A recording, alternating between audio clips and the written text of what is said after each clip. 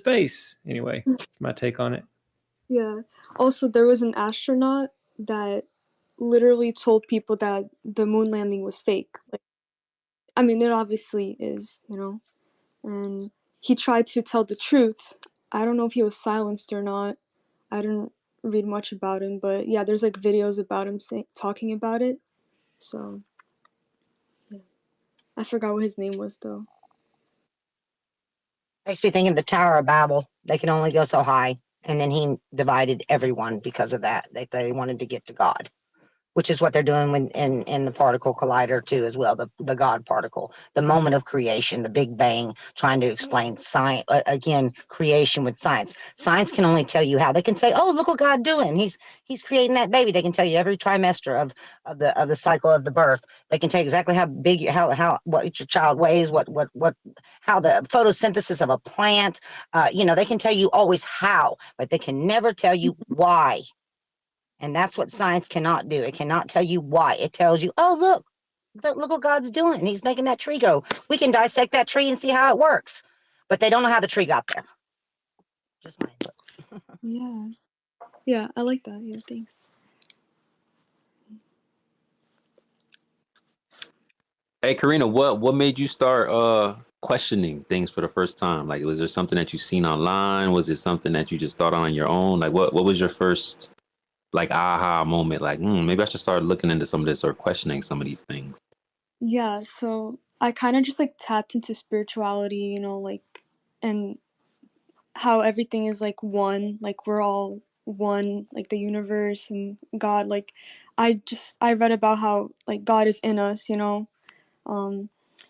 I started researching, like, yeah, Instagram, there's a bunch of accounts about this, and Twitter too. Oh, X, I don't know, I just kind of gained awareness, like something is missing, like we're not getting like the truth of everything. And I would just like stay up for hours just looking through all this stuff, and I'm like amazed how silenced people are. Like people are killed just for telling the truth, and like more people are waking up now finally, but every time I try to spread things to my friends, like they always think I'm crazy or like I'm some conspiracy theorist, because we're also, like we're also hidden from the real, like the real stuff, but yeah, that's basically it. Yeah, no, we've all been on that same journey. Trust me, I've lost a few relationships that I wasn't prepared to lose by speaking about this in real life. And not even that deep. It's just like the reaction that I got is like, oh, I don't know if I could really be around you if you're willing to react like that just because I have a different of opinion than you, right? So like, you're not the only one. That's why like I love, Flat Earth Fridays and kind of like chopping it up with all the level heads in the squad that come in here every week, because it's just like a comfortable place where we can like bounce ideas off of each other. Kind of see what the other side is saying, what the globe earthers are saying, what some flat earthers may have theories on. And, it's just a place where we can finally like gather information and share that information in one spot. Yeah. So yeah, just keep that open mind. That's super dope. Just like I said to Missy, the first step into, making sure that you're not being deceived is critical thought. And without critical thinking and being able to question your reality and not having like an emotional attachment to one idea is going to like do you so much justice on your journey. So keep it up. Shout out to you. Thank you. Thank you.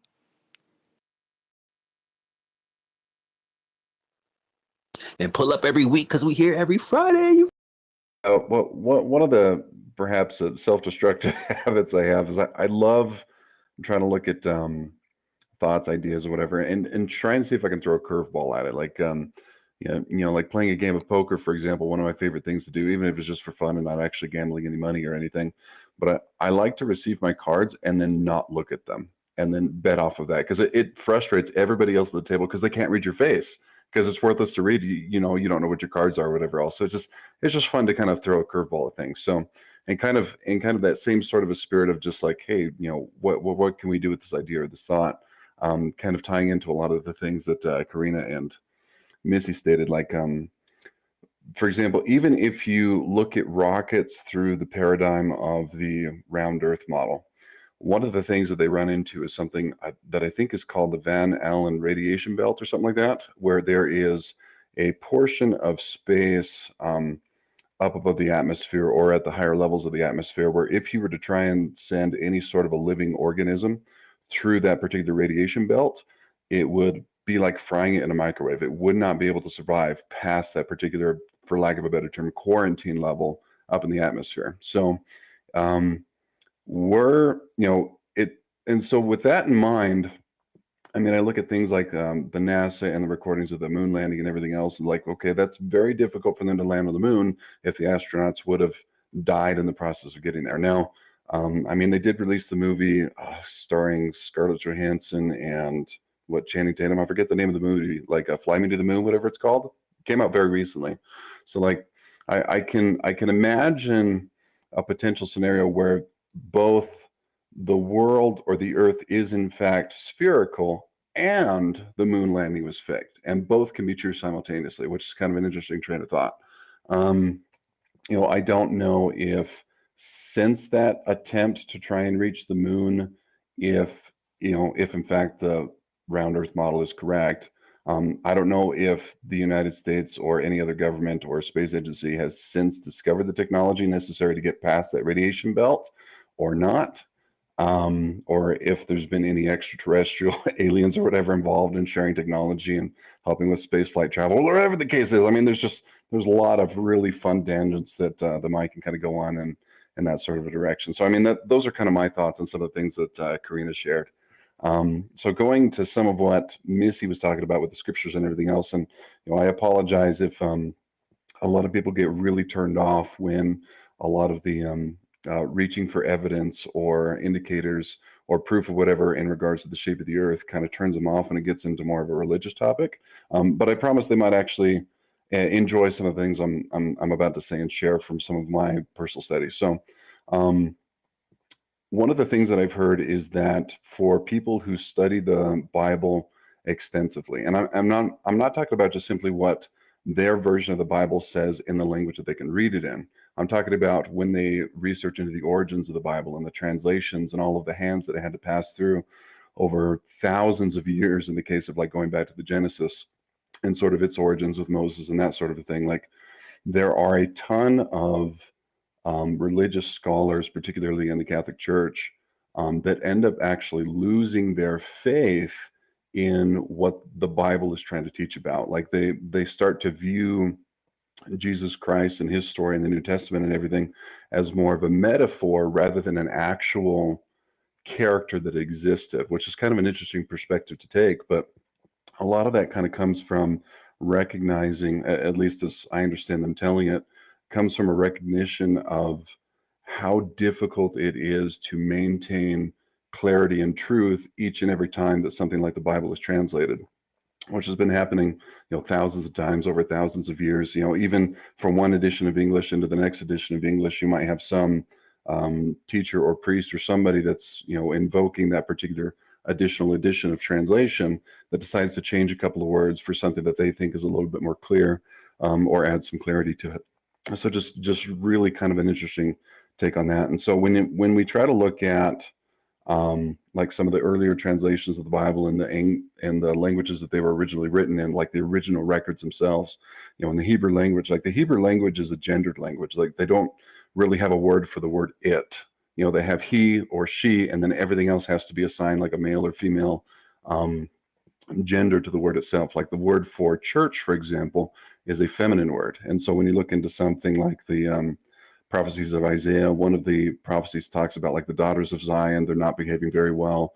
And then, they're eventually going to do something and then become a little bit more like they're supposed to be. And you kind of put that into context, like, well, Zion is supposed to be like this place where all the chosen are, or whatever the case is. I mean, it varies from religion to religion, of like where all the good people are supposed to be. But Isaiah is talking about the daughters of Zion as like these people that are engaging in sin or whatever else. Like, what's that about?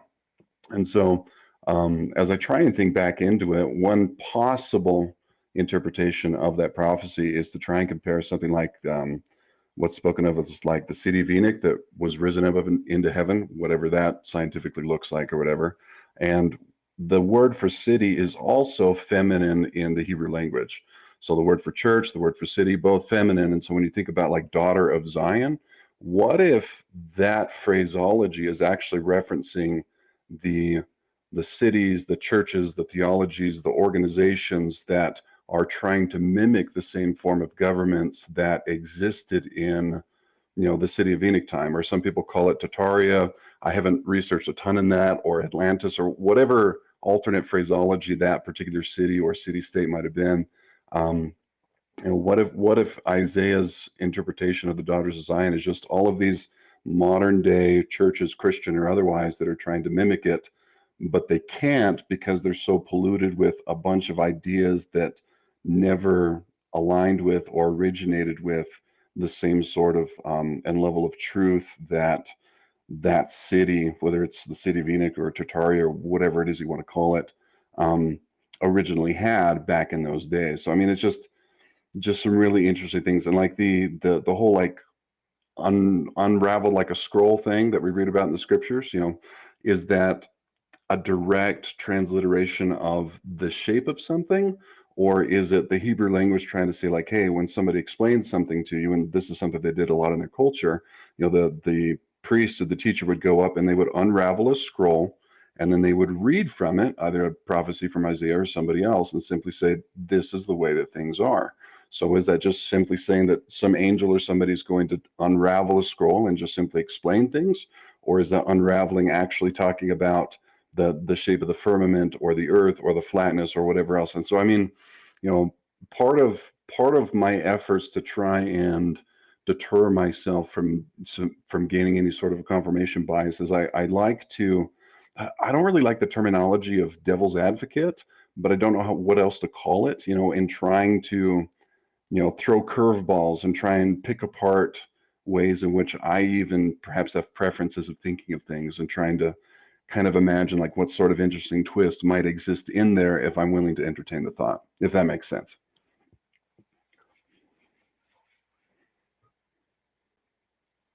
Well, what about the church is the bride? He says, "Go get my bride," and there was Elijah, which was hiding in the mountain from Jezebel, and the mountains had the wind shook the mountains. There was a fire, there was an earthquake, and God said, "What are you doing after each one? What are you doing? Why are you afraid of a woman when I've been with you all this time?" The bears came out and mauled the children who made fun of him and so forth.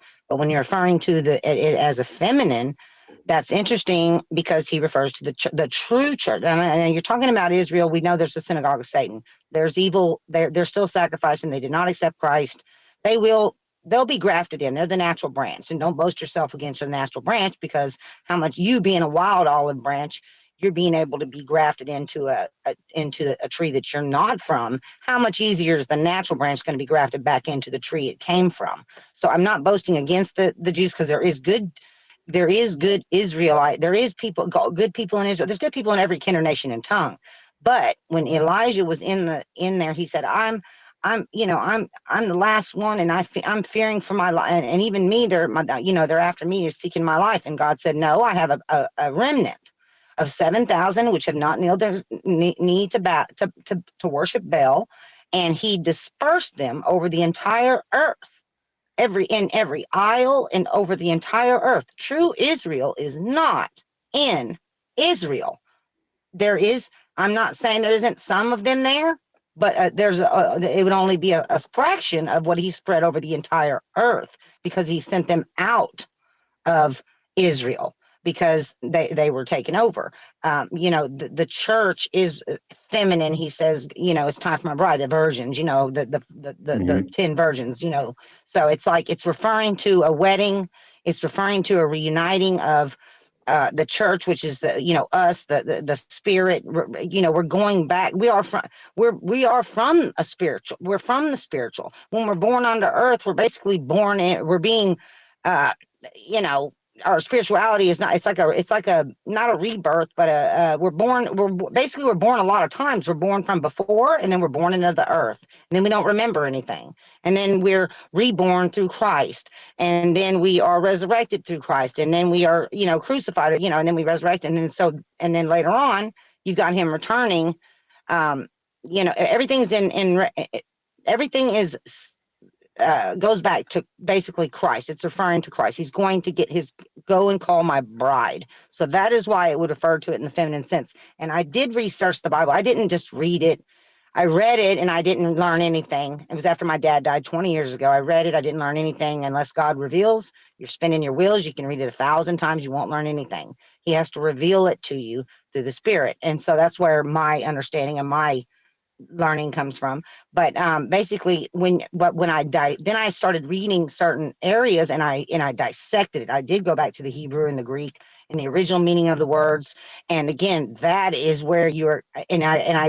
I got very good over the many years and decades of learning exactly which word I needed to look up, because that one word and what it meant, the whole verse hinged on that one word. And it's never what you thought it meant. Yes, lost in translation, absolutely. But thankfully, again, according to the word, all God's children are taught and learn of God. You have need that no man teach you. He teaches you. Again, he's that small, still voice when you're a child. Don't take that. Don't say that. Don't do that. And he leads us to Christ. Again, I ran for a long time, but he finally brought me back to Christ and then to him where he wanted, so he could show me the things he wanted to show me. And I'm nobody.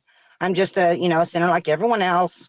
I'm just a regular person, but he still wanted to show me things. And again, I have a very small outlet for all that he's shown me. So this is, again, this is the first time I've even had an audience of any kind in the things that he has taught me all my life. So, maybe he taught me all that just for one conversation.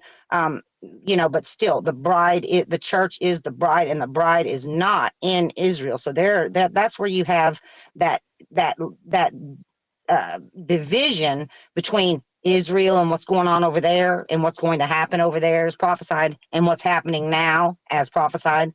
And what it triggers is they are going to be judged and a certain amount of them destroyed. And I do believe that's the synagogue of Satan, the ones who were doing all the the stuff that they didn't ever stop sacrificing, but they weren't just sacrificing animals. And you always have to think of poor farmer John, he only had 1 or 2 goats. You got the rich man, Farmer Smith over there. He's got 1,000 goats and 1,000. He could sin all he wanted. He'd do the sacrifice. He didn't change his heart. He had plenty of goats. But the one who only had 2, he's not going to mess up because he only has a small amount to work with. And that's kind of, God did it to change our heart. You couldn't just do the sacrifice. You had to have the sacrifices were in your heart. They were, being thankful and being joyful and thanking him for what he's given you and being thankful for the simple things in life. And again, that's how I kind of keep an even keel, is I'm thankful for the simple things in life, because, there's so much complexity and so much interference and attack from so many different things. No, I hear you. I mean, it's really interesting to kind of follow. I believe that.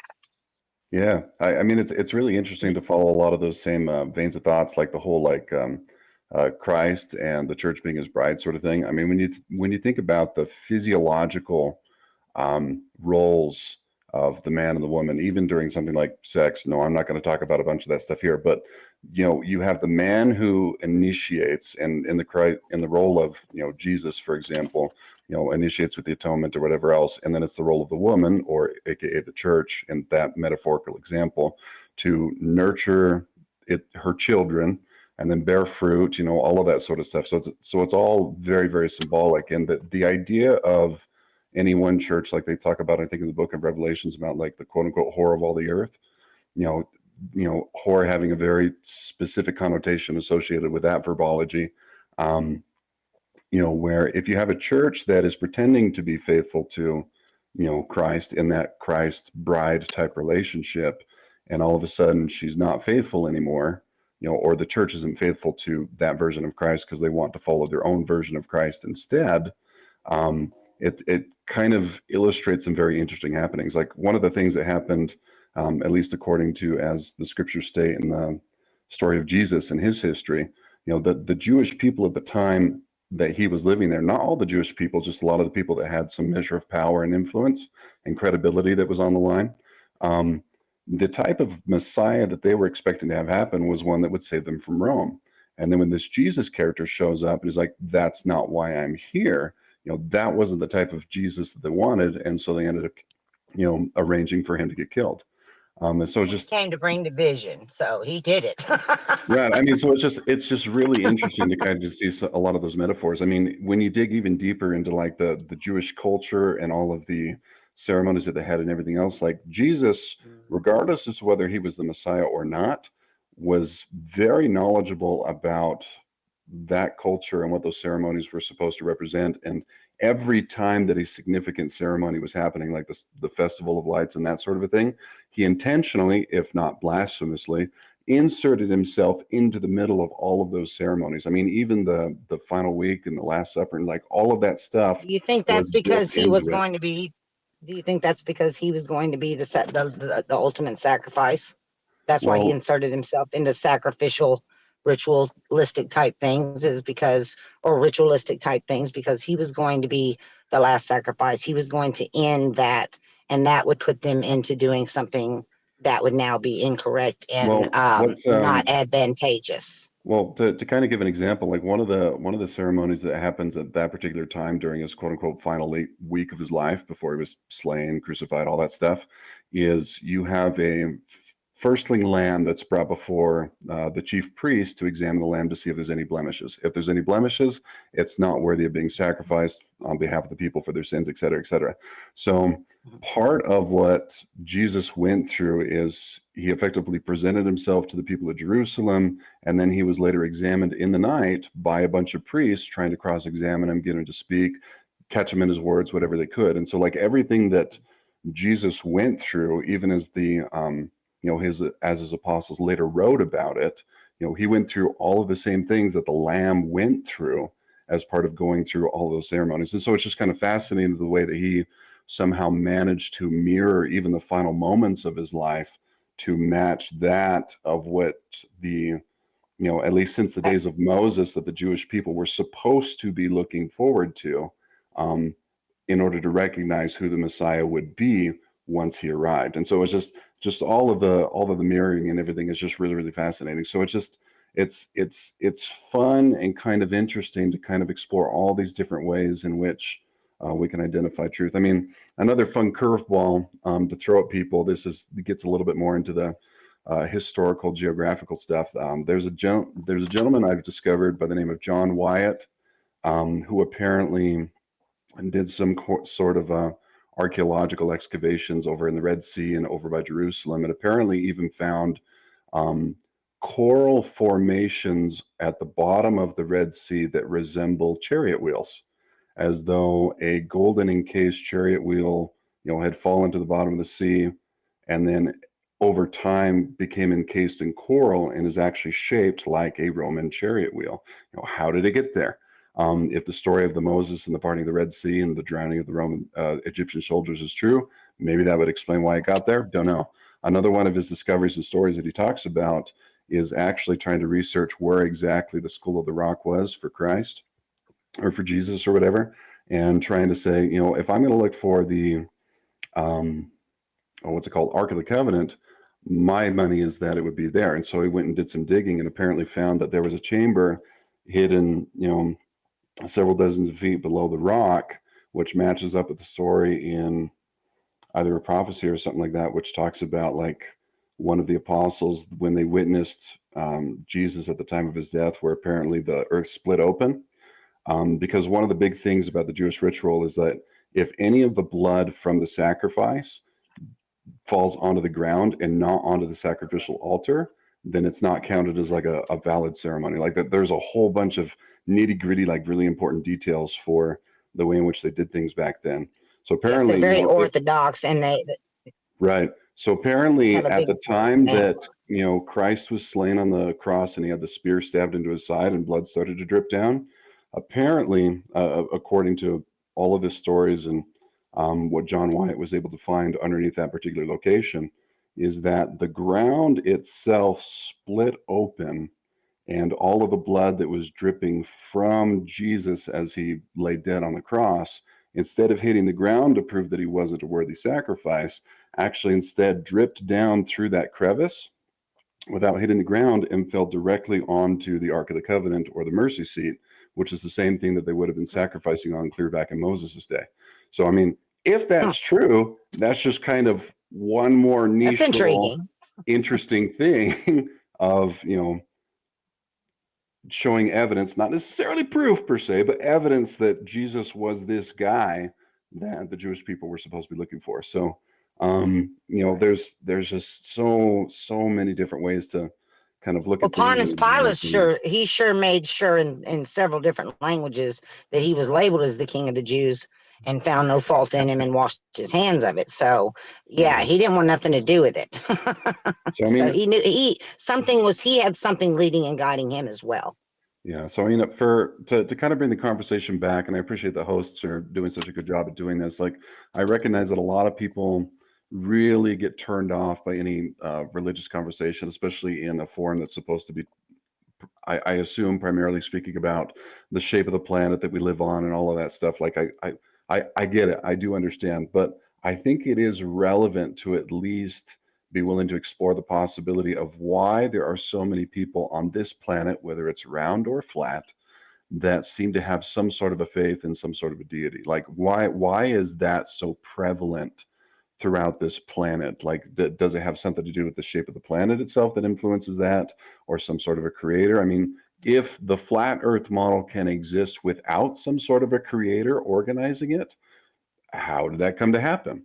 If the spherical earth model can somehow exist without the influence of a creator, how can that happen? Personally, I don't have the kind of patience or time in my lifetime to just simply order a desk from IKEA and have it be delivered to my door and then just wait for it to assemble itself. Maybe somebody's pulled it off. I don't know. I haven't been able to do that yet. So it's just kind of interesting. So, but that's my 2 cents. I appreciate the opportunity to speak again. Thank you so much. Yeah, and I like, again, what you're speaking, like how you're speaking and what you're saying, Matthew. The question that really helped my wife, because she has a degree in biology and she's a physician. So, and she was in the Air Force. And I don't know if you've ever heard me say that. I tell people this pretty frequently because when I became a flat earther or started looking into where's this place that we live, and we didn't have the question, is there a God? Because both of us were already following Jesus. So that was just our life. But when I started like really digging into this, what is this place that we live? And she was like, what are you looking into? And I told her, my friend told me that we live on a stationary topographical plane and it's enclosed, and it's not the heliocentric model. And I had to do some research and I had to figure out that, Nicholas Copernicus came up with the idea, the theory, and it's not even, I don't even think it's 72 or 473 years old. We're not even to the 500-year mark of this being like what man thought. And if you look at what man thought across all of history for thousands of years, each culture, each people group had some sort of enclosed realm and a plane, Earth. And so here we are, all high and mighty in a way, with our technology and all our knowledge today, where we think like, oh, of course we're on a spinning ball in space, but that didn't really take hold until the moon missions. And what's really weird about this whole searching is like, what was it Paramount? What was the movies doing showing a spinning globe in the early 1900s, like 1908 or 1912? And forever they've just shown that spinning globe image. And then you question, like, where'd that come from? And you realize that Universal Studios, or Yes, it was Universal Studios. Yeah. And then the idea of space and what would it be like to go to space was written about fictionally. Like, authors were writing about what space travel might be like and what other planets or whatever might be like. And then just so happened NASA, went to the moon, quote unquote, and space was a lot like what it was written about. So it's wild to start waking up. I mentioned my wife because when I started looking into this and researching, her first knee-jerk reaction was to ask me, why are you trying to be so countercultural? Now, she wasn't mad at me. She wasn't like yelling at me. Some people do fight over this and some people divorce over this. She was just like, what's the purpose and reason? And ultimately, just to be honest, I said to her, if an infinitely powerful creator infinitely wise, infinitely powerful. It can speak something into existence. Basically, nothing was here, and boom, he could have a tree just be there, fully aged or whatever.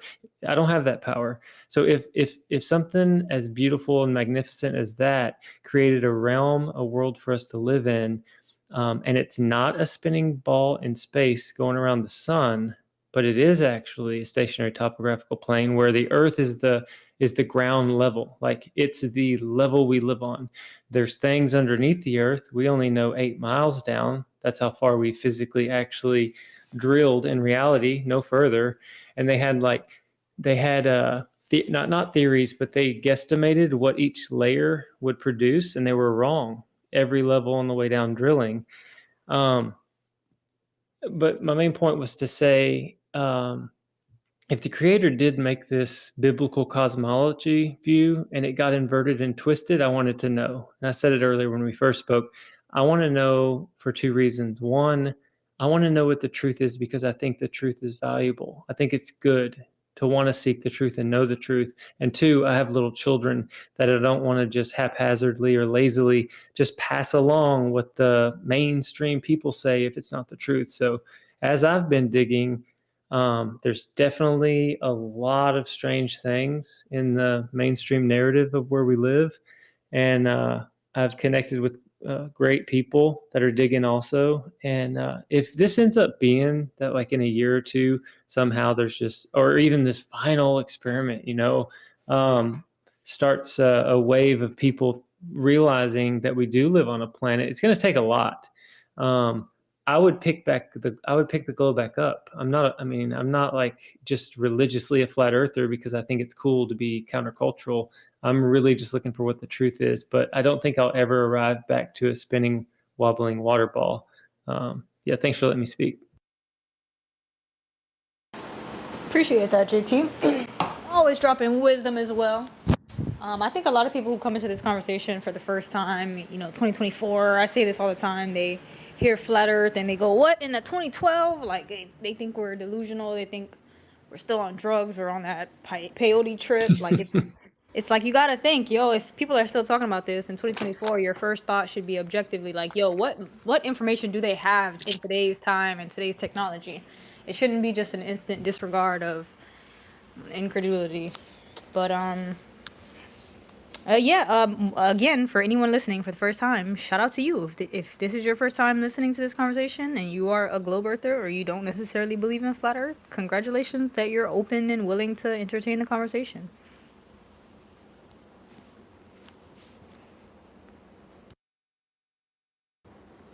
I do see Redacted on stage. I want to make sure after Redacted, Matthew gets to go. Anyone else wants to chime in? Limitless wants to chime in. Hey, Limitless.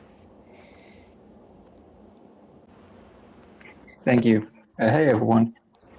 I wanted to ask a question to Austin Whitsitt, pretty much about the Yuga cycles, because as you all know, the Yuga cycles are something from the galactic planetary paradigm, right? And they're hinging on the axial wobble on the global Earth axial wobble, making the 25,000 year long year. And I was wondering what you guys think, and Austin, what do you think, if there's a mechanism in the flat Earth and firmament and maybe larger landmass kind of model cosmology, where there would be some mechanism that would be able to explain the Yuga cycles in that larger cycles. I've seen someone say, the sun is like a plasma focal point, and that could be something to explain larger cycles. But of course, it's all speculative. So I haven't really found anything in the flat Earth paradigm that would, be able to explain the Yuga cycles. Not that I'm married to that concept. I'm just interested in throwing around ideas. That's pretty much my question to Austin, if he's there, or to the room. Maybe that's something that's already kind of known, but I haven't come across it. So I appreciate it if anyone has feedback for my question. Thank you, guys. Whitsitt might be in the ether, but you said Euler cycles? The yuga cycles, like in the Hindu cosmology, they have these cycles. They have the golden age.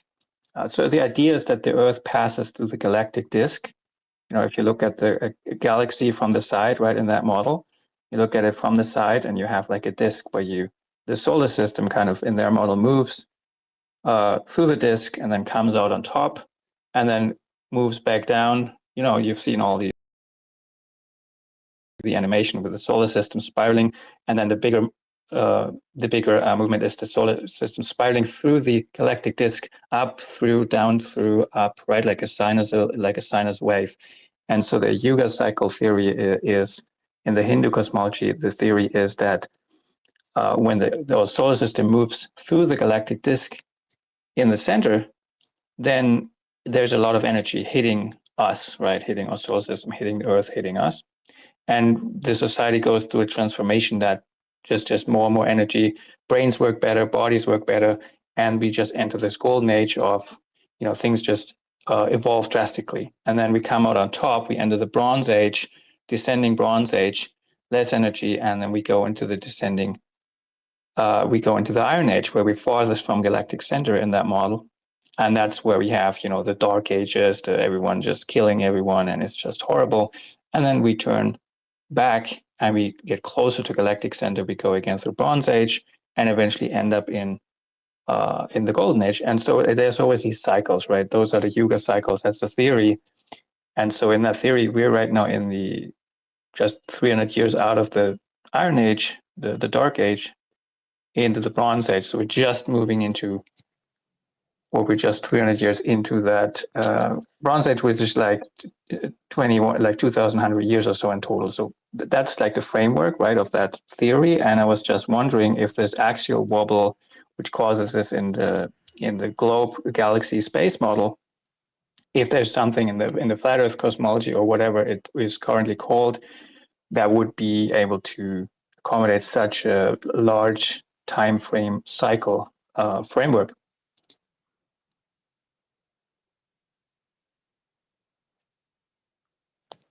Damn, bro, we're gonna have to get one of our Hindu flat earthers up here. I never heard of the Yuga cycles before. I did see a documentary where they kind of depicted the Golden Age, Silver Age, and the Bronze Age, and these different type of ages over a flat Earth. They made some incorrect predictions, but there was some theories that were pretty intriguing.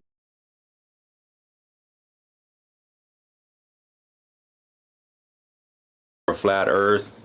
They made some incorrect predictions, but there was some theories that were pretty intriguing. If you give me a little bit, I'll try to drop it in. Well, damn, we don't have a purple pill. Elon. I have a comment on that. That okay, go for it. You're talking about the Hindu religion, so I'm talking about the religion of the Word itself, the Bible that I believe in, and my relationship with God. So, but either way, according to the Word, again, or another religion, it does refer to, again, the wise men who followed Daniel. Daniel was the one who interpreted Nebuchadnezzar's dream, the king of Babylon. And his dream actually said that Nebuchadnezzar, was the golden. It seems that is backwards from what the Word teaches. And I'm not trying to say anything negative about what your religion says. I'm just saying that when Nebuchadnezzar Wait, said, 1 second. I didn't talk about religion, and it's not my religion. I just said in that system, this theory exists, and I'm not a Hindu.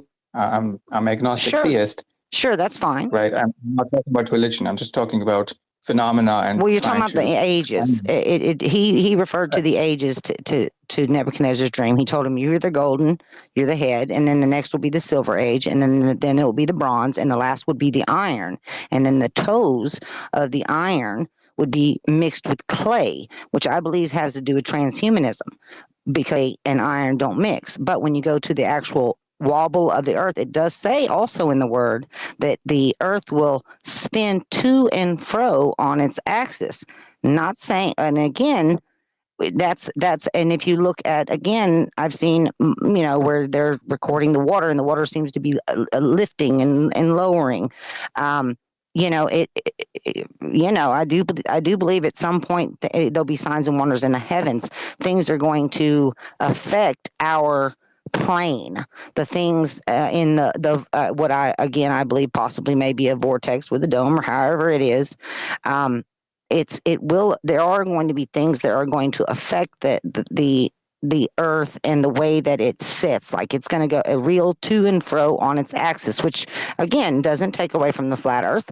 It just shows that it's moving back and forth or left to right or front to back, however you wanted to say it, because someone said to me, oh, there's a globe. If you have flat earth, where's your compass? I said, well, I mean, if you put a plate down, you can put a compass on it, and there's a north. You put a plate in front of you. It's north, south, east and west. So the plate, and also that, of course, I said in the globe, most maps are made on a two-dimensional surface with a compass, which has a north, south, east, and west, and therefore there's your axis right there is your north, south, east, and west. It doesn't have to be a globe. It doesn't have to be flat.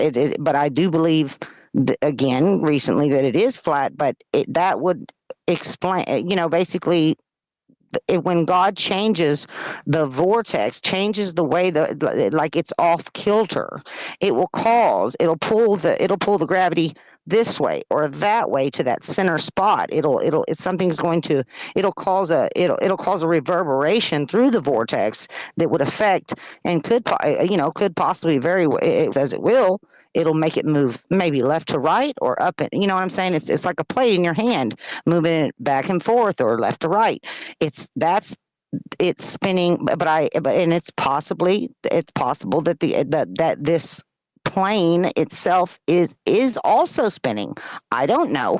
I'm not afraid to say I don't know, but if flat Earth, it would have to apply even with flat Earth. If you believe in flat Earth, it would have to apply in that way, that it's flat and it's going like, again, a plate holding in your hand, back and forward. Move it forward, your food falls off. Move it left or right. There's going to be a disruption in the earth as we know it. The earth, how is he going to make a highway and the oceans disappear unless he has tilted or done something to make that water move? Because water always moves. So that's just my input on that. That's just an input on, again, just coming from a different religion. Not saying that you believe it or anything, but it's just, that's how they described it. Golden to silver to bronze to iron. And again, the toes being mired with clay, which I believe is transhumanism. He predicted it long before. And again, those wise men found Christ by following the stars. And they were astronomers. And again, they must not have been on a straight path unless they just happened to be at a straight A to B point straight line to where that star rose. I don't believe that. I believe they followed the star and it led them. So that shows that they are moving in a course that is not just a circle or just revolving around us. He's able to, again, a vortex, if you think of a volcano, it shifts, it goes this way, it goes that way, it moves all around, and God will move it however he wants, I believe. And that can definitely cause the earth to tilt to and fro, and again, waters and things to change so that he can make his word come to pass. Again, in the original religion that I believe. But again, that's just an explanation of how flat earth could apply. Is just think of a plate. It still has an axis. It's back and forth, up and down. I don't know about rotating, but it does say it will spin to and fro. So it's he may cause it to spin to and fro where it has been stationary. Again, there's so much we don't know, but that's the whole point of, I guess, why we're here, is to ask these kind of questions. Right. You're describing something in your theological framework. I was talking about something that we can actually try to find and look at, observe, and that is not completely hypothetical or just assumption. I mean, I don't care what religion you have, that's fine. But I was talking about a cyclical happening. So when you say, okay, bronze and gold, and they talked about that, okay, sure, but I'm talking about it would need to go back and forth and back and forth. So I don't see how what you describe in those scriptures of yours, how that applies, because it is not describing a cyclical thing. It is just describing a sequence. It may happen. I didn't want to talk about religion. I thought this is Flat Earth Fridays and not Christian Fridays. So I'm a little bit surprised. Well, I'll step outside and let someone scientifically answer. We're just talking about religion and not about things that we can observe. So I'm kind of confused here. No, you're good, Red. You're good. We definitely can talk about the sciences, and anyone else can jump in. Again, I don't know if it's on mic right now. But yeah, like Sager said, I haven't heard of the what you were referring to, the Yuga cycles. I was thinking more like the fact that the globe Earth model claims to have multiple different wobbles in general.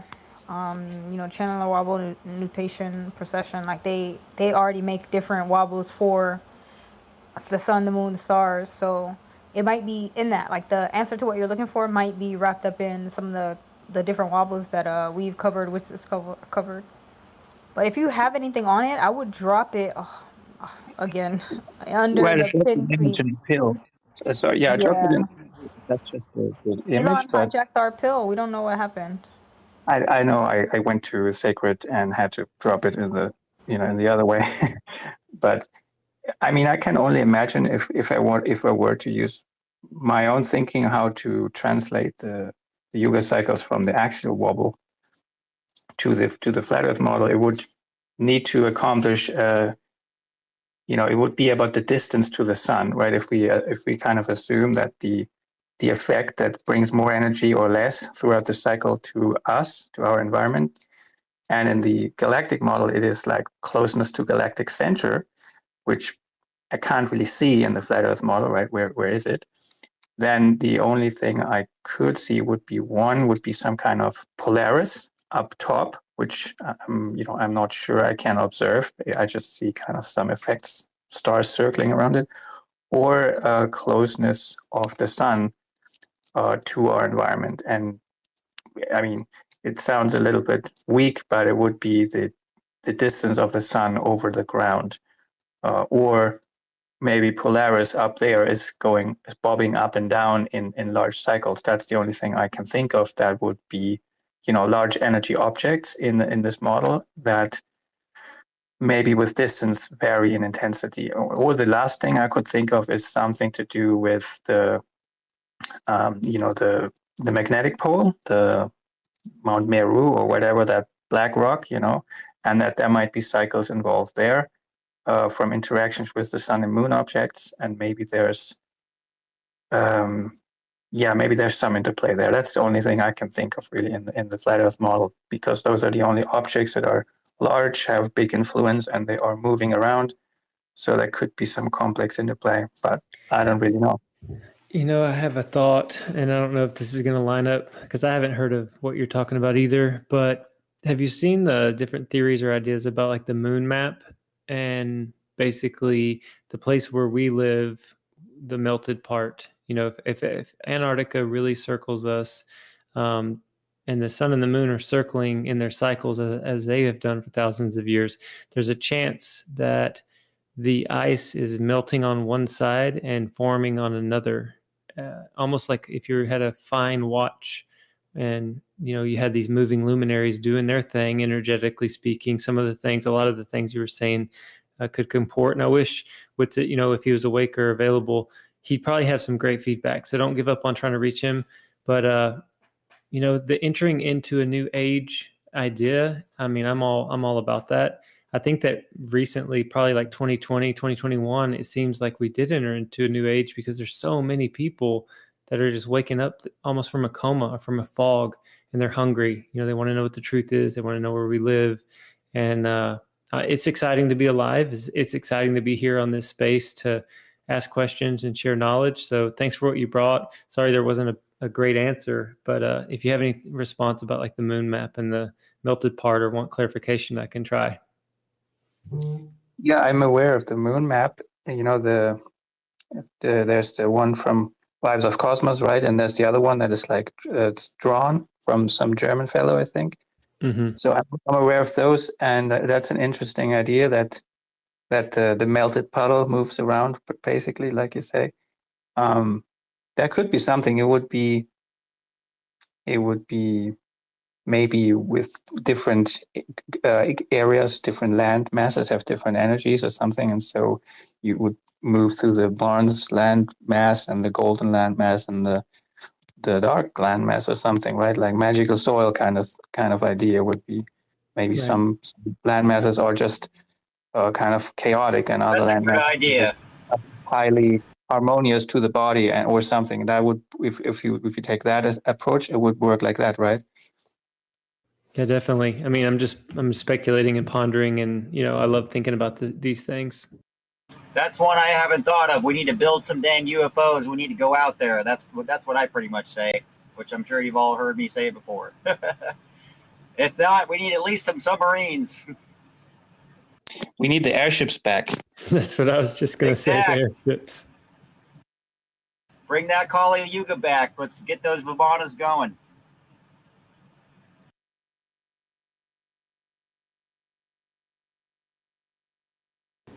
CLW, you want to jump in as well?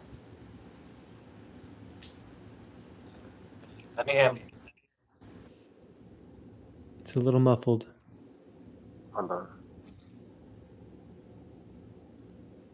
Please disconnect from Elon's satellite. Can you hear me now? Join the space. Very clearly. Go ahead. So I wanted to address the guy who was asking about Kali Yuga and all these things you talk about, the precision of the equinox. This is just the vortex. The Earth itself is in a master vortex, which is in another master vortex. It goes like that until you get to the center of the universe. But as we are centered around a galaxy, so whenever there's a change in the master vortex in the galactic vortex, it will definitely affect all those vortices, which is how do I put it? Which are encapsulated within that vortex, like the Earth itself. So, and it goes like that to the smaller scale. I'll bring you back to Earth, and this process occurs every time, even when you see the weather out there when it's raining. For example, how the rain is, all the water is pulled from the ocean, goes up to the sky, and then it falls down. It's the same processes that happen during Kali Yuga, or from Kali Yuga to the Golden Age. All those, that's the complete cycle. But the same cycle happen in a smaller scale. So you hear about such things that there's a period where there's a lot of catastrophe, there's a lot of drought, there's a lot of war and all this other thing. This is caused by the vortex of the earth. For example, the same way deserts do form in some region is because the vortex somehow, the way they you can call it destructive interference. The vortices, when they interact with each other, they form a destructive interference, if I may put it that way. It causes places like where there's deserts and all these other things. So the same thing also happens in the etheric level, which affects the mind of human beings whenever these vortices are evolving. So you'll find that depending on what the people are dealing with, when there's a change in the vortex that affects the Ethereum level, you find human beings will respond differently. Like those who are with wisdom, they might, when they're in the golden age, you might say they become enlightened and teach enlightened things in such a manner. Those who are still stuck in the earth and all this, they become magicians and do all kind of mixed up stuff. And so it depends with the people receiving it, So if people cultivated in a different way, they will receive those energies in a different way. So it's not always uniform, like people will be fighting during this Kali Yuga or during this Pixian age or whatever age they talk about that they'll be fighting. It depends with the capacity within the people. The same way when someone come and talks to you in a bad way, it will depend. Someone will keep it cool, some will be jumping all blows in, It depends with the person and their capacity to handle some things. So the same way these cycles do affect us because it's the vortex energy and how they interact with each other. The same way people usually misunderstand when they see comets going around the sky. They think that the comet is emitting the light, but it's the vortex which is emitting the light because of the interference of the interaction of these vortices. Because the comet itself has its own vortex, then it's engulfed in the sun or the Earth's vortex also. And whenever the vortex is flowing in the same direction with the master vortex, you might be able to see it clearly. But when it's going in the opposite direction or in a lateral direction to the vortex, it doesn't become visible. It becomes nebulous in some sort of way. So we find the same things usually occur even on the Earth. That's why you hear some stories that during some period the comets do fall over the Earth. It's not like they're falling from space. these things are dissolved in the ether, but how the vortex interact with each other, they may cause literally clay, rock, and things to fall from the sky, quartz, and all these other things. They fall from the sky down to the earth because they become manifest from the ether. Just the same way things do dissolve on earth, it's the same principle that occurs on water. Like water is just to me, it's like another level of the ether. It acts more like ether in many ways. But the same way with water, you can, when it evaporates, it becomes less visible. It's the same way with how the vortex energy can affect matter to become invisible inside the ether, to the point people may think it's not there. But when something changes, it becomes visible, or you might see it falling from the sky and things like that. I wanted just to impress you with the idea of the vortex, and all these things is vortex interaction. So well, I kind of half get it, but how would that mechanically work? Or if it's not mechanically, how would be how would that system work in the flat Earth model, like with the Earth moving, sun and moon, you have the firmament, you have probably some plasma interactions or ether inside and outside. Like, what would be the thing that causes the large cycle in this vortex system you're proposing? You see, there are atmospheric worlds out there also, which are not visible, which people may think they're in the firmament or something like that. Because these things, we are perceiving it from one dimension, but when you have more perception and can able to see more data, it's not as simple as that it may look.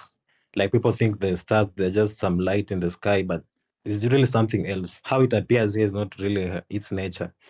So when these vortex do change, it affects the flow of energy coming into the earth.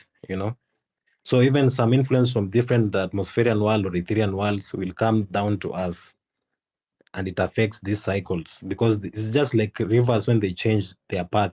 Some places will dry, some places, and these rivers will come with different things based on what they'll be passing along the way, dissolving it, coming into us, into our space. That's the vortex is just the direction which the energy flows, and it all balances itself out on Earth. So it's similar to the idea of where I kind of I get it. So it's like an outside energy system that inputs energy into our system all the time, and we can't really perceive it. It is ebbing and flowing, or it's more intense and then getting less intense and more intense, and that is the cycle of 25,000 years, right? That's basically what you're saying, right? Yeah. And you also see that 25,000 years is not an exact, it's an approximation. There's some numbers there. But if you if you put the cycle in a more understandable way that you can observe, like in a day, there's how many hours? 24 hours. This is just the same patterns repeating itself. Right. Interesting. I like the idea of the cycle breathing, or a pulse, or a cycle. Now, we all know that at the very least it's cycle, but just like our breath is a cycle. I like that part, the addition. Yeah, I enjoyed everything you guys have been sharing. I'm going to dip out, though. Appreciate all the mic time tonight and everybody that showed up. Seeking the truth is always worth it. And I think you guys are all amazing. So we'll see you next Friday.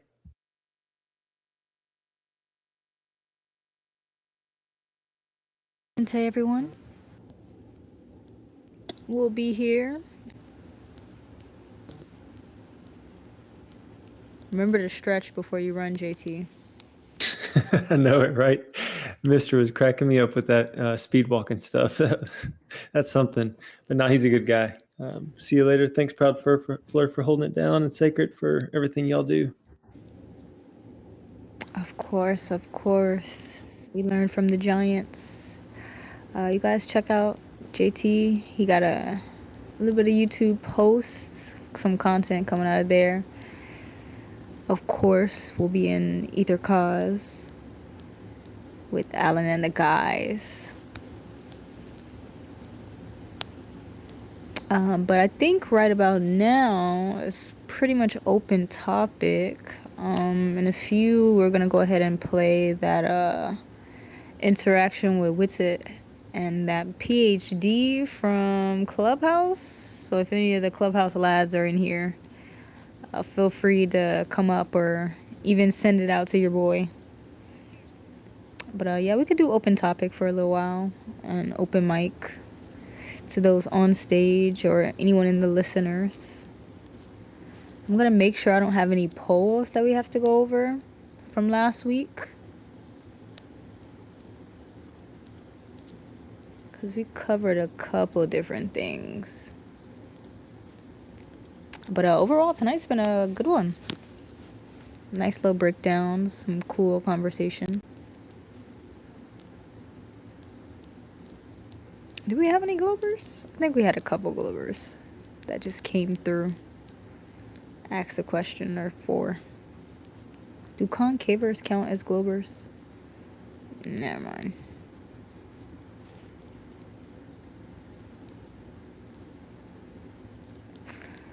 What is a Go with yes concaver?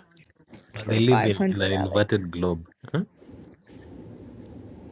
I mean, there's a sphere somewhere, CLW. Concaver, basically kind of what you were saying earlier, Missy, like you believe there's something on the inside of the earth or potentially underground. Absolutely. Concavers believe that we're on the inside of a sphere instead of the surface. That we're in the earth. Precisely. Well, it does talk again extensively. If you I did go back to the Hebrew and Greek lexicon of the meanings of the words, and in the one particular scripture, it holds so much in its definitions. Don't make any images of anything above the earth in the heavens, or in the earth. We're not in the earth. Why would it say that? And then below the earth, or if from the waters of the deep below the earth. So there's definitely something going on there where there's again something above, there's something inside, and we're on it. So yeah, there's a lot more than we understand going on, but I don't believe that we're inside the earth, because how would we see the stars? But unless there's, and I don't know, that perhaps that we are inside the earth and this is all inside again, some kind of I've heard of I do believe that there is a large, massive, it says it in the word. The definitions say that in the earth meant cavernous, deep, cavernous, large cavities within the earth, massive. And again, I don't think it's talking about tunnels. I do think it's talking about large caverns. I'm a dreamer. I'm not going to go into those things right now, but yes, there's a massive there's a massive cavity. There's massive cavities within the earth. So I'm not necessarily a conclave person, if that's what that means. But who am I to say? I don't know how it works, but I do believe we're on the surface, and that's why he's referring. Don't make anything above or inside or below, because we don't understand it, and that's where we're at. We don't know what's above the earth, because we haven't been. We don't know what's inside the earth. Guess what? We haven't been there either. In the deep, we can only go so far. So how could we know? And who is he warning to not make images? Where would the information of those images of things that we don't know about come from? There is the people who are in the sea. Yeah, where would that information I come don't from? think the concave earthers believe it either. But we did have some interesting builds with them, so you could definitely check that out. Yeah, I But will. that's not even the strangest theory we've come across. We've come across concave, potato Earth. We know pear-shaped Earth, cube Earth, It just shows banana you. Earth. I'm still trying to see if they're serious. That shows you how many I perspectives. get donut Earth. You get what? Dome? I get the donut Earth one. Yeah, Donut it's Earth? kind of giving toroidal vibes. Yeah. Yeah, there's something going on inside the earth for sure, but I don't believe that that's where we are. And again, unless this is a solar system inside the earth, but that's again by going by how it's explained and how it's explained. That's that's difficult for me to understand, but it doesn't mean it's not. It doesn't have its. Everything is relevant. If someone believes it, it's relevant. I do believe there is some kind of life inside the earth, some kind of life above the earth, and some kind of earth in the heavens. Excuse me, and some kind of life below. In the waters in the deep. So I just don't know about them, and who does. So I would love to, but like the fellow that went to the Antarctic and went to the thing and supposedly lived on the Iron City or whatever it was called in the early 1900s, and just traveled on a ship when his wife died, and he was able to make it through and go to some island, live there 10 years, and supposedly had a wife, and then came back through the Arctic, wall. And who knows how many levels there are to that? Allegedly many. So yeah, I think that's again referring back to what I was saying earlier. I think it's so vast and so complex, and there's so many things that, just like God doesn't want people to go into the heavens, you're not going to reach God. It's the same with, we can't go down in the earth, we can't go in the deep. Why are there boundaries? And that's the main thing, is boundary. There's a boundary between us and heaven. There's a boundary between us and below the earth, and we can only go so far, and then the boundary below the deep. So and don't make any images, anything there. So again, the only way that the knowledge of those things would come is through malevolent sources who are there. So, but it doesn't mean there aren't benevolent sources there also, just as there are warring in heaven, warring on earth, warring in the earth, warring below the sea. I believe that's going on everywhere. All things are spiritual in nature. So if there's a battle on earth, it's going to reflect everywhere. And that's what I believe. But I really appreciate the other person that chimed in on the original question in regards to how's the earth tilting, or that long system of things changing and it rotating, or excuse me, tilting back and forth. That's what the ice would show. It would be tilting. And again, the vortex, he a very interesting complexity that he put it on top of it, was a vortex within a vortex, which controls the vortex within it. That's encompassed, with another vortex. That's very intriguing, because I definitely again lean mostly towards a vortex. Again, Fibonacci sequence. Anything that God touches, it goes in a vortex. It builds upon itself. So again, I think we have a very small eye view of what the Earth actually is, and those maps that show all different other things, I can't say that, no, that's not true. I don't believe that at all. That's ridiculous, because who could? Because we don't know. We only know what we have been presented. And we have been presented, they went to the moon, to space. We've been presented lies all a long. So yes, I question everything, but I thought that was a very interesting input on a vortex within a vortex. But either way, the vortex can't, which again is controlled by this magnetic force in the center of the plane, which someone referred to earlier, I heard, which I referred to as well. That's where the vortex culminates, the inner vortex, at least according to some's belief. It's all coming to that magnetic center piece, which again, if that vortex changes by whatever exterior forces, it's going to affect the earth, where the vortex is, culminating at the magnetic, center. So I do think that could have an effect on not only the earth, but everything else around and everything we're looking at. Planets going to and fro and all that kind of crazy stuff in the sky, signs and wonders, all that kind of things. That would be caused by the vortex kind of doing what it wants to do, which is controlled by an exterior force. Yeah, no, I definitely think Shane, interesting. Alan, Whitsitt, they've definitely probably gone over the vertices and like how it interacts and their, postulates for it. Shane might even have some of that mapped out already on his on his page. Maybe some ether wind or ether models. Right. The So wind, the winds. If you see him down there, Shane St. Pierre, he has a blue check.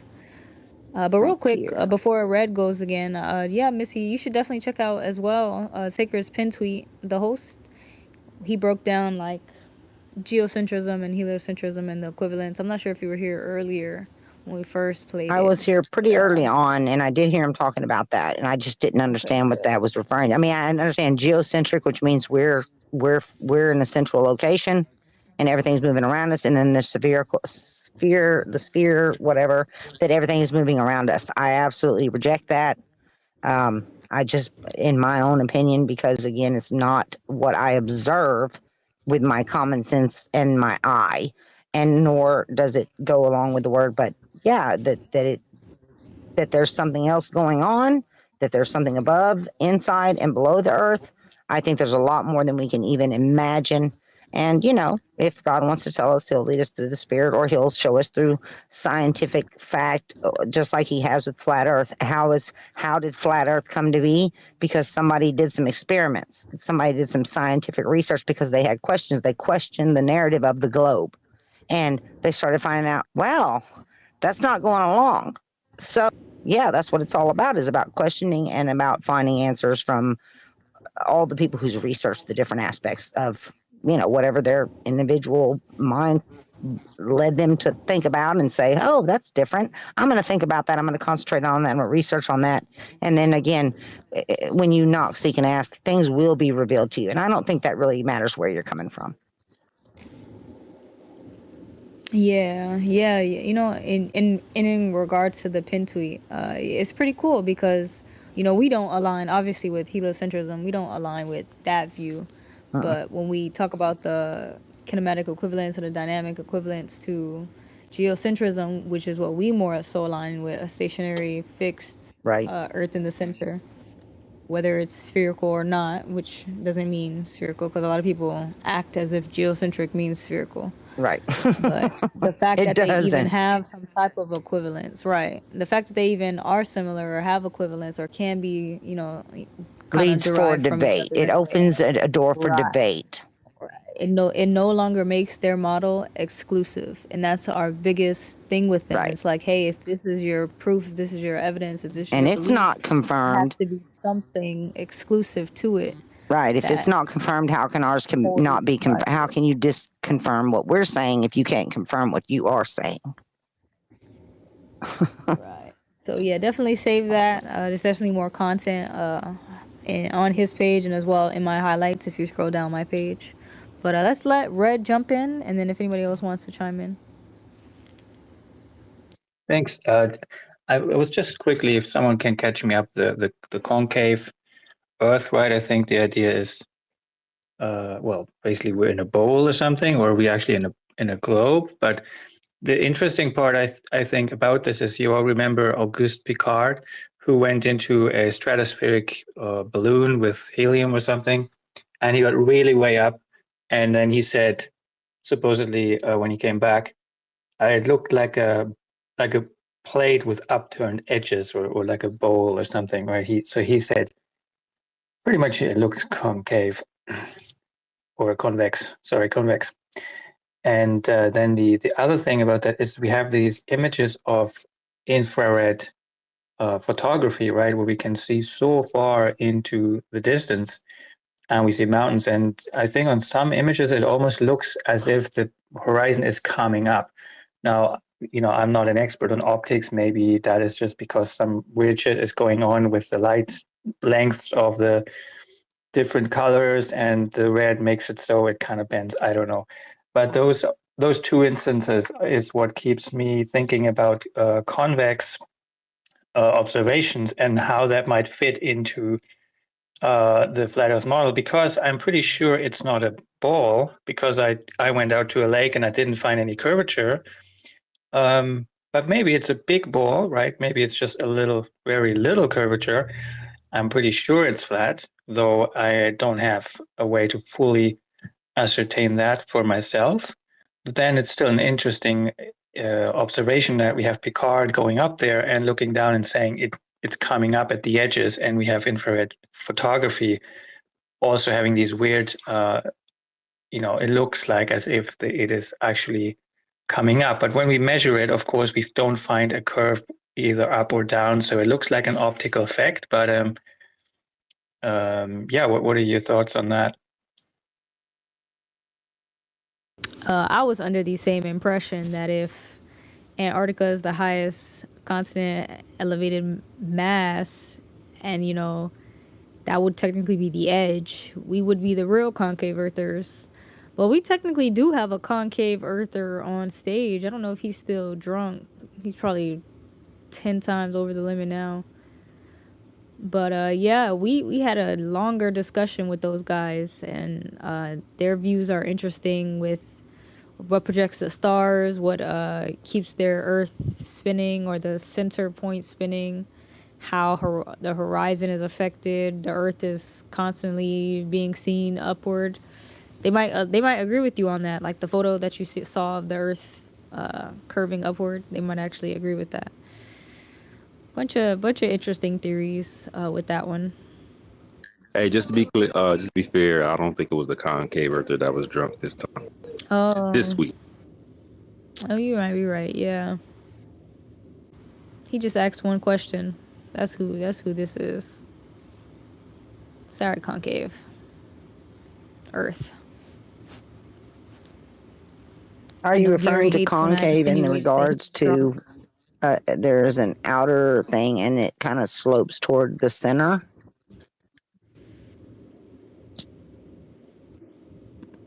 Downward? Downward, center. So Can from someone my summarize understanding, their even though cosmology? I don't know if the concave earther is up right now. Sorry, y'all, I'm moving around doing some shit in the background. But yeah, the concave earthers is the inverse of the actual globe Earth. They think that we're on the inside of a sphere. And when you're looking at the sky, it's a secondary sphere that's floating in the center of this main sphere. So the whole sky is another sphere that you're looking at in the center of a hollow sphere. I don't know, bro. Anyway. Right, and there's a star pyramid projection in the middle that projects the stars for everyone to see, and that's space in the middle, darkness. What I is was it paying projecting the attention. stars from? Huh? What is the thing projecting the stars from? Shit. I mean, that's their form of ether rock, I guess. I don't really think there's a specific mechanism that, well, I mean, if there is a diamond in the middle, like, they don't know what it's made out of. I'll just put it that way. But, hey, something is projecting the stars. They know it's a projection. Apparent positions. Electrostatics keeps the people on the top of the inside of the sphere from falling down.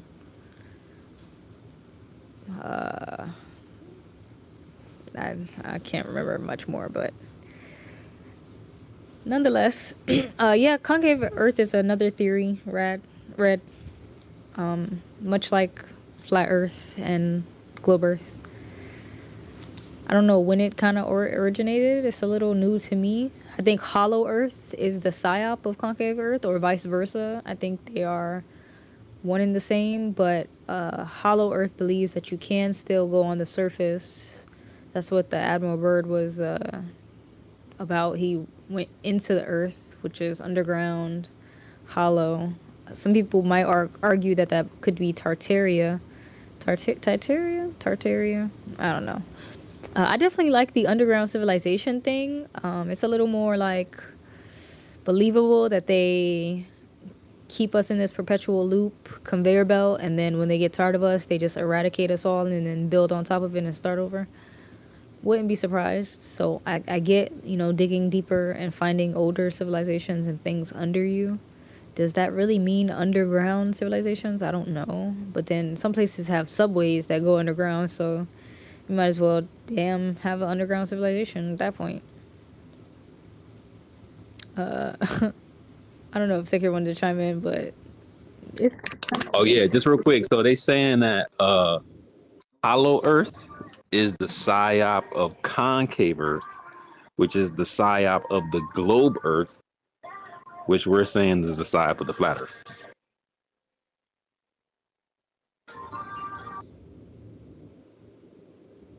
Interesting. Somebody who is fond of the Bible has to tell me if hollow earth is mentioned in the Bible, or actually, never mind, never mind. Later. If you find it, take a picture of the scripture and then just send it to me. Send it to me. Do not open up that can of worms, please. I instantly regretted it. Instantly regretted it. I just want to know which one came first, the chicken or the egg. So which one came first, dark matter or God? Like which one came first, hollow earth, concave earth, flat earth?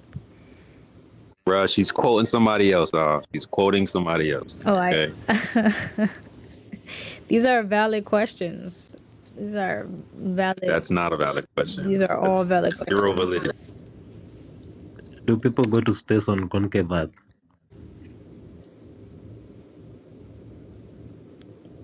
I couldn't tell you if concave earth had dark matter or not.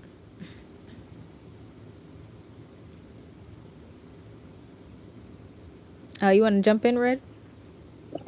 Yeah, I don't know if you guys are familiar with Cliff High, and well, he's just basically recently. Well, he's the guy who was he created a large language model in '95, and he was running it to run future predictions based on emerging language patterns in in the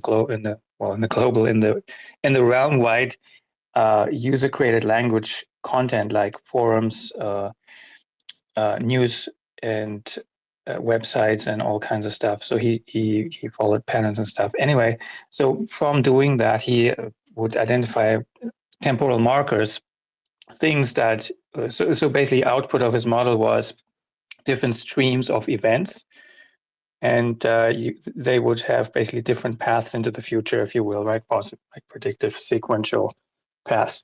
And then if in the real world something happens that was an event on one of these paths, it would be like a temporal marker, and it would make it more likely for us to actually be on that path, right? So this is kind of how he used it. He published the Alta report. His project was called the WebBot project.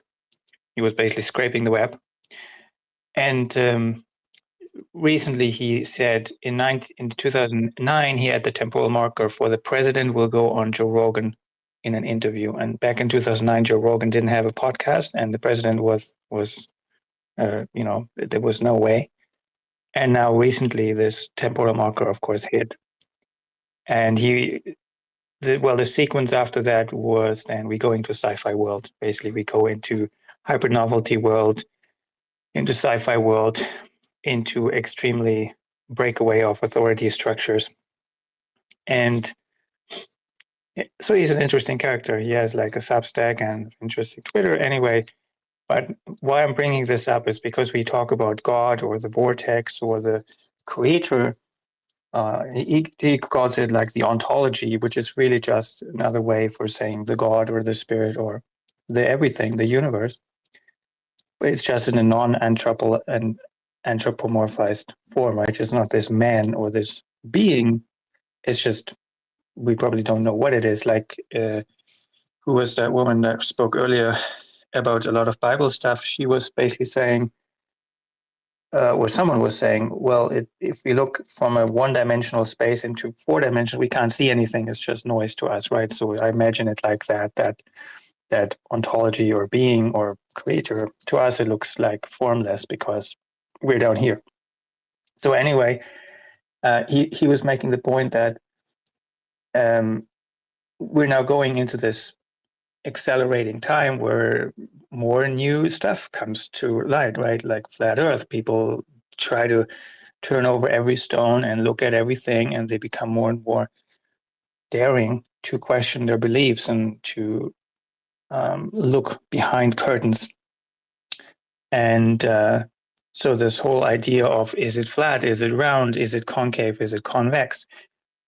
I mean, if there's this big vortex and it's just picking up speed, maybe some people say, well, it is just what you want it to be, or it's just what the consensus of the society of your morphogenetic field is. So if everyone believes it's round and you go look for it, it's actually round.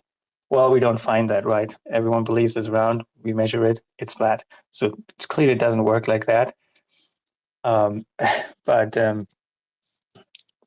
with the whole, so I'm kind of I'm not sure where I'm going with this, but so I do think we see some kind of accelerating of consciousness or of curiosity, maybe of brain capacity, maybe of the spirit of discovery, right? The spirit of the explorer. I do think that is kind of increasing, and that might be just a symptom of more energy in the system, and we're affected by it, and it changes us, it changes our thinking, our brains, our bodies, and whatever the reason for that is, maybe that God is just turning up the heat, and we're growing faster. But for sure, very interesting times there.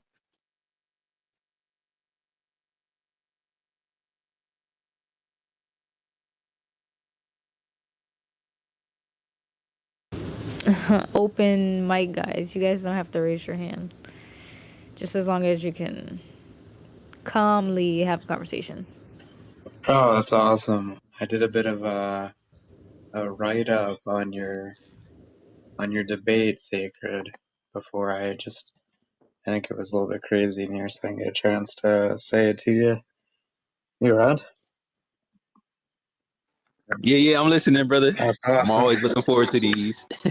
Yeah, I thought so. Initially, I was gonna give them like a B or a B minus, but then they decided to call you delusional, and during calling you delusional, he doesn't define delusional. He defines cognitus. So he's like, you're delusional, and the definition of delusional, and then gives the definition of cognitus, which I thought was so funny. He said the term equivalence doesn't make sense in scientific terms, and then he he defines a term wrong, which I thought was so funny. I definitely agree with what Alan said about how before you start a debate, you need to have like an empirical agreed upon definition of terms, or else like you guys are just going to go in circles and no one knows, because that guy thinks delusional and cognitus are the same thing. I thought the sky argument was good, like stuff in sky based on ECEF isn't exclusive evidence. Thought that was solid. I don't think they have heard that argument before, and I don't think they've heard about geocentric and heliocentric equivalences before. That's why I was going to give them like a B, because it's like, oh, this might be new ground to them. They might be new to the subject. But then instead of going, oh, that's cool, let me look into the Neo-Tychonian model, they're just like, nah, you're delusional. I thought that was horrible. So they ended up with a C minus instead of a nice B.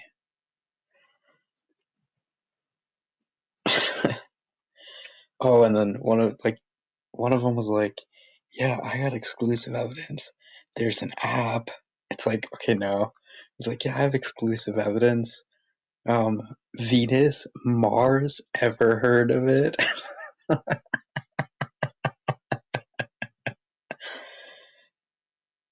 So I thought that was a good debate. I think in the future, if you like talk to those guys again, I think they'll be probably more geared to talk about that stuff.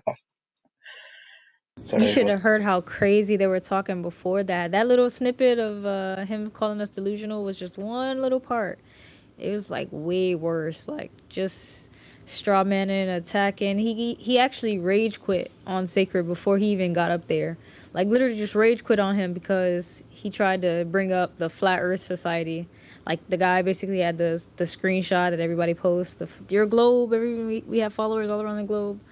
And Sacred was just like, yo, nobody really believes in the Flat Earth Society. And he like lost his mind, felt like Sacred was trying to tell him what to do, then dropped him, then brought him back, 20v1. It was basically like, you're gonna deny the science, you're gonna deny the science. And he barely even like could add to the conversation. It was just, oh gosh.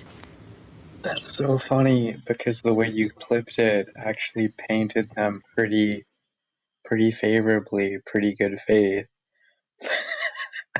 Other than, the definition of delusional and the Mars and Venus, ever heard of them, Flurf?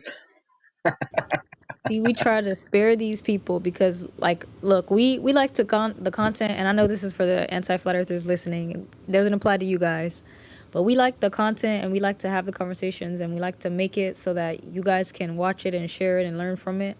but we also don't want to antagonize the people who genuinely want to talk to us. Like, we don't want everybody who talks to us to feel like, oh, I'm going to get clipped up. So it's like, when we left that conversation with them giving sacred praise, thanking him, promising to follow back, and all type of slong slurping nut cyborg-ish like things. And it was just like a complete 180 from how it was when we came in there. So I guess we'll try to remember that moving forward. Like, they're probably gonna go back to their tactics, but yeah, if we can at least leave the conversation with somebody being cordial and with an olive branch, then we try to remember that in content. Yeah, so not knowing these guys, I thought they seemed pretty reasonable because of the way you clipped it. You definitely could have clipped it if what you're saying is true about how they were being. You definitely could have clipped it in a way that was like, sensational and look at this hot take, right? Like you could have made it, much more scandalous, right? Oh, of course, bro. We literally cut out like 4 or 5 minutes of straight fallacies. Like, like literally, it was like Proud got it on 5x speed. More fallacies that was being used, and we didn't want to bore the whole audience with it, so we just sped it up. So we spared the audience and spared him with all them fallacies that he used in that 5 minutes of just rambling. Oh, It that's was crazy, bro. funny. Is that when you ask the host, all right, can I go now? And he goes, yeah. And the other guy goes, oh, let me see. What did he say? It's like, bro, did you not hear him just say that I could finally speak after y'all brought up all these anti-flat earthers all at once? And he just totally disregarded him and was like, anyway, so yeah, I wanted to say something else. But that's like how it is on TikTok. Like, I'm not really gonna blame them too much because again, like the platform doesn't really breed a environment of mic etiquette.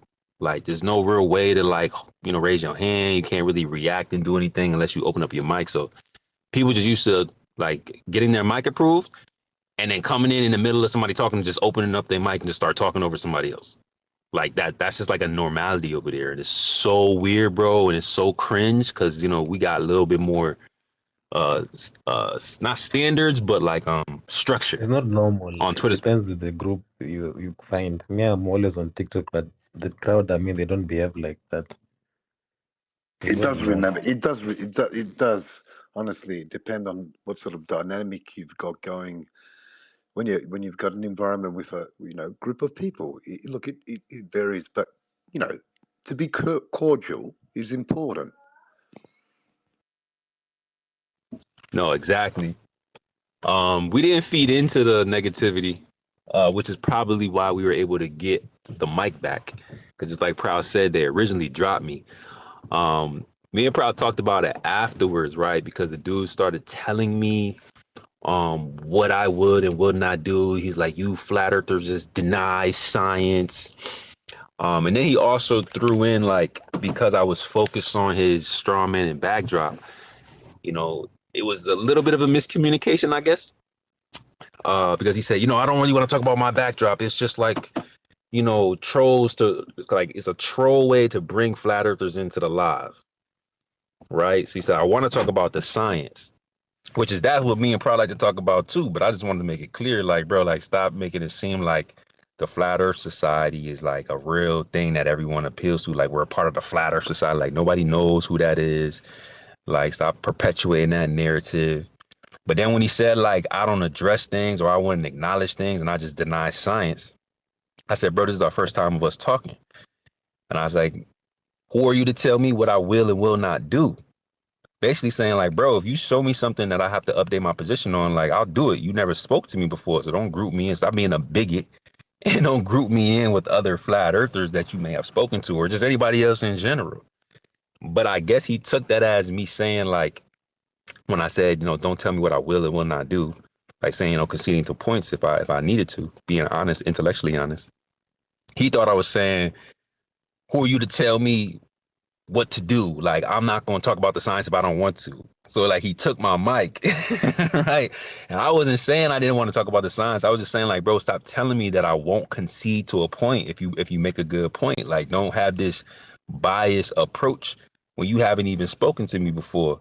So he had me sitting down in like the the comment section / listeners. I don't even know what you really call it over there on Yeah, TikTok it's busting your for nuts. like Stalker found 40 us. minutes. Then our stalker found us over there. Oh Oh, god, that's a whole nother story.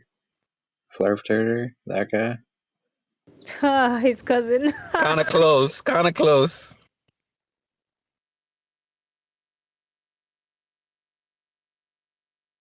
Man, it's a weird place on the internet, bruh. It's a weird place.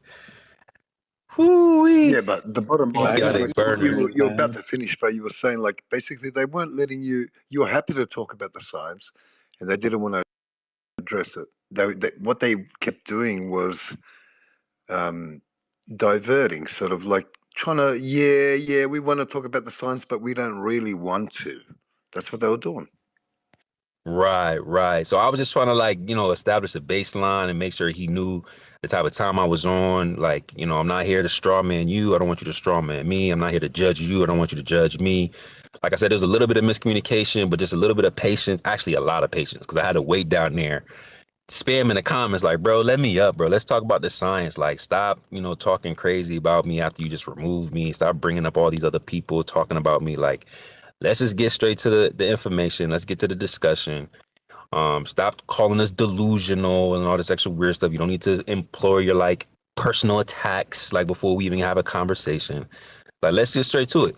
And then that clip, which is a 16-minute clip out of probably 90 minutes, maybe 2 hours that I was up there, like in 16 minutes, including the 5x speed of the guy ranting when it was supposed to be my turn to speak. Exactly. Like it ended up being a little bit more fruitful, but again, it just takes so much patience, bro, and so much level-headedness and not feeding into their toxicity. But it was worth it because, now we get to kind of demonstrate how the conversation should turn out. Because if you're toxic, if you're crashing out, if you let somebody like play on your emotion, right? Because you're the one that got control over your emotions. No one else got control over you, right? So I could let somebody antagonize me and I could feed into that, or I could stay focused and then get to the point. And had I not stayed focused, I wouldn't have anything to really like show you with that interaction. But with the patience and the focus, we was able to see how that played out. And none of them had any refutations. They couldn't even like comprehend or internalize specific words. And again, if they're listening, because some of them said they might pull up today, I'm not attacking you guys if you guys are listening to this, because you guys were pretty respectful, relatively speaking, to other anti-flat earthers. But again, it's just like having to work your way through that conversation in such a strategic way, bro. It's almost exhausting. Yeah, it's But like there's value there. Alpha, bro. Like, sorry, forgive me, but the way Alpha conducts himself is absolutely clinical, man. I gotta take my hat off to him, man. Like that guy's a legend. The 24/7 flat Earth. These guys, are you part of that fucking crew? Because I'm telling you now, man, these guys have got it down. Nah, I seen them on the timeline. Some of our homies, some of the level heads, they're from that same Discord. I haven't been able to make my way over to check their space out, but hopefully they're doing the good work over there. Bro, you got to get over there. You can contribute. You want to contribute, bro. Believe me, that's a good space, man. I believe me. I've done the yards from buying a fucking P59 to P1000s, bro, and then going into the mathematics and really objectively looking at the fucking question, bro. You get over to that space there, man. Like there's some amazing people there, man. Like science. You want to talk science? You go there, bro, and it'll be fucking. Hey, we could use you. Hey man, no doubt. Tell them to send me the link, bro. I don't see it all the time. But shout out to Indio. He's like the first. To me, he's my OG at 24/7 Discord. Like I didn't really know anybody else from that Discord until I knew Indio. Then I know Sheepdog and a few of the other squad came from over there.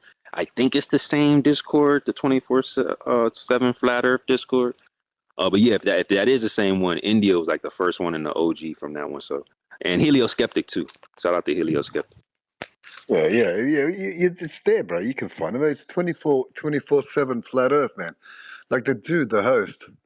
He works 4 days a week. You know what I mean, and then he has 3 days off. So he's not fucking round the clock. You know what I mean. But this guy, man, like if you're interested in information, man, bro, this guy's got it down. And I'm saying to you, from a brother to a brother, from a human being to a human being, and with true love, bro. If you're fucking interesting, if you're interested in discovering shit, man, that's the space. If you're, like the Globers, they're way off check, bro. I'm sorry, I can't help them anymore. Like I tried, but I couldn't, man. Because they come into an argument with a presupposition. They call it a presupposition. You know what I mean? Like they're already. But think about it, bro. Like all the brainwashing, Star Wars, this, that. You know what I mean? Like, of course. I just wasn't born that way. Neither were you.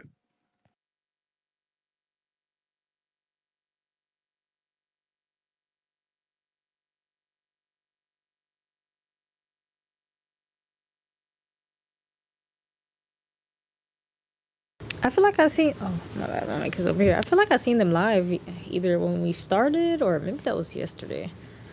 But yeah, definitely we gotta check them out. Welcome to the stage. We got Marconi on stage and we got this and that on stage.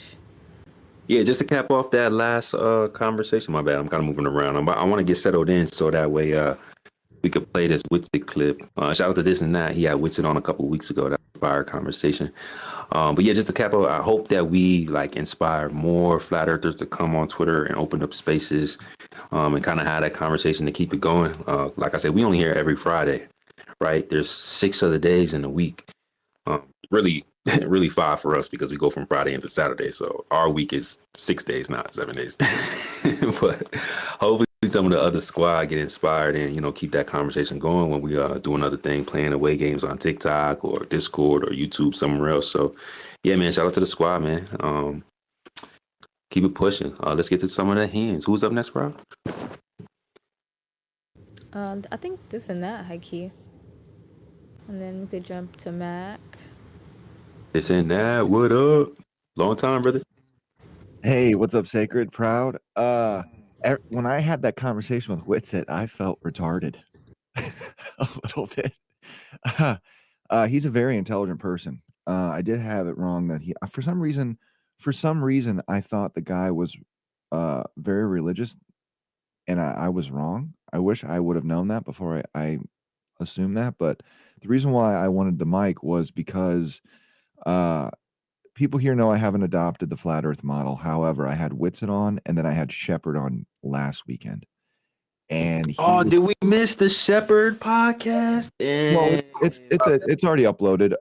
But Okay, he was bringing up the geocentric model, and we were talking about cataclysms. That was a lot of the topic, because I'm a big pole shift guy. I really think cataclysms have happened in the past. How those cataclysms happened, I don't know. For some reason, my mind can't visualize it without seeing a rotation. However, when you look in the geocentric model, the electromagnetism, it causes all the currents, all of that, without having a rotation, correct?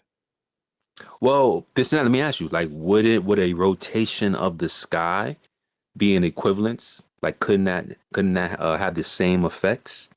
We were kind of talking about that a little bit earlier. I don't know if you were here. See, I don't know, because when I read Chan Thomas's book, and this is really the basis of where I get all the pole shift ideas from, they always describe the rotation. However, if the Earth isn't actually rotating in space and we are stationary, but everything moves around us, I'm still trying to figure out, because if it's not the electromagnetism that creates the weather, the currents of the ocean, the wind in the air, all of that stuff, when we have this pole shift, everything is supposed to continue that one direction. That's what causes all these cataclysms, the waves, the fire by wind, all of that.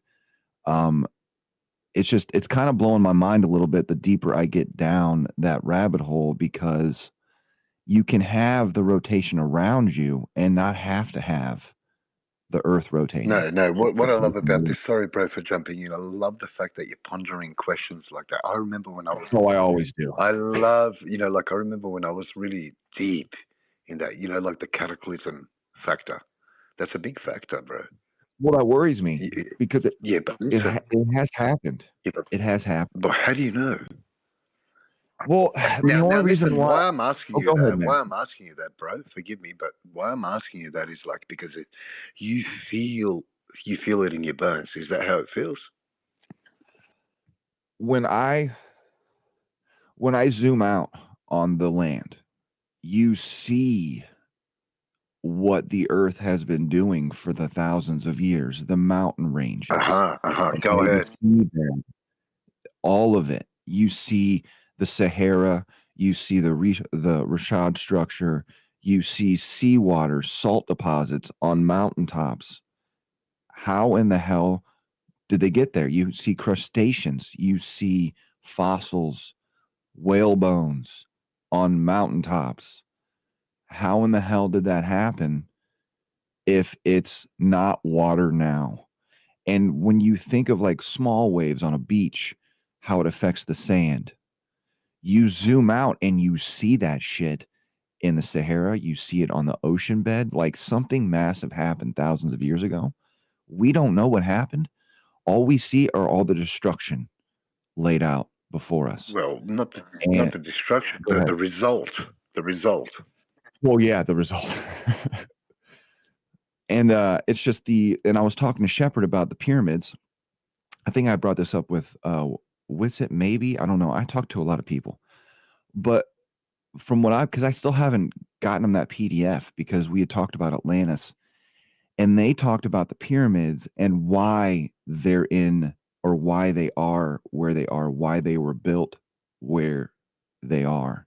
Because according to his book, all these cataclysms that happened in the past, the people who built the pyramids knew about the cataclysms, and they knew that the elevation where Egypt is at, that after every single cataclysm, that land would be left, like you would be able to see what they built after each cataclysm. And when you look on the Great Pyramids, you see a shit ton of water erosion.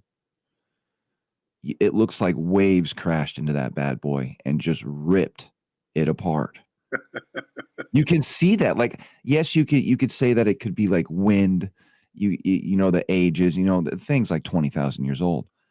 But if those erosion marks, as high as they are, were created by waves, could you imagine the height of those waves? You know what I'm saying? Because those things are massive. It's to me, man.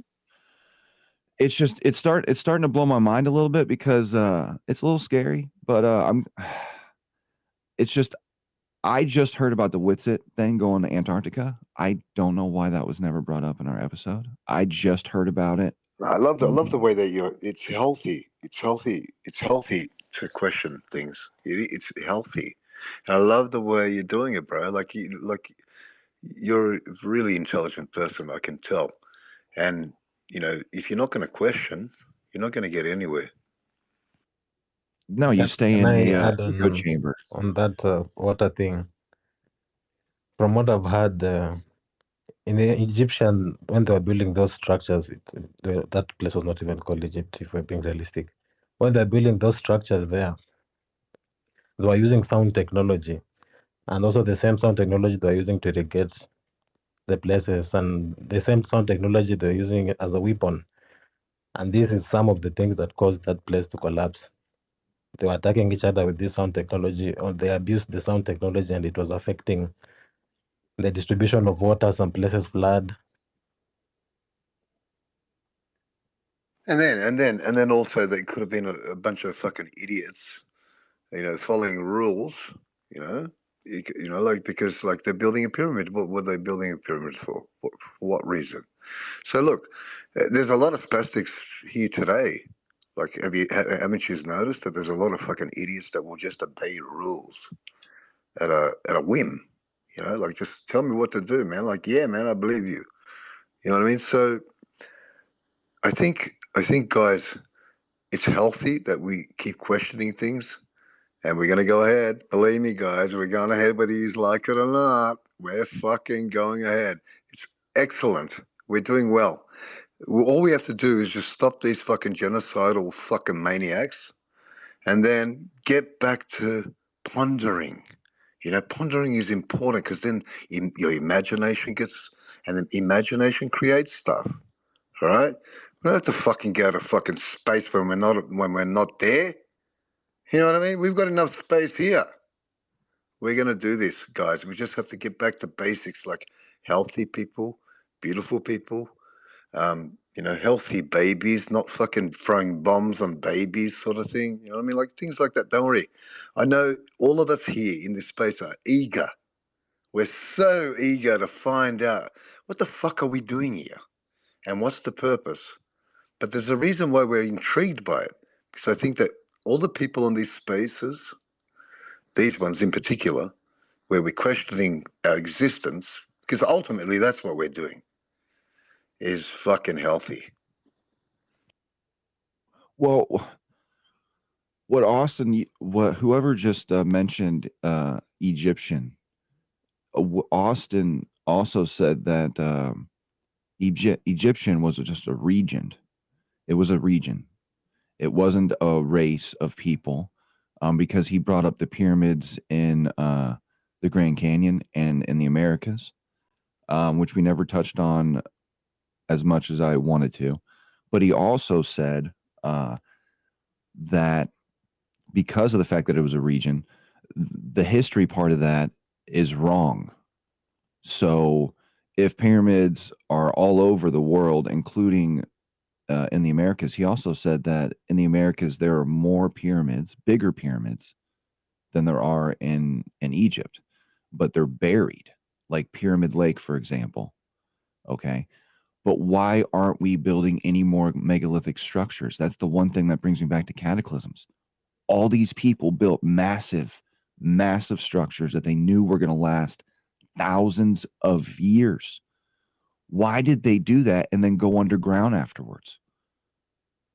Like, that's like when Whitson and I talked about that.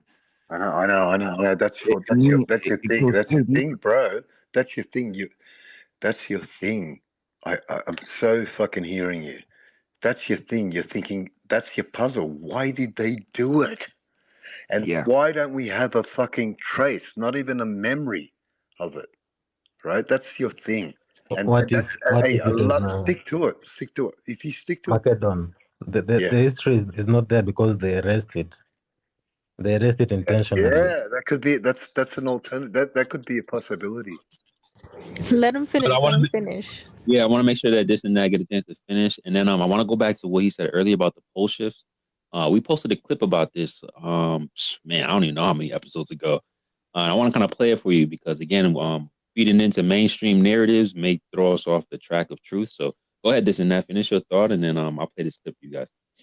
Yeah. So with the pyramids and all that, according to Herman Weiland, this book that I brought up to Austin that was written in 1925, he goes down a deep road about Atlantis, where they came from, the race, the whole thing.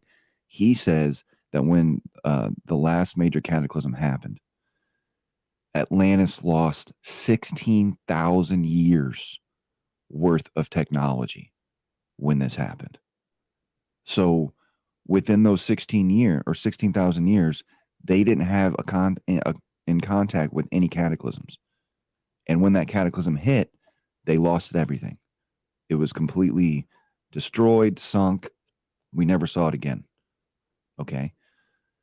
16,000 years of technology. We've only had what, 2,000, 3,000 years worth of technology right now. It's just, it makes you wonder what was lost. And we're all digital now. So if we get hit something with something that massive, we're going to lose everything. And I'll land there because I want to hear this clip. Yeah, so true, bro. Like, I think it's like really a disservice for people to think that the technology that we hold in our hands is like the cutting edge technology. I'm like, bro, y'all gotta chill out. First of all, y'all know the government got something that they're not releasing to us. And just looking at the historical features of some of these things that we have here, we can't reproduce it. There have to have been something else going on other than what we could just, use right now in our hands on an everyday basis. Like there's some type of hidden tech. But anyway, just to go back to this pole shift, and then we'll get to Mac. And then I do want to go into a back and forth that Witsit had with a PhD physicist. It's a very long clip, but it's an extremely fruitful conversation. And I feel like maybe this is like the best time to do it, since it's kind of like late night, early morning, and it's different parts of the plane. So you can kind of kick back and listen to some high level physics and science talk if y'all into that type of thing. Well, let's hear this clip from Dr. Patrick Allen. He's talking about magnetic declination and pole shifts. And I think it's part of the National Geophysical Data Center. So our interpretation of the quote unquote magnetic declination, they're saying, is due to pole shifting. What we're saying is, what if the magnetic declination is accounting for the lopsidedness on a sphere when it's really a plane, right? What if we're just not interpreting the magnetic field correctly because we think we're on a sphere? So they're saying that there's magnetic declination, and as this magnetic field has this flux, we're calling it pole shifts because it doesn't align with the spherical prediction. But let's hear what the doctor who studies these magnetic fields and this quote unquote pole shift, let's hear what they have to say about it. It's sped up a little bit because it's a 2-minute clip, and we try to fit everything into like small segments. So if it's not listenable, just stop me and I'll try to slow it down for you guys. If it is good, just let it rock. All right, this is Dr. Patrick Allen, magnetic declination and pole shifts. Group is to produce models of the Earth's magnetic field. So the Earth's magnetic field is a big energy field. It's produced by many different sources. The primary source is molten iron, which is flowing around inside the Earth's core. And this creates electrical currents, which then create this big magnetic field, which encompasses the planet.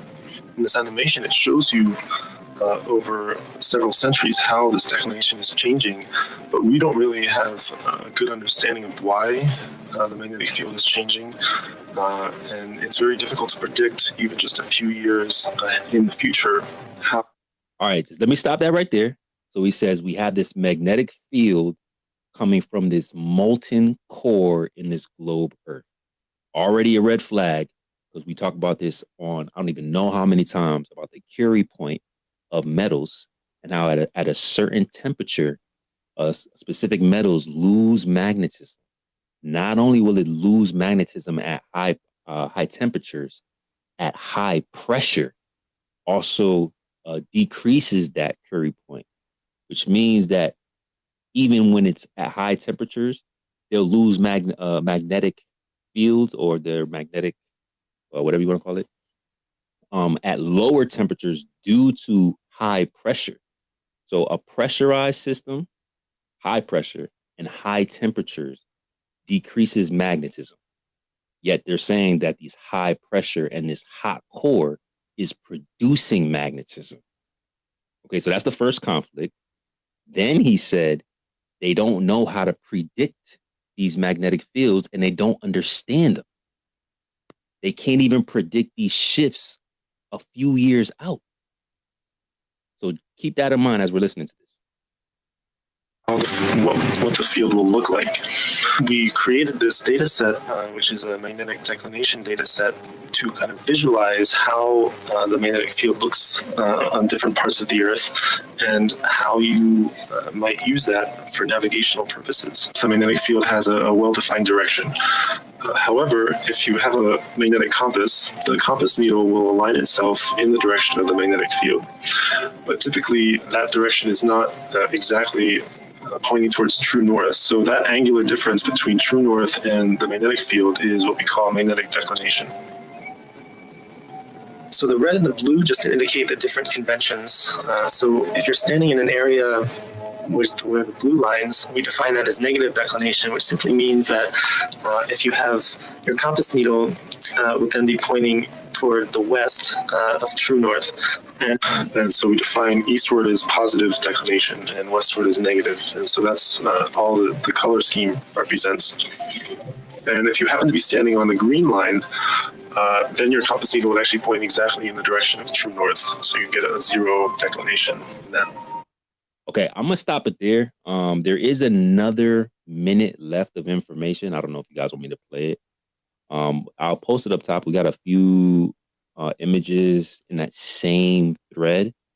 But basically what he's saying, like they have this grid on this globe Earth. And then when there's blue highlights, that's like magnetic declination, I guess, east. And if there's red highlights, it's magnetic declination, that's west. I think that's what he said.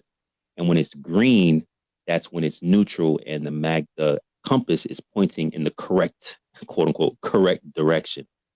The problem is the green is usually near the equatorial regions. Generally speaking, the equatorial regions are the furthest away from the poles. The closer you get to the poles, which you would think, right, is getting more accurate, yet it's the more declination that we have to account for. So why would we get closer to the poles and get the most declination, and the furthest away from the poles, we get the least declination? And then as this magnetic field is moving, they can't predict it. So they make up an abstract concept called pole shifts, which they don't understand. And at the very foundation of the magnetic field, it doesn't even work because they're saying that it's created in a pressurized, high temperature environment, which no magnet can survive. So again, like it's just a lot of details that becomes very intriguing and very interesting when they're making up these concepts of how to figure out our world, when really maybe we just have the foundation completely wrong. And we don't have to appeal to some of these things like pole shifts and magnetic declination. Maybe we just map the land out like in an inverse proportional to our reality or whatever the case is. So hopefully that was digestible. If y'all want me to finish playing the clip, I can. Or if you wanted to chime in on what I played so far, we can do that too. Anybody?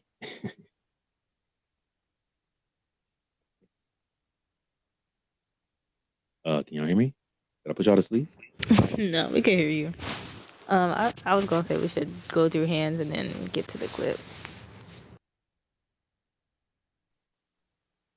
So who was up next? Was it Mac? Maybe I am the only one that can hear you. Yeah, Mac was next. If this and that was finished. Yeah, love yous. Hey guys, I'm gonna head off to another space. Just got a new invite. Hey, love yous, love your work, bro. And I won't comment on that because it's a little bit above my head. You know what I mean? Like what you just displayed. I gotta be honest. Look, the key is to be honest in life. If you're honest, you'll get somewhere. If you're not honest, you're gonna fucking go down. And look, all we have to do is just, observable proofs is the key. Trust yourself. You know what I mean? Like people need to trust themselves.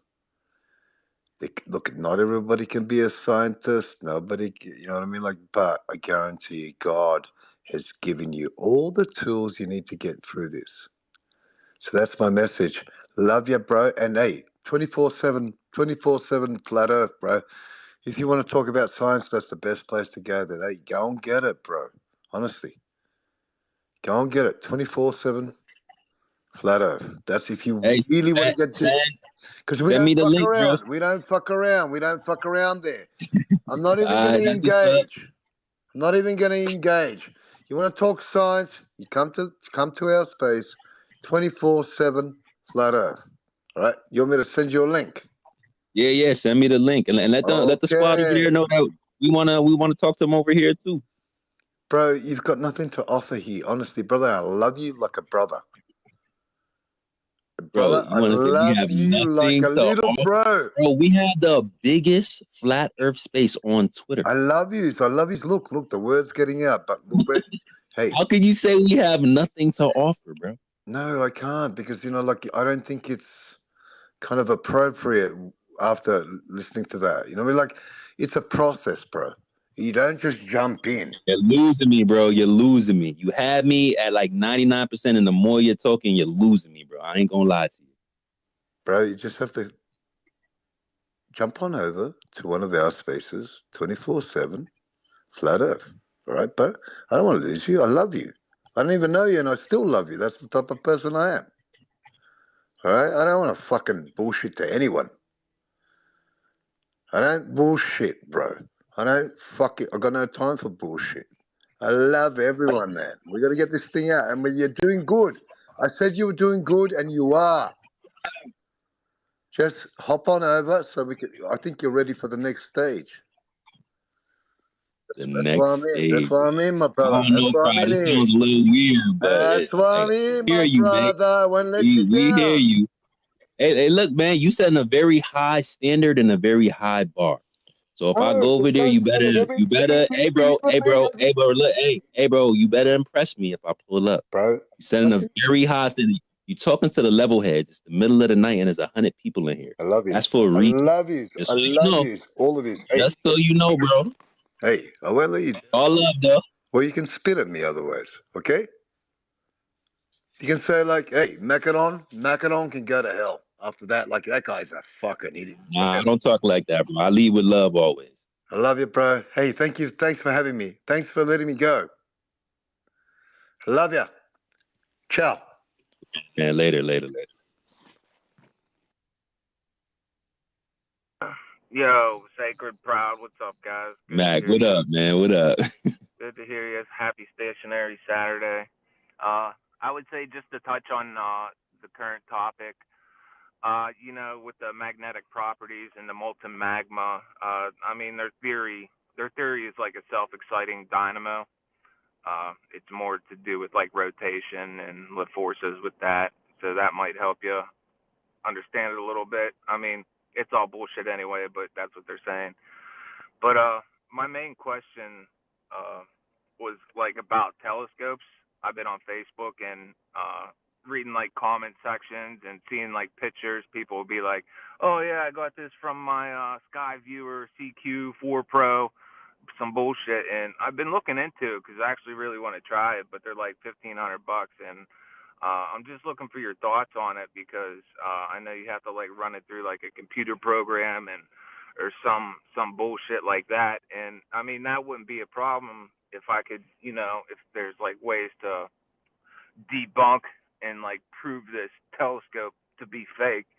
But it'd be my first telescope, so I'm just like looking for some guidance. So like, maybe should I just get one you can actually look through first and test it out, or if you guys had some experience with it and what you guys like, or anything really.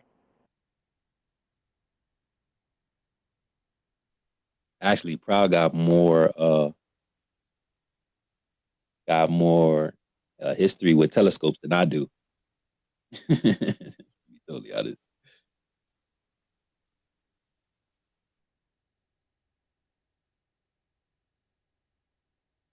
What was the last question that you had?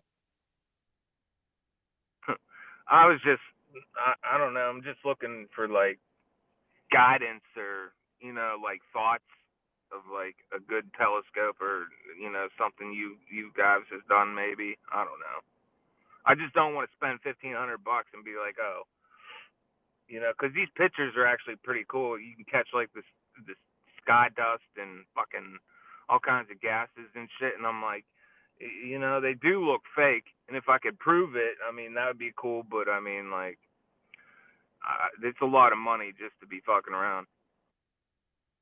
Yeah, that's crazy because we did talk to a few astrophotographers, but if you were to ask me to repeat the equipment that they use, man, I couldn't even tell you like not one thing at this point. It definitely is an expensive hobby, but I could repeat a 10-inch Celestron Obsidian telescope. See what I tell y'all?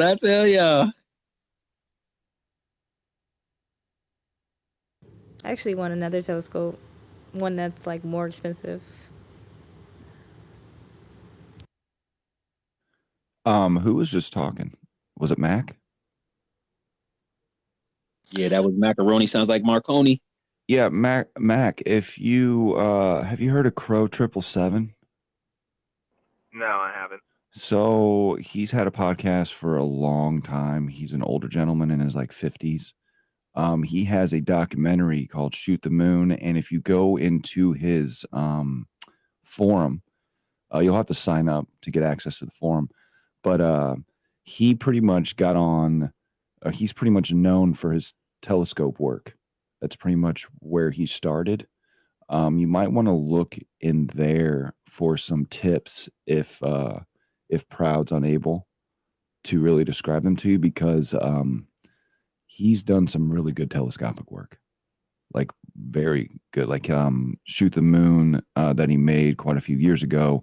He literally just records the moon every day for 3 years, all day, all night, and then puts it up. He's the first person to be able to capture the lunar wave on camera. And if you don't know what the lunar wave is, it's kind of hard to explain, other than like if you can visualize a ripple across water. Yeah, I've seen it before. Yeah, he was the first one to capture it, and he's captured it multiple times amongst hundreds of other people around the world.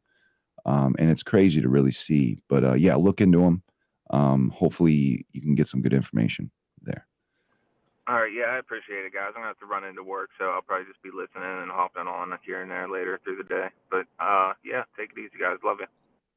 Good to hear from you, Mac. I'll try to see if I could find some more information about like some of the quality of the telescopes. If I get that, I'll go ahead and hit you in a DM. We also found somebody on TikTok that caught the lunar wave, and I've been sending him the space, messaging him, trying to get him over here. I think he has a busy social life and work life, but yeah, somebody else live stream, take pictures and videos of the moon. I think he knew who 777 was, so it kind of like it inspired him. But one day, just randomly, I think he was on live as well. He's seen it. He's seen the lunar wave. He was able to catch it.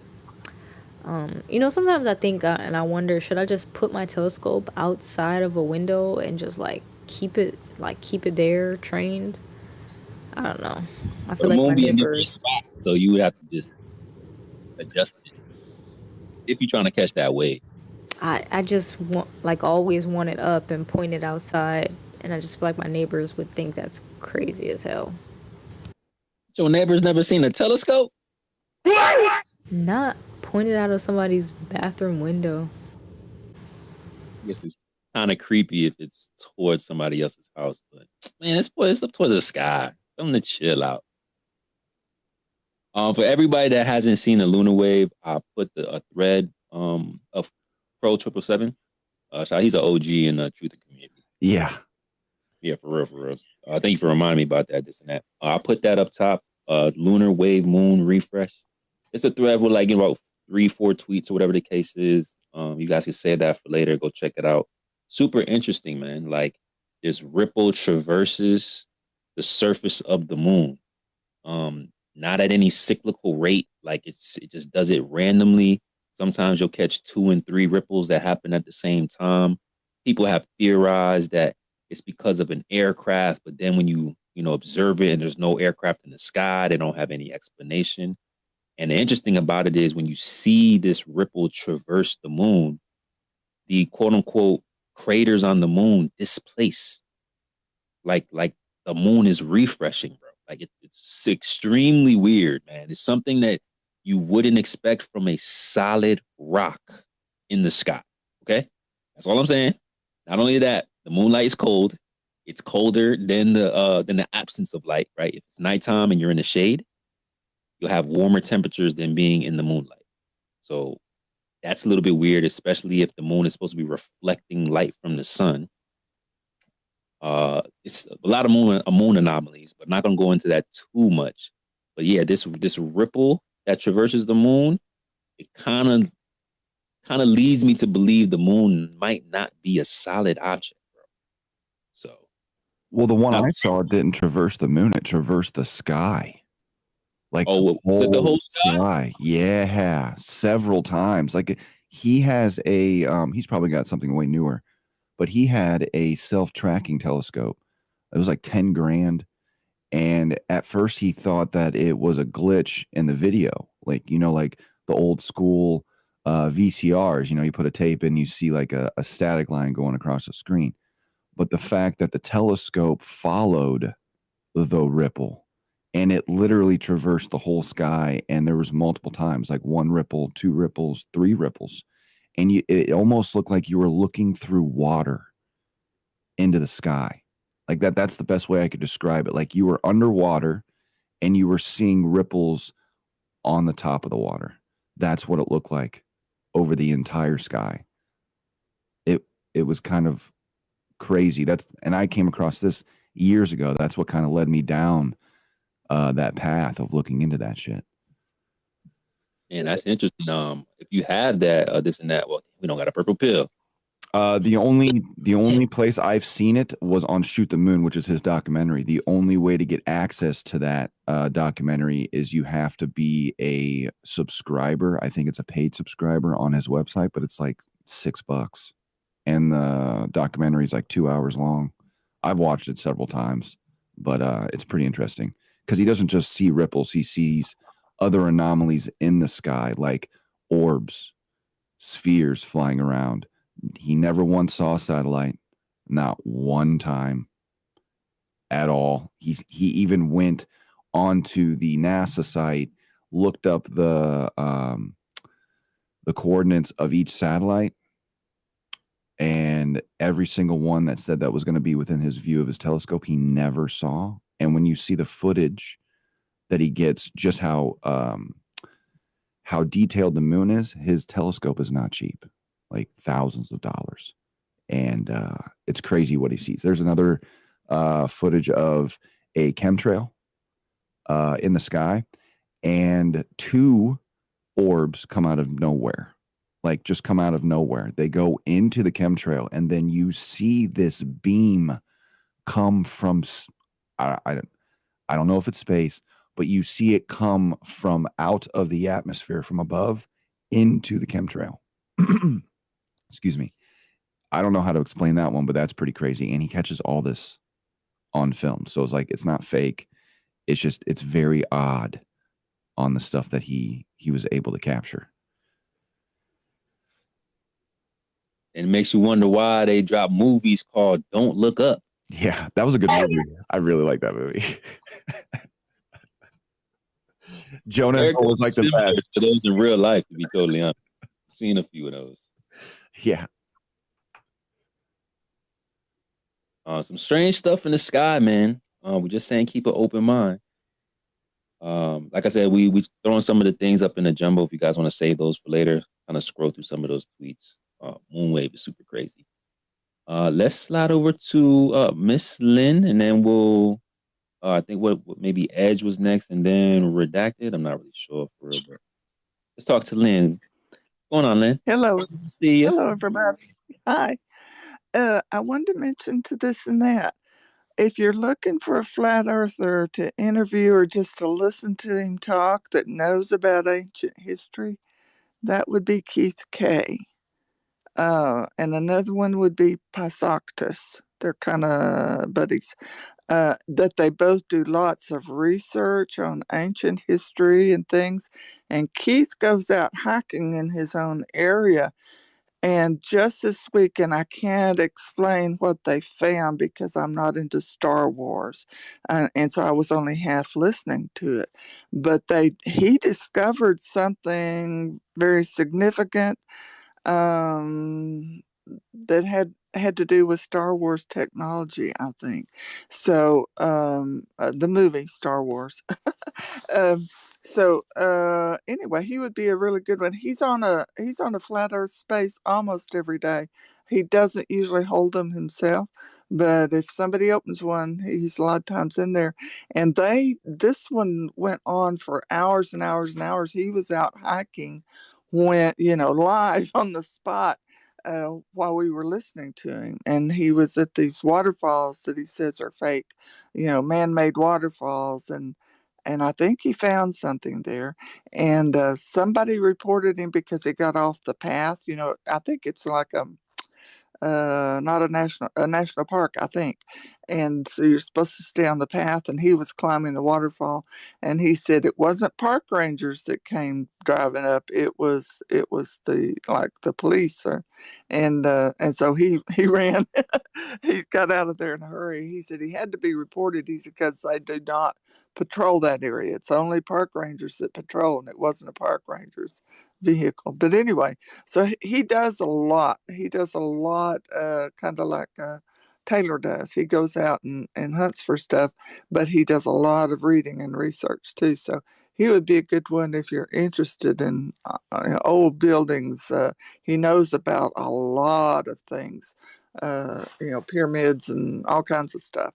So anyway, he would Is he the be an same interesting. person? Is Keith the same gentleman that had videos of him hiking on a mountaintop, and he was explaining how the mountain was a petrified tree, and that he was just grabbing pieces out of the side of the mountain, and it literally looked like petrified tree, and it was all over the place?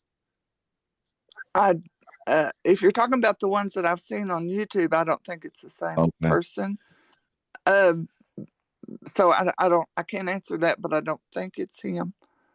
But I haven't been in every space he's been in, so who knows? Because there's a lot of stuff to that too, about Yeah. huge giant trees being cast off as like plateaus, mountains, and everything else. But when you look at it from the sky, it's like that's a fucking tree trunk. Like 100%. Yeah. I even did this trick. I had two pictures side by side. I showed my brother-in-law because he always calls me crazy. Okay. And he gets mad that I have a response for everything, but it's not my fault that I read a shit ton. And I showed him two pictures. Bro, I know that feeling, man. It's Yeah. like, you swear you know everything. I was like, well, I be reading stuff. What you mean? Yeah, he gets so mad. Like, we can't even have conversations because, like, he'll try to get me and I'll have a response. But anyway, I had two pictures. They were the same size. One was a giant tree, but he didn't know it was a giant tree. It looked like just a regular tree trunk in the forest, right? And then just a regular, what I would consider to be bushes, trees that we see today. And I showed it to him, and I was like, "What are these?" And he was like, "Oh, well, they're trees." And I started laughing, and he was like, "What's so funny?" And then I zoomed out on the one picture, and I'm like, "You see what you're looking at right now?" And he's like, "Oh, that's a mountain." I'm like, "You just said that's a tree, man," until I zoomed out. So what are we talking about here? Got him. Well, Yeah. Keith knows a lot of different trees. He knows plants well. He forages for plants, and he makes tinctures. He makes root beer, or homemade root beer for the family, from whatever sassafras trees, I think. But he is a wealth of knowledge. So he would be interesting. Like I say, if you just want to listen in to him talk when he's on the mic sometime. But yeah, you could pick his brain too. There's not a lot of things he doesn't know at least something about. Well, Lynn, I followed you. You'll have to follow me back in order to message me. But if you could DM me those two people's handles, and I will try to get them on early next year, because right now we're scheduled all the way to the end of December. Okay. Can you follow my good friend Tammy Lou instead? She has the same icon that I do. It's the app name is Tommy Lee 0050. That's on my Chromebook, and it's just a lot easier. I don't see well enough to use my iPhone, but that's what I have to use to talk on Spaces. So I have the two. What you got to do, if you click on Lynn's profile, she has the other @s in her bio. Oh yeah, I forgot. Yeah, you could no problem. I got Thank you. you. And if you just click on Tommy Lee, that's the one that she interacts with, because it has a big screen on the device. And just in case if that still becomes too jumbled, I did send you a tweet from Keith, because he's a good friend. He's a level head, good friend of the space. And you're going to really have a great conversation if you focus that around like Tartaria and ancient history, because he's like, yeah. super Oh legend. Yeah. And this discovery they made, it's like an offspring of Tartaria. That's what they were talking about when he made this discovery. So, like, I cannot repeat any of it to you though, because like I said, I was only listening with half an ear. Well, I would definitely like to have a conversation with him because I've been bringing up this gentleman for, I don't know, like 4 or 5 weeks, this Herman Weiland guy that wrote this book in 1925. It's literally called Atlantis, the Bible, and the Ada, and it goes back 200,000 years.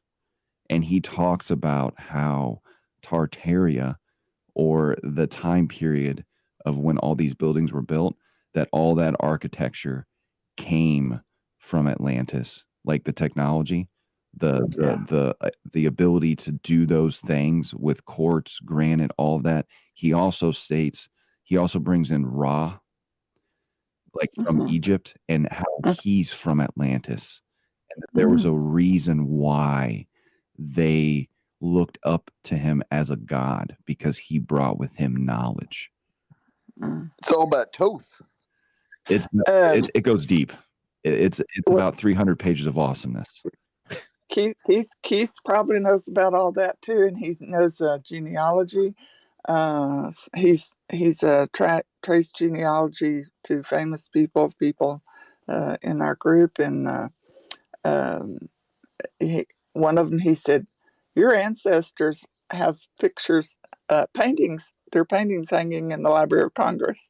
So he just is well rounded. He knows a lot about a lot. Well, I'll definitely be reaching out to him. Thank you very much. Yeah. That's awesome. Yeah. Mm-hmm. And this and that. Before we get to the rest of the hands, don't you have you have another podcast with Liliana, right? Yeah, I have a podcast every weekend. We have Lely coming on next weekend. I have Jim Lee coming on this tomorrow. We're going to talk about weather modification, manipulation, probably a bunch of other things too. And then after that, we have Matthew Rife after Lely that following weekend. And then we're taking that Thanksgiving break. And then I'm coming right back to JJ Carroll to talk about human and child trafficking right after that. So we got a pretty awesome lineup. And then next year, it's like Ian Carroll. We're probably going to get Austin back on with Ashton Forbes. Oh, I forgot to bring that up, the Ashton Forbes thing. So I've been talking to him a decent amount over the last few weeks. I told him about the Austin conversation. I told him I really wanted to do it. He has a fear of the conversation going back to flat Earth. So what I did is, after Austin and I had the episode, well, you have to think of where Ashton's coming from and what he always talks about. He never talks about like flat Earth or any of that. He just talks about physics. And the one thing that him and Austin 100% agree on is the ether. And that is the staple of the conversation that I want to have. So I took the recording from our podcast and I sent it to him. Between me and Austin, because in that conversation, it pretty much shows that he's not going to talk about flat Earth if he talks about the ether. And I told him to listen to it and get back to me. And if he still feels the way that he feels after listening to it, that I'll drop it. But Austin's very excited about this conversation if I can make it happen. He even made a little joke. He's like, dude, this is a pretty high demand conversation. He's like, if you can make it happen, you would be the MVP. And I'm like, I don't really want to be the MVP. It's just I've had both of you on the podcast. Remember I told you this and that? I was like, bro, you gotta set that up, because I knew that Forbes had like a bias because of that. But he thinks that, we can't have a focused conversation and stick to the physics. It's like, bro, you just gotta give us a chance, bro. Like, I don't gotta talk. Like, you don't have to be afraid of any topic, but if you don't want to talk about that, like, that's perfectly fine, bro. But like every time I go into his streams, he's always putting what I'm saying up on his stream. So obviously he's still thinking about it. And ever since I sent him that episode, it shows seen. So he saw it. He's probably listening to it or has been listening to it in sections, and he hasn't said no. So I'm hoping. Because I want Shepard to come on too. I want Austin and Shepard to have a conversation too. I already told Shepard this. He's kind of excited about it too. But all this won't happen until early next year anyway. But I figured I would give you an update on that because I haven't been in here in a couple weeks. And last time I was in here, that's exactly what we were talking about. So That's what's up. Hey, Proud, you should send This and That, the clip that we made when we did this space with Shep. If you know where to find that clip, send that to This and That, because I think you get a kick out of that. That clip that we made. Shepard liked that clip too. He said he actually retweeted it before he got super smart too, man. Like when we were talking about geocentrism, he actually made a lot of good points. The only thing that we had a difference on was I brought up the the constellations, and I brought up the days of the week and the months of the year, and the fact that they're all out of order and we're missing a month. We're supposed to have 13 months at 28 days. And he disagrees with how we have time. Well, he says that wouldn't change anything, that today would still be today, tomorrow would still be tomorrow. But I don't like, we didn't really touch any more past that because we got into other topics, but it would change everything. We wouldn't have the holidays. The choices that we have made up until this point would be completely different because of the fact that everything would have been in order, and we'd actually know the year we're in. We'd actually know the season that we're in accurately. Everything would be accurate. But we weren't able to get to that. We ended up bouncing around again. It's called This and That for a reason. But that's what's up, man. Shout out to Shep, man. He won our one of our Platinum Plane Awards. We did a year-end Platinum Plane Award show, and he was our Electric Universe nominee. Yes. We won that one. Yeah. Every time I hear Electric Universe, I get like hairs sticking up because I always talk about this book, The Universal One by Walter Russell. He is not a flat earther, but it doesn't change the fact that everything he explains in that book is factual up into maybe how the planets were created, because he goes deep into detail with that too, but that's not going to fly with you guys. But the electromagnetism, which is pretty much 3/4 of the book, that's exactly what we're living in right now. Everything's electromagnetic. Everything is, from the plants to our own bodies to everything that's around us. So it's just, the book's expensive. I even offered to send it to Austin with 2 other books by Walter. He just hasn't given me his P.O. box yet. He said he can't remember it, which I believe him. If you don't use it that often, you're probably not going to remember it. So, but whenever he does, he's going to get those 3 books, because that book would blow all of your guys' minds. You probably know the majority of the stuff that's already in it, but it was written over almost 100 years ago. Actually, yeah, over 100 years ago, 1917. So like, I don't even think you can find that anymore on the Internet Archive, to be honest with you, because I tried to find it and it's gone. That's where I got that Herman Weiland book too, and I saved the PDF. So if I had more money, I would literally send all of you guys a copy.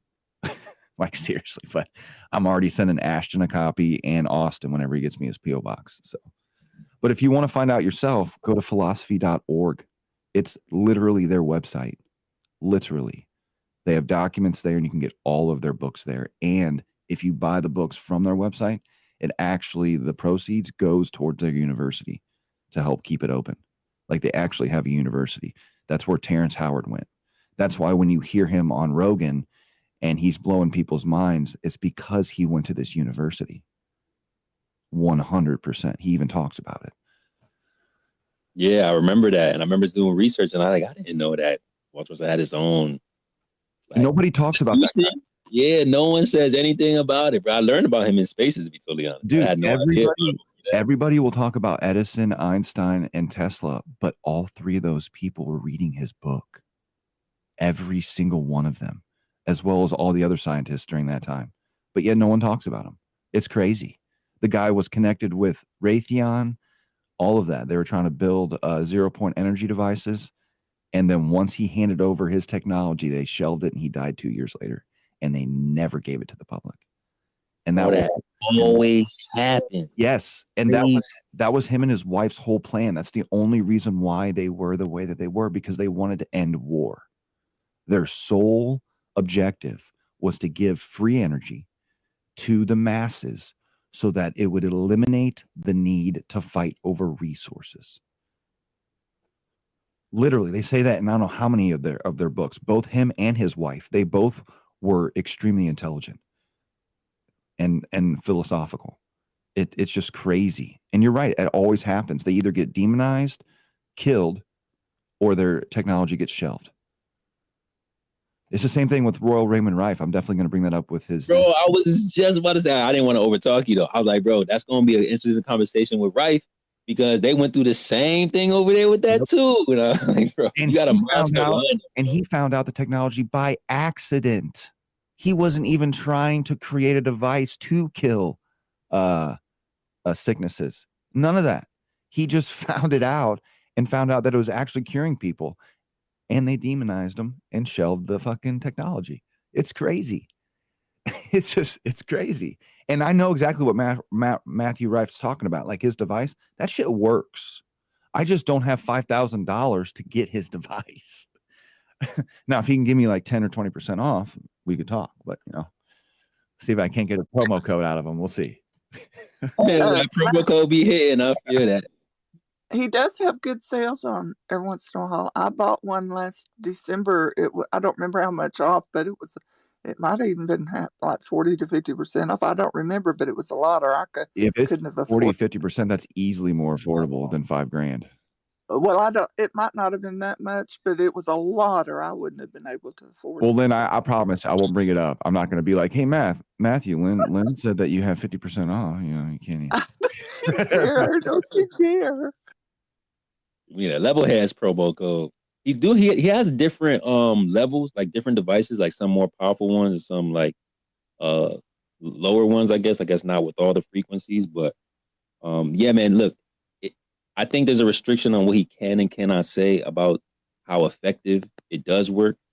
Just legal reasons and things like that. I don't have one, so I can't really speak to it, but I heard some great things. I also heard some criticisms as well. So everyone got to do their own research. But there is no too large of an investment when it comes to your health. That's a fact. So if it has to do with anything that has to do with your health, make the investment, bro. Especially when it comes to some of these holistic or naturopathic, something outside of mainstream medicine, bro. Like, like invest in that if you can. I'm not saying, go buy Rife, but if you feel like that's the thing for you, if you do your research and you think the frequencies may help your health in a way, every penny, it would be worth it. I would love for Rife to come back and talk a little bit more about that. But I'm pretty sure we're going to get a lot of that sauce when he joins This and That. And again, thanks for This and That for, having these conversations with a lot of people on a platform and, platforming some of the level heads too, because there's a lot of people that rock with us over here in Flat Earth Fridays that have a lot more to offer outside of what we talk about with science and physics and the earth and things like that. There's just so much gravy from the level heads in here. So shout out to you, This and That, for continuing that conversation, bro. Appreciate you. Yeah, I appreciate that, Sacred. Speaking about level heads, have you and Proud talked any further about that podcast? Yes, man. We've been going back and forth about it since you brought it up. We've been having like multiple discussions about it, trying to figure out what we should do, how we should do it.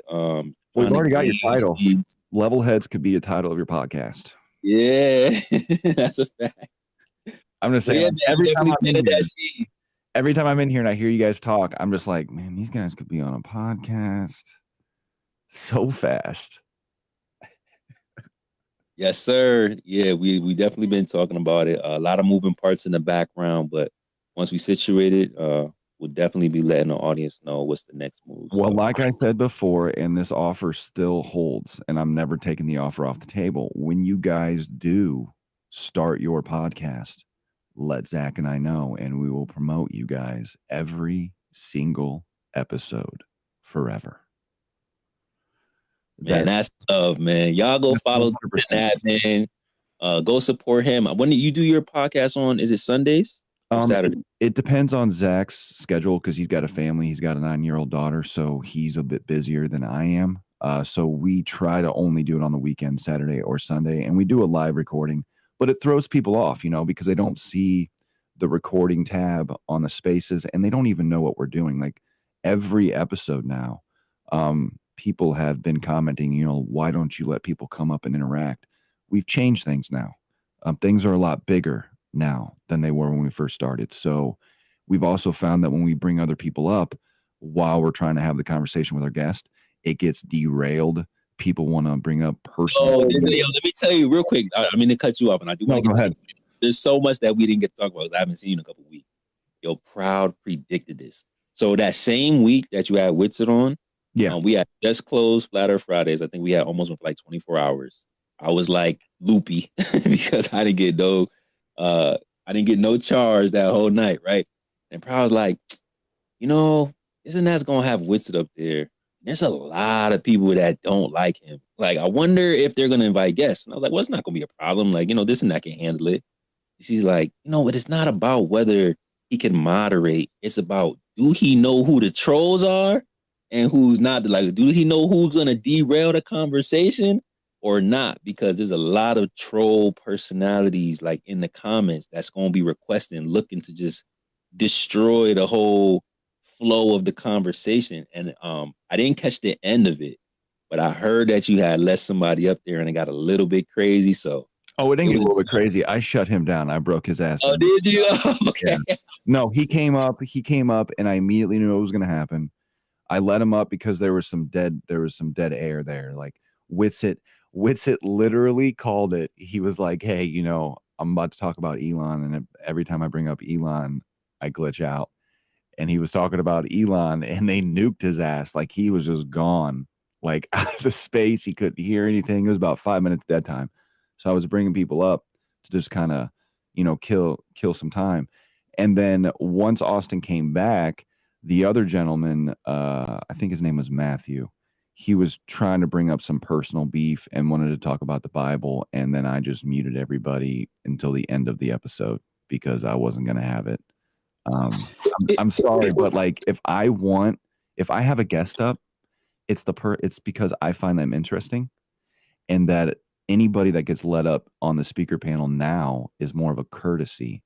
And when you try to do that stuff, it's like, and it's because a lot of people don't know that it's not really a space. It looks like a space, it sounds like a space, but it's just a way to allow guests to get on our podcast easier than being here physically. Like I have a pretty sweet setup here, but travel's expensive, man.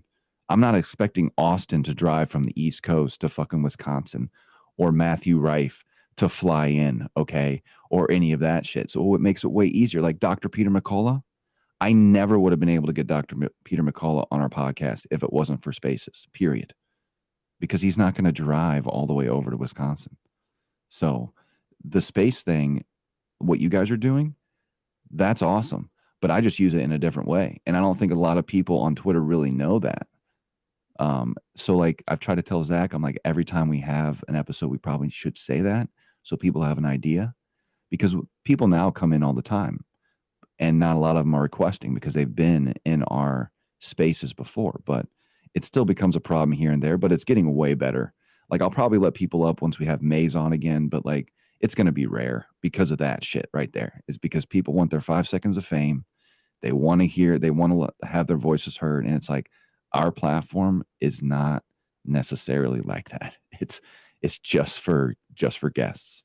Yeah, that's it. I feel that, man. Like, it's a privilege. It becomes a privilege at a certain point, and it's like, if you have no mic etiquette, if you're being selfish, if you're just here to like derail and mess up the energy, you really don't deserve any energy or voice on a podcast, especially when there's a focused topic. So I'm glad you guys are navigating that and figuring that out. You know how many spaces I've been in with grown ass adults and everyone's having a great conversation, and then it just goes to shit. It just goes to shit. And it's just like, welcome to Twitter. Yeah, it's like you all are adults. Like you can't have a conversation with somebody with different views. You got to get emotional about it. Like I don't understand. If you don't agree with me, it's pure smoke. It's fighting, and I'm gonna crash out. Because we all have to have a hive mind, or you're stupid. Pretty much. But that brings us to like the world we live in now. A lot of that's collective consciousness, human consciousness. If the majority of people weren't selfish assholes, we probably would all be living in a nicer place. Like, but that's just me, my spiritual side. So And that's why I rock with you, man, because I definitely feel that positive energy and appreciate you for doing everything that you do, man. Thanks, man. So, let's do this. Let's go to Edge Redacted. I'll let Lynn get a word in here, and then maybe we'll just go. Like I said, I want to play this clip, maybe just to kick off the morning for Stationary Saturdays, and we can hear some of the high level discussion, physics and sciences with Whitsitt versus a PhD physicist, and then we'll see where that takes us through Stationary Saturdays, and we'll probably close up after that. Edgelord, what up, man? Hey, so speaking of telescopes, what do you expect in terms of the flat Earth model to disprove the heliocentric model? And in terms of the northern and southern hemispheres, what observations would disprove the heliocentric model in terms of observations? No need to answer now. It's just assuming a heliocentric model, you would see, different stars on the northern and southern hemispheres. But what would disprove that model in terms of observations? And second question, in terms of the flat Earth model, why do we center the map on the North Pole of the azimuthal equidistant projection of Earth? Is there any proof of that point being the center of the map? Is it because the sun revolves around that point? Is that in fact the center of the map? I mean, it's possible. I mean, it's probable in terms of the globe model, but in terms of the flat Earth model, we don't know exactly where the center is. So I'm wondering why, if there is a reason, besides the fact that the sun, revolves around that point. I mean, it seems to me that there is a reason why the the azimuthal equidistant map is centered around the North Pole, but that's because it's a projection of the Earth in terms of a globe Earth model. But it seems that the flat Earth model has just adopted that projection of a globe Earth model or a map of the world and adopted it. So, and third question: what is the experiment, if any, that I can conduct to disprove the globe Earth model in the southern hemisphere? In the globe Earth model, the length of the lines of latitude will decrease as you go north and south of the equator. In the flat Earth map, based on the azimuthal equidistant north polar projection, the lines of latitude grow larger and larger the farther you go south. So I'm just wondering how faithful to this projection, this map projection, the azimuthal equidistant projection, how faithful is the flat Earth map to the azimuthal equidistant projection? Is it an approximation, or can we expect some radical differences? For instance, the ice wall or the perimeter of the boundary of Antarctica, or in the flat Earth model, the ice wall or whatever it is. will be around I don't know 23,000 miles or whatever in the flat Earth model, but in the Antarctic model, in the globe Earth model, it would be much smaller. So I mean, if the flat Earth azimuthal equidistant North Polar map is correct, if the flat Earth model is correct, wouldn't it be easier just to measure, the circumference of Antarctica, right? So I'm just spitballing here, being in the southern hemisphere, what sort of experiments I could conduct. I'm not exactly planning on sailing around Antarctica or whatever. I'm just spitballing here to see what I can do here in Buenos Aires in the southern hemisphere. Again, I don't want to take pictures of the direction which my toilet spins or whatever, but just spitballing here. So again, astrological, what can I observe in on my telescope, and why do we center the North Pole on the North Pole and not any just random point, if it's a flat Earth model and it expands out everywhere. Is it just because the sun revolves around this North Pole? I don't expect you to have the answers, but maybe in service of trying to find some experiments that I can do here in the globe Earth southern hemisphere here. Anyway, yeah, that's those are my 3 questions. I mean, you asked a lot more than 3. I don't know if I'm able to cover everything. No, those are 3 questions. It's I about got you. Hold on. Let me astrological not. observations. It's why the North Pole is the North Pole, and why the latitudes grow larger and larger in the southern hemisphere. Okay. Well, first things first, you asked about experiments in the southern hemisphere. We talked about that a little bit earlier last night during Flat Earth. I didn't get a concrete answer in terms of an experiment. Yes, you did.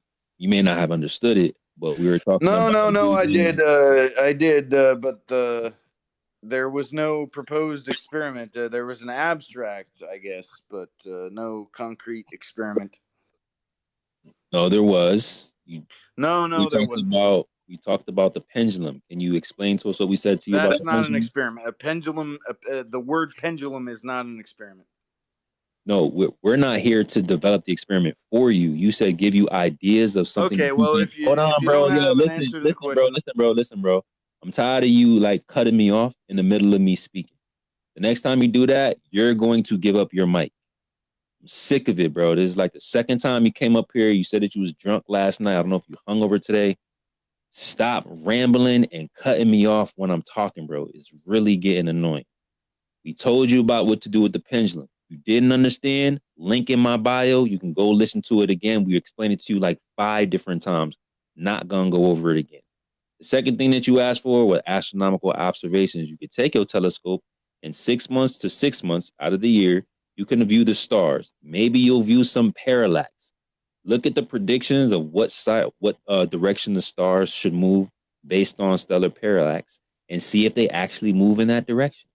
If they don't move in the predicted direction, maybe you have a little bit of refutation for the globe because they're predicted to move in a specific direction if stellar parallax is actually real.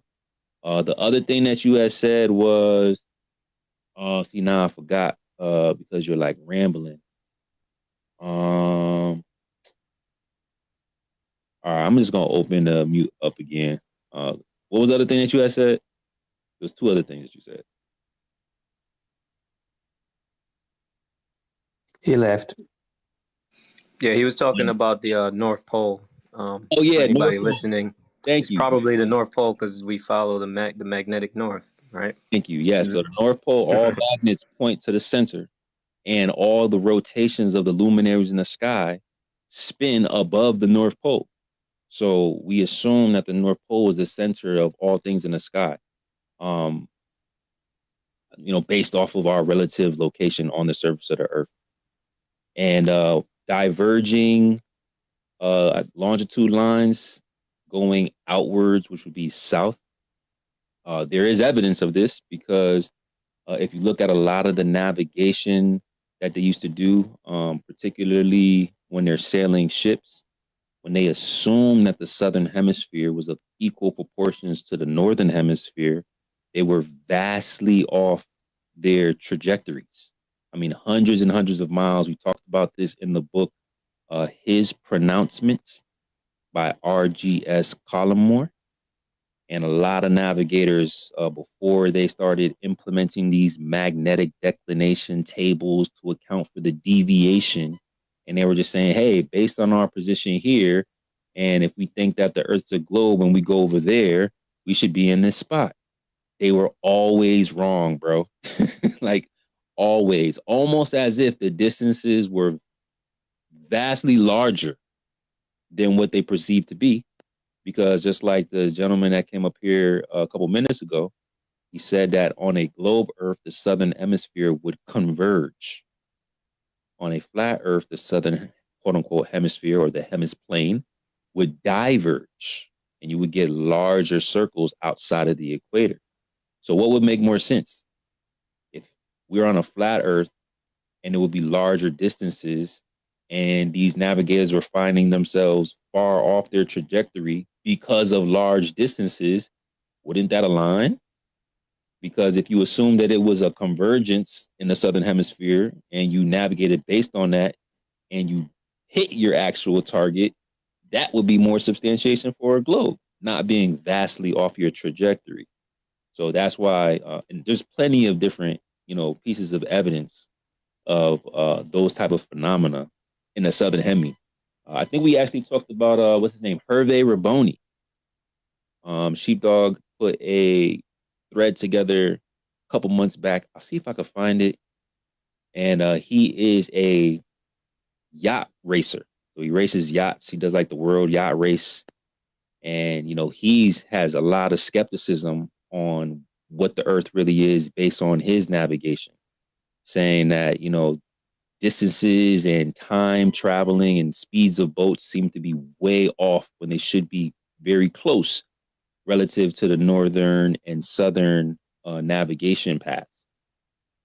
Seeming like they're going further or longer distances, but because they think they're on a globe, they interpret those long distances being like they're traveling slower. Sorry, guys. It's been a long night. Traveling slower. He's saying, yo, we should meet that point over there in this time. But it's taking way longer. And we think we're on a globe and there's a convergence. So it can't be that we're traveling a larger distance because that would refute the globe. We must just be going slower for some reason. And we can't get above a specific speed or a specific knots. I think that's what they call it, right? Knots when they're sailing. So they have like high speeds in the north and very, very lower speeds in the south for some reason, almost as if they're traveling further distances in the south. They can't figure it out. They just chalk it up as them traveling slower. So a lot of different anomalies that lead us to believe or to assume or to at least draw conclusions that maybe there's a divergence in the southern hemisphere rather than a convergence. So, Mr. Drunk Man, if you're listening back to this, hopefully I answered all those questions for you. If not, replay them or come back next week when you're a little bit sober. Thanks for joining. I think we have Redacted and then Lynn. Oh, D3's back up here too, so I'll let D3 jump in and then we'll go ahead and run a clip. Go ahead, Redacted. Yeah, thanks. Well, okay. That drunk guy, very funny. If you can't put an observation in front of a dogma, I don't even know, but you broke it down perfectly. I wanted to just ask into the room. You probably came across many maps. I know I have, and there's this with this idea of more land, terra infinita, the Nos Confonden map, that big one with the meta dome and then the 178 like puddle worlds under the dome. It's like from this Argentinian guy, Claudio Nocelli. And then there's another big map that only covers like 2 rings, or well, our world and 1 ring around, which is called the it is called the Flight of the Eagle. Flight of the Eagle, right? With all the lore and that stuff. Oh yeah, so you know that one. And when I first saw that, I was kind of intrigued and shocked at the same time because it looked half made up and half like someone did a deep dive on mythology and artifacts, and I wasn't sure if it was just a lore building exercise based loosely on history and our secret archaeology, or if it was actually an attempt to puzzle together a lot of disjointed pieces from myths and archaeology. But it is a very intriguing map with all the lore and all the stuff. Do you know more about the Flight of the Eagle map, what it actually represents, if it is just an art project or if it is an attempt to map out disjointed pieces of lore into maybe a more homogeneous framework? Bro, that is a great question. I wish I had some answers for you, but I don't know too much about the Flight of the Eagle map. But what I did, I shared your tweet to the top so everyone can see what you're referencing. I definitely know more about the Nos Confunden. I don't even know how to say that. My bad, y'all. Super dope YouTube channel where they kind of break down some of these pods of I don't know, like landmass, circular flat Earth landmasses along like a large area. A lot of flat earthers kind of like that idea. But this Flight of the Eagle, I've actually never seen this one before. It says AD 1830. Yeah, so the lore on that one is there's another guy who did a 6-hour YouTube deep dive going through all this stuff. So either you get a good image viewer and you zoom through and discover it yourself. You can zoom in a lot and read all this stuff, or you follow along with that YouTube series. I provided the link in the post that breaks it down and gives all the additional links. And Nos Confunden, the Claudio Nocelli, he actually published, I think, small books, 2 or 3 or 4 so far, where he goes into the lore also, if you will. And the story behind this map and his books is that he supposedly was contacted by a woman from outside of our world, south outside of the Southern Gate or the Serpent Gate on the Flight of the Eagle map, basically southwards of South America. There is something called the Ancestral Republic. Supposedly, people before the last reset got out and settled there. They got out before the reset. They had circumstances were favorable for them to get out, and they managed to come through the gate without getting killed by the ICE environmental control system there anyway. And so they then are, since then in his story, on a mission to seed knowledge back into our society to become aware of the control system and the different factions involved controlling us and trying to keep us, for extraction as a human farm, right? And their difficulty in his story is that in the past, every time the knowledge and the awareness in our society reached a tipping point, the controller factions enabled the environmental control system to start another reset, right? A flood or a hailstorm or whatever, ice falling from the sky, and killed everyone over 7 years old, and then started the Cabbage Patch Kids and the orphan trains and the baby factories and repopulated the realm and basically restarted it, right? So they're in his story, their challenge is to raise awareness slowly, to not cause another reset, but to make it very, to seed it slowly, basically. Like, so they seed into artwork, into movies, into books, into fiction. And so it's an intriguing narrative that he is presenting. Also that he talks about other realms in his bigger map.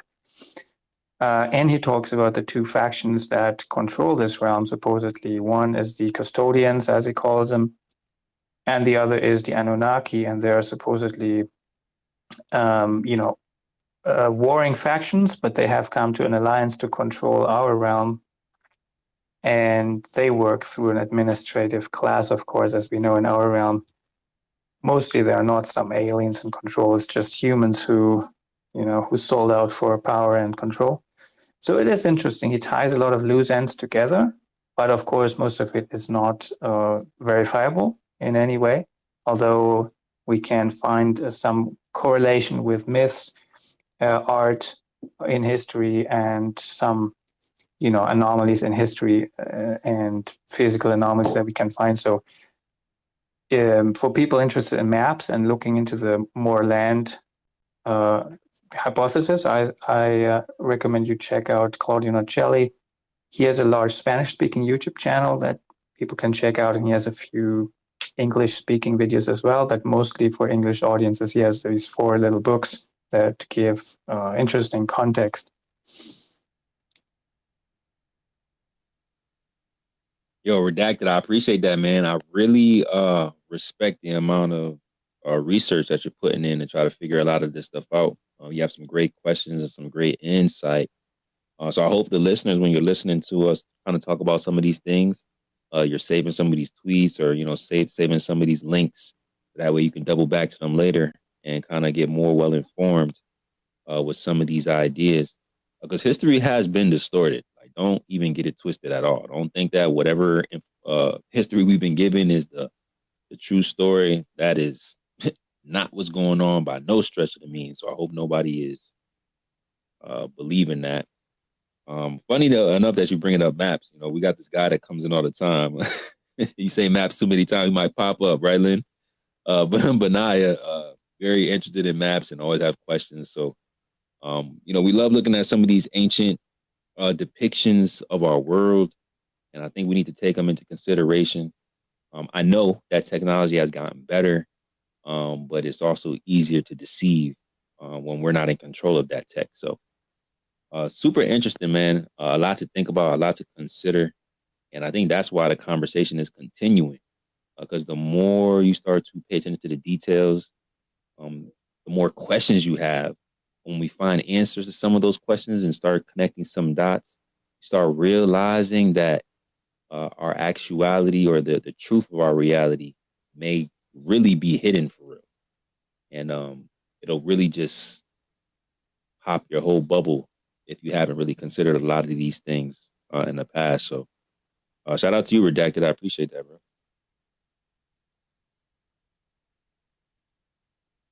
What was the name of that lot? You said there was a Spanish speaking channel that had like a few English videos. What was the name of that? I wanted to take that down. Oh, that's from Nos Confunden or Nos Confunden. The Claudio Nocelli, his channel on YouTube is called Nos Confunden, which means they confuse us in English. And you can find all his stuff there. Just if you go on the post up there in the jumbo on the right map, the blue one with all the little puddles, you can find the name there to how to spell it. And if you zoom in, you can find his his socials and stuff, Instagram, YouTube, and you can find how it is spelled. Yes, sir. Yep, I want to share that tweet up at the top for everybody. Want to save that. Proud you back with me? I know you dropped out a little bit earlier. Want to make sure you good. Yes, no, maybe so. Okay, let's wait for Proud to tap out or tap back in. Let's slide over to Lynn, and then we'll go to D3, and then we'll pause hands for a second. Well, actually, not for a second, for a little while. Let everybody get their morning cup of Joe. Maybe grab a little smoothie or something like that. Get a little breakfast, and we'll kick back for Stationary Saturday morning and listen to some high-level physics discussion. How about that? Go ahead, Lynn. Take it away. Well, I just wanted to say that a couple things, but that Matthew that was trying to horn in on Witzett's interview, that was Gregory Star Crush, and his sole purpose was to embarrass Witzett. I think I heard he has these 3 questions. He just knows that Witzett won't be able to answer, and Witzett will just just I don't know what, fall apart or something. So that's why he was there. But Star Crush has taken, for those who are not aware, he's taken to copying people's PFPs, and he pretends that he is them. That's the way he gets a mic. If the host or co-host is not paying attention, he'll have he'll use Sheepdog's PFP or somebody like that. So he's that's Sheepdog. And you throw him a mic, and it's him, and you can't shut him up. He has no mic etiquette. But anyway, so that's who that was. So I was glad he didn't wasn't able to ruin the interview with Witsit. But for old maps, Keith K is your man for that too, because that's why I started following him, because I love old maps, and that was over a year ago, I think, and before I ever even became aware of this space, and so he'll be good if you're interested in old maps. He posts. I don't know if that he has lately. I don't know, but in the past he has posted a lot of them. So that's all I have. Thank you.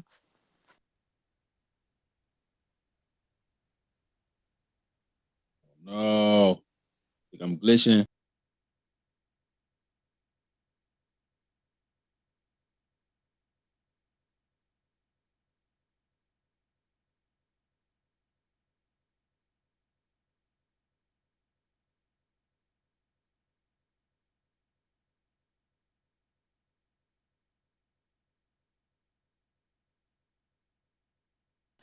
I can. Vacation, Lynn, and yeah, again, Keith K. I think it's like my Tesla Model S. Man, he's a super goat. Like if you go on his page and hit one of them threads, you'll just get lost in all the information that he drops, and well thought out material that he tweets out for his followers or audience, however you want to call it. I have so many saved threads from that guy. So yeah, Lynn's right. He does do maps as well. Just a wealth of knowledge. I wish he was in here right now so we could bring him up, but I'm sure he'll pop in. I think he was in here last night. He usually shows up and kind of kicks it with us and the listeners. But yeah, man, shout out to Keith K. If y'all don't know, like I said, it's my Tesla Model S. Might be like an underscore in there somewhere, maybe between my and Tesla. Correct. Okay, cool. Yeah, I know. I remember some underscore in there somewhere. So yeah, y'all go follow the homie. Let him know the Level Heads is here, rocking with him, and looking forward to that podcast if this and that can get him on there. So thanks, Lynn. Let's slide to D3. My man, what up, bro? Yo, what's good? Chilling. Yeah, I'm just listening, and I wanted to get back to the same thing I've been on for the past few episodes, and just talk about something that I posted recently that I got some pushback on, which is great. So I'm talking about light, and the importance here is everything that I hear as an explanation for the shape of Earth is essentially based on the sky and observations of what's above the Earth. I don't agree with that stance, but even if I did, I'm open to agreeing with that stance if it proves to be true. But so that led me to looking into light and how we perceive it, because it seems that things out there, we have a perception of them being, where they are and the places they are. But at this point, I'm debating how we actually see them to begin with, because our eyes require a certain amount of light in order to see light at a distance. So the brightest star is Sirius, and I'm going to share something to the nest. Hold on. It's what I'm about to share to the nest is just a calculation, and what it does is it's taking two different well-established systems that are used in this calculation. for determining the amount of light that we get here on the surface. It's called the apparent magnitude. So you take that apparent magnitude and you convert it into lux of light, which is what the human eye, that's what they measure what we need. And we need 0.000001 lux of light to see light at a distance. So with both of these apparent magnitudes and the calculations, they provide 0.000001 lux of light for Sirius. So that's about a 900% decrease in the amount of light required for our eyes to see Sirius. So the question is, like for the math believers who believe that math closely ties to reality, what is going on? And if there's something I'm missing, could you help me out? Anybody who knows more about the eye and how we're seeing things at such great distances, that would be great. So anyway, really quick, just to finish up, someone did post an article, a paper. It's called Direct Detection of a Single Photon by Humans, by the Human Eye. And I've come across this before. It's a good paper, and it's actually really cool. So our eyes, when we look at anything, our eyes adapt, right? So we have a loss of light, our eyes will adjust. And in that adjustment process, we switch from one point in the eye to a different point in the eye, or I don't know what else to call them. They're called rods anyway. So these rods help us pick up light in low light situations. So if we go into a dark room, our eyes have to adjust. They adjust by switching over to these cone rods. The cone rods can pick up a single photon. That's what the paper proves. The experiment proves that at an 18% rate, which is the final probability, we can pick up one photon of light with our eyes. But this is in a highly controlled environment. It's pure darkness, and they're shooting photons at your eye. So very interesting, really cool that our eyes can do that. But my pushback against this paper is it does not correlate with reality. Okay, because in reality we are not in a super closed off and super dark environment using only our rod cones. When we're in early evening, we can clearly see stars, not only Sirius, but all of the normal stars we would see. So to me, that doesn't this paper doesn't suffice as an explanation. If anybody wants to give some pushback against that or help me out understanding how our eyes work, really appreciate it. That's all I got for you.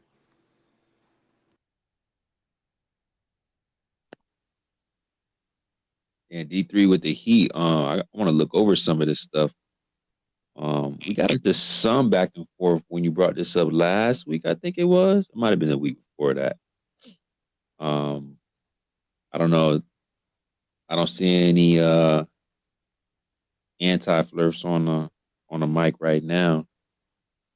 But I will say, when I did see Sirius in the wee hours of the morning, that thing looked crazy. I don't know if y'all ever viewed Sirius before. Yeah.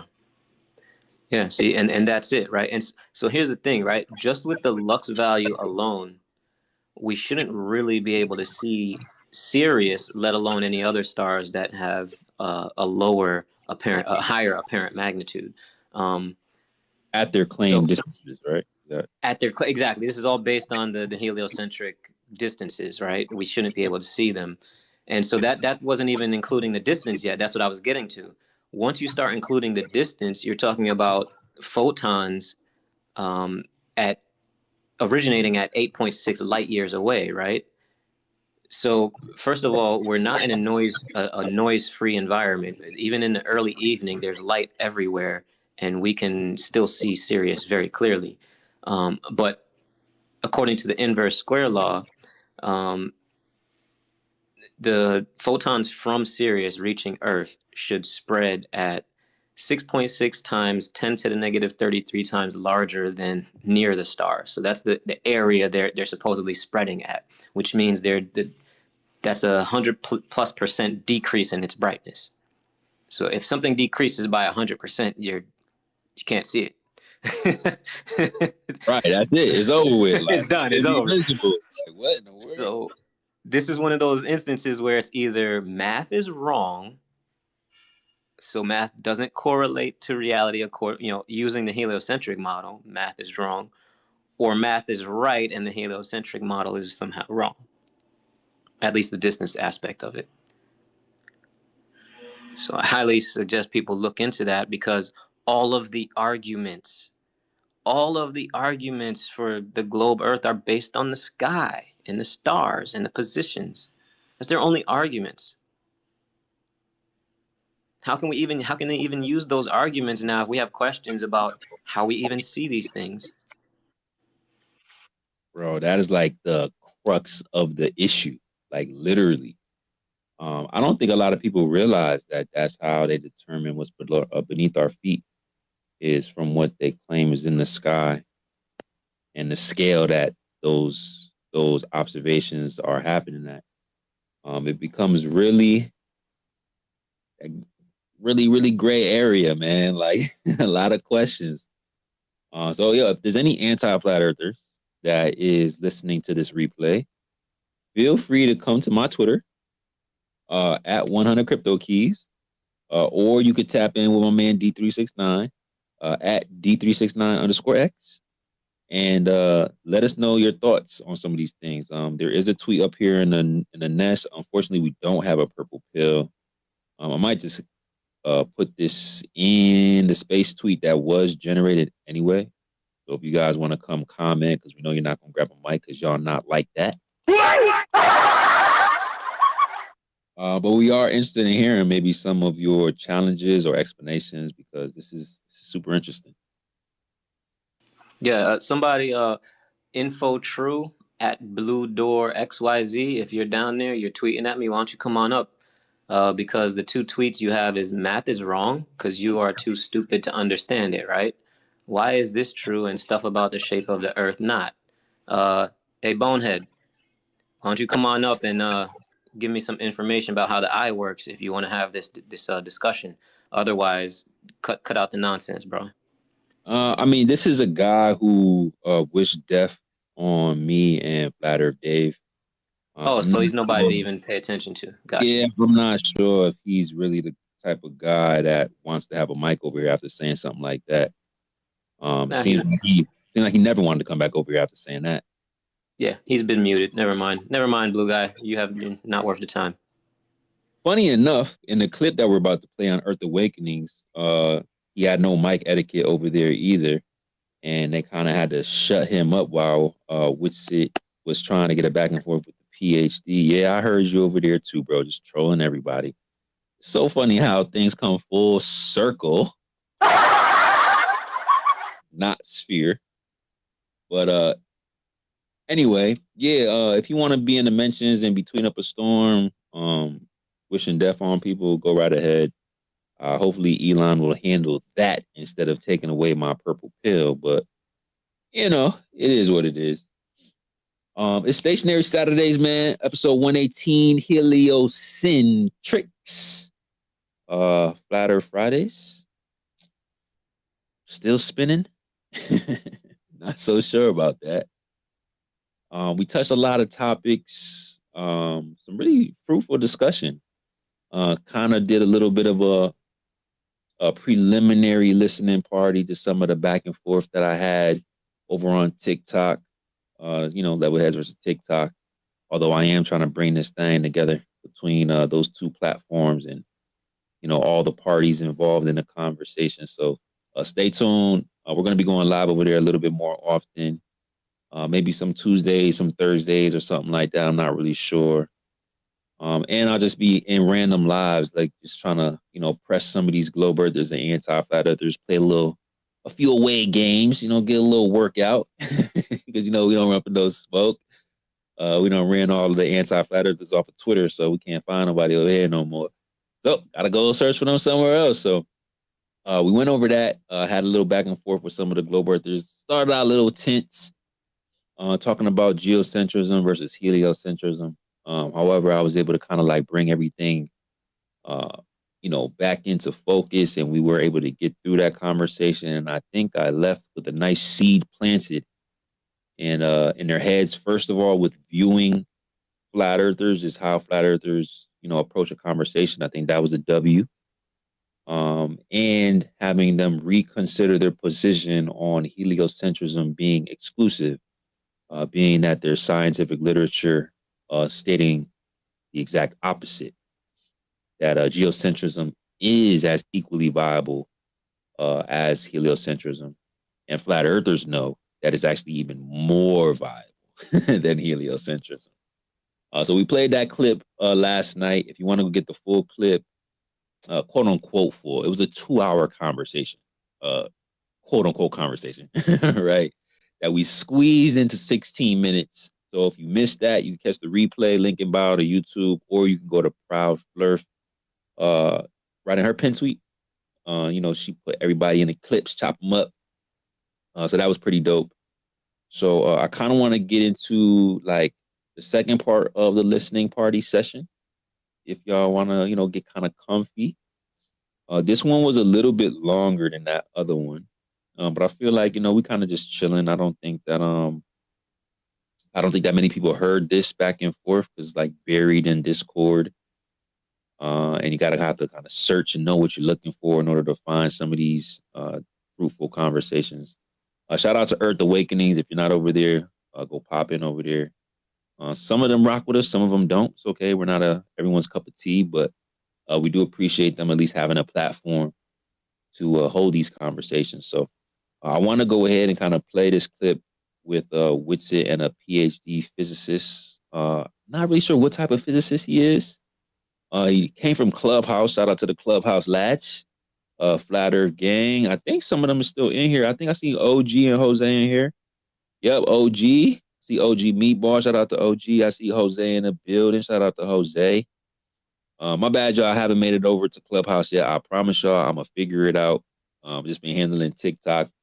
But yeah, look out for me, man. I'm gonna definitely slide over and come hang with y'all real quick. But yeah, so I sent this over to I think they of course they know Lord Chilla. He's also a Clubhouse lad. Hopefully they was able to play that a couple weeks ago. I wanted to make sure that they got that off, because they know who PhD John is. I don't really know who he is. We were expecting him to come to Flat Earth Fridays a couple weeks ago. He jumped in our replies but never came and grabbed the mic. Not really sure why, but yeah. So he had a back and forth with Witsit in Earth Awakenings, and I loved the conversation. And I asked a couple people if they heard it. They haven't. Some of the lads, I think they tapped out for the night, so they may miss this. But like I said, I think it's early enough in the day where we can kind of go through this. And if we decide that we want to play it again one more time before we close the space off a little bit later on, then we could do that. If not, they can just catch the replay, because it's always going to be here. Like I said, link in bio if you want to see how we rocking. So anybody have anything else to say before I start this? Because once I start this, I'm not going to stop it. Ain't going to be no chiming in. I just want to play this all the way through. We can have like a little open discussion about it. Anything? Going once, going twice? We good? All right. So this was in Earth Awakenings Discord live stream. And let me see, make sure I got the right timestamp. Hey, man, if y'all like what y'all heard so far this evening and this morning, shoot me a like, shoot me a retweet, shoot me a follow. We hit 10K. Shout out to me. Shout out to y'all for real. Couldn't do without y'all. Appreciate y'all. So yeah, so let's get into this. This is Witsit and PhD John. I'll pause it just to give some context throughout some of this conversation. But I'm not going to do too much. I just want y'all to kind of hear this all the way through. You guys let me know if the volume is good. If it's not, just open up your mic and tell me to stop it, and I'll readjust. You make up things into reality so you can... That's the info dude, by the way, D3. Can explain your I just explained why you're wrong. You're now just saying no. Not an So argument. I actually know some relativity. I'm rather an expert in the. So that's PhD John. He just entered the chat. So he's saying, hey, you guys are talking about, relativity in physics. I kind of noticed. So I'd like to chime in. Okay, just to give some context. That's PhD John. In the thing, and I'd say a few things if you'd like to hear. I don't know. I don't know the etiquette. This is the first time I've spoken on Discord. Yeah, go ahead, bro. Yes, welcome. Good to have you. Yes, please. Hey, man, let John speak, not the other guy. The other guy's a fucking troll. So it is true that relativity takes a different view of things than Newtonian mechanics. So I'll start by just saying I think it's easier to understand things in Newtonian terms. But in relativity, the big difference is that gravity is not a force. Objects move, objects that have no force on them move inertially. Did y'all hear what he just said? Let me play that one more time because the flat earthers been saying this for a very, very long time. What did the PhD say? Please, hey, man. But in relativity, the big difference is that gravity is not a force. Gravity is not a force. You hear me? You anti-flat earthers out there, stop capping. The highest levels of science is telling you gravity is no longer mass attracts mass. It's not a force. It doesn't work. Okay, let's keep going. Objects move, objects that have no force on them move inertially. And an object in free fall is by definition an object that has no force on it. In Newtonian mechanics, an object. That's what I said, John. Right. No, I heard somebody say that. I'm sorry, I wasn't paying much attention, but I did hear somebody say the right thing. And that is true. In relativity, an object in free fall is an object that has no force on it. In Newtonian mechanics, an object in free fall is an object that has only one force acting on it, and that's gravity. So the reason it has no forces acting on it in relativity is because gravity is not a force in relativity. So this is exactly what Witts be talking about all the time.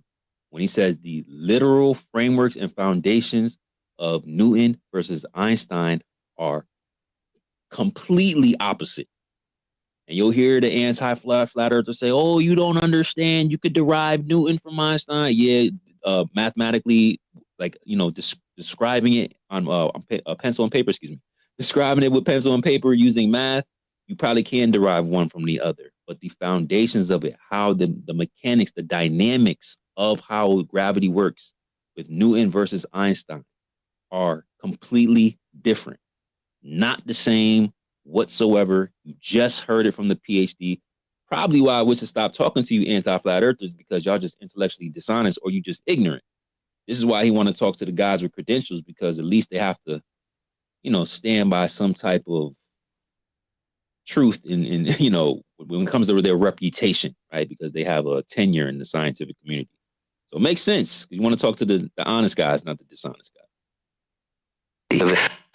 It's exactly kind of an apparent force. Let me ask you something. Does that mean that terminal velocity is not free fall? Yeah, that's right. Terminal velocity is not free fall. That's right, because there's an upward air drag acting. Right. You stopped accelerating, so to speak, haven't you? Right. And so when you look at that, the thing is that from a relativistic standpoint, when we stand on the ground, there is one and only one force acting on us. It's the force that pushes us up from the ground. The ground pushes upward on our feet, and it literally makes us accelerate relative to things that aren't accelerating. John, right. John, wait, hold on, bro. John, that is again exactly what I said, John. So yeah, I didn't. No, you're right. I'm sorry, I wasn't paying attention, but somebody did say all the right things. That may have been you. Yeah, everything you say is verbatim what I said. He's been trying to get in for a bit. What's the end of the chat? Yeah, thanks, man. Let me ask you a question, John, because you said you were an expert, right? So yeah, you ain't just hear Witcher said, let him say something real quick. You can't just be jumping in front of Witcher, baby. Relax. I'm Please a answer this, physicist, and relativity is kind of my field. So go ahead. Beautiful. What are you, an astrophysicist or no? You don't mind? Just a physicist. Okay, cool. Well, good to have you. Thank you for giving us the opportunity to talk to you. Let me ask you. Yeah, sure. In your field, have you heard? Because we're going back and forth, me and Jeremy. Have you heard in your field that Newton said that the apple drops to the ground, and Einstein said, well, it's not actually the apple, it's the ground rising up to meet the apple. Have you heard those words spoken in your profession? Yeah, I haven't heard exactly. Yeah. Sorry? That I haven't heard those words. I don't know that Einstein said that, but he certainly would say that. He would. Okay, so that doesn't seem like nonsense to you. It's kind of like what the theory is, more or less, correct? Yeah, that's right. I mean, because the thing is, but the point is that there are objects in Newtonian mechanics, objects moving in inertial objects are objects that have no force acting on them, including gravity. And it's a little hard to do that, but you kind of pretend that when you're standing on the earth, you have no net force acting on you because there is a gravitational force and it's perfectly balanced by the upward force on your feet. So there's no net force on you. I mean, except you can forget about the rotation of the earth, right? If you just think about the earth, we stand here, there's a gravitational force down, there's an upward force, those forces balance, and so we don't accelerate. And that makes total sense, right?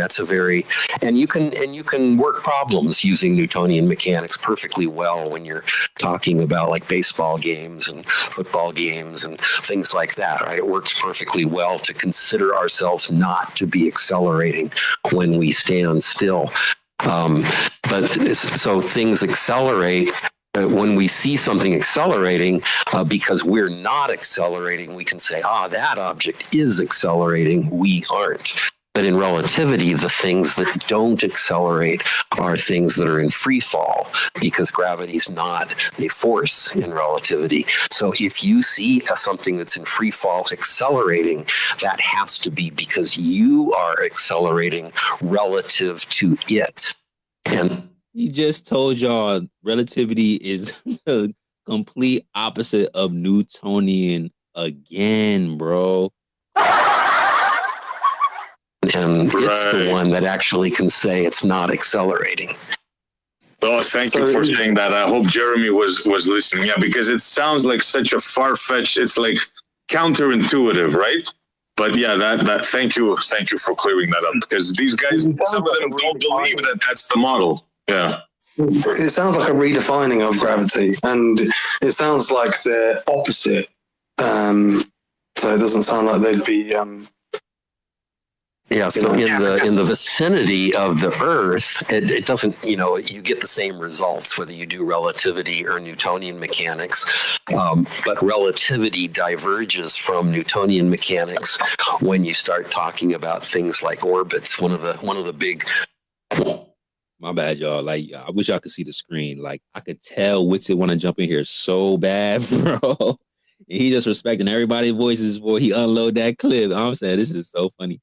One of the big puzzles at the end of the 19th century was the fact that Mercury's orbit has a tiny little precession rate that couldn't be explained by gravity, by tugs from the planets. They'd worked out how much Jupiter should make Mercury precess, how much Venus should, how much Earth should, and it was all added up to an enormous amount. But there was a tiny little bit, 43 arc seconds of precession per century that couldn't be explained, and it became a major crisis for Newtonian physics because they couldn't make the theoretical calculations agree with the experimental calculations. But relativity actually predicts that what would be a pure elliptical orbit in Newtonian mechanics actually should precess because of the curvature of space-time produced by the sun.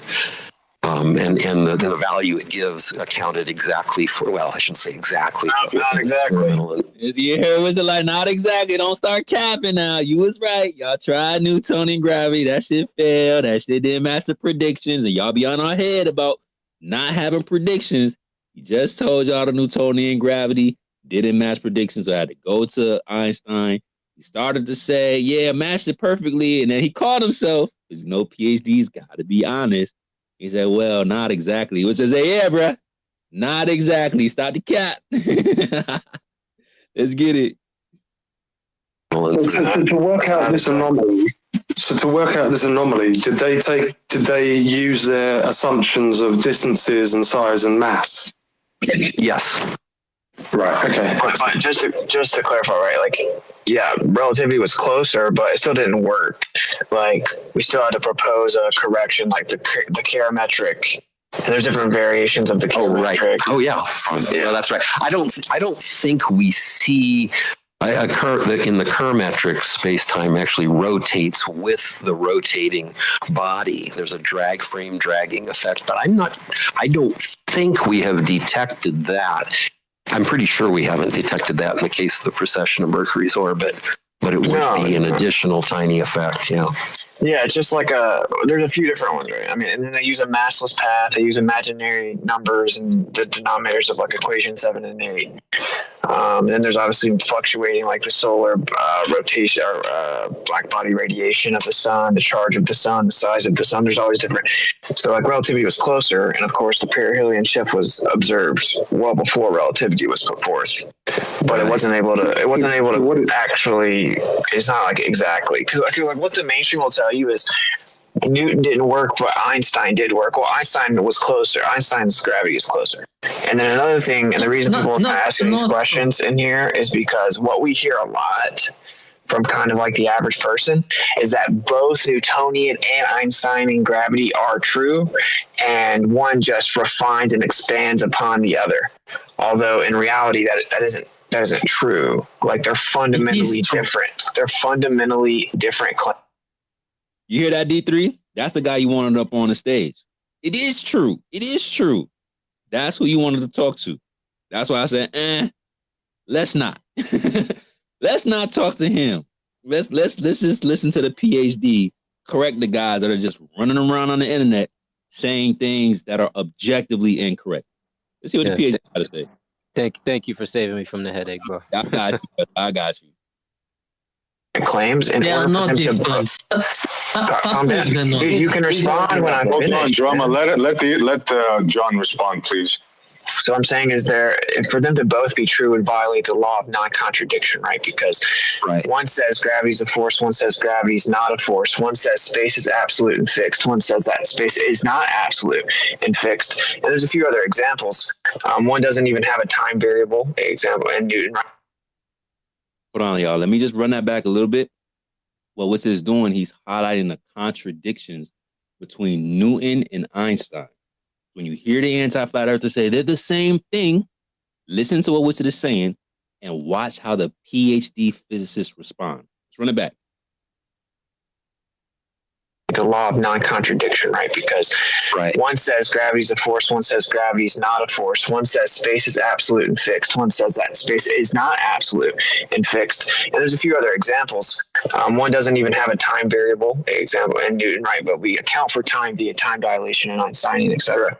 So they can't both be true. And what always happens is people conflate the math with the physics, like the actual explanation invoked by the theory. And they say, look, we can get the same solution. It works here on the Earth, or it works on the local scale, or whatever. So they think that means they're both accurate, but The truth is that they're just mathematically describing the same phenomena. Of course, they can get the same solution in certain scenarios, but they can't both be true, right? Because they're fundamentally in opposition. They make different claims. They have different explanatory causal mechanisms. Yeah, the way I say it, I mean, the reason they can't both be true is not so much because they have different foundations, but because they make different predictions, right? I mean, Newton. They make different predictions? Hey, yo, anti-flirts in that Discord, why y'all ain't tell us that? Why the PhD got to tell us that? Y'all hinge all y'all arguments off of predictions, and y'all relativity and y'all Newton mechanics do not make the same predictions. Let's keep it going. I think either of those gravities is true. I'm not making that claim. That isn't the point. The point is that both of those frameworks could be adequately applied to a geocentric model and explain the body's motions, including parallax, aberration, retrograde, all the planetary motion, all of it. There's a dynamic equivalence, right? And just like kinematics, how bodies move in relation to each other, geometrically describing the motion. So it's the measurement of moving variables, right? Like Kepler's laws, just mapping out how things move, kinematics. There's a kinematic equivalence, dynamics, of course, being the proposed cause of why and how they do that, the force that causes them to do that. And there's actually a dynamic equivalence within both Einsteinian and Newtonian physics. Well, I have a question on that, if you guys don't mind. No, we mind, bro. Chill out. So what Wizard is saying, bro, even in a globe Earth paradigm, even in a geocentric, heliocentric paradigm, you could still apply the same physics and have a geocentric viable framework. So y'all should stop saying Kepler, because that's kinematics, not dynamics. And even with dynamics, it still works in a geocentric framework. Hence the title, heliocentrics, because they tricked y'all all the way up until this point and said that heliocentric is a fact. We now know that that's not true. What do you? No, I'm saying that a geocentric model, if you use Newtonian mechanics, it can explain all the motion of the bodies in the solar system and all of that just the same as the heliocentric model. And if you used Einsteinian, the geocentric model could explain it just as well as the heliocentric. Not that the two are equivalent, but that the geocentric and heliocentric models are equivalent in validity dynamically with either Newton or Geocentric Einstein. model is for the globe. You guys aware? Look at those. They all just crashing out. Chill, y'all. Chill. Let the PhD get his shit off. Dang.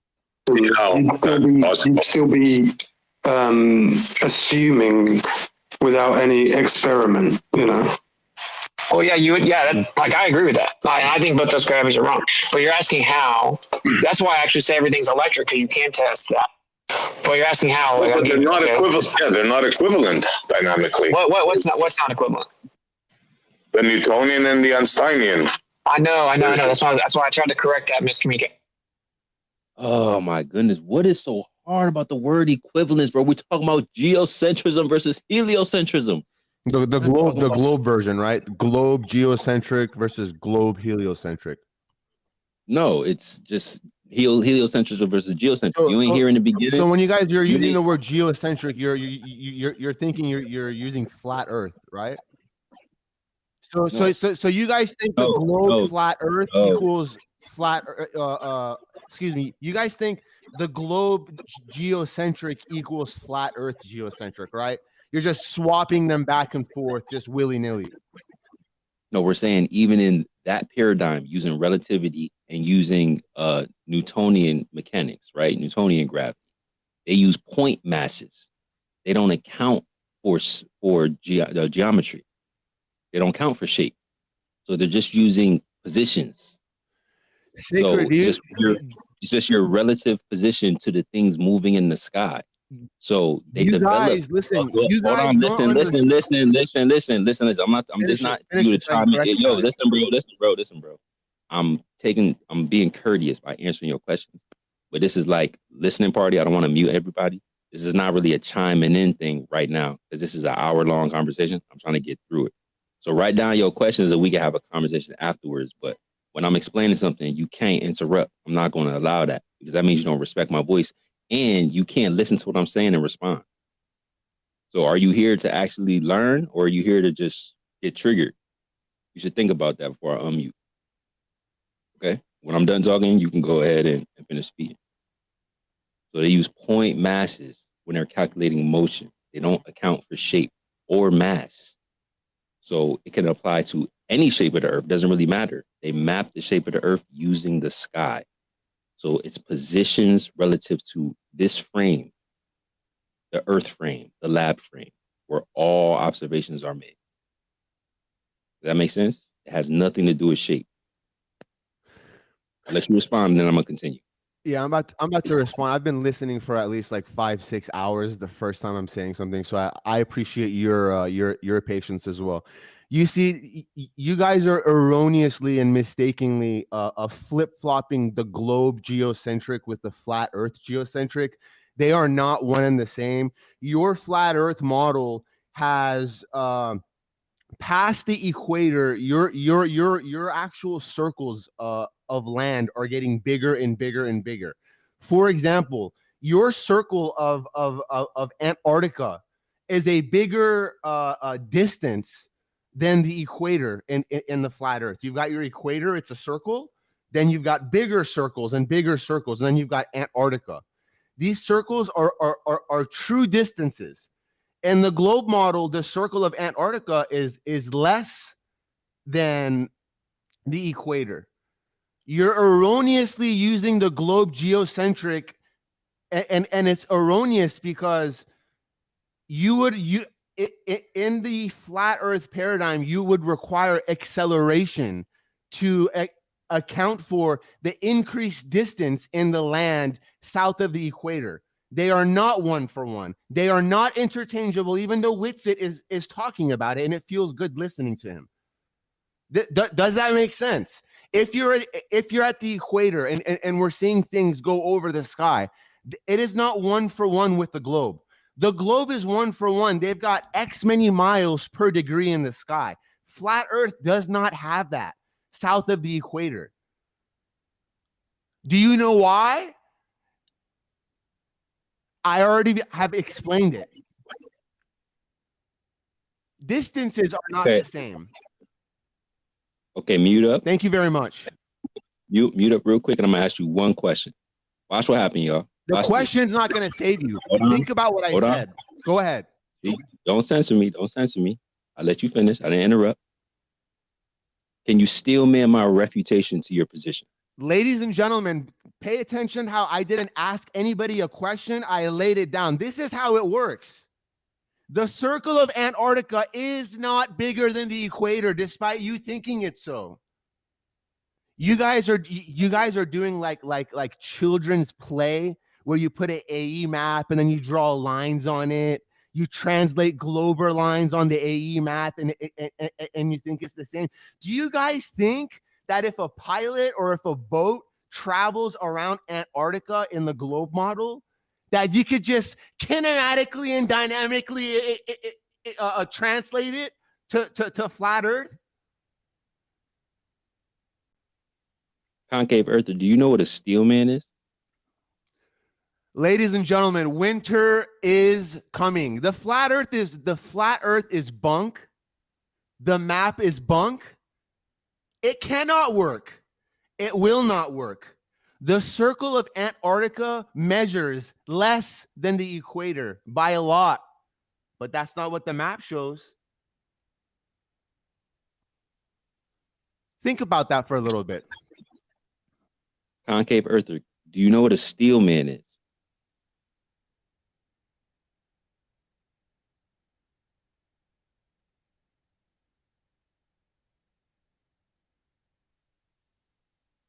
Did he just rage quit?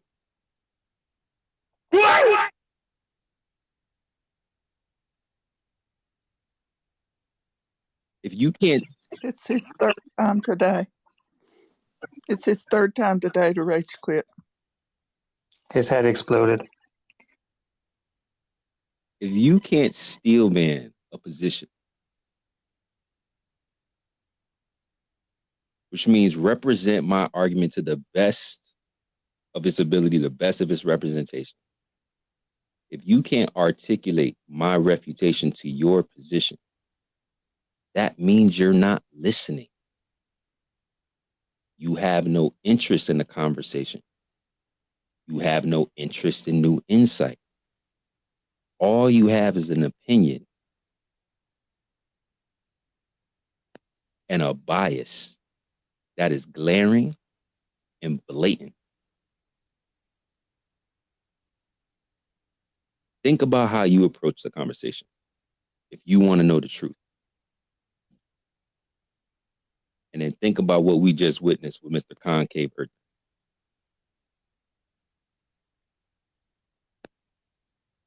Science is devoid of emotion.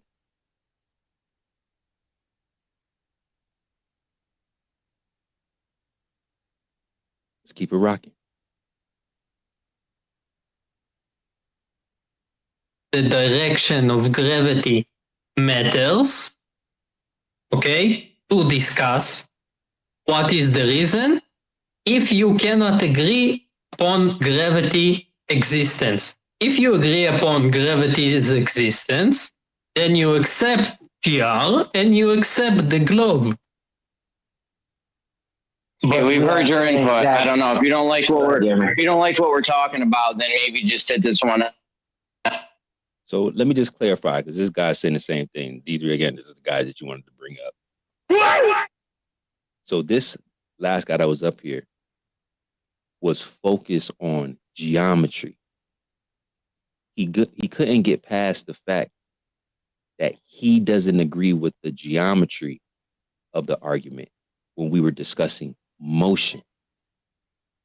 And this is why I always want to approach the conversation talking about motion first, because if you can't acknowledge the facts, the history of how, and even current times, right? Because we have current papers, current science of geocentrism being equally valid. If you can't even acknowledge that, why would I talk to you about geometry? I'm going to have to deal with somebody like this.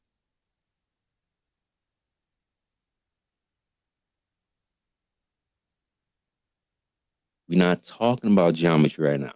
Not even in your paradigm do you account for geometry when you're talking about the motion in the sky. They use point masses because they have a three-body problem. When they apply their framework of gravity as the causal mechanism for motion, any bodies over 2, it becomes a problem. So they, quote unquote, simplify. Because they account for shape and mass. It doesn't work. So even if you're in a concave Earth, even if you're in a globe Earth, this is not about geometry yet. It's talking about motion.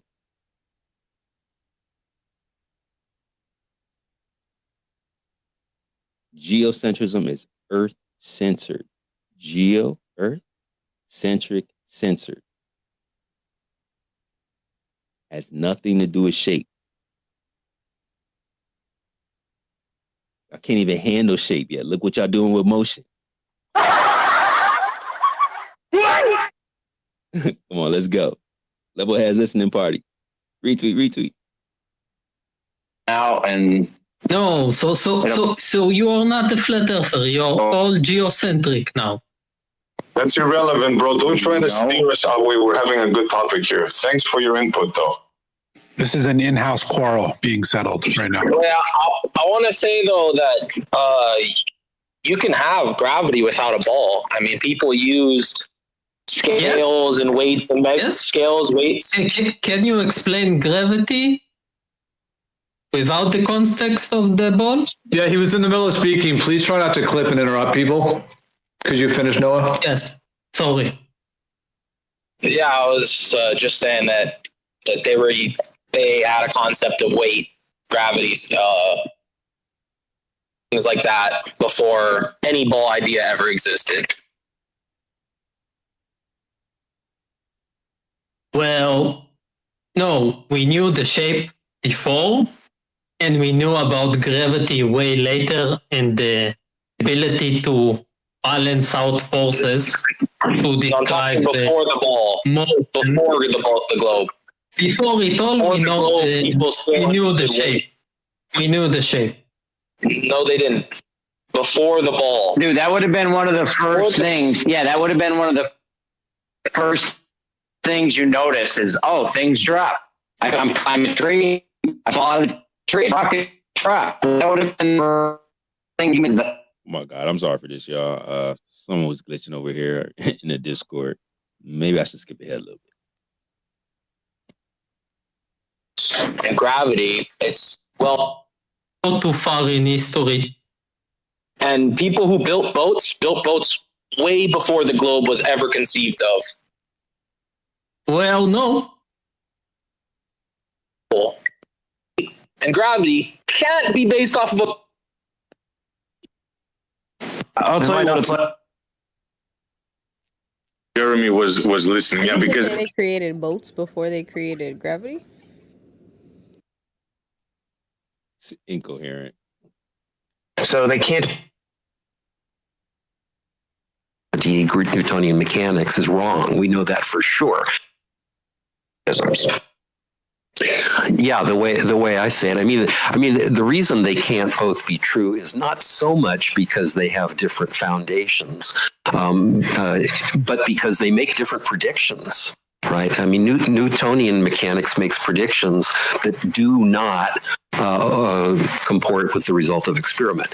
So at some level, we know for sure that Newtonian gravity, Newtonian mechanics is wrong. We know that for sure. That doesn't mean it's not incredibly useful. It doesn't. Wait.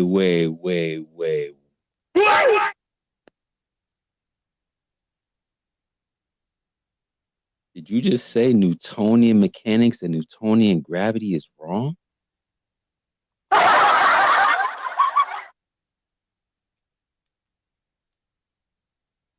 Wait, so you ain't telling me it was like this?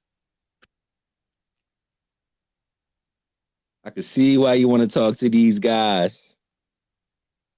Way I say it, I mean, the reason they can't both be true is not so much because they have different foundations, but because they make different predictions.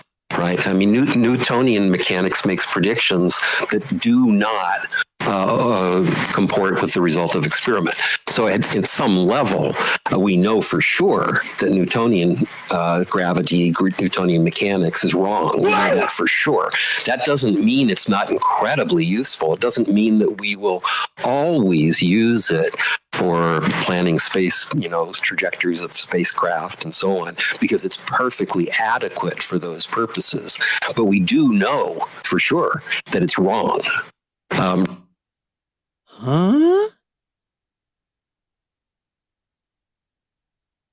So because I could use downward acceleration and apply an abstract concept in theory and build things, I could tell you with a straight face that the mechanics of this theory is wrong and doesn't work?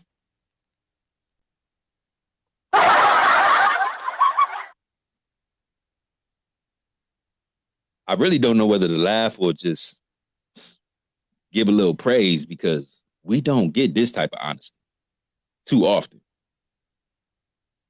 Let's keep it rocking. We don't know that yet about relativity. There's nothing that disagrees with relativity outside of the bounds of experimental uncertainty. It may someday, but so far there's no experimental evidence that's we're going to anything wrong. We're definitely going to disagree there, right? Because in order to make that claim, you have to exclude the whole entire quantum scale, basically, because of locality, non-locality, and many other things. Right. No, I agree with that. But what I said. How can you disagree? We're right. Yeah, like you're right. It just refutes all of everything on the quantum scale. Well, you just said it didn't disagree with anything. Which I don't know how you load up these clips so fast, man. You already know what's coming. This is so funny. I said was that there's no experimental. We know that there's some kind of a conflict between quantum mechanics and relativity, but there's no prediction of relativity that's within our capability to measure that where it doesn't agree within experimental uncertainty in every case. But pretty sure that has to happen someday, but it hasn't happened yet. Well, we make measurements on the quantum scale, right? And for the theory to actually be true, in a simple way, like wherever there is mass, there should be a certain displacement of mass. It should bend and warp space time accordingly. So there's this idea in modern physics that the quantum scale is just different. And that doesn't make any sense, right? But there are many issues. Relativity falls apart on the cosmological scale as well, right? And that's where we still have the disaster of dark matter with relativity. So I don't know why we pretend it's so valid. It's really kind of not, right? It's like the elephant in the room that's not. Well, I would put that a little differently. It is true that there are, it's like in quantum mechanics, there's quantum mechanics is the tool we use to determine what particles will do, but quantum mechanics doesn't tell us why there's a proton. It doesn't tell us why there's an electron. It doesn't predict any particles. It's simply, whoa. Who say he could be this honest?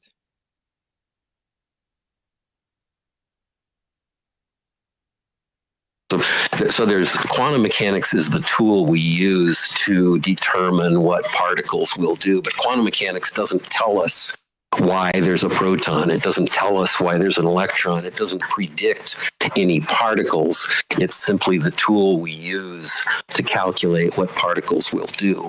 And within that realm,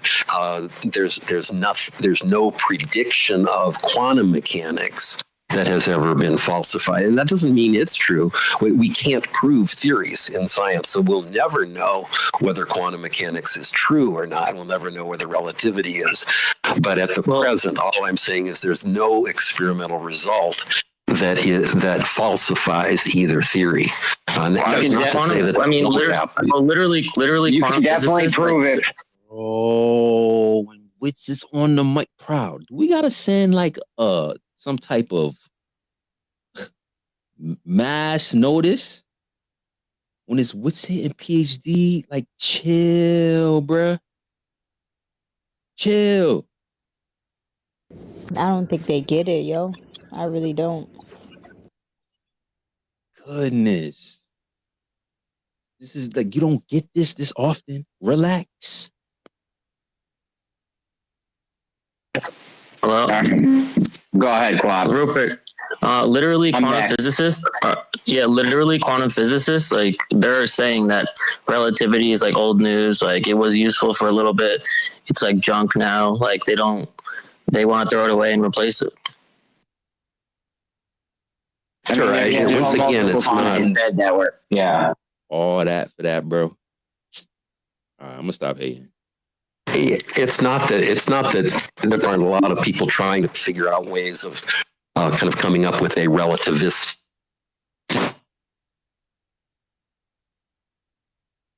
And we know that we know right now that there's an incompatibility. Something's clearly wrong, but that doesn't mean, the fact that we know that something is wrong doesn't mean that there's been any prediction that has been falsified by experiment. At some point, if we can measure, what's going on very near the singularity of a black hole, or figure out whether there even is a singularity in a black hole, then we may really see relativity itself literally break down experimentally.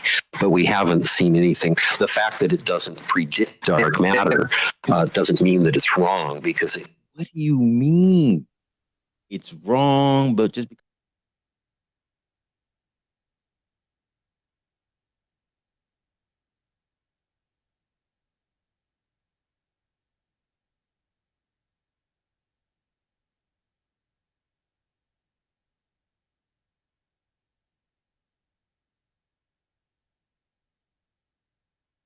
Uh-oh.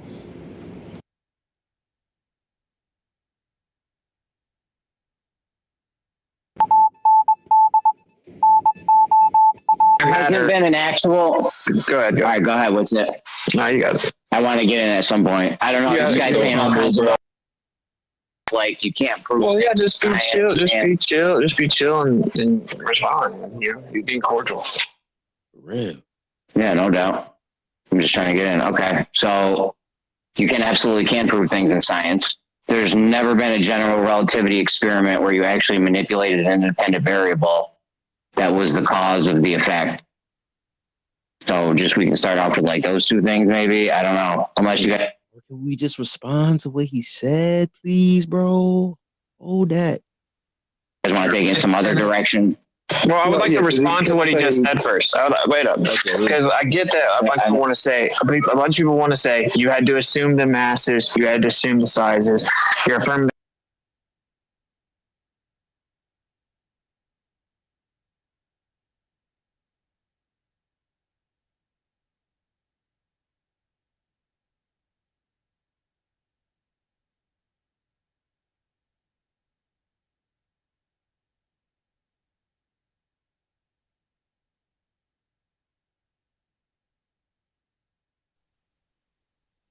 My bad. Yeah, I can hear you now. Okay, my bad, y'all. Say a bunch of people want to say you had to assume the masses, you had to assume the sizes. You're affirming the consequent, a reification fallacy. Science is actually this. You never. Yeah, I get that. But this is a very useful opportunity where we have a bunch of people like the guy that was jumping in just a second ago, trying to jump all over me, talking about how they are both true.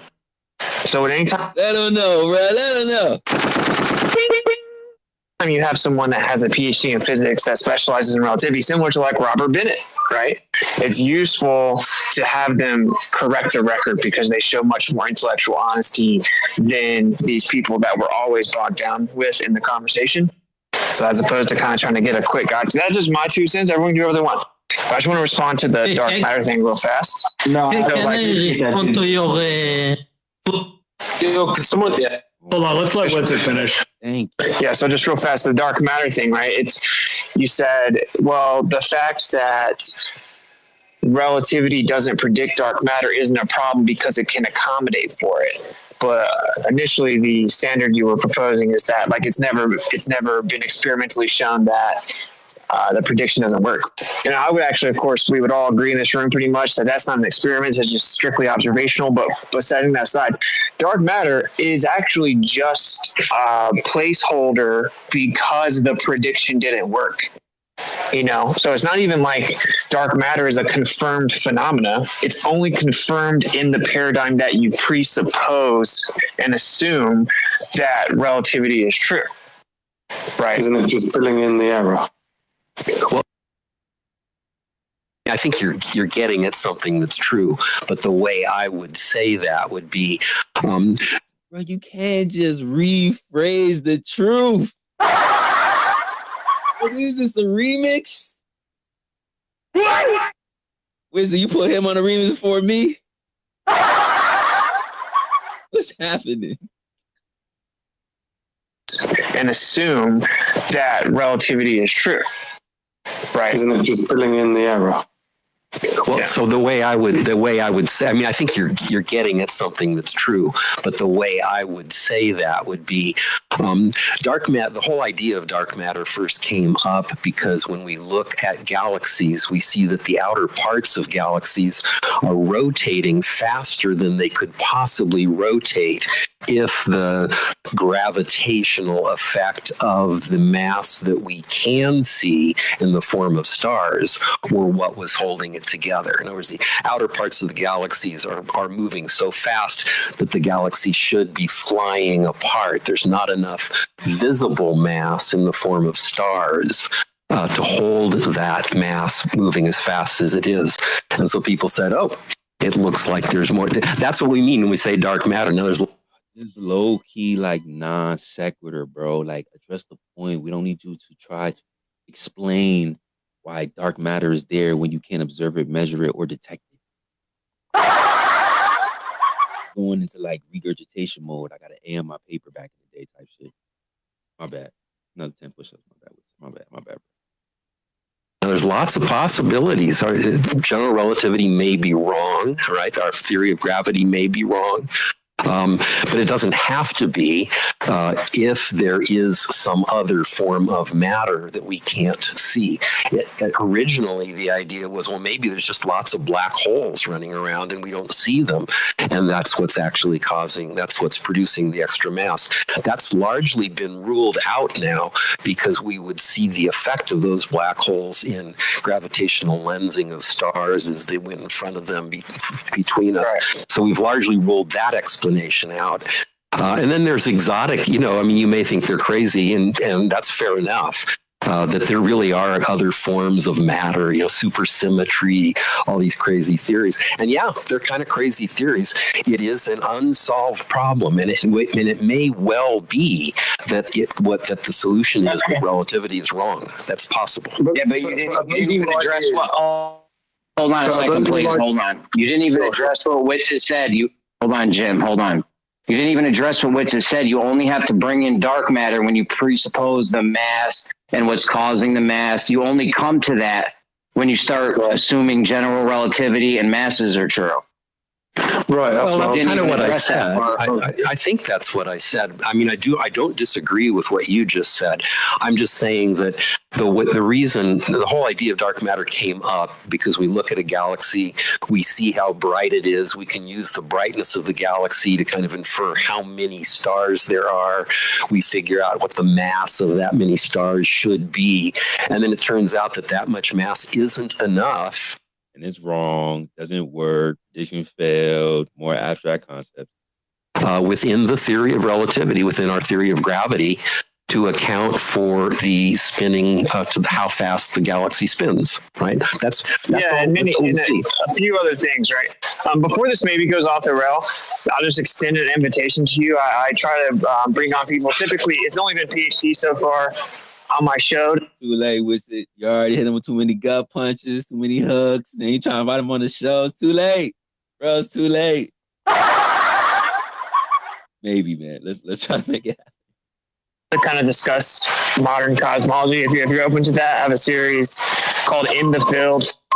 That people come on, so I'll DM you and you can maybe consider coming on if you're open to having a discussion on there. But I want to throw it out there before maybe people get triggered or something. But I just want to point out that, the first real observation for dark matter was 1933, right? And that's Fritz Zwicky. So you have the galaxy rotational speeds like Vera Rubin, 1955 or whatever, but you have Fritz Zwicky looking at the coma cluster. And there's kind of overlap in the way that you phrased it, but basically there was only 1% of the mass needed to generate a strong enough gravitational field to prevent those galaxies from escaping the cluster. And so this is like abysmal. This is a 1%. I mean, wiggle room. What's it? 1% is something. Margin of error. Of the actual mass needed, right? And at the time when they plugged in the correction, it was literally called missing mass. Since then, we've now called it dark matter, and that's just an undefined term. Dark just meaning that we can't see it, right? Like it doesn't interact with the electromagnetic spectrum. And so I guess I can speak for the room here. Our major contention is like, well, how is that really science? Now it's kind of unfalsifiable, right? As long as you can just add undefined variables, and in this case, keep it there for almost a century without fixing the problem, when your theory doesn't match the observation, then like really you can't even... How dare you hold them to the same standard as us with it? Falsify it. Well, this is what I was going to say. It's like you've had this premise from the start, and instead of revising the premise, you've just added footholders, like space holders there, like to try and make it correct instead of revising like, there should be matter there that we don't see. Instead of maybe we should revise the scale of the bodies that we're looking at, like the distances that they're actually traveling in, because that would change. Scale, the interpretation, causal mechanism, bro. Throw the whole model away. Hold on, man. Hold on. What's it? Which was that aimed at someone, or did you have was there a question in there for someone? What you just? Well, I was just responding to his comments about dark matter, and like, I just think that this is important. It's not, yeah. I mean, I guess the question is, if you can do that, then would you not agree that effectively turns your theory into something unfalsifiable? No, I don't. I know I wouldn't agree, but I do. What? You wouldn't agree if it was unfalsifiable? Well, you can't just be pseudoscientific with it. Come on, PhD John. And like, I just think that this is important. It's not, yeah. I mean, I guess the question is, if you can do that, then would you not agree that effectively turns your theory into something unfalsifiable? No, I don't. I know I wouldn't agree, but I do agree that the dark matter thing's a big problem. I mean, I don't think there's any physicist that disagrees with the fact that we don't really understand what's going on. When I say with dark matter, I mean with the. Wait, what did he just say? No, I don't. I know I wouldn't agree, but I do agree that the dark matter thing's a big problem. I mean, I don't think there's any physicist that disagrees with the fact that we don't really understand what's going on.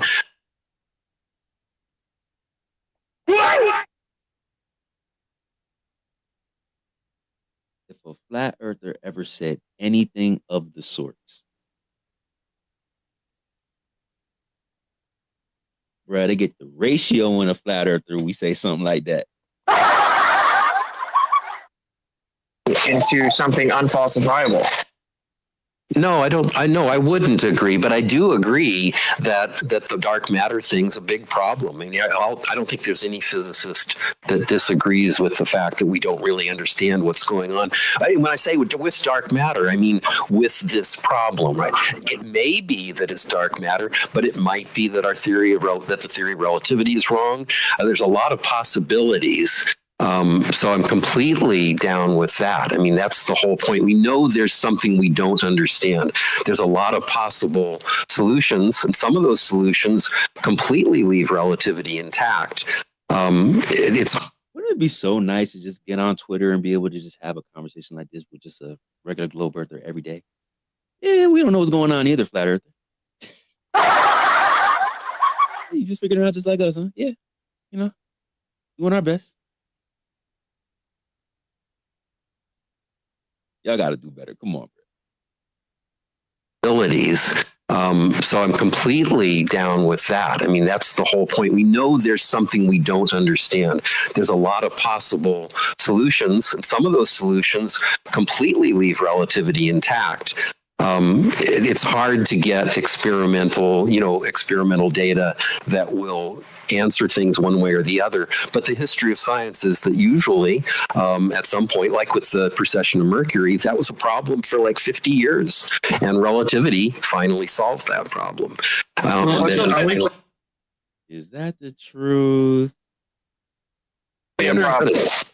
Are we trying to figure out the truth, like the science, like the scientific facts, not like keep like making up mathematical models based on like scientific theories, and then just adjust the math to make them all like act like they all were like still like working?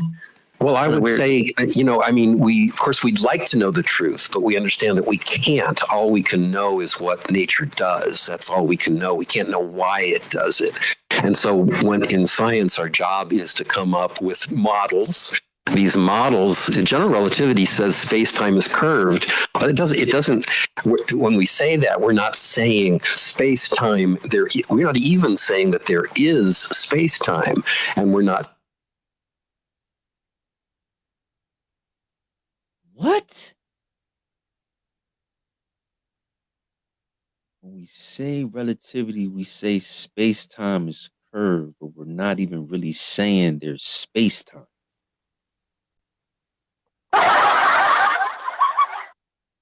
Is to come up with models.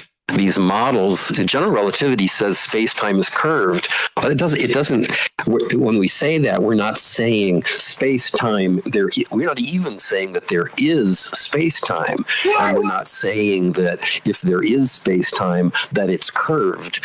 We're saying that within the model of general relativity, we make predictions under the assumption that within the model, there's a thing called space-time, and it's curved. A thing called dark matter, and a thing called dark energy, and a thing curved, and then we make calculations within it to that map onto things that we can observe, and then we ask, do we observe this in nature?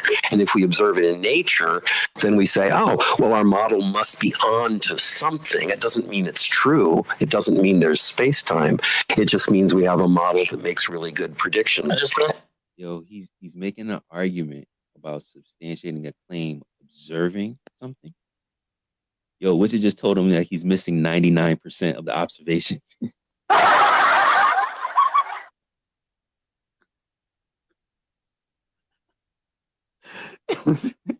Wizard just told him like 2 minutes ago he's missing 99% of the observation. But this is his whole argument. Am I tweaking?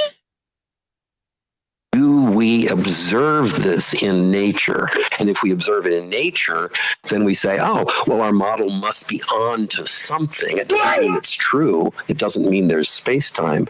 It just means we have a model that makes really good predictions. And our hope is that we'll get better and better. Hold on a second. A 1% success rate is really good predictions? I don't even know how you just letting these guys jump in front. I would have such a full clip just loaded up. Like, I'm like, bro, what? Too humble. Okay, hold on a second, please. Hold on, man. Hold on. I don't know why you said we can't know things in science. That's what science does. We do an experiment and know why the water boiled because we added heat to it. That's exactly what science does when you're dealing with cause and effect relationships. Well, what's heat? Why did you say that though? He just responded. He asked you what heat was. Yeah, what's heat?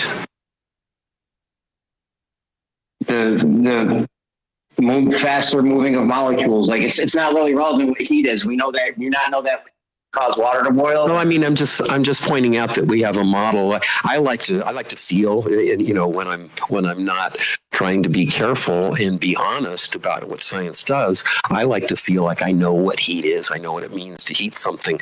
But at some level, it's just a mental model that works really well. I know that if I turn my burner on and I put 6,000 watts into a liter of water, it's going to boil in 4 minutes, and I can do the calculation and I can be satisfied that I know why. But that's just using a scientific model. And yeah, I think science, I'm not denigrating science at all when I say that we know things. We have done incredible things, right? We have these devices we're using right now that are you know why the result water of quantum boils? mechanics. Sorry. I'm sorry to interrupt, but you're just No, that's okay. How does it you all? That's Do you know why the water? Do you know why the water boils, or no? Do you not know why the water boils? Well, I mean, I can describe it within the mental model that I carry around, and if I weren't being more careful, I'd probably just go out and say, yeah, I know why water boils. But I do like to be careful because I know I'm talking to people who are skeptical about science, and I like to be very careful and honest about what science does and doesn't do.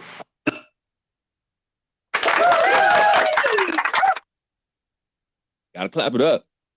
We got to. This is what we want, right?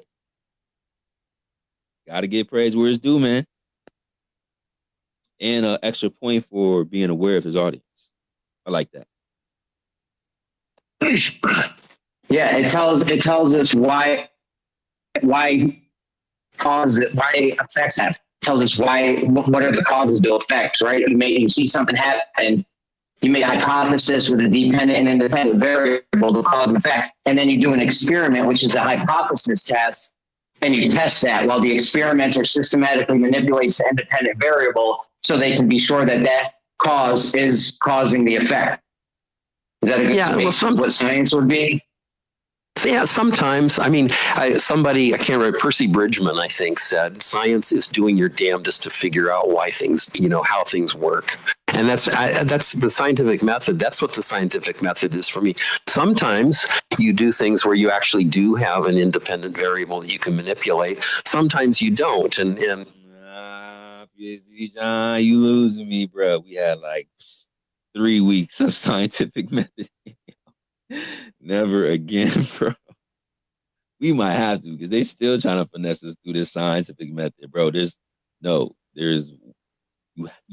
necessities when you're following the scientific method. Stop trying to take things out so you can say that you're doing science, bro. I'm cool with you calling it observational studies. Stop trying to remove variables of control. I don't stop that. Clearly, they don't. I started getting method anymore. Triggered. I remember this because it's like people always want to take opportunity to talk to him about something like that. I'm like, bro, of course he's going to be wrong about this. Like, let's just get him on the record conceding something that's about what he studies. Exactly, man. It's just like, this is prime time opportunity to get to the higher level stuff. Not this basic. All right, I'm not going to go too crazy, bro. There's certain levels to this, bro. Like, is what I'm saying. Certain levels to this conversation. When the time is here, we need to take full advantage. Not this extra stuff. This is what caused the upcoming headache. Spoiler alert. And usually that makes things harder, but it doesn't mean you can't still try to look for correlations, come up with models, see if the models will have entailments in correlations that you ought to see, and then you look and you see, do we see those correlations? So you can always do experimental tests if it's science. The difference is when you have an independent variable that you can't systematically manipulate and then pin a cause to an effect. That's when you're doing pseudoscience. You're out of the realm of science at that point. You veered off into the realm of doing pseudoscience, though, because now you don't know what the cause is. You strayed from that stringent, strict method that lets us know 100% what the cause is, like the heat with the water. Well, you never know 100%. I mean, you know, all you can do is say, wow, that worked really well. It's always possible that you'll see a new effect that your theory doesn't handle. And that's happened, right? It's what happened with Newtonian mechanics. It happened with Newtonian gravity. It may happen with relativity. It may happen with quantum mechanics. No, but that only happens when you're doing pseudoscience. When you do actual science and systematically, methodically manipulate independent variables, that never happens. In fact, you can't even cite a time where that has happened, where some piece of science that's been done correctly with the systematic manipulation of an independent variable, you can't point to one where it's like, oh yeah, we got that wrong. It's never happened because we know 100%. Well, yeah, but they definitely get refined at the least, right? Like people used to think that like sun, just the whole visible spectrum of light of the sun burns your skin. And then we found out, no, it's just actually a non-visible portion of that spectrum called UV. So you would say at the time, it doesn't make sunlight not burn your skin anymore. Yeah, but they said that no, if you would assume they said that the visible light from the sun burns your skin. That's actually not true. The visible light from the sun doesn't burn your skin. But you would have said, look, we can manipulate the variable of sunlight and prove that it has a cause. But actually, the visible sunlight doesn't burn your skin. Well, that's why it's very important to make the distinction between scientific method and observational studies. If you're just basing everything off of observations only and alone, without controlling, you might get a wrong interpretation. Yeah, well, I guess the point I'm making there is like even just the interpretation is always limited to what you currently know, right? So like they didn't know about non-visible light, so then when they manipulated the variable, they just assumed like it's the visible light. And also, I'm trying to kind of step on the other guy's side a little bit so that we don't lose him, because I know that this is going to turn into a big show where he gets triggered. You know, I'm like trying to step on his side. That's basically what I'm doing. That was strategic. He was like, all right, he's asked you a question. What's heat? I see that. I see that. 3D chess, your 5D chess, actually. Well, they were out of bounds, and they attributed a cause. Well, they attributed. See, that's what I'm saying. They stepped outside of the scientific method with that. That would be a case where if somebody brought that to me, I'd be like, well, they didn't follow the scientific method because they attributed a cause to it. They could have said sunlight burns your skin, and we would have been fine. We could have walked away knowing that happened. Right. Well, they didn't even know there was a non-visible spectrum of the sunlight at the time. Well, then they definitely they didn't specify just the visible part they believe could burn your skin. Then they're just. But that's the point. That's the point. That your understanding of the causal mechanism is always limited. They were objectively wrong because they didn't actually understand the variables. So, like, if that's the whole point, though, that is like it's always limited to current human knowledge, and it's always limited to current human knowledge, fallibility, and bias of interpretation. No, they attributed they stepped outside of bounds of they stepped out of the bounds of the scientific method by attributing a cause to it that they didn't know. What do you mean? They manipulated the independent variable of sunlight. They got it wrong. So can I just ask Whitsit on that point though? Like, yeah, and so what would they do differently to actually discover the UV? Good question. I wouldn't know exactly. Yeah, I don't want to argue this with you guys, but I'm just saying, like, it's kind of like a bad faith talking point at this point that undercuts the entire conversation and derails it. If you have someone that's willing to be somewhat honest about some of the potential discrepancies in mainstream cosmology, like, is it really the most fruitful path to like go into this? I mean, you can obviously, but I disagree with it. And every time that this comes up, I'm like, okay, can you give bad faith? I'm like, even interrupting again. It's just like, bro, you are missing the plot.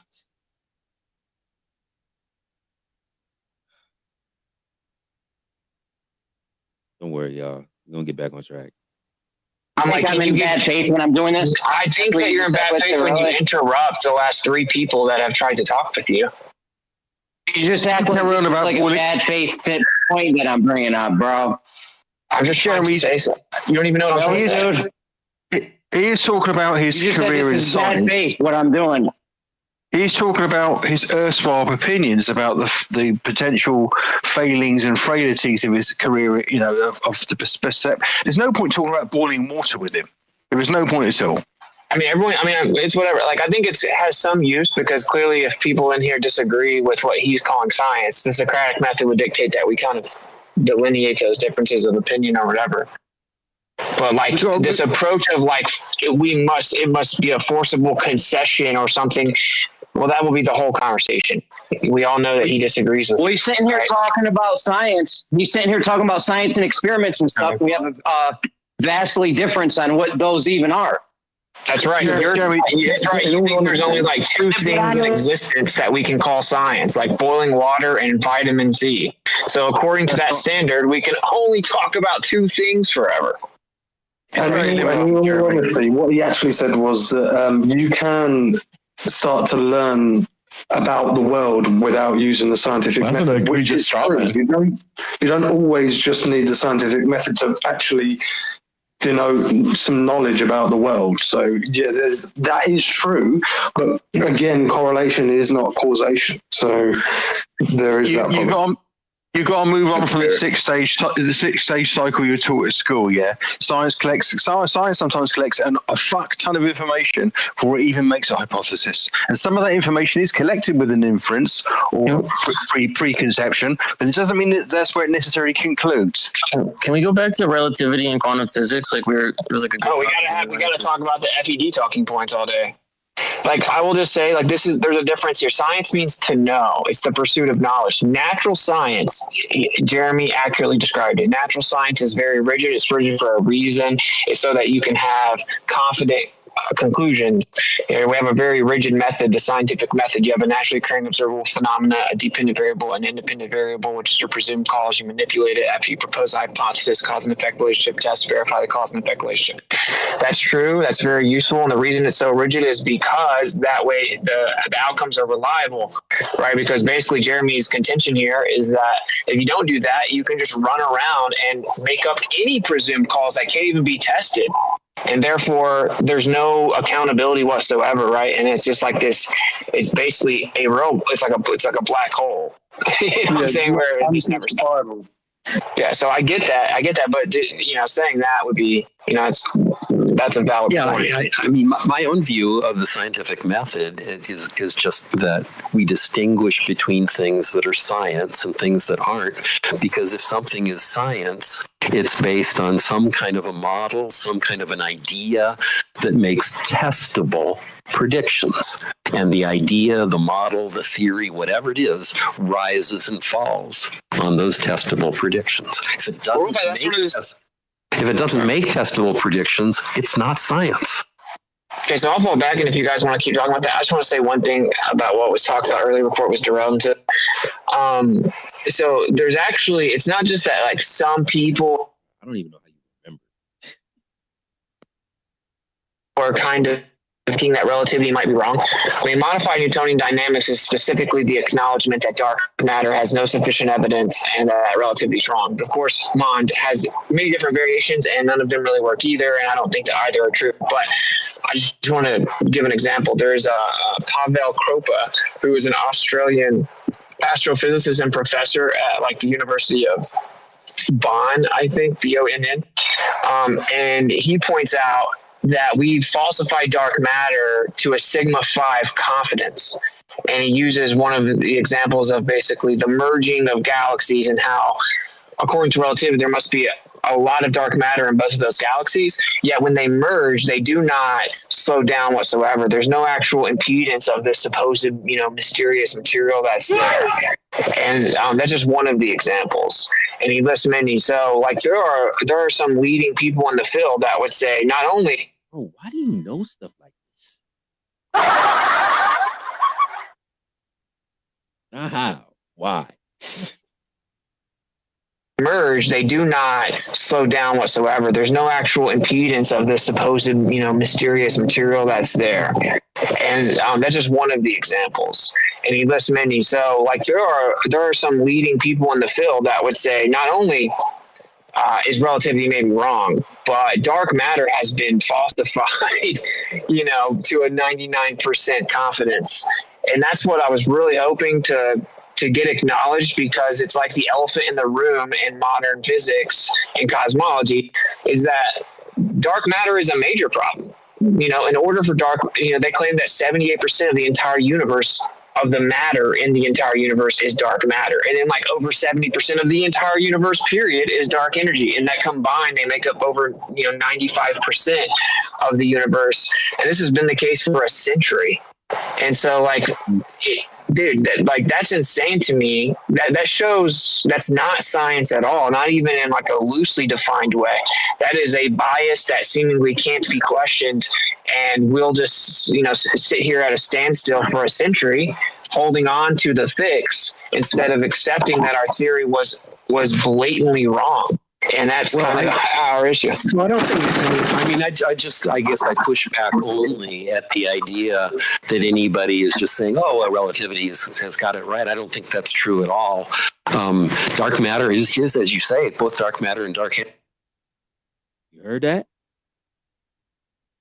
And that's kind of our issue. So I don't think I guess I push back only at the idea that anybody is just saying, relativity has got it right. I don't think that's true at all. Dark matter is, as you say, both dark matter and dark energy are huge questions. We've ruled out a lot of possible explanations for them. I don't think we have ruled out.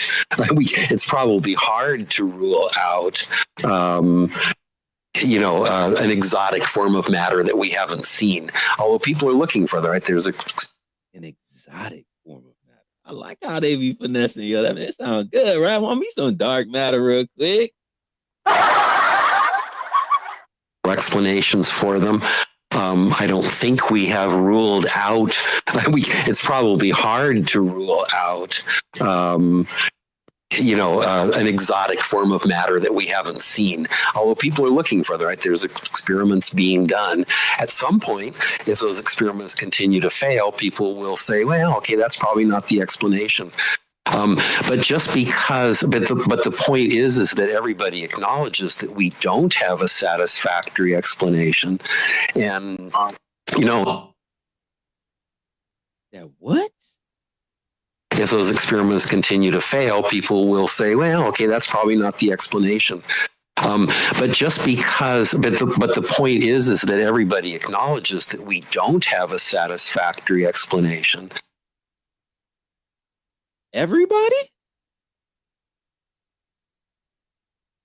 I don't know if I agree with that. But I'm glad you're keeping it 100. And, until that changes, it won't have changed. People, I don't think anybody is pretending that that's not a huge problem. Well, there are many different possible explanations, because you can use a theory that isn't limited to proportionate mass, and now all the problems of dark matter go away instantly. Because the reason that starting to give them some solutions. That's when you apply the extra pressure. Like, hold up, I got explanation though. we have the dark matter problem is we assume that there's something called gravity, which is based on proportionate mass. We look out in the sky and we see what people call visible mass. There's not enough of that visible mass, but there needs to be way more gravity. Therefore, there has to be some other form of matter there, because you can only have gravity based on mass, proportionate mass. If I had two magnets that were the same size and same exact mass, they could have vastly different magnetic field strengths. So if you had some type of causal mechanism or dynamic claim that wasn't limited to proportionate mass, the entire dark matter problem goes out the window overnight. Same thing with dark energy. The reason we have dark energy is we assume the universe is in accelerative expansion because it creates the quote unquote illusion the Earth is in the center. So there's a fundamental presupposition there that we know the Earth isn't in the center. It doesn't occupy a special position. Therefore, it must be an illusion that it's in the center. Therefore, it must be accelerating and expanding. Therefore, there must be dark energy causing that accelerative expansion. And now that's just sat there for decades as well. Whereas when you in actual science, right, even though this is not experimental natural science because we're making observations of the sky, but just in general in like science and what it means to truly pursue knowledge, it doesn't have bias. It doesn't have unquestionable presuppositions. It is willing to always go back to the drawing board when the evidence says that it's not correct. That isn't the case in the current paradigm. There are a few presuppositions that are unquestionable, that the Earth does not occupy a special or unique position, the Copernican principle, and that gravity, which is specifically based on proportionate mass, is the true cause of the movement in the sky and everything else. And therefore, we are pigeonholed within that framework. Nothing can fall outside of that. And that's why we're just sitting here for like a century. Then someone comes along and says, well, until you can come up with something better that replaces it, you mean till someone can replace it with your arbitrary presuppositions that have to be satisfied. Yeah, see, probably this is what I be talking about. When we talking about like whenever the scientific community be like, oh, like of course we like to tear things apart. We're trying to figure things out. Like, you know, we don't have a bias. And it's like, bro, you only want to keep things within your framework. If it go outside of that, it's nonsense. You're a quack. You excommunicated from the scientific community. Like, they trying to make it seem like it's unbiased, but they can't even question the foundation, which may be the root of the issue. It's crazy. Because I can replace it right now. I can just say that everything is magnetic. Yeah, well, okay. Well, that's certainly, I don't say any of that stuff that you just said we say. I say only this. If you come up with a model that makes quantitative predictions that we can test against observation, I don't think there's anybody in the scientific community that wouldn't be open to that. That's what science is. Coming up, there's a problem, right? What is this thing we call dark energy? What's this thing we call dark matter? And when we say what is it, what we mean is what explains the effects that fall under the umbrella that we use that name for. And if you have a theory that explains those effects, makes quantitative predictions about what we should see, then bring it on. Period. No holds barred. Okay, and I'll say one more thing, and I'll pass it back to Jeremy or whoever wants to talk about what science is or whatever. So we're waiting for what is it? Well, hold on. I think Jeremy left, but the VC. But yeah, no. I mean, if you guys want to go back and forth, I mean, if you and John want to go back and forth for a bit. Okay. Well, I just wanted to get that whole thing off my chest, and I did, and I appreciate it. But the other thing here, though, is that you're saying that, but I know people that have proven otherwise. Meaning, for example, there's a guy named Luka Popov, and he wrote Neo-Tychonian, Newtonian, Machian analysis of the planetary motion of bodies or whatever. And he shows a dynamic equivalence of a geocentric position. And he then, and it was published in the European Journal of Physics, he then, submitted a follow-up paper, but it was much more extensive and very blatant about a geocentric position. And they refused to publish it, not because the math was wrong, not because they could rebut the physics. They denied both of the follow-up papers. The idea that someone could just come along and say, wait, we can fix tons of cosmological problems with the geocentric position isn't correct. You would immediately get no funding, you get blacklisted, you won't get published, you won't get peer reviewed. Then what happens is the other side will then say, look, you don't even have a peer reviewed paper. And so it's like this impossible standard it's basically cooking the books, where there is no exclusive evidence whatsoever that the Earth is actually moving around the sun. Aberration, stellar aberration, parallax, retrograde, all of these are explained with just a kinematic equivalence, which is literally what relativity is, right? And dynamic equivalences can be shown. Andreas Siest, relational mechanics, showed that there's a dynamic equivalence with both Newtonian and Einsteinian gravity, right? And so that's kind of my point, is a lot of us in this room, we've discovered these things. And it's so suppressed from the mainstream consciousness. No one knows it. So we hear all these things like relativity is the most tested and verified and validated scientific theory ever. That isn't true. That is not true. And, geocentrism is laughably debunked because of retrograde. That isn't true. And so I'm saying that it would be refreshing if people within the field would be like, wait a minute, so let's kind of refresh. We do have alternative explanations. We do have possibilities that fix major problems. It just requires us to re-examine our base presuppositions, which may be uncomfortable. But that's what science is not supposed to care about, philosophical bias. What's that? I've seen the Neo-Tychonian paper which said which are the presuppositions about the size, the mass of the sun, the distance of the sun, the distance of the galaxies, which should he scrap in convention to the normal position. Which did he scrap? Yeah. Can we just have the PhD reply? My bad, bro. This is how I react when I was watching this on my own.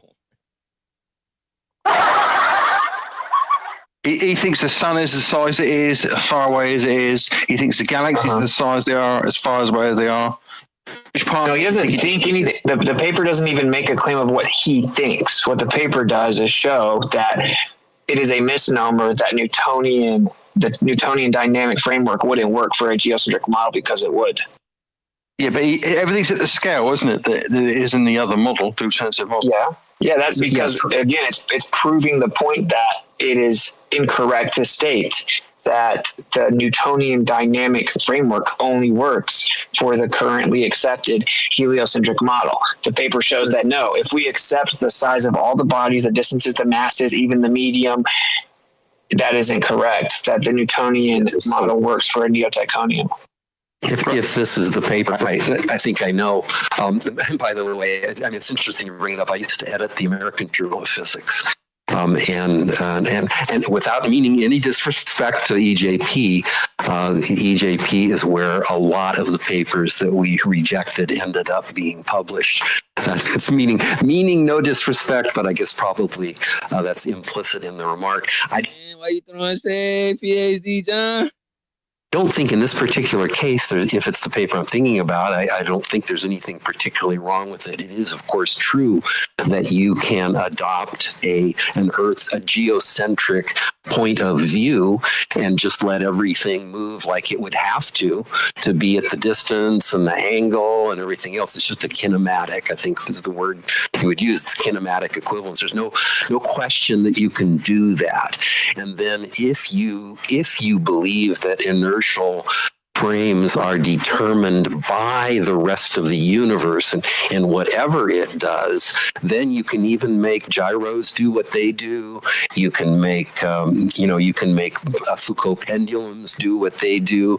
All of that kind of stuff, you can make it do it, but you do it at the expense of any reason for why things should move like that. For instance, in stellar peril, because we're stationary and we're not on the globe spinning and orbiting, wobbling, bobbling, and tilting. No, you already just conflated kinematics and dynamics. There's just another PhD that immediately conflates the two. I say it 5 different times that it's about Newtonian dynamics, Newtonian gravity, and then he says, oh, well, yeah, you can always use the Earth at the center. It's just a kinematic equivalence, I think is what you would say. Then he proceeds to say things he clearly heard from my stream. He would only know these things unless he watches like Robert Bennett or me. Bro, you don't hear Wissit? Oh, no, I'll drop. I'm sorry. Go down, come back up. Bro, and not only that, like the whole point was just like, it's just one more step besides just disregarding everything, right? It's like the whole point is that you don't need dark energy and dark matter. And I don't think he's holding on to that point. I haven't heard him understand that. He's keep on saying, do you have an explanation for it as it still exists? It's like, bro, from a geocentric position, we don't even need that. So I appreciate his honesty thus far, but he's still missing the entire point. I just think it's important to point out to the room, dude, that even with PhDs, they seem incapable of distinguishing kinematics and dynamics. It's insane. Well, unless you look really close at the water in that bucket, man, and then you can really be sure. That's all I'm saying. It's freaking 10 minutes, and this guy turns around and just calls it kinematics. I like how you think he'll come on your show after this beating, though. I think that's hopeful and naive, but it's cool. Because I remember, actually, I go super speed in a second, so he definitely. So you just slaughtered him anyway. Like you had no hope of him coming out. You just threw it out for like a whatever, maybe. Don't worry, the headache's coming.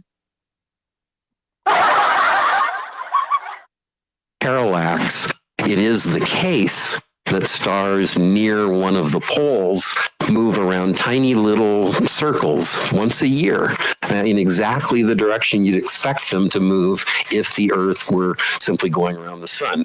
Every single star in the sky near the pole does that. Love them kinematics.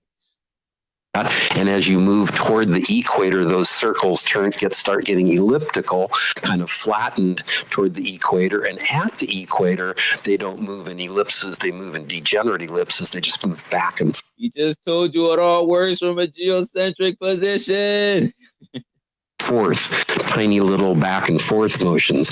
All of the motions of all of those stars are explained precisely simply by saying the Earth goes around the sun every year. Except for negative parallax.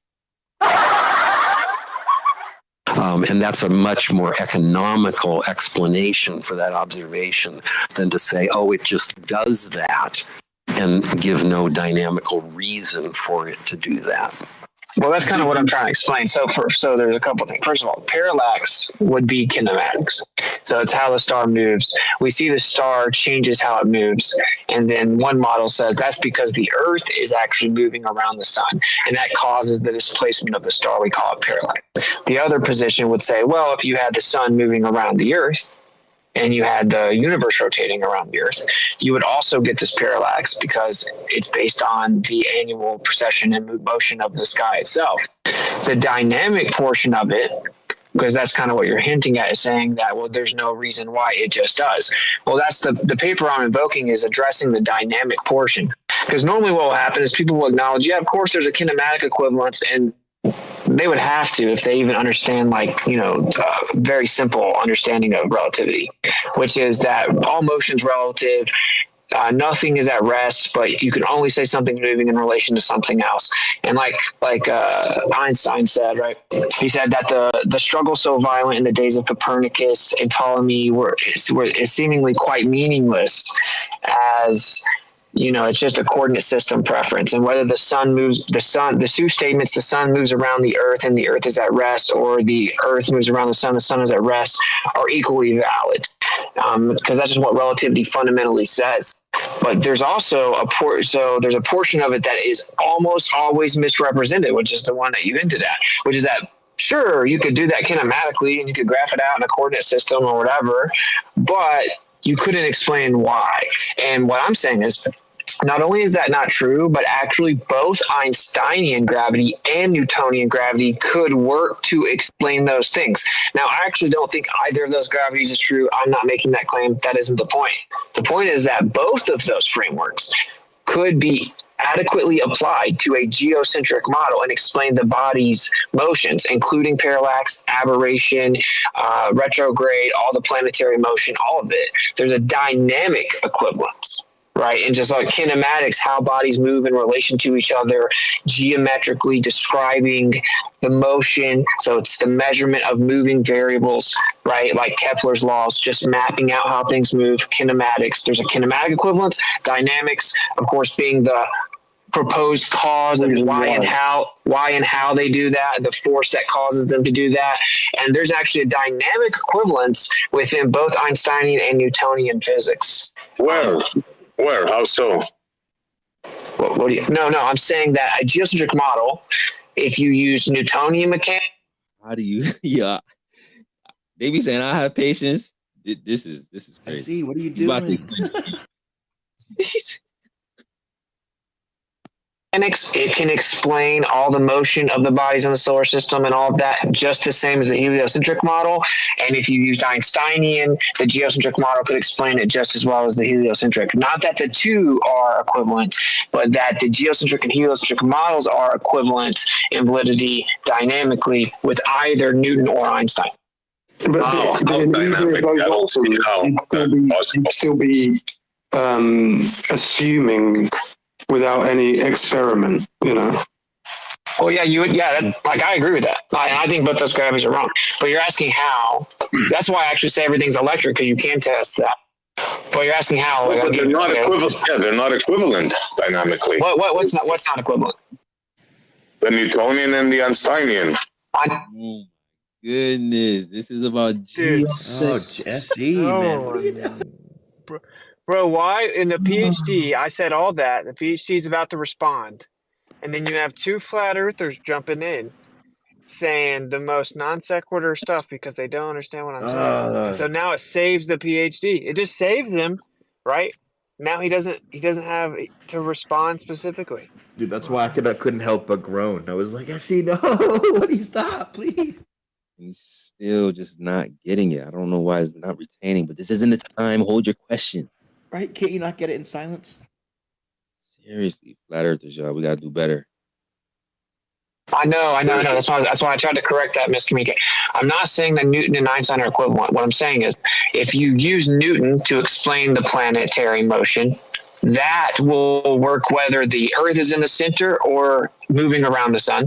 And if you step over here and use Einstein to explain the motion of the planets, that will also work whether or not the sun is moving around the Earth or the Earth is moving around the sun. I'm just saying that both of them are equally valid in terms of explaining what we observe in the sky according to the heliocentric paradigm. And this is completely suppressed.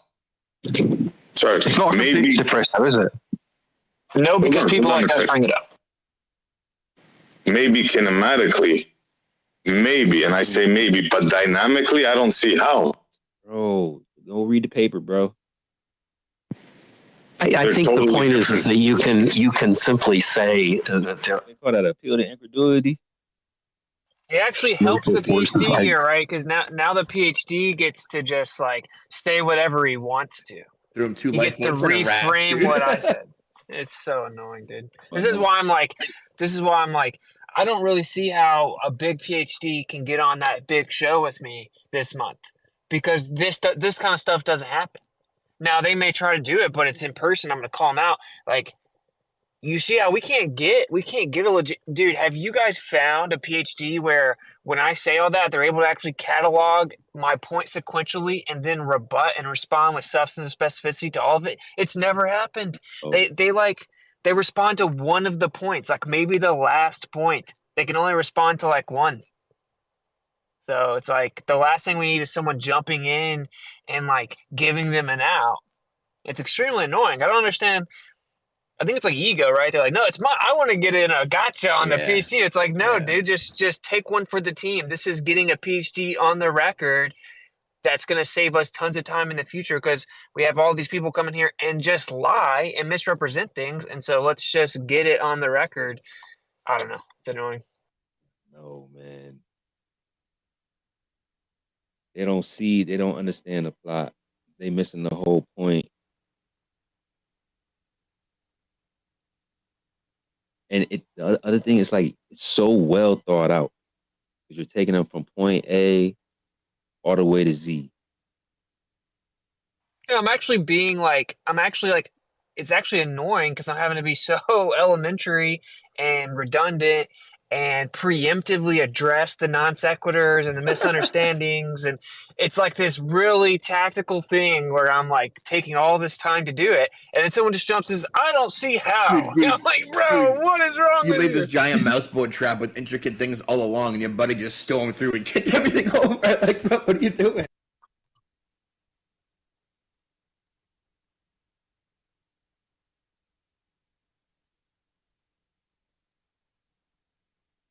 No, because people like us bring it up. Maybe kinematically, maybe, and I say maybe, but dynamically, I don't see how. I think the point is that you can simply say that their inertial forces are generated by these kinematical motions that explain the kinematical motions. It's kind of a circular argument in a way.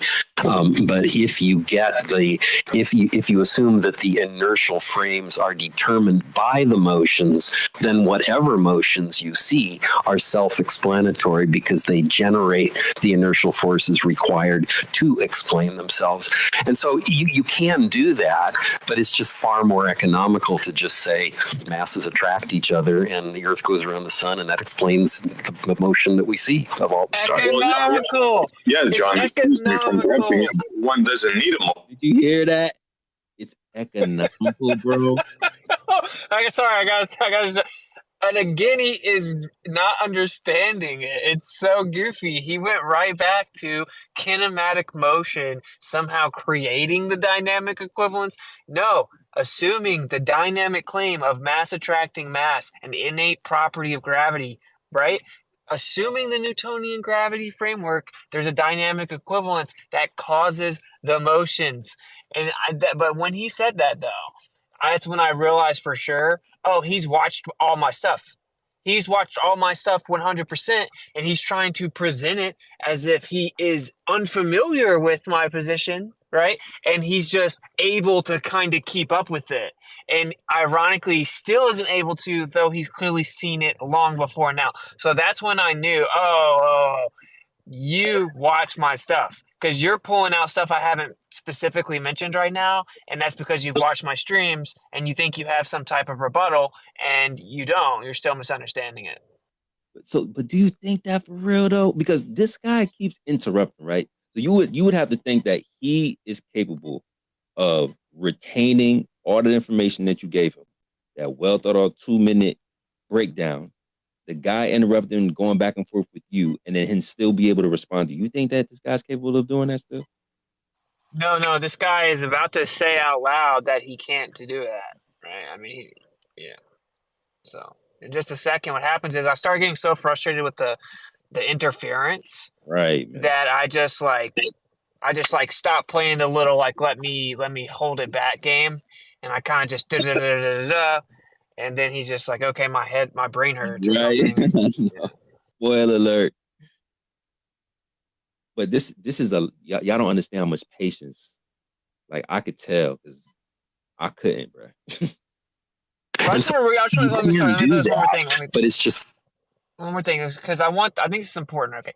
Yeah, I'm showing lots of patience because I'm thinking about the final product, which is if there weren't people jumping in and running interference and derailing it, there would have been an audio clip that was clean and very edifying. Someone could have listened to it and been like, okay, point, response, point, response. Now I understand the concept. That's what's in my mind. So I'm like, okay, first time listener, they're going to get to hear and make sure that I very patiently and slowly and meticulously lay out the points in a sequential order so that the audience will understand it. And I do all that just for someone. And this is, by the way, while I'm coming back to the house, I have to go in and help with my baby, all this crazy stuff going on. It's not like you're doing this off the fly. Like you just came from the gym, came from the store, you in the whip. I'm like, yo, what is this guy? Ew, it's just like then someone just comes along 30% in and just throws a wrench. I'm like, there goes the audio clip. You just destroyed it.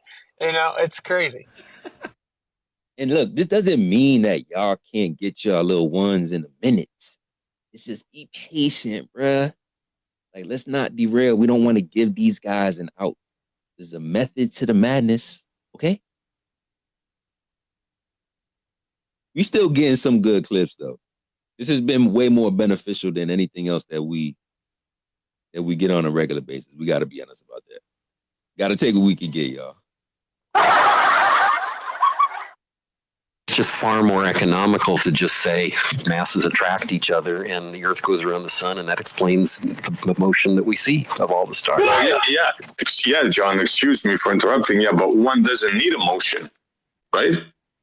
The Newtonian one doesn't require a motion, right? Just mass attracting mass. Well, I mean, it does in the Newtonian paradigm. The Earth does revolve around the sun, right?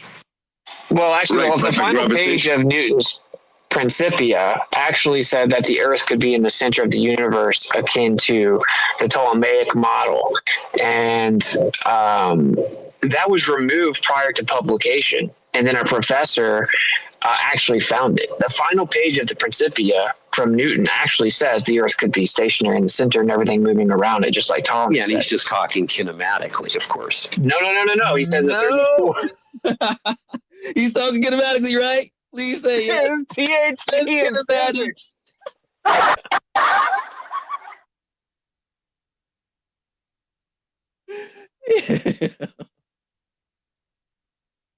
Prior to publication, and then a professor actually found it. The final page of the Principia from Newton actually says the Earth could be stationary in the center and everything moving around it, just like Tom said. And he's just talking kinematically, of course. No. He says if there's a force akin to gravitation resulting in an equal and opposite reaction, then all the stuff could move around the Earth. And I can send you that page. Okay, I'd love to see that. But that's what Newton said. But I mean, whether you agree with Newton or not is fine, but why don't these guys know about that? None of them know. I'm just saying that's what he said in the final page of his publication. But just to explain to the room how that happened, though. So you get up to the 1800s, and you have Ernst Mach, of course, that's where you get the speed of sound, Mach, right? And he said, whoa, look. We overlooked a major thing. When Newton proposed his theory, because we've just assumed that we know that the Earth must be moving around the sun because the sun has such a greater mass. And according to Newton's theory, gravity is proportionate to mass. Since the sun has such a greater mass, it has a stronger gravitational force. Therefore, the Earth must be going around it along with everything else. Mach came along and said, but wait, we didn't even think about the fact that Newton assumed that the sun was in the center of the entire universe. He did not know about subsequent observations that show us further out into space, completely falsifying this idea. Right, space is way bigger than Newton thought it was. There's way more stuff, and in this paradigm, but that doesn't falsify. Newtonian dynamics was used perfectly well to explain, motions of stars nearby and everything else. You can do that perfectly well. Take the sun out of the center. It is true, I think, that Newton thought that the sun was the center of the universe.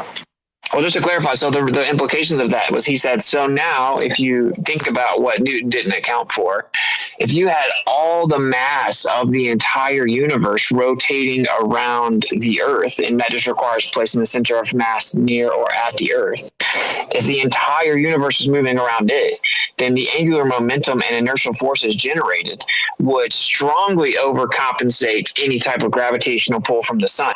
And this is called the Machian principle. And it was originally ridiculed, and it was assumed to not be true. And then Einstein wrote a letter to Mach and said, I apologize for all the ridicule you've gotten on behalf of my theory, because turns out, for me to even put my theory out, I must acknowledge that you are correct. And in fact, that your Machian principle is correct. And in fact, if that was the case, it would even cause a deflection of the pendulum, for example. So for anyone to even invoke relativity, according to Einstein, they have to concede the validity of the Machian principle, which is that the whole universe could be moving around the Earth.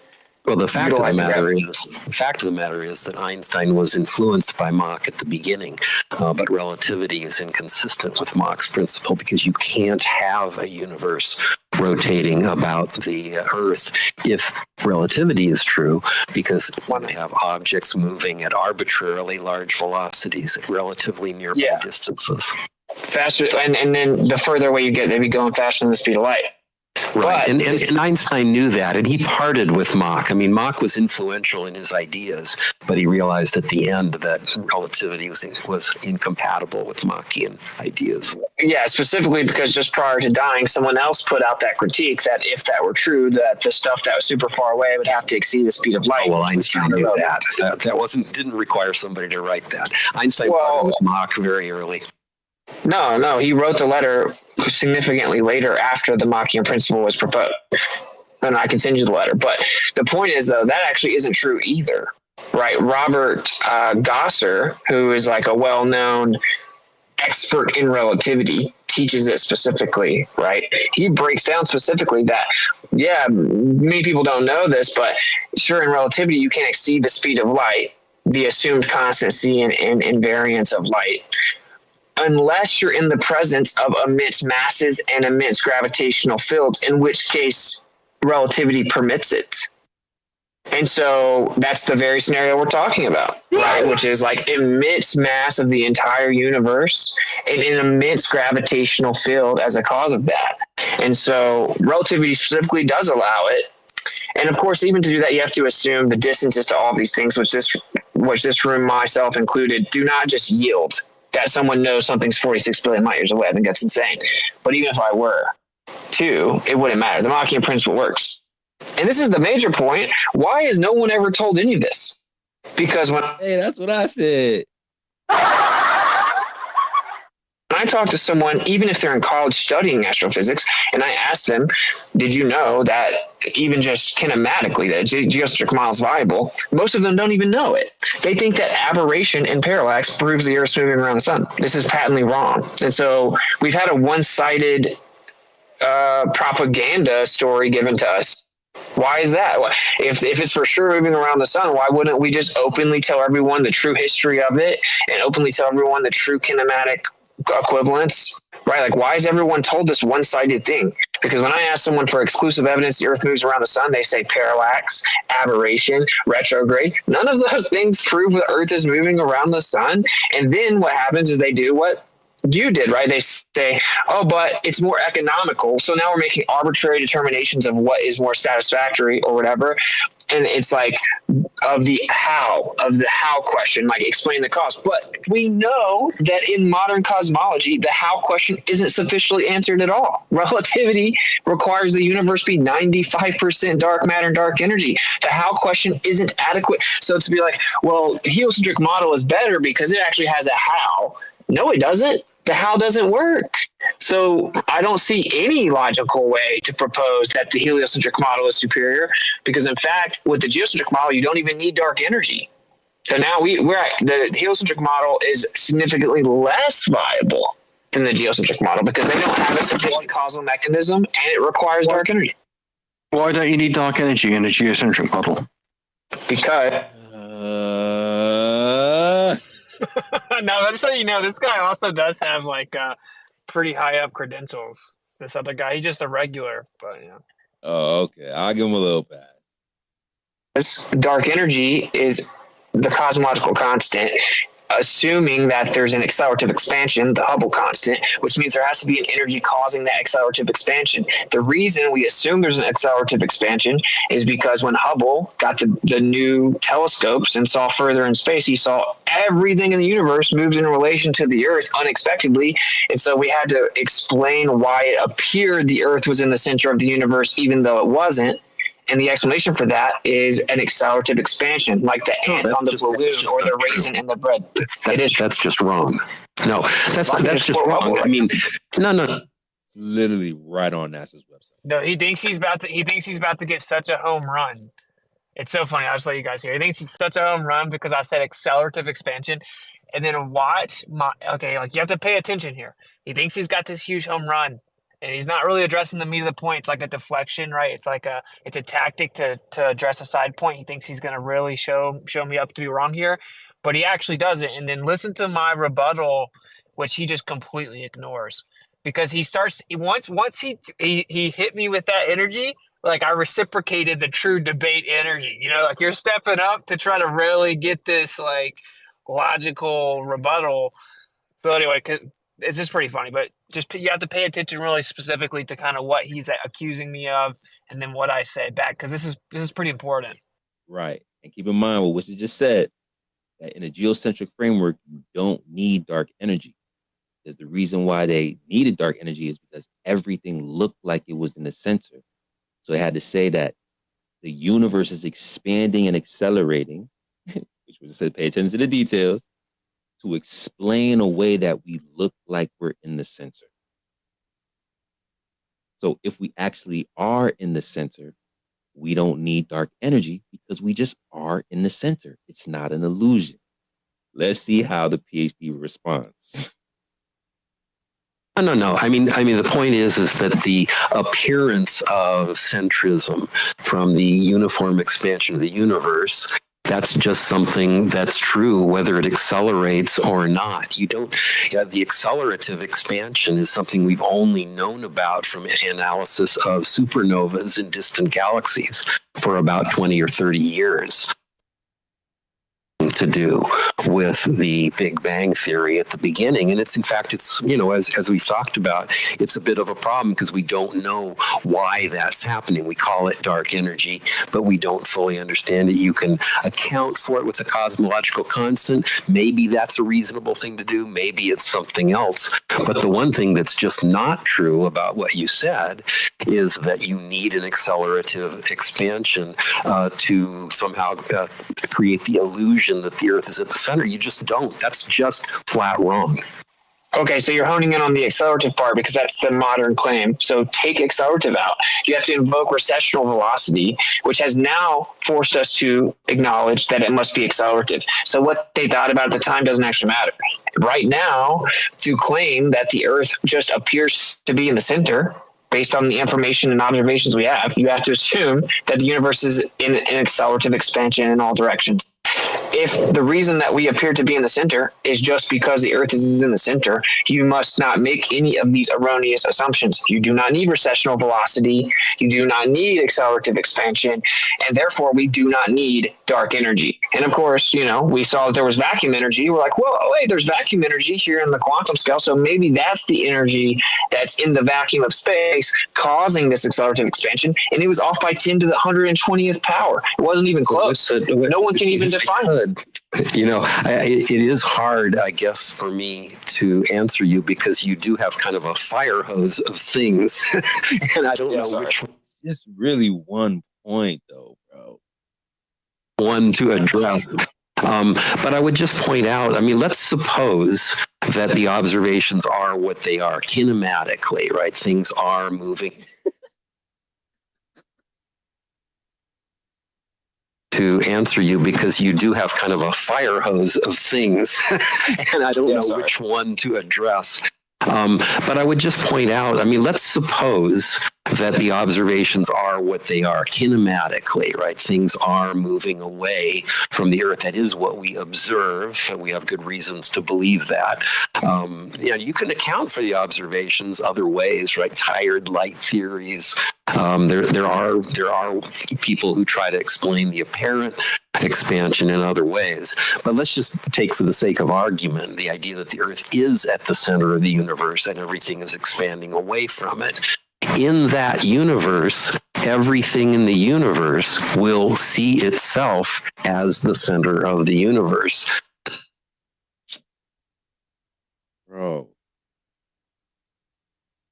this is the whole point. You don't need to make that assumption if you just are at the center of the universe, my brother. You know the cool thing? Sacred, this guy's really, really good at not answering questions. You guys know the cool thing with the concave Earth? The center of the universe is within the Earth. All right. No. Not doing that. We are listening to this. Please don't come off mic again, or you will give up your mic. Unfortunately. Talking about that. And you're right. He does have a hard time addressing the point. It's just real quick. I'll just say this. I could see like it's starting to turn up. But when you start, the best way to handle conversations, or at least these type of arguments, is ask for a steel man. But then it starts getting into like a debate type of format. So I can see why you just want to kind of have a conversation. But bro, he's just not acknowledging the point at all. But he may not even understand it.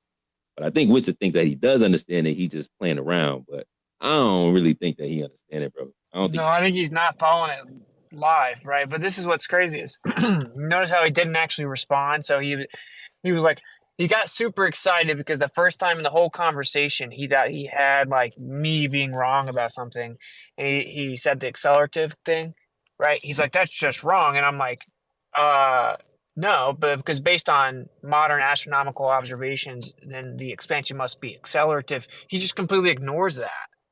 He completely ignored it because like why? Like, so I know he understood that. I know he followed that. Yeah, that's right? true, yeah.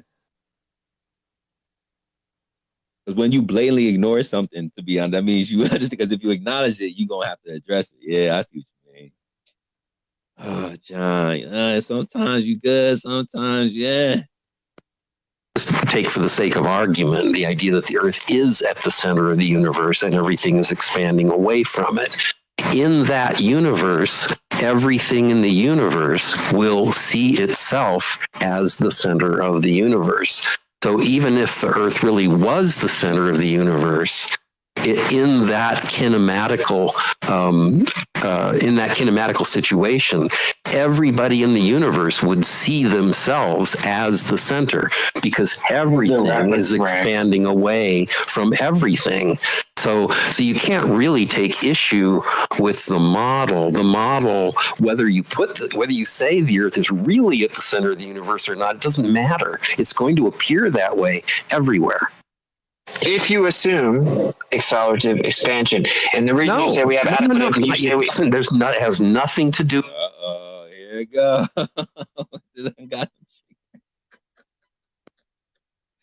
That's the first interruption for real. Whether you say the Earth is really at the center of the universe or not, it doesn't matter. It's going to appear that way everywhere.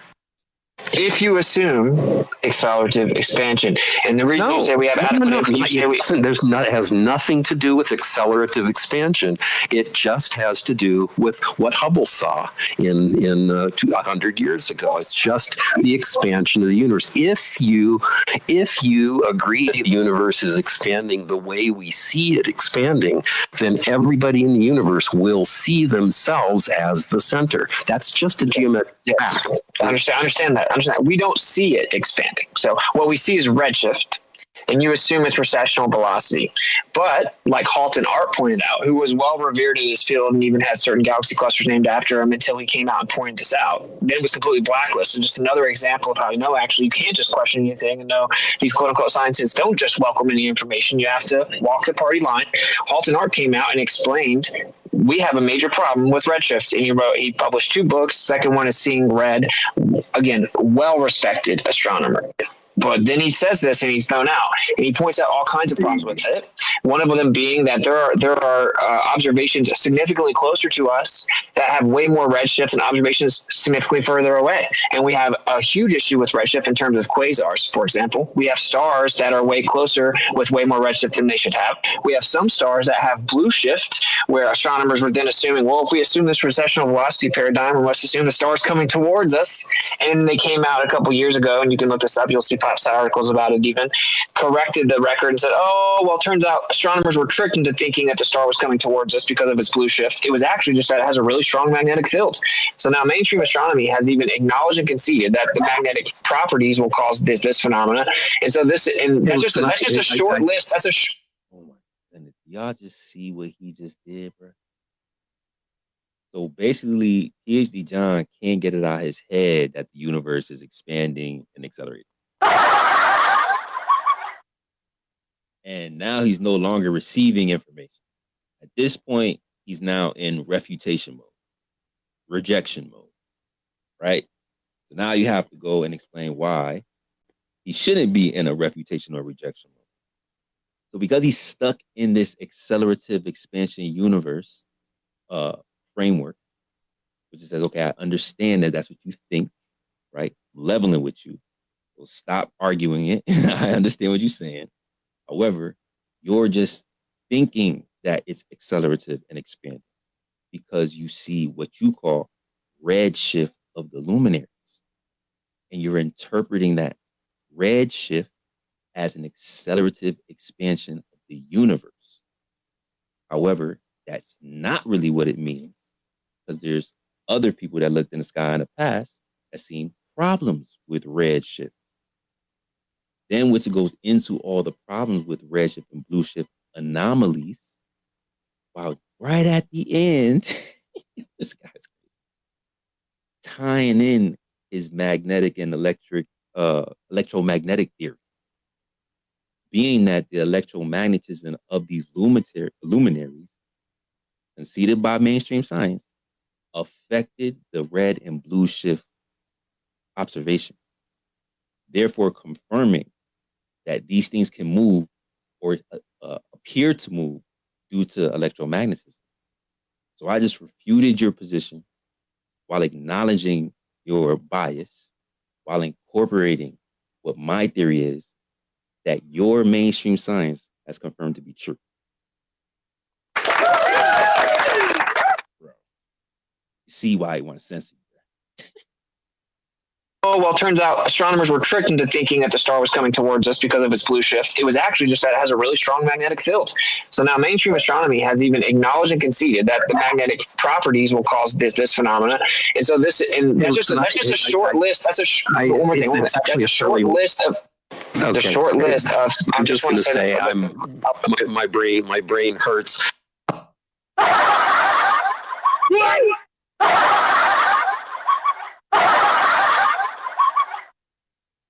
I told y'all it was coming. Has even acknowledged and conceded that the magnetic properties will cause this phenomena. And so that's just a short list. That's a short list of. Okay. One more thing, and I keep hitting you. Just one more time. Just one more clip, please. I'm just. Yo, what's it? Short list of. I'm just going to say, my brain hurts. I will just say, listening to you, you make an enormous string of assertions that I. What? How dare you? Yo, that's what he says. I'm skeptical. That's what he says. That's his thing. Yeah, yesterday we were in Clubhouse and he popped in just to say that one thing and then dipped out again. And I was like, where did that come from? And it's this is where that came from. That makes sense now. Thank you. Making an enormous string of assertions. He's got his taglines. That's hilarious. I'll just say that. I know you say you can back them up, and maybe you can, but really in just that last thing, there was a string of probably half a dozen or 10 or more assertions. You're really good at that, but I just don't. Gaslighting. No, I can't answer them because they are stated as fact. Can you pick the worst one? Hear them as fact, but I just don't know. I will just say I'm skeptical. I suspect that like the two things that I do know that you just said that were just flat wrong. Some of them may be flat wrong too. There's a fallacy in there somewhere. Yo, dude, it's the thing is, what he keeps claiming was just flat wrong, which he just turned from 1 to 2. There's only been one thing he's even articulated and claimed I was wrong about. I wasn't wrong about. I wasn't wrong about. Wrong. Yo, what the hell? The argument is that you said them fast and all in sequence, and it made him uncomfortable. That's the actual definition of word salad, I think. The reason I kept trying not to yield when he was interrupting was because the last thing I was trying to say is, and that's just a short list of different examples of discrepancies and anomalies within the current model when it comes to redshift.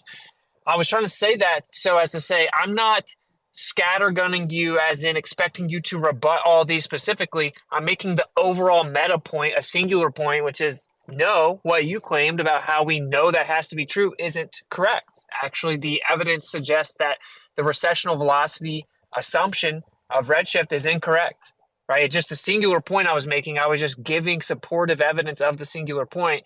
And so he was able to cut it off, act like I was just throwing all kinds of points at him to overwhelm him and that they were all baseless assertions. And then he utilizes the misrepresentation of the first point, which is that I was supposedly wrong, to preemptively discredit and discount everything else that I'm saying, which is a poisoning the well, right? So, anyway.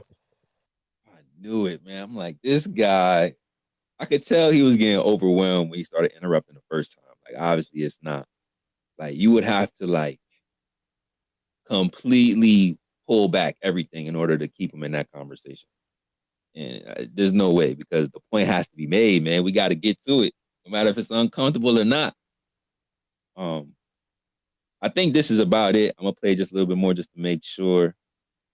But it's very interesting, man. All this information that we don't receive, PhDs don't really know. It's crazy. The worst one, hear them as fact, but I just don't know.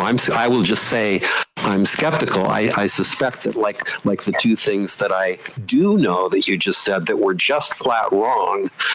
Some of them may be flat wrong too, because they were said the same way as the two things that were. Well, the only thing, there were two things. There were one thing. You honed in on me using the word accelerative, and I directly. And then the geocentric thing, the fact that the Earth would be the center of that expansion. Well, we're still on this point. So you're saying that because the universe is expanding in all directions, no matter where you are in space, it'll look like you're in the center. So even if the Earth was in the center, you wouldn't know because it's going to look like that everywhere. I am challenging that, though. That is not correct. All I really wanted to come in and say is that my brain is kind of hurting at this point, and if that means you win, so be it. But I'd be happy to do more of this. I mean, I enjoy. I would prefer not to have to address a string of, a dozen assertions that I just don't know about. And I'd prefer to talk about something like what are the implications of the fact that the sun is always the same visual size to within a... Oh my God. Dude, he went on repeat. He went on repeat. That's his other thing he says. Dude, that's crazy. Wow. You a PhD physicist. Well, listen, you said a string of really coherent, logically cohesive things that all backed up what you said, and I didn't like that. So the sun. And I don't like how other people will just accept that because you said it correctly. Right. Oh, and to clarify, I prefaced it with the source, right? Seeing Red by Halton Arp.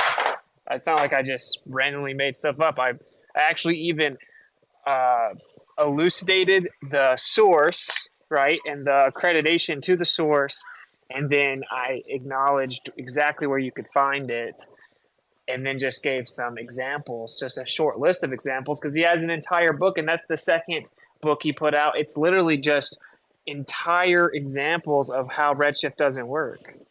I actually tried to make it where it was really easy to digest and very simple examples.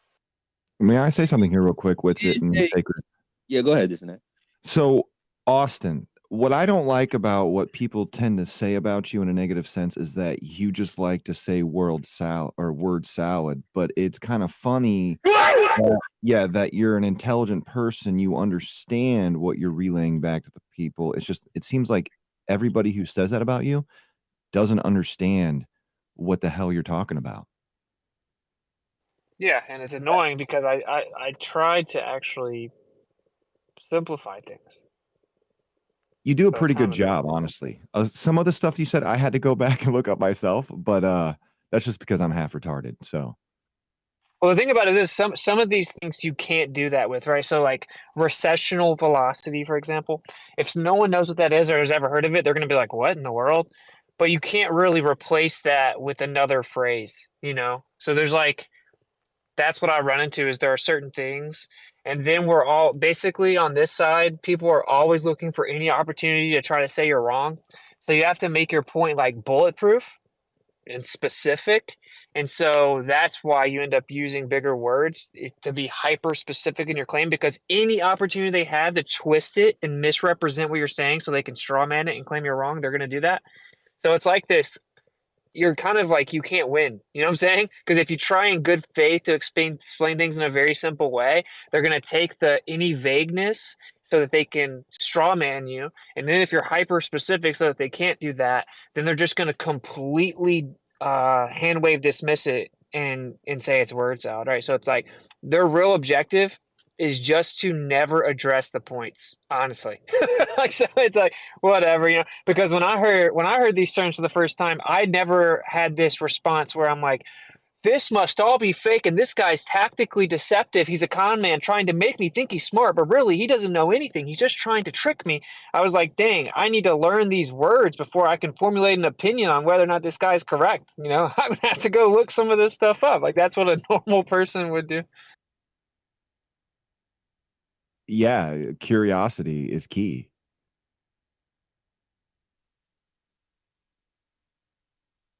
You know what's crazy too is, well, let me ask you: do you think that if he was talking to another PhD, he would say that, "Oh, you're making a string of accusations"? Would he respond to them like that?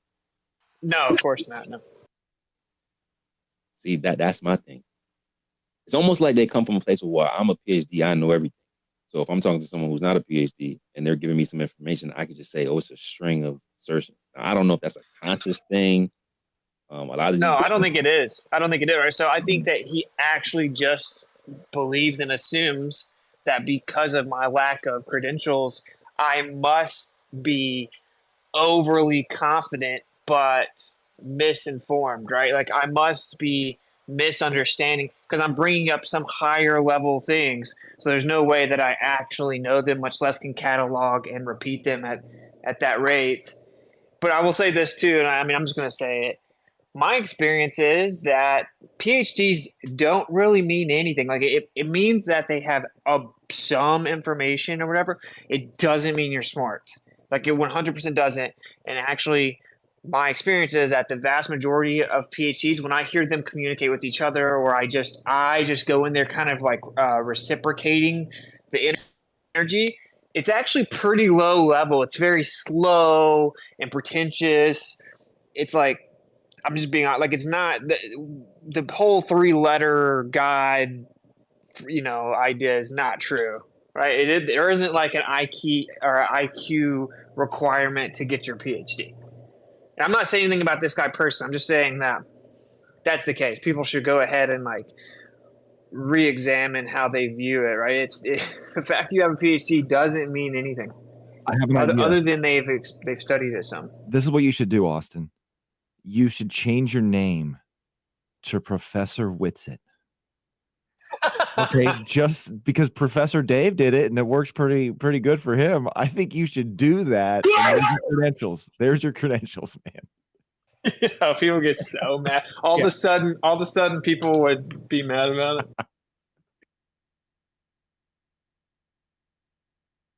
No, I will say I thought about that one time because when I did activism, because I went out during the pandemic. I would wear a lab coat and like glasses, and I kind of played into this idea because if I'm wearing a lab coat, what I said must be true. And I thought about doing this with a YouTube series as well. I thought about actually pulling out like a whiteboard and wearing my glasses and a bow tie with my little pointer because what I say must be true.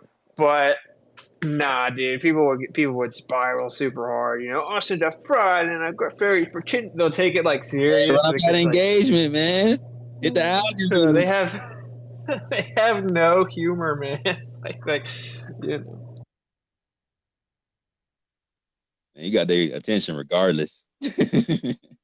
That was classic too. Y'all gotta go check with the old stuff. Let me see. I think we got maybe 2 more minutes of him complaining about his head. Let me see.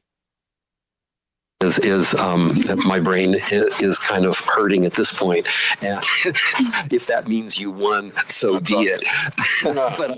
but I'd be happy to do more of this. I mean, I enjoy. I would prefer not to have to address a string of a dozen assertions that I just don't know about.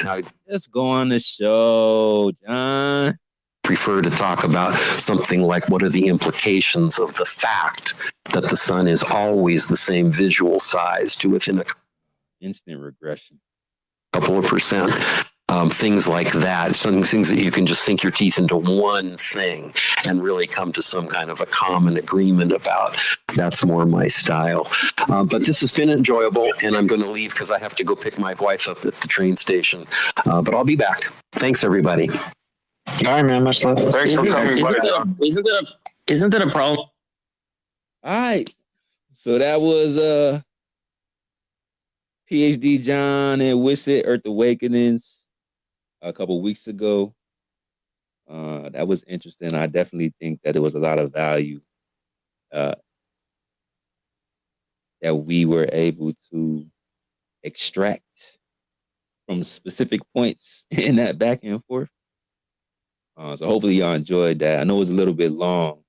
Hopefully you guys understand the point. And that's why, the space kind of titled Heliocentrics, because they really want you to believe that we're in motion around the sun. When you look at these details, get to the highest level of physics and science, not only does it work equally with the geocentric framework, but the geocentric framework is actually way more viable, bro.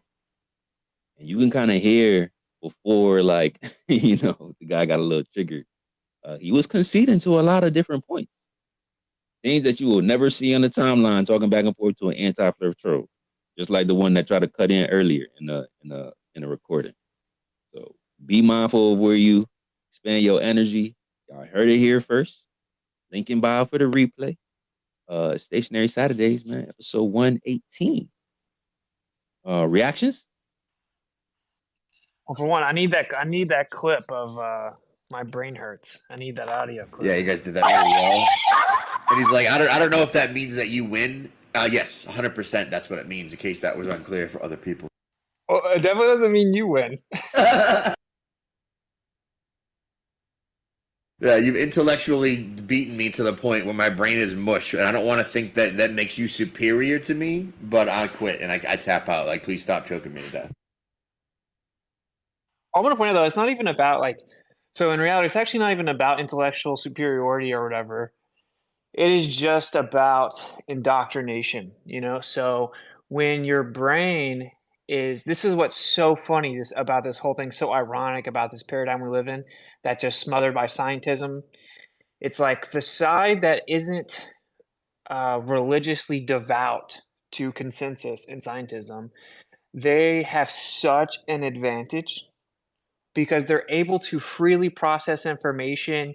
Their cognitive function is not limited, right? But when you have to interpret everything through predetermined frameworks, it actually is like a cognitive limitation, a governor, like you put on a vehicle. So it's hard to even truly assess intellectual capacity or capability because of that variable. And I think that's like kind of important because I've just processed information in terms of physics like that forever because I dropped out of college, and when I was there, I was just partying. I didn't care about any of it. So it's advantageous to me to be able to process information right without those limits. So it isn't necessarily that they're stupid. This is why I told you sometimes we're like, dude, are just all these people stupid? No, it's just that the devotion to their position renders them stupid, because it's a limit on their ability to process information. So they can't apply pattern recognition. They don't really have efficacy of interpretation or anything like that. Processing speed is significantly limited because they have to run it through like 5 other steps of pre-approval before they can even begin to process it. Whereas we just immediately turn on the processor, right? And so the end product is a superior processing speed. Now, not to say it isn't probably oftentimes people on this side may just have superior processing speed and spatial reasoning and stuff like that, because that does appear to be the case oftentimes. But I think that's an important part, and I think we should extend that olive branch because it's true and it's less alienating, Yeah. So then the position becomes, even though my position rendered me stupid, it doesn't make me stupid, I guess. Yeah, pretty much. Yeah, like you can be salvaged. But that's totally true, bro, because I've talked to some people. Like I say this a lot, and I don't say it as much as I used to because I know I'm not going to be able to prove it. But there are some people I know in private, right? PhDs I know in private, but they're still active and they have like certain professions where they can't, like public reputation is important, so they can never. Our conversations can never be anything other than private, But over the course of the years, they're like different people. So when we talk about things now, I'm like, oh, wow, you're actually very smart. Where initially I'm like, you're just kind of smart. But no, it's because they were so trained and basically they had the intellect beaten out of them, right? And they run every piece of information through like 10 steps of what they're allowed to think before they can even start processing, before they even turn the computer on. And now that we've known each other for so long and he's really opened up and he's seen like, oh, well, how come what Witsit told me 3 years ago is now being talked about in my circles, right? And so he's kind of stepped back and realized like, oh, the mainstream academic circles are actually just behind. Now he's like super fast processing and innovative and stuff like that. So it's like, it's really sad. They do this to children too. I'll say this one more thing. There's a strong argument that a good test for IQ, because IQ is a whole thing. It's like different aspects, different ways to determine what IQ is and to measure it, blah, blah, blah. Right? If you've ever looked into that, it's a whole thing. But there was this study done where they associated innovative creativity with IQ, and that is actually a good marker. And for example, higher IQ people are typically good at music and stuff like that. Are good people that are good at music are typically higher IQ. Creativity is a big portion of IQ, actually. Strong argument for that. So they started looking at all these children at a really young age, like 5, and they all scored off the charts. So it was like 98% of them were in a very high percentile of IQ distribution. And there was an inversely proportionate relationship between amount of years they went through school and that IQ. So basically what the study proved, and they just stopped doing it after like 9th grade, because at that point it had basically all been beaten out of all the children. It went from like 98% higher IQ to like 5%, because it was just that the creativity was beaten out of them. Yeah. That makes total sense. They kill like the attention. They put you in prison. They make you sit down and just don't ask questions. Follow the bell. Sit down. You don't know. That makes total sense, because the kids in like the preschool are super curious and bright and have like lights in their eyes and are looking around and ask each other questions, learn from each other, like mimic each other, just do stuff. And then they get to high school and everyone's looking at their phone and no one gives a shit. Nobody cares. Apathy out the world. Like, it's almost like the school's intent and design and structure was to get that exact outcome, to socially engineer the creativity / IQ right out of your kids. Oh man. Yeah, because my daughter's 2, and right now she naturally just wants to ask why and figure out what's going on and think for herself and put stuff together. She's only 2, right? And so when you're able to do like that, then your processing speed's much higher because you're reacting live, right? But when you put all these like governors on your brain where you're only allowed to interpret information once you're given permission, and you have to fit it within a certain parameters, by the time you get to where you get to actually think freely, your soul is gone, basically. You know what I'm saying? So it just like it directly limits processing speed. It's very interesting. And that sounds like the real psyop. Dude, I think curiosity is probably directly. Now that I'm thinking about it, I've always been curious, right? Even though I recognized they were trying to stamp it out of me, I pretty much gave it the finger. I was like, no, I don't care. I want to learn anyway. But that's not the case for most people, I think. So, like, that's a great point. And that's probably why it was so easy to throw it out later after getting a degree and being like, oh, I'm so indoctrinated, to be like, oh, but I'm wrong. Oh, definitely wrong. Okay, gotta rethink. Like, it was immediately and easy, and it's definitely not that way for most people, right?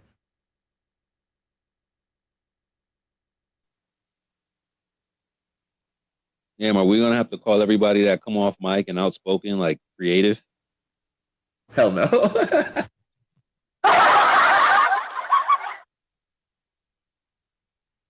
Still parameters over here, gang. Yeah, but that's crazy. We always talk about indoctrination. This is a prime example, even at the highest level. But I think what's most interesting is, I've talked about Hall and Art a few times on and off platform, and every time I bring it up, not one person says, "Oh yeah, I heard about that. I heard about him," or "I know about that," whether they had a credential or not. I think that's part of the indoctrination, not giving all the information, right? Dimming your light, reprogramming how your brain works, and not giving you the full story. Simple recipe, right?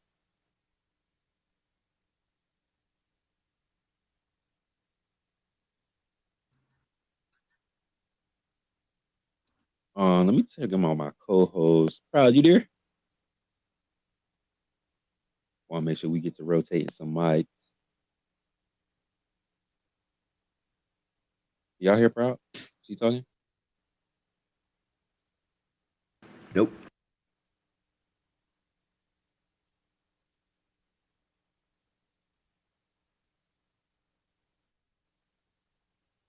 You can have my mic if you need it. No, I can't. Matter of fact, talk to us, man. We didn't get to talk to you last night. What's up, brother? Yeah, well, I was I had things to do today, and Witsit was speaking, and I listened as long as he was speaking, and then I went ahead and dipped out. My phone was dying anyway.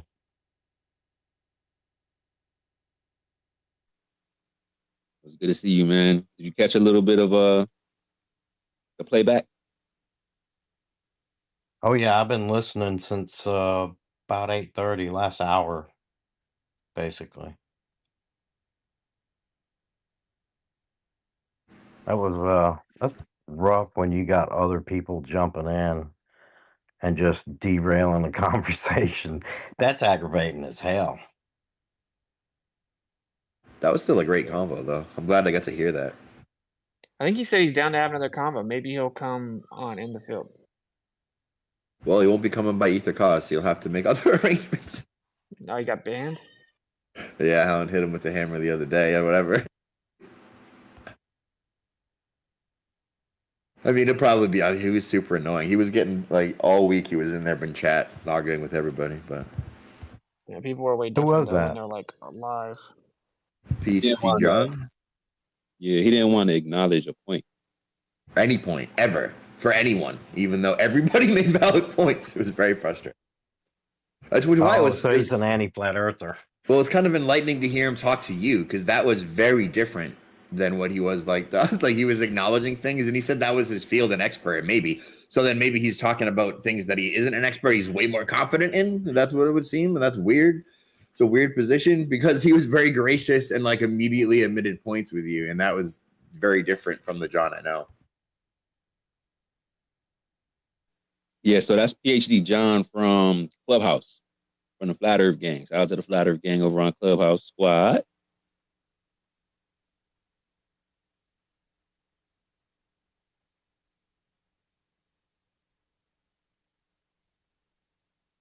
Yeah, those guys, they got. I mean, again, it's Discord. I don't know if they really have hand raising over there. You don't have the, you don't have like, I guess the stage set up. Maybe they got something like that for different stages. I'm not sure. But I get it, like, get in where you fit in. But certain times you just got to chill, man. Like mic etiquette is key in prime situations.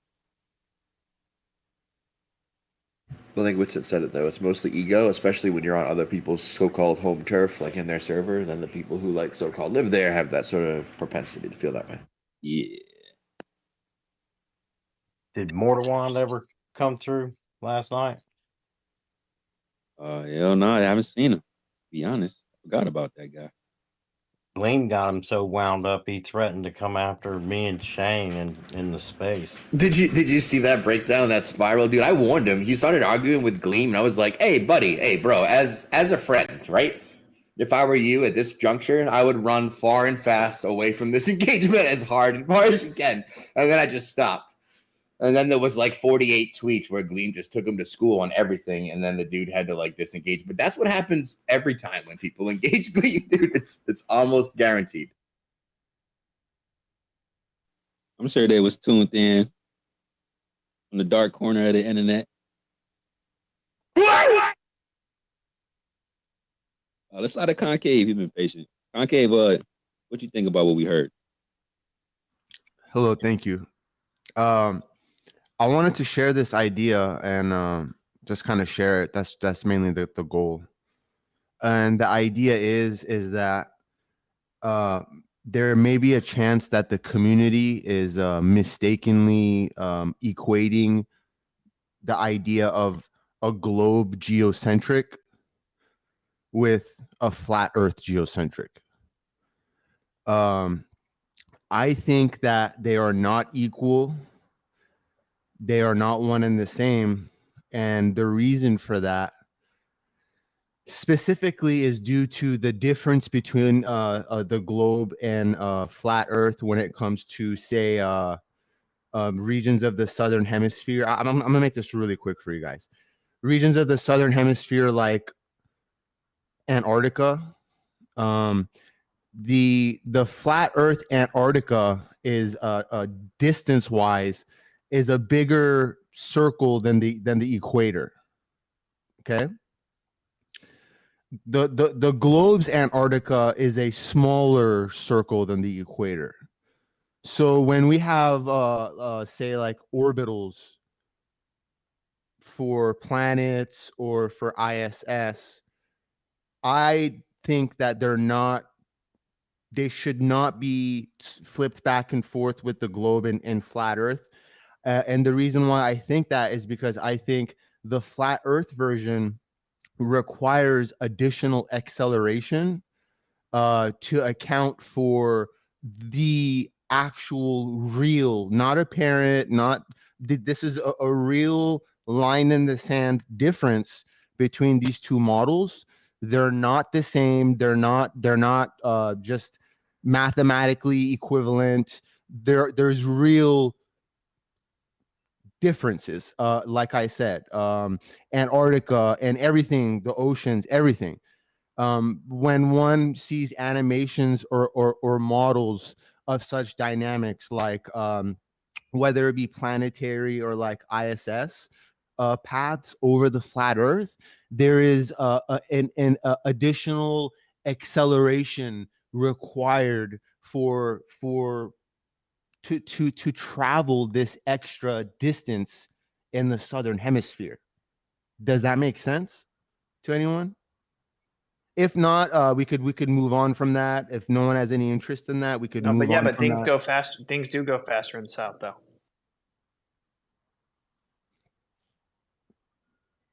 Gotcha. So for example, on like planes, we have this time back and forth between like southern flights vary significantly, and we know that the jet streams are much higher there, right? And then, for example, the boat races. Whenever there's like a boat race where in the north they go close to their top speed, which is like around 35 miles per hour, those same exact sailboats race in the south, and when they go in the south, they average out around like 5 miles per hour, which makes no sense. It's a race. They're supposed to be going as fast as they can. And when they do it in the north, they go close to their top speed. But when they go to the south, it's like 4 miles or 5 miles per hour. But that's because if the distance is way greater in the south, right, and you're gonna get your speed by assuming the distance and seeing how long it takes, and it's gonna give you a way smaller speed if you're actually going way further. So the evidence actually consistently shows that when people do try to circumnavigate in the south, that it takes way longer and that it is a greater distance.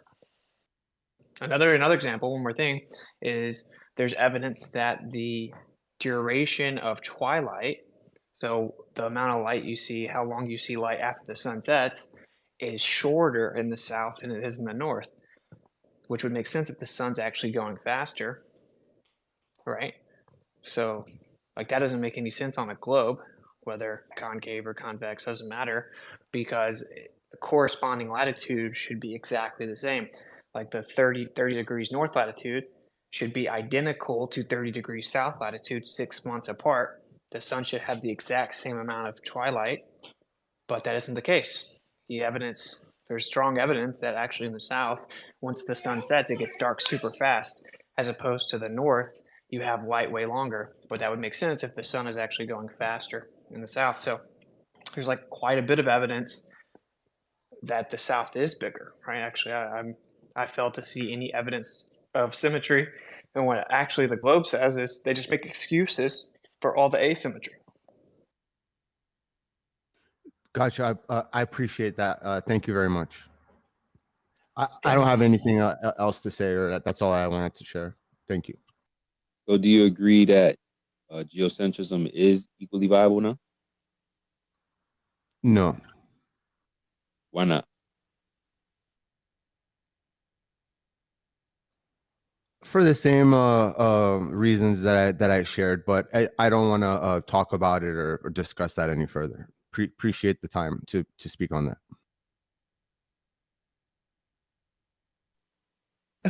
This is the same thing he did in our spaces yesterday. He comes in, he wants to speak, he wants to get his message across. But if you have any questions or examples that you want to throw to him, he really doesn't care to talk about it. So it's like, let me come here and put down what I want, and then I'm just going to ignore anything you say. It's not going to be a conversation. This is just me putting up the information that I want put up, and that's it. And when we tried to hold him to actually having a conversation, he would yell, "Gatekeeper, gatekeeper, you're not letting me speak." Really, Concave? Why you doing a level heads like that, man? You kind of did that to me last night too when I asked you to steal me in my position, refuting your position. You don't like to really have a conversation, it seems like, but I appreciate you joining, man. Hopefully you'll learn to kind of like engage without just wanting to Thank you guys very much. I hope you guys consider and look deeply into the things that I've shared. Yo, if you likewise, bro, likewise. Hope you internalize the things we say too. Concave Earth.net over here, as I know him, has been around for a while. I think he DMs me all the time. He always sends me interesting stuff. I think we have a good understanding. What it is you can't really ask him like direct questions. So if you want to learn, you have to learn through the Socratic method and like through like ridiculous context clues. But that being said, it's much more like clear to have a debate with the concave earther. I saw Caleb's debate with the concave earther, and I reached out to that concave earther to see if I could debate him, so I could understand that position more clearly. And the dude, after sending me 1,000 links, vehemently turned me down. But if anyone knows a concave earther that would like to debate, I think I'm going to add that to my list. Well, just to be clear, this specific concave earther created his account November 2024. Yeah, but he's been around on Discord. I recognize the voice. I'm just saying, like, I know who that is. Okay. For sure, yeah. There is another concave cellular earther that be like famous. Anyway, same stuff, I guess. So yeah, I was just thinking, have you guys ever thought about so the evidence clearly shows that the Earth's in the center, so the whole universe is moving around it.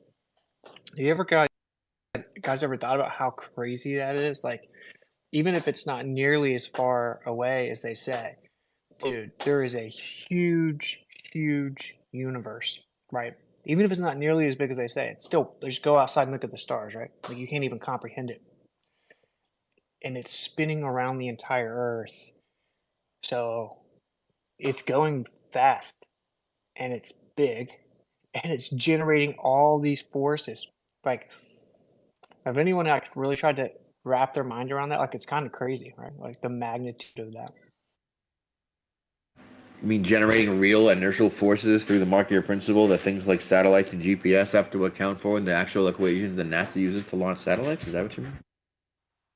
Yeah, well, yeah, and it's just crazy to actually just think about how that's happening.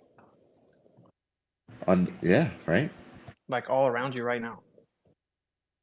And in ridiculous magnitude. I thought it was only me, but like I go outside, I visualize and look at the sky, like my new interpretation of what's going on, and I get like somewhat of an overwhelming feeling because it's like so vast.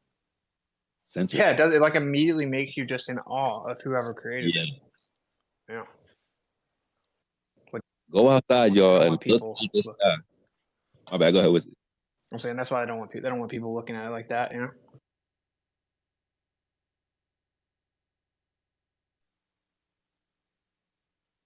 Look at the sky with new eyes. Pay attention to how you feel. I think it was Bowser, and it was like Mr. X, and then Eli. Now rotate some mic. Hi guys, how you guys doing? That's what I tell you, man. Good to see you. Yeah, man. I got to tell you, man, I listen to Brian Sweet, and then that's about the end of me on Fridays. I hear your introduction, and then I pick it up in the morning on Stationary Saturdays. So I look forward to Saturday mornings every day. It's like a box of chocolates. You know, you never know what you're going to get, but it's always interesting. And when I call out Whitsit, and I see Dave's down there too, like 2 or 3 years ago. I mean, you guys are what I watched. I listened to all the podcasts and everything, and watched all the Schooling the Globers. So yeah, I just want to thank you guys for being part of my life for the past few years. Inspired me to read the Bible. I just finished that in about a year. So thanks. And another thing, I did want to make a comment about the concave earther because he's been bothering me because I heard him make the point, and Brian Sweet at the end, just like Ken was alluding to. I heard him come on early this morning again, and I feel like I'm not even convinced he thinks the Earth is concave, because he makes the claim that he was a flat earther for 5 years, and now and then he falls back on like the same simplistic things that Austin just explained to him again, but he's been explaining for the last 3 years of why it has to be a ball. So how could he have ever accepted flat Earth if he's hung up on those in the first place? And that leads me to think he's lying about that. So how do we even know he's a concave Earth or not just someone in here throwing shade and polluting the conversation? And as I'm speaking, that other guy talking about the dark side of the moon last night kind of felt like the same way. If you're a flat earther for 5 years, why are you bringing up a NASA video or something that's really making you think? I mean, part of being a flat earther is rejecting NASA, So those are my thoughts from what I've been hearing, and I'll mute up now and let you guys get back at it. Yo, Baz, appreciate you, bro. I would agree. However, we've seen some of the biggest flat earthers go concave. So relatively big, I guess you could say. But yeah, we've seen it. Don't understand it. A little weird. But everyone got their own view of the earth. To me, it's more fear-based or lack of understanding. But not everybody the same, so not really sure. But again, we do got to make sure that we spend our time wisely. We don't want to waste our time with trolls and energy vampires, right? So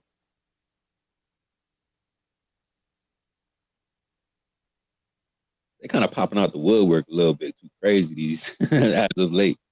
Anyway, let's keep it moving. I think I said Mr. X, and it was out of Eli. Mr. X, what up, man? Yes, yes, yes, yes. This is one of my favorite conversations. This was a really good presentation. Real quick though, Proud, I know you do keyword searches, and I've been trying to look up a lot of sauce to relate to put up in the nest, and sometimes it's on, sometimes it's off. Have you found some issues where you keyword search and it sometimes show no results and sometimes it does populate? I wonder if that's just me. Definitely happens with me. Proud might be plugged in.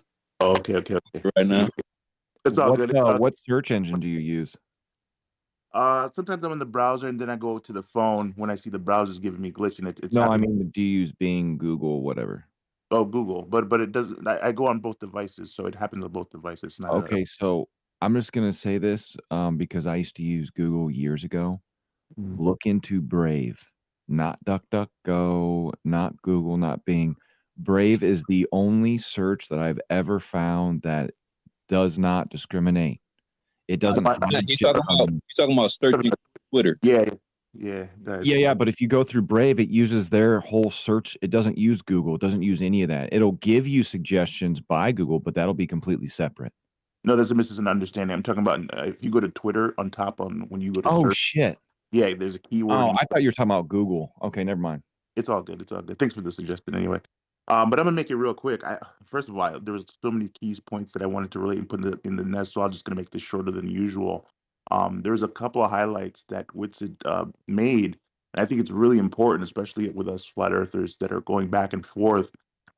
Be prepared for the follow-up questions because I think there's sometimes unintentional scripts that are said often and they're not checked. If people have a couple of follow-up questions like, "What is heat exactly?" Right? And the guy had crickets for a while. And Wizard brought up the point: Are we to only talk about water boiling and vitamin C? So there is a refining process with the scientific method, right? There is a subset category of what you're looking for. A lot of times, the approximate cause, which is the cause directly relating to the effect, is not the one that's tested for, right? If it's a visible light that was uh, the IV and it produced the DV all the time, mistakenly, you're not looking at ultraviolet light. I similarly use an example with swamp water and a fungus that is necessitated of the swamp water. I won't bore you with the repetitivity, but there is a necessary refinement process with the scientific method. So I think that's important. And to those 2 points where he says we're not to talk about water boiling and vitamin C. Before vitamin C was to be an IV, someone could come to the conclusion of citrus fruits, which contains vitamin C. So before we found out the molecular compound was the proximate cause of negating vitamin C deficiency, we were correctly isolating citrus fruits when it was a more refined approximate cause. So I thought that was really important. I'm so glad he said it. And he gave credit to the guy he was going back and forth with. That was a good point. That was a valid point. And Sacred spotted it as well. And when they do have a good point, it's important to highlight that because it makes them feel comfortable. It makes them know that they're not in a hostile territory, right? And people coming off of Mike, that is a good point too. We don't want it to be like how Sacred experienced TikTok, 20v1. And we know he's a patient man, but not everybody's patient, and we can't mimic that same bad behavior. That 1v1, or if that person's comfortable going off Mike with one other person's maybe, but have a conversation. It's not a jump fest. It's not Jujutsu Kaisen jumping in this bitch. Last thing I wanted to say is that refinement um, is to be understood with the kinematics and dynamics, right? If it's a description of motion versus the cause of motion, lots of times there's a bait and switch happening, right? There's a bait and switch happening where they say it's dynamic, where it's really a description of motion. They don't talk about the forces. They imply a pseudo force, and it's important to pick that out. So, all in all, I think that was a really good back and forth with it, which I already know you're good at debate. But sometimes I get surprised on things that pop up that I didn't see originally. And man, this guy's really good. So I think there was a lot to learn in that back and forth, and I certainly took a lot from that. So kudos to you guys. Yeah, I knew you was gonna like that, X. I was asking a couple people if they heard this, and most people saying no. So I was like, hey, maybe we'll sit through, do a little listening party. So I'm glad you enjoyed it, brother.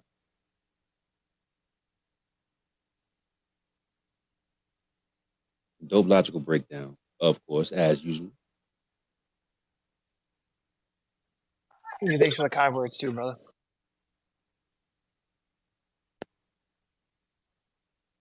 I think it was Eli, and then Taylor's up here. Let's go, Eli, then Taylor.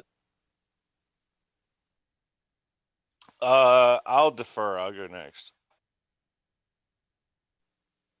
Morning, Taylor. Stationary Saturdays. What up? Hey guys, hope you're having a good one. I was just talking to some people in the mentions, and they were talking about like how hurricanes move one way in one hemisphere and the other way in the other hemisphere. And I thought that there was one that did it opposite, like a reverse typhoon or something like that. And I was just gonna ask what that word was again.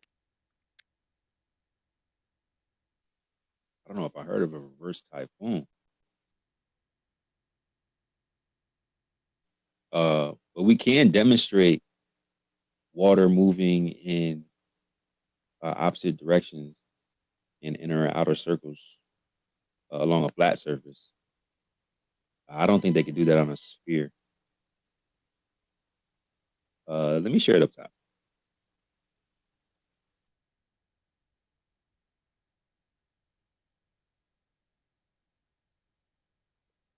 I think it was Flat Earth Dave that mentioned it before, but I should have taken a note of it.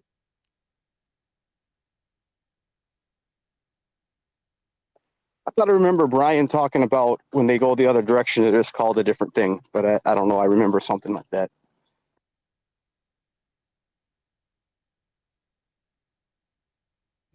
I don't know anything about the ones that go the other way, but I know that we can probably come up with some math involving the Machian principle of transfer of motion that would probably adequately explain both of those and swoop it up with some ether wind if I were to take a stab or whatever.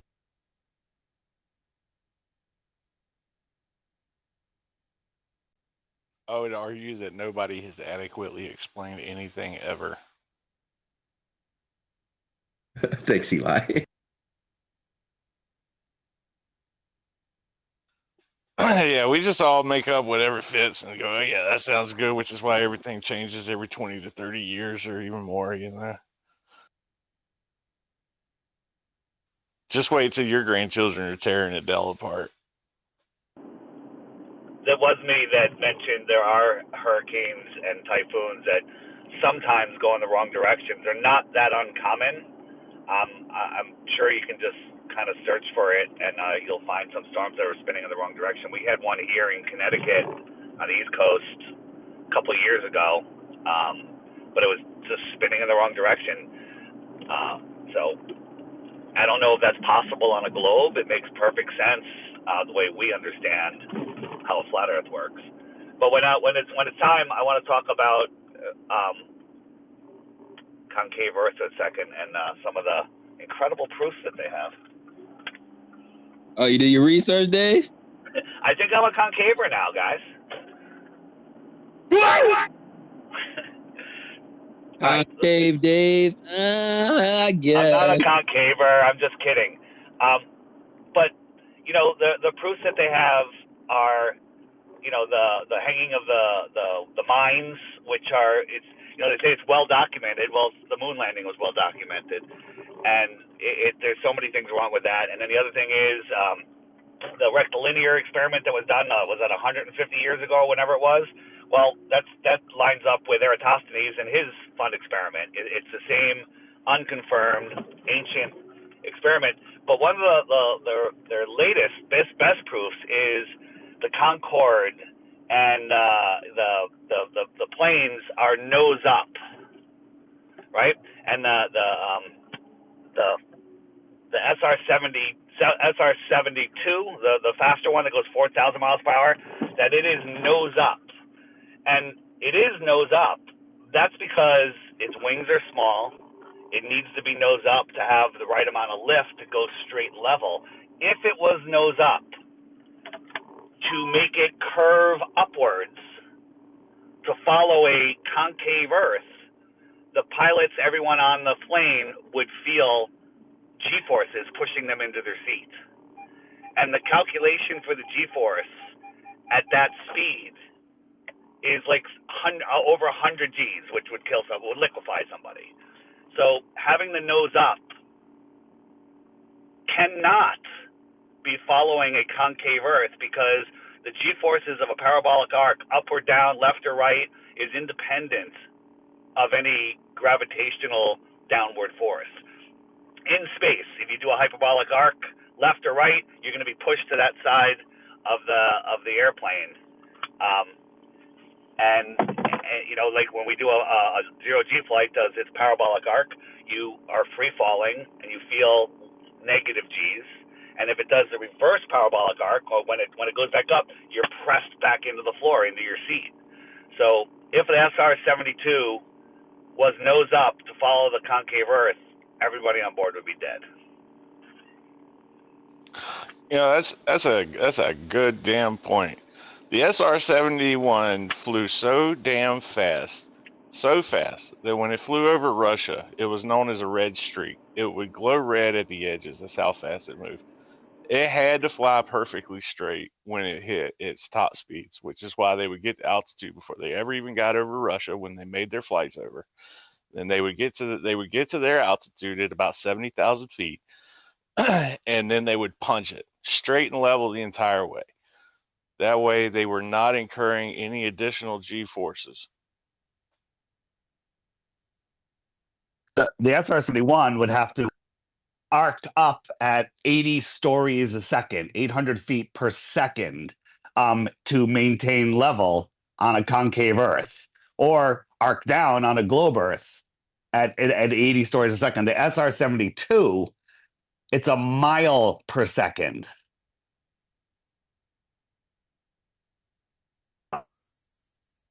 I think we lost you, Dave. I think we lost you to the concave. Is he glitching for y'all too, or just me? Yeah, the concave got him. So I have one question here, and that is before I hear me? Drop down. I can't hear anybody. Okay, we can hear you. You're back. You got lost to the concave, man. Can you hear us?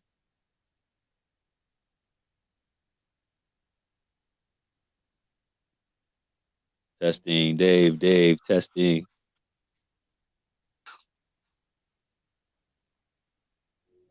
Yikes. Oh, hey, bro. Dave, wrap your phone in tinfoil, bro. It might increase the reception. Oh, my Lord. Jokes, Eli. Oh, the only reason I say "oh my Lord" is because I saw something on Facebook yesterday about putting tinfoil around your Wi-Fi router in order to boost signal, and it's just fucking hilarious. I'm assuming. Apparently, if you make a tinfoil hat, it actually helps with cognition too. Yeah.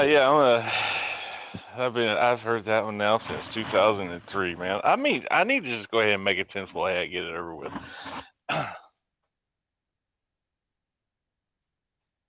I'm curious though, how many people here are on board with this whole throwing out all of history in favor of like some Grand Tartaria theory? I think it goes deeper than that. I think most of the reasons why a lot of this stuff is lied to us about is because if everyone were to know literally the truth, they wouldn't be able to lie to us anymore. We'd have shit that would probably blow your mind at this point. I mean,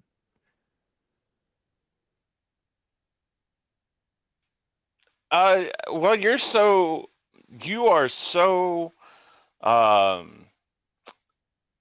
desensitized to it that you don't realize that we already do have shit that should blow your mind. Like, I'm talking about publicly, like everyday use type of stuff. Like if we were able to utilize what they have or have shelved, it would be a completely different world. Completely different. But that's what I'm saying. Like, I mean, you kind of are. Like, No, cell phones are not the apex. Skyscrapers are not the apex of our technology that we've had in the past. We've just had way bigger, better stuff. This is nothing. I'm back. I couldn't unmute before for some reason. It just kept muting. Since you're mentioning Tartaria, what is the general take in this group of instead of calling it Grand Tartaria, just an advanced civilization worldwide, just a few hundred years ago? See, I'm on board with this whole, grand civilization, but it isn't a few hundred years ago. You talk about, maybe 4,000 or 5,000 years ago, pre-flood. But I don't believe for even a second that my great granddaddy, lied to my granddaddy about the world that he lived in, that you're talking. You're literally talking about all of humanity getting on board together to lie to their children. I mean, I just don't believe that. I don't think. I mean, if you look at the orphan trains and everything, they could repopulate the earth, and nobody would know anything. Communication, after whatever kind of reset there was, people are just surviving, and the stories are lost. Ask people what happened 20 years ago. They don't remember 20 years ago, let alone 100 years ago, or 5 generations ago.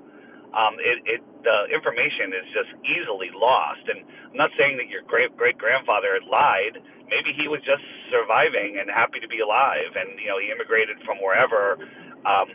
People were separated from their families, and I'm not claiming to know anything other than there was an advanced civilization here before, like there's stories of the Native Americans saying that when they arrived here, there was ruins. There was cities in ruins when they got here. Hey Dave, let me ask you this. Your question about should we just talk about ancient civilization rather than titling it Tartaria or Mud Flood, is that to just make it easier to have an open conversation, kind of like we did with True Earth, rather than just saying Flat Earth because Flat Earth has been psyoped? Personally, I think there was a grand civilization, and the Tartarian Empire could have been the head of it. I don't know, but there's so much evidence, with buildings and flags and monuments and everything, and even the word Tartaria. And look at Rockefeller's new book; it says Tartaria right on the map. I don't know what that means. Is he sticking it in our faces, or are they psyoping us? Who knows? But you don't need to. I don't need to label it. I don't need to say who it was. It was. It just was. That's the thing. And I just think that more people should look into it. Because we are not at the pinnacle of civilization. We're literally in the conclusion of the movie Idiocracy right now. Yeah, that's awesome. A guy last night, I don't think you had your ears on, he thanked you, deeply thanked you for turning him on to my lunch break. He said it's just changed his life. He watches it all the time. I don't even know why I grabbed a mic. I'm heading out to do a bunch of kids stuff right now. I just want to say good morning. Last night was awesome. I think I stayed up till 3:40. There were some good builds, but you guys keep doing it. I love listening and I love you, but I'm really dropping. So, all right, we'll talk to you in 5 minutes, Run Boston Bear. Bye. Yeah. So on one point, Rockefeller, Rockefeller is in bed with Rothschilds. Their whole lineage comes out of what was Tartaria, which was the conquering empire prior to the rise of the Ottoman Empire in Northeast Asia and Northwest Europe, right? So they controlled what ended up becoming the USSR. At one point was Tartaria, built by the Khans. And that's a fact of history, right? That's historical fact. So that was Tartaria. That sounds good.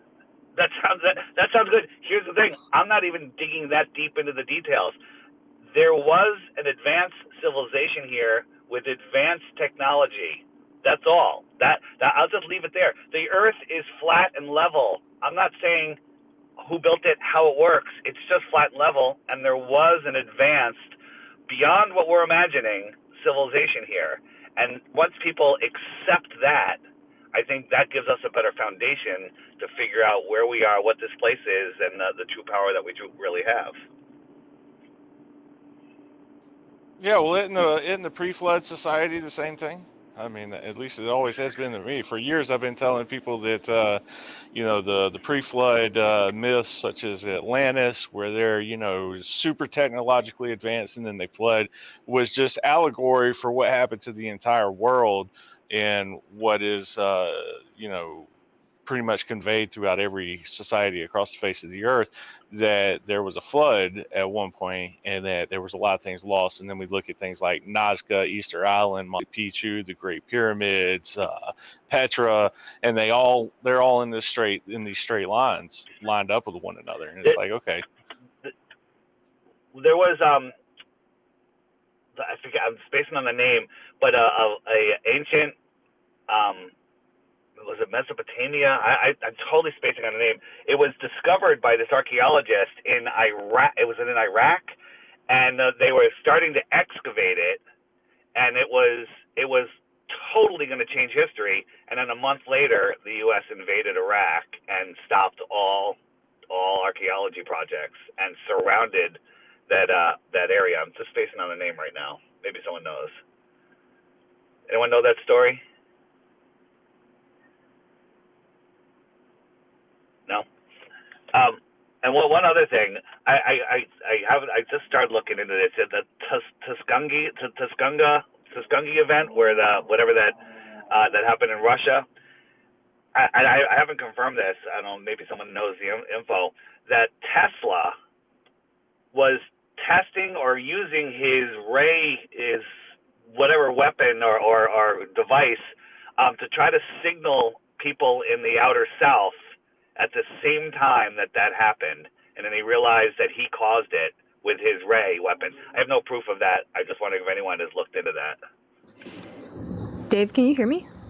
I can hear you. Okay, cool. Okay, so I put something up. I finally figured this out because I'm, like I said, half retarded. I just shared something to the space. It's a link to a PDF. And I think anybody who's interested in Atlantis, along with so many other things, including Tartaria. So Dave, this might be up your alley as well.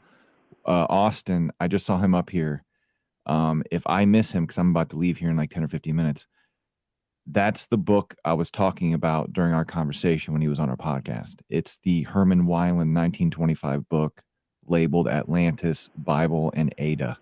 And it covers, I don't know, a shit ton of information. Dave, I don't know if you've heard about it.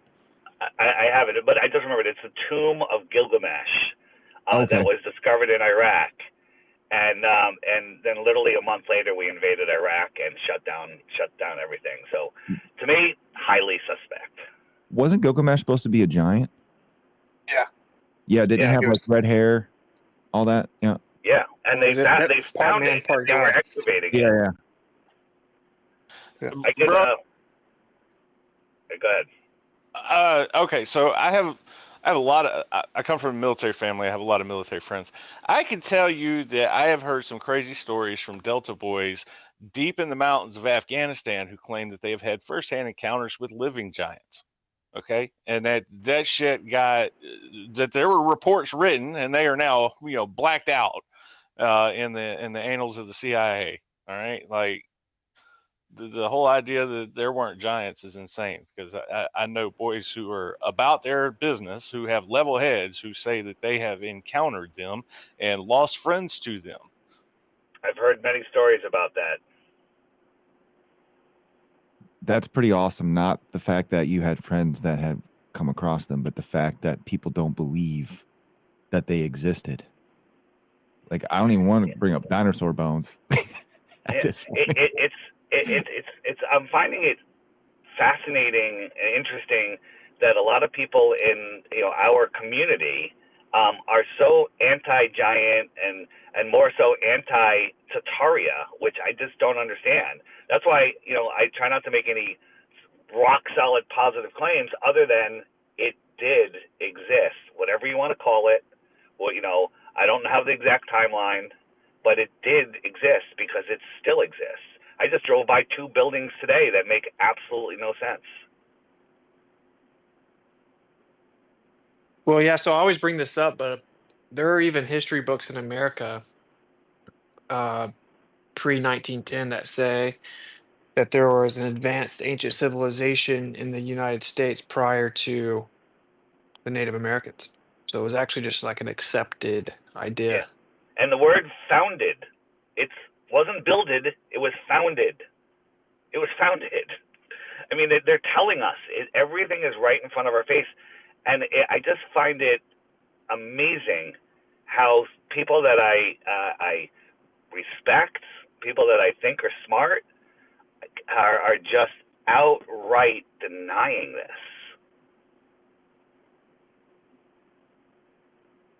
Well, Dave, don't you know that all of those buildings were built, okay, with horse and buggy? I mean, come on. Of course they were. They were built in a year. Empire State Building was built during the Depression in 1 year. Okay, that's the official story, I think. Yo, yeah, and some of them supposedly all done by the same architect going back to when he was 14 years old and all this crazy nonsense. But and then I think the best argument is like, okay, say they supposedly built it in a year, even though we can't do it now. They built some of these like really north, like up north, which means for like a large portion of the year it was freezing cold, snow, ice, terrible conditions. There's no way they built some of these things in a year, right? There's just no way. Listen, people were much tougher back then. They could handle the cold. We're a bunch of pussies right now. So. Well, they can't make a buggy go on ice, But what's interesting though is obviously you have the whole World's Fair aspect of all this, and I do get why people. Basically, what happens is people go way too hard and they make their claims as if they're definitive, and they start speculating and acting like they know it's a fact. So then people push back and they dig their heels in the other way, and then they kind of can't go back. But anyway, with the whole World Fair thing, it's all very interesting and slightly parallel subject here, but like 2017, I had this idea. 2019, 2020, I did a bunch of streams on it, and I said Trump's casting the world play as the hero. He's going to update the entire system. He's going to team up with Elon Musk, and then they're going to usher in a technocratic world order under the guise of like a new golden age that's liberating people from the oppression of the current system, right? And I thought that Trump was going to win in 2020. So basically, I was just 4 years off. And I said, if he doesn't, he'll come back in 2024. So that's where we are now. And I think I got like completely, I was gaslit about that. When I said that Trump and Elon were going to team up to usher in a technocratic world order and everyone was going to beg for it and they call it it'd be like a golden age. Now, in Trump's actual acceptance speech, he says that we're about to enter a golden age. And now he's literally teaming up with Trump. Now he's literally saying he's doing all these things. But I was bringing that up just to say one of the first things he announced after winning was that they were going to do this 250-year anniversary celebration for the United States, and it was going to be a year-long birthday party, basically. And they're doing a World's Fair. I was just going to bring that up.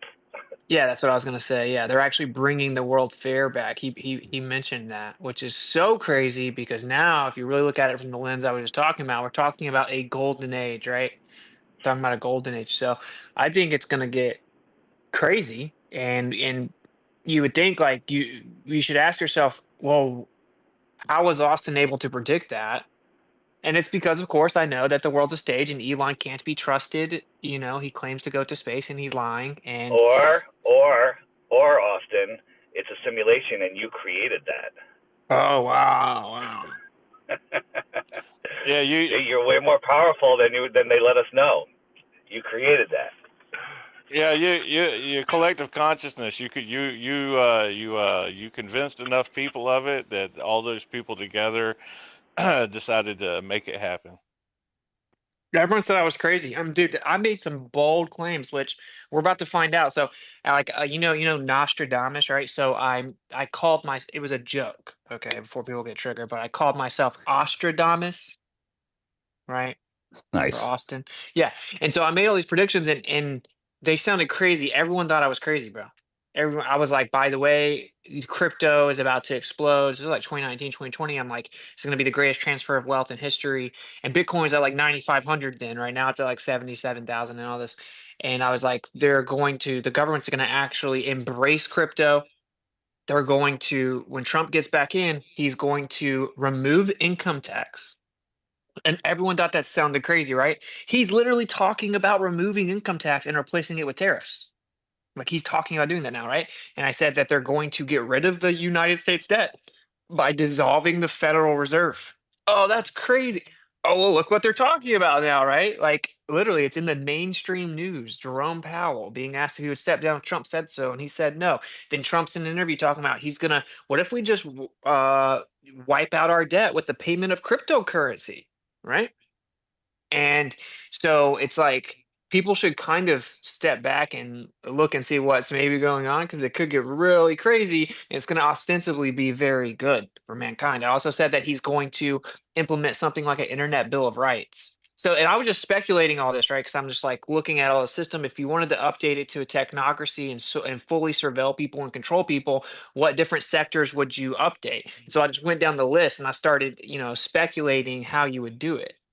And now it's all coming true. And I said that they're gonna come out and have like this Internet Bill of Rights where they're gonna step in and instill free speech on the internet, and they're gonna combat what is it, like 231, whatever, the 230, section 230 or whatever, where the companies are allowed to act like a publisher and a public square, and then they censor us, the big tech companies. I said they're going to go and combat that. They're going to change that, and they're going to ensure free speech. Now there's this video circulating of Trump saying that his plan is to do just that, right? Is to force these companies to allow free speech, and that the user gets to opt in to whether or not he wants a curated stream of information or a completely organic, uncurated stream that's complete free speech.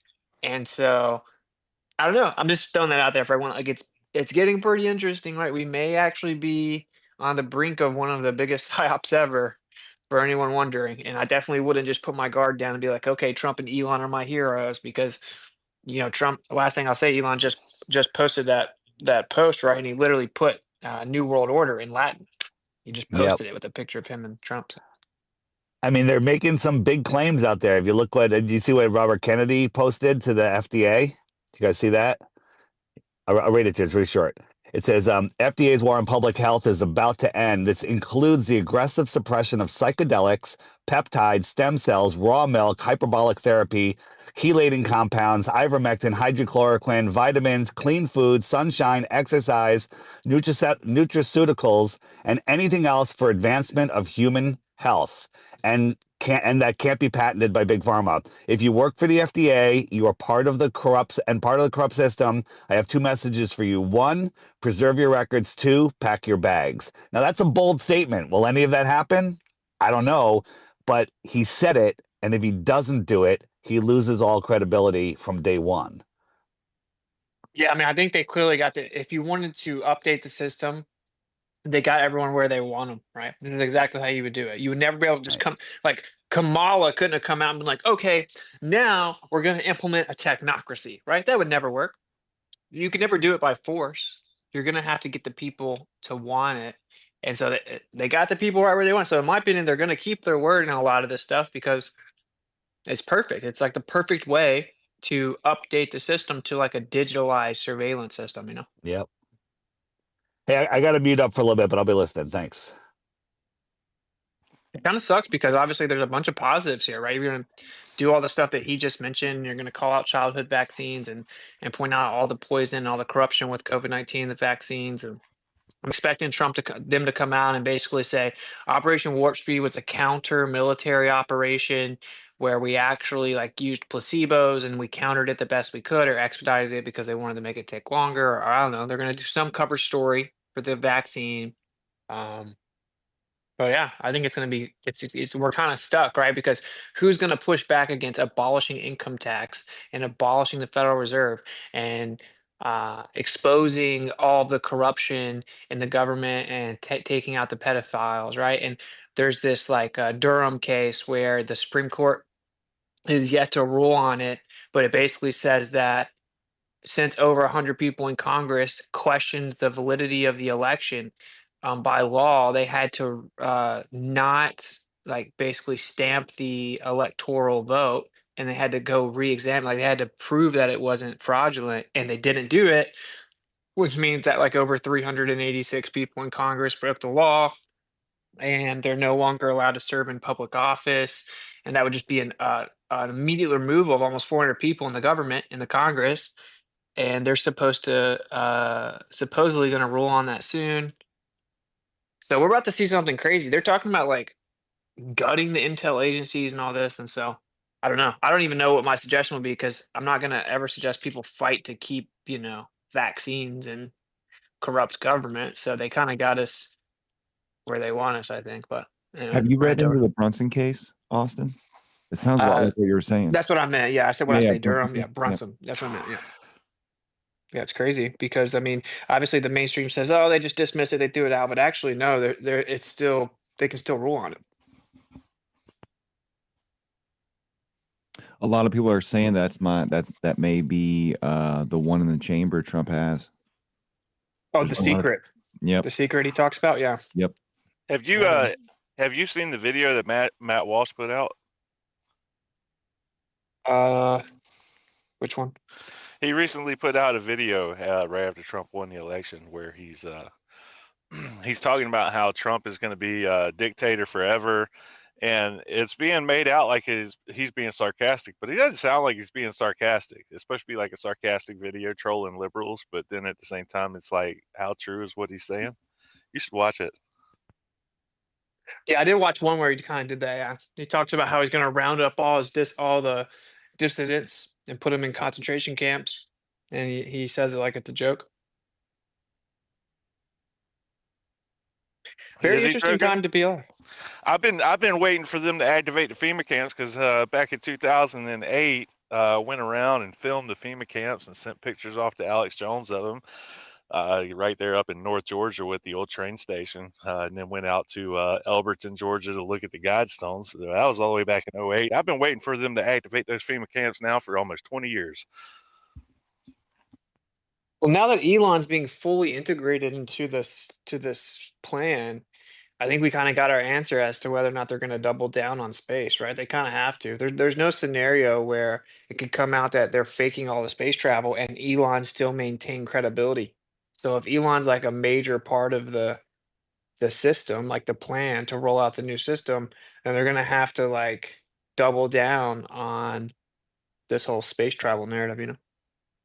Well, they were never going to run away from that. But even if they did, Elon could always have plausible deniability in the sense that he only builds the bases, right? I don't think he actually builds the separate rockets that go into space. That's all governed by NASA, isn't it?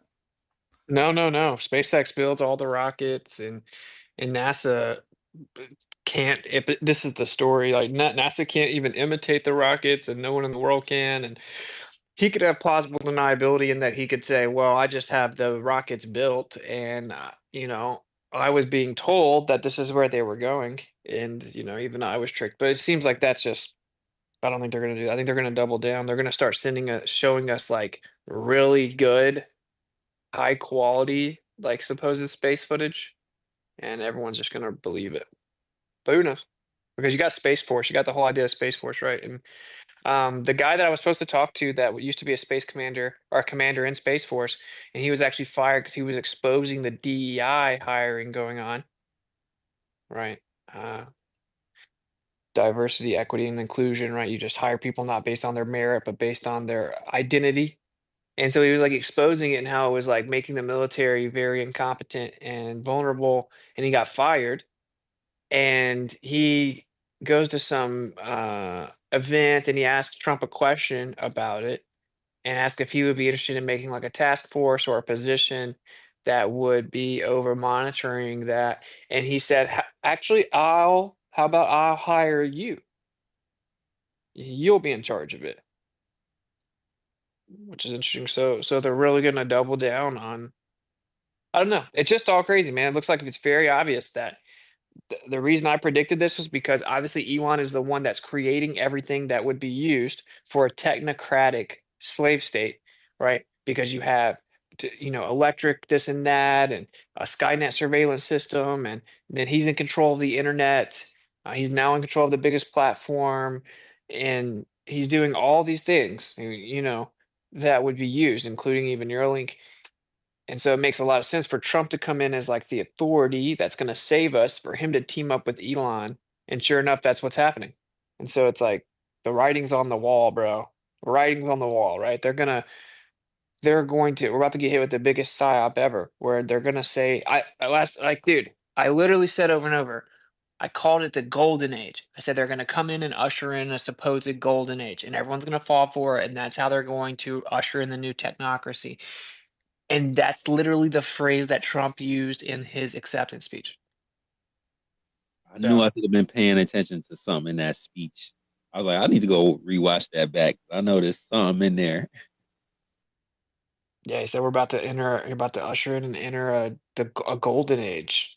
I'm like, oh my gosh, what are the odds, right? It's the exact phrase I've said like 100 times, and it's pretty crazy because obviously a lot of the Q stuff's going to look like it came true, and there probably will be arrests.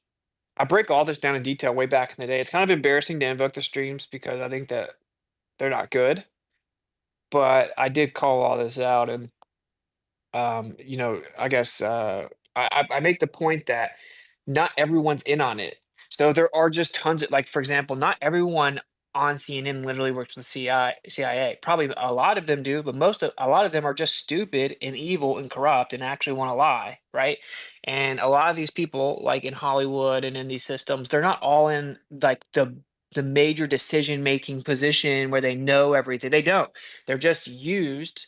They're dispensable tools. They're like puppets, right? Because they're retarded and they sell out for money and whatever fame, right? So they have dirt on them and they just let them do whatever. So they're dispensable. So now if they come out and they say, look, we're about to expose all the pedophilia in Hollywood, which I mean, Diddy, right? You got Diddy. Everyone's waiting to hear about the Diddy thing and who all was there. If he declassifies the Epstein files, declassifies JFK files, you're going to have this whole mass awakening of all this corruption and evil and all the political systems and all the media systems. And yeah, I mean, obviously, who's going to go against that? Not even like your most progressive leftist ever is going to be angry about the idea that really powerful pedophiles are being exposed. Everyone is going to be on the same page, so they're going to get everyone on the same page, right? And yeah, I think people should definitely keep an eye on it. Want to know how do the culprits call out the culprits? I mean, that's what people need to really be paying attention to.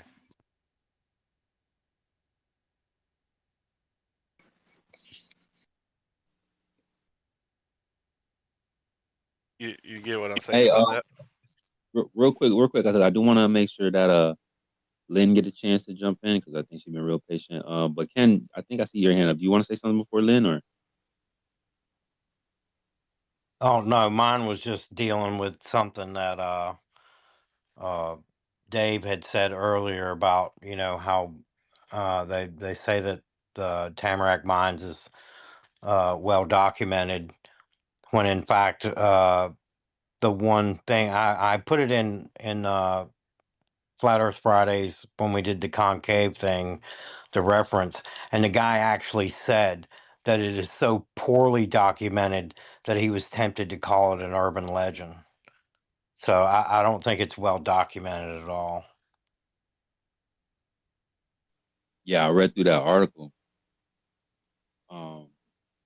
So when they started accounting for variables, that all of a sudden they started getting less and less deviation, and a bunch of other things like that. A good find though, Ken. I meant to tell you about that. I don't know if I ever got to. Thank you for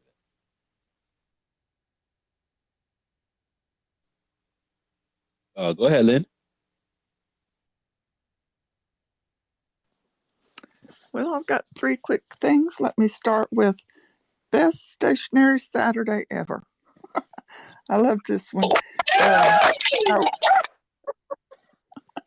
Yes, I really love listening to that hour. That was a good hour that we listened to that audio of the supposedly smart guy. Anyway, I hope we can have something like that really often. Let's see. Somebody smarter than I who knows how to clip up these spaces. If you could clip what Dave said when he first got on about the Concorde and send that to the Matt who jumped ship and went to concave Earth, because one of the things he beat me on the head with was that the Concorde would not be able to fly on a flat Earth. That it had to have, because of the way it was built, and how fast it went, it had to be in a concave Earth. So if somebody can send that to Matt, that would be good. And then for Eli, let me preface this by saying that I do believe that there has been really advanced civilizations before ours, which may or may not have been Tartaria. And I believe a lot of what I've seen about them. I've seen some really good pictures and videos and stuff. I don't know that I believe everything I've seen, probably not. Probably 75 to 25. 25 I don't have an opinion on yet. But I would suggest, because it sounds like you do believe a lot of things, that have been hidden from us or whatever. If you don't already, it would be good if you could follow Keith Kay and try to go in every space he's in, because he often talks about Tartaria. But anything you might have a question about, he's probably got something he can show you or a link he can give you or something. And you mentioned, I don't remember if it was Genghis Khan or whatever you mentioned, who conquered the world or something. If I'm not mistaken, Keith has a different story on that. That those people that we were told in school who just kind of ran roughshod over the rest of the world, that's not what they were about. And so perhaps that part of our history was lied about also. And perhaps it's all true, and perhaps none of it's true. I don't know. I just try to keep an open mind and be willing to change my mind on a moment's notice, because that's just the world we live in today. And I wish everybody a really good rest of the day. Thank you. Nah, thank you, Lynn. Do you like those listening parties? Some of a new segment. Oh, I thought, yes. I wish we could get a PhD every week to listen to. It was very entertaining. Besides being educational, it was very entertaining. So I like that kind of stuff. Yes. That's awesome. And excuse me, I forgot. I don't know if Mr. X is still in here or not, Mr. Xavier. I think I have experienced, I think, what he's talking about. I haven't done a lot of searches in Twitter, but lately I've gone to look for old tweets of mine. So I know the keywords. I remember them. And I can't find them. Cannot find them. And then there was looking for when my son first used the hashtag Never Trump. I wanted to see how, because I thought he was one of the early ones that he was. And he has me blocked.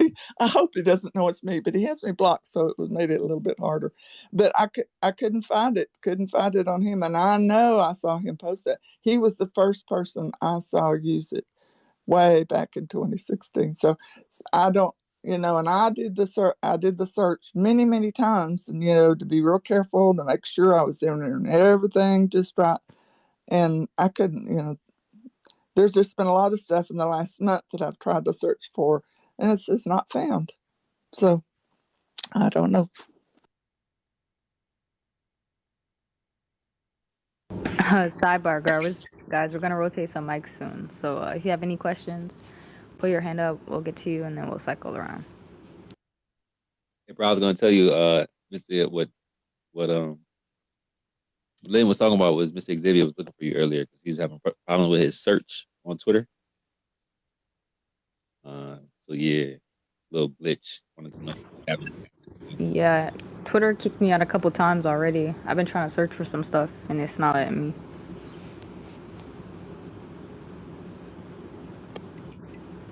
Did you say? So Oh, go ahead, man. It's all good.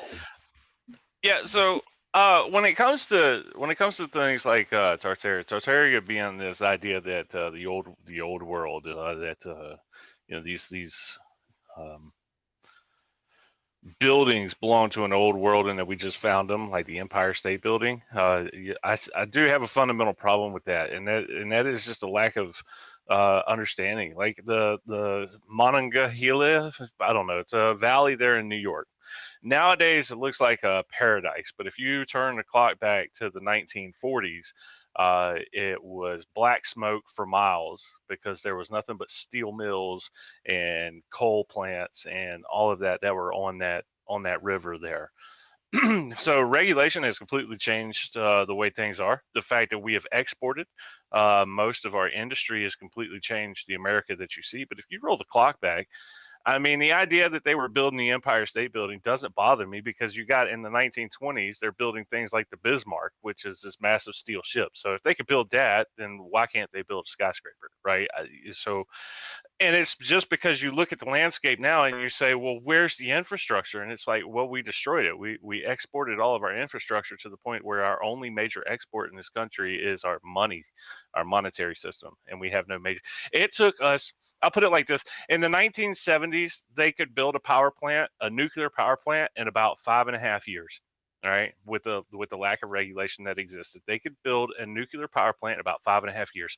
It took us over 12 years to get Plant Vogel constructed. Actually, longer than that. Geez, it started in, yeah, it took over 12 years. It took over 12 years to get Plant Vogel constructed. And the reason being for that is because we had to rebuild all of the infrastructure because everything that goes into that plant has to be made in America.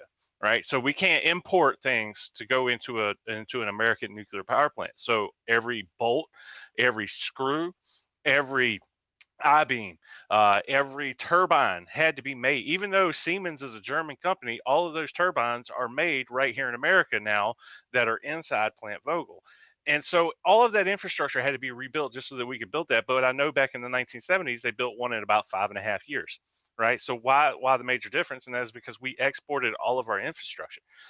Which we used to have because we were the largest infrastructure nation on the face of this earth, going back into the 1920s. World War I, that was what we were doing. While the rest of the world is at war, destroying themselves, we're literally over here supplying them all of the tools that they need in order to make that war. For one, and for two, we were building refrigerators and putting refrigerators and cars into our homes while the rest of the world is destroying themselves. Which is why we were the first to have those things. Anyways.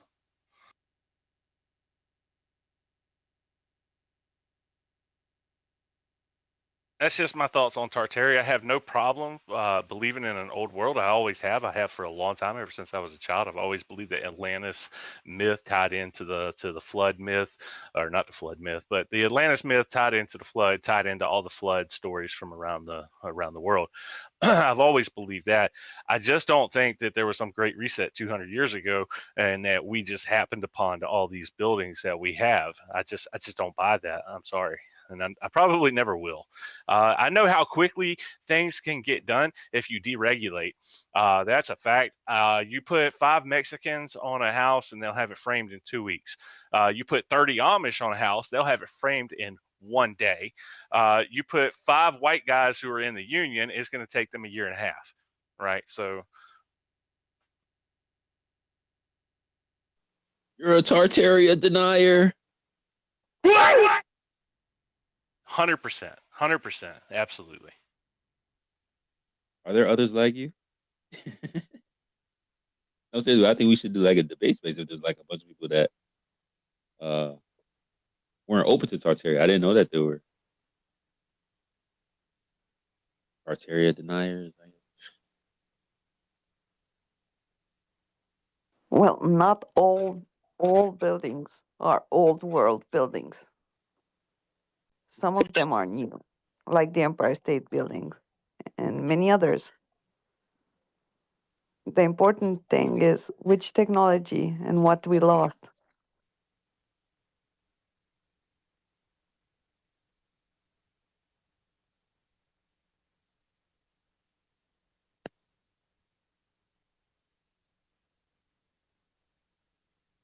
Hey, y'all add Keith in the comments. I'm gonna pull up. I didn't see who was next. My bad, y'all. I don't think we heard from Aurelius. Yeah, hey, thanks for having me, and appreciate the space. Sorry, I was in a little bit quieter of a space earlier, but now I'm driving to kids stuff here in St. Louis, and just wanted to go back into the past a little bit with the Tartaria, and a little bit of question on that. But first, look up the red-headed giants that were fought in the caves in the Southwest America stories, and then we got obviously the Grand Canyon, plenty of that space closed off, plenty of that space stories, of cave systems all throughout that area as well to look into. And then if you really want to look at some weird creatures, the blimies on maps, old maps. If you look at some of these old maps, some of these creatures, giants, blimies, these were creatures to say they had heads in the middle of their chests, and really strange. They've definitely been in folklore, but these things aren't out of the question when we're just peeling back layers and layers of narrative, that don't always align, don't always make sense to our logical or logistical brain. And I think it's just important to continue to ask these questions, and and it's tough to not stay or not be emotional about it, because it tears away a lot of things that we've just been programmed to believe. And I think that's the point of the flat earth, of the Tartaria, of it's just peeling back layers of our narrative that has just been regurgitated, passed along. And for us to evolve, for us to, I feel like, grow, which is part of being here, is continue to ask questions and continue to come together in these spaces to help each other along with tough questions, tough pills to swallow. And so one of the questions I had was, has anybody uncovered what the Roman numeral times that have been on certain buildings? I haven't really looked into it, but saying we lost 1,000 years, you know I haven't really looked into it too much, so I'd be interested to see if anybody has any information on how much that shows up to where our time has been lost. And I'm in St. Louis, so I'm around a lot of old world architecture buildings, as I call it. I don't know from which timeline or when. I just know that so much of what we've been taught and indoctrinated with has not been correct, and it doesn't line up at all. The fire narratives, the destruction of incredible buildings 40 years afterwards for no reason, and built of plaster and wood. It doesn't line up with how I'm in the construction world as well, and logistically, yeah, even if you take down regulation, it's just how many master masons were in the area, of Birmingham, Alabama in the 1800s. It's like their population was 40,000 people. So anyway, those are just some questions. And then rendering for the future, collective conscious aspect is, Elon and the technocrat. Yeah, everything Witsit was saying, I could see. I mean, Elon wore a Baphomet Halloween costume. I mean, that just says a lot for me. And I think in these times, so much is going on in the outer world. It's hard to not be of it, right? And we just have to continue to work together to in my opinion, stay stoic. Stay with the inner world peace, and continue to show up when we feel called, and in a way that can help the world along, and not get sucked into so much negativity. So anyway, that's all I got. Thanks again. I'm gonna have to get going soon, but I'll stay on and listen. Hi, everybody. I assume nobody called me because my name is written in language you don't know.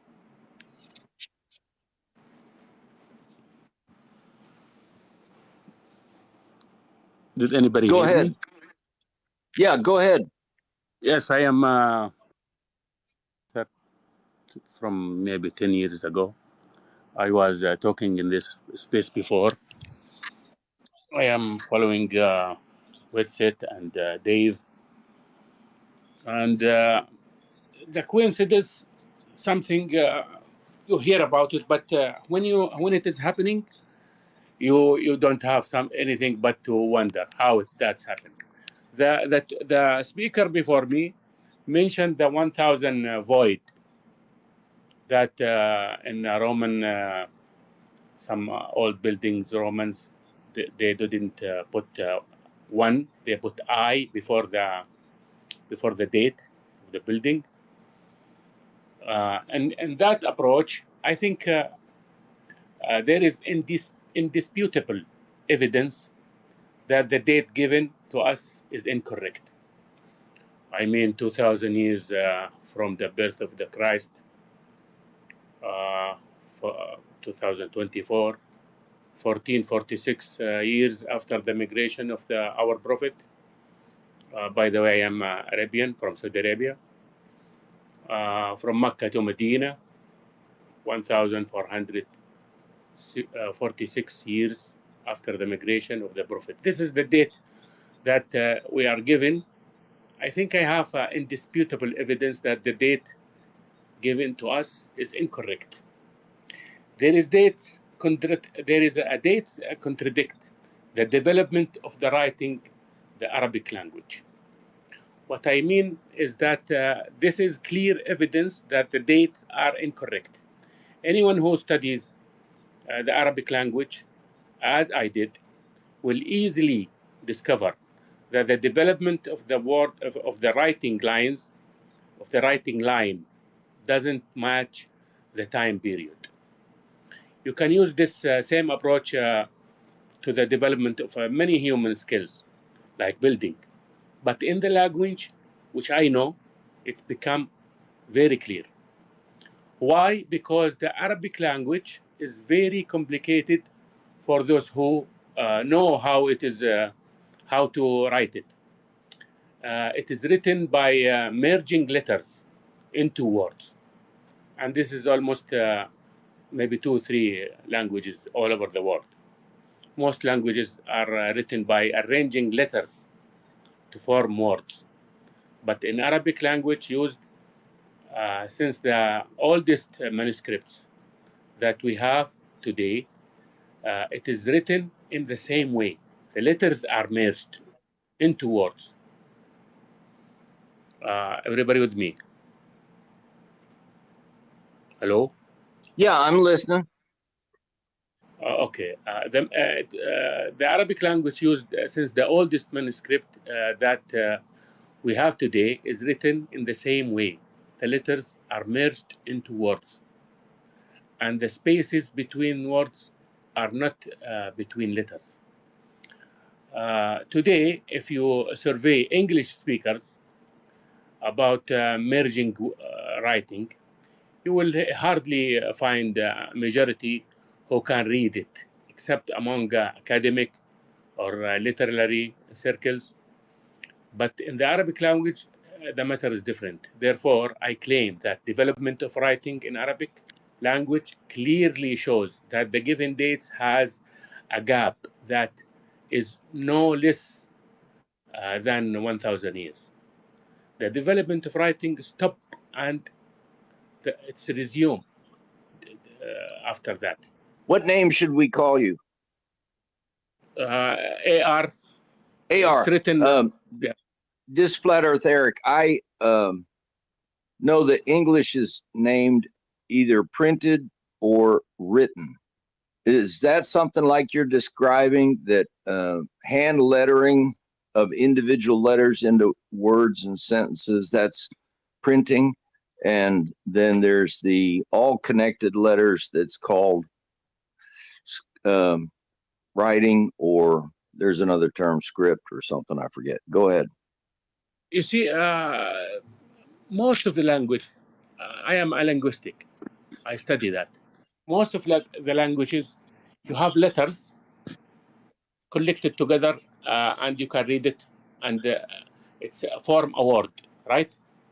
You have clear letters, individual letters, and it is arranged together, and you can read it as a word, right? Yeah. In Arabic, it is merged. It is merged in one line. It's not individual letters. Okay. And that form a words. And the words, there is a spaces between words only. This development of this handwriting is developed through time. We have manuscripts, as they said, it is from 1,700 years ago. We have that in our hand now. And we have our writing today. And if you compare those two handwrites, you can see through the time, you can see the development. That development, as if it is stopped for maybe 1,000 years and continue 200 years ago. You get me? Yeah. Yes. This is scientific evidence. This is scientific. The people who study language, they know this for sure. They know this. You see now the manuscripts is available. The people who study languages, they know this information clearly. You see, this can be give us a clear picture that there is a void in our history. A gap in the timeline. Don't have doubt about that. Yes, we have a void. As you see, in 2020, they do something and everything is stopped. And if we don't have communication between us as people, it is very easy to them to change whatever they want. Even I have doubt. I have on that time, I have doubt that we jump maybe 1 year.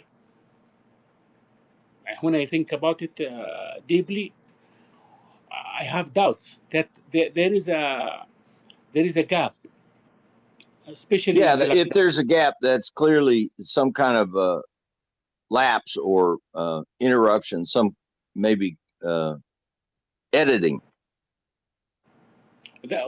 This is what I mean.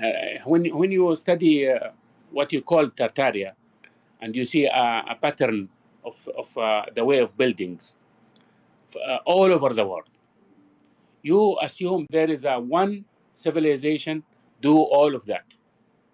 But what if the all humanity on Earth was a one civilization, not before 5, 6, 7,000 years when the flood of Noah? No, maybe it is before 700 years only, or maybe 1,000 years before. That's why the buildings, when the people who study how old these buildings, they have this pattern that this all in one era. Do you have an opinion about the photographs we see online of under earth levels being dug out, go below the surface to not only what they discover, even in the oceans. I believe there is 3 continent. What do you call that? غرقت. Drawn. Can I say something about the writing real under quick? the sea. Go ahead with Thinking. your response. The English language was written in cursive. The Declaration of Independence is written in cursive. All people used to write in cursive before. We just separated the letters. Yes. So it started out all connected. Is it a developed? Is it a development or it is a degrading? Degrading. I mean, yeah, it is degrade. So I believe there is a 3-continent thinking. One between Australia and Asia, and one the one is a famous Atlantic between Mew. Yes, the Atlantic between Africa and US. Well, I know I've heard there's underwater structures and architectural structures off Japan, off of India, off of Indonesia, off the California. There's in the Caribbean too. There's underwater cities or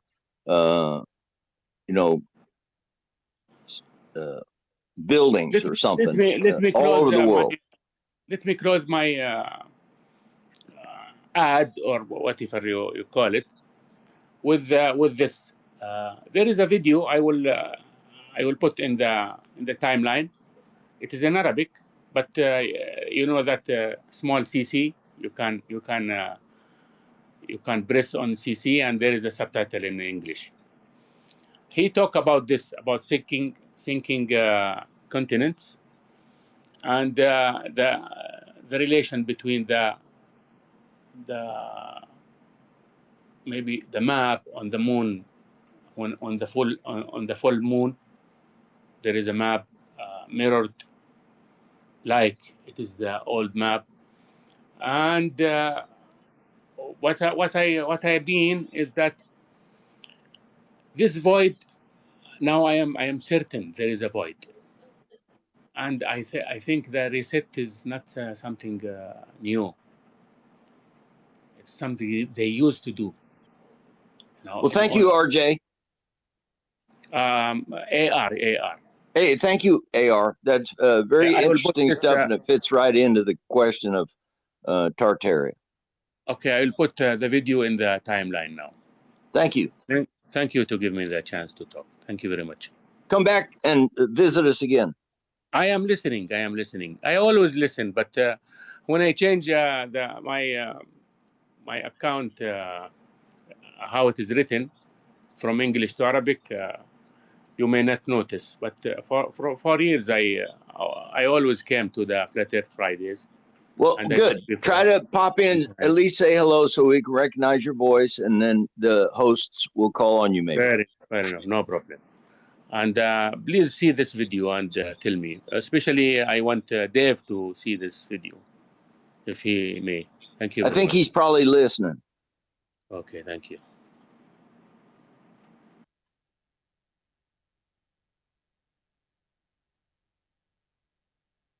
So I got a question going back a little bit to sort of what Weiss and Whitsitt were talking about when I get called on.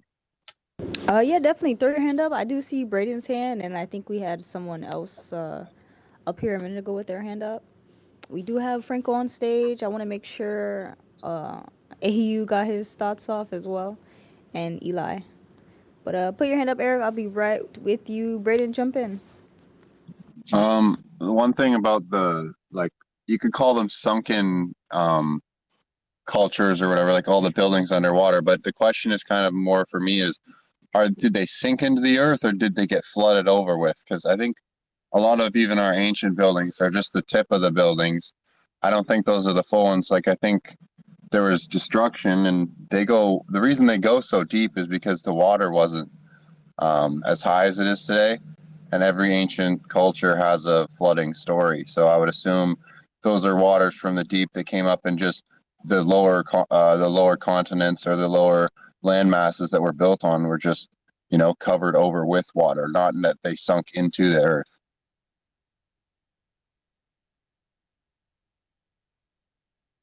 I was talking about this earlier, how some of the, like, if you believe in ancient civilizations or underground civilizations, it would make sense why you might believe in a hollow earth, especially if society just built on top of the things they eradicated in the past.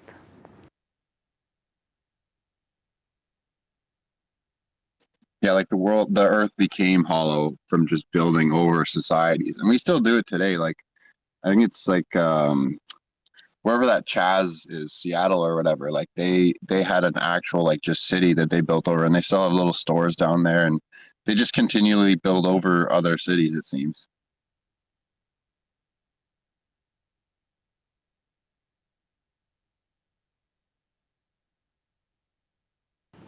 Kind of reminds me when some people talk about the technology that exists. Technology hasn't advanced since, well, actually, the technology that existed back then is the same technology that exists now. I don't know if I still 100% believe that. I see what they mean when they talk about some of the important technology like cars, and they had hoverboards and shit like that back then. But I don't know. It has technology really not advanced? Like, is there not anything? Some people would argue this for sure.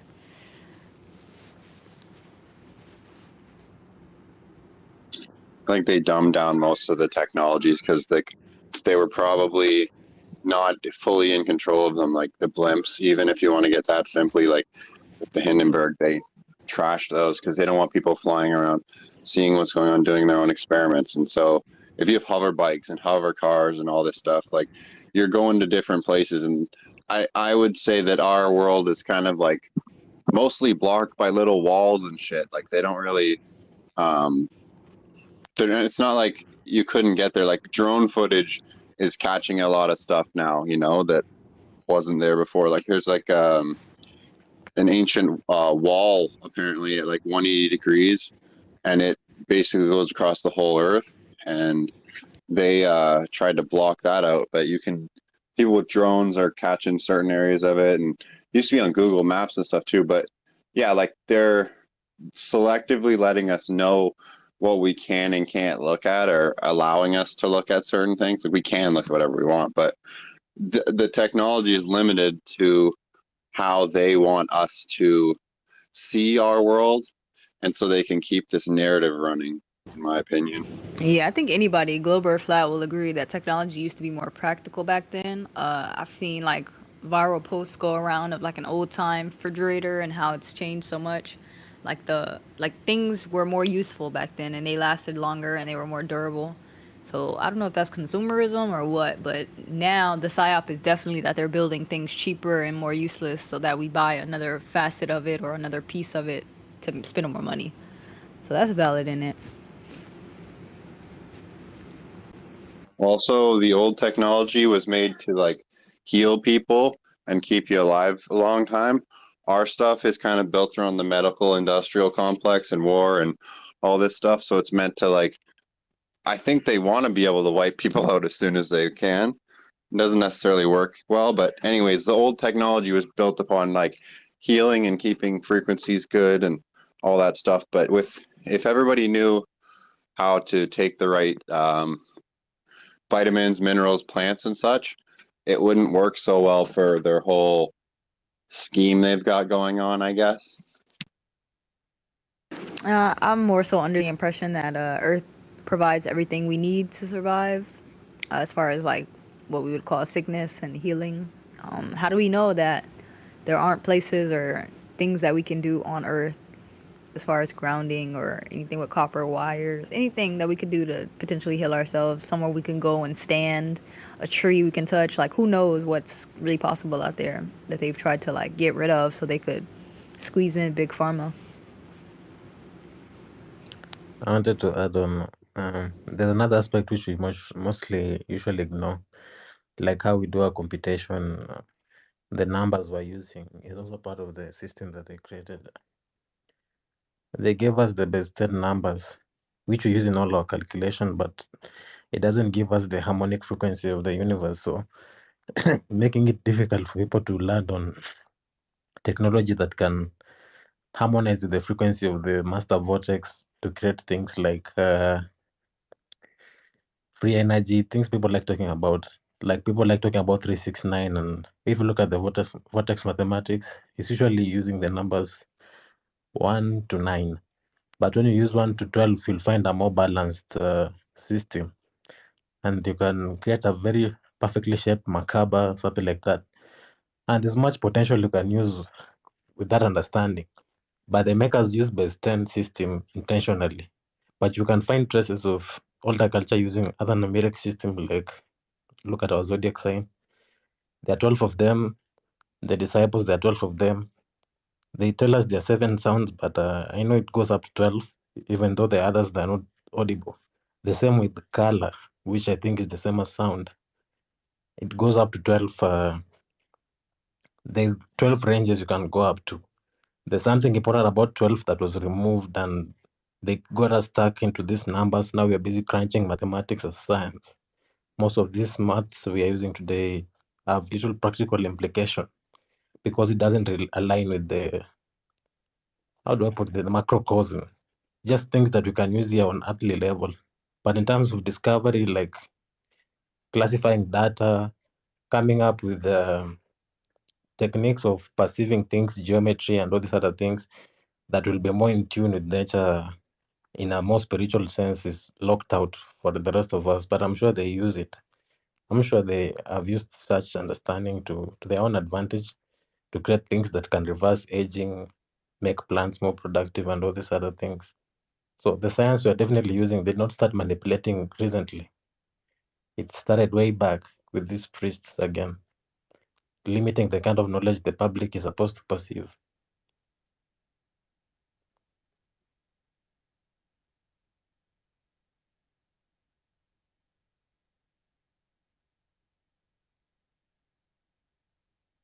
I'm ready to go when I get called on.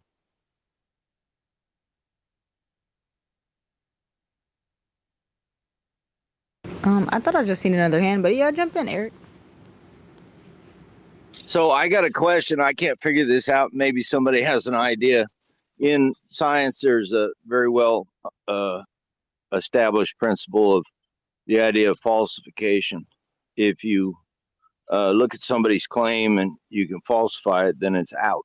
And if somebody makes a claim and it's unfalsifiable, then it's not worth considering. Flat Earth thinks we have falsification of the globe. If the Earth is a globe, why don't globies have a falsification of flat Earth? Is it impossible to falsify flat Earth, or have they just not thought of it, or are they avoiding it because they can't falsify flat Earth? I expect somebody in here has a better understanding of whether or not there's an answer. That's the question.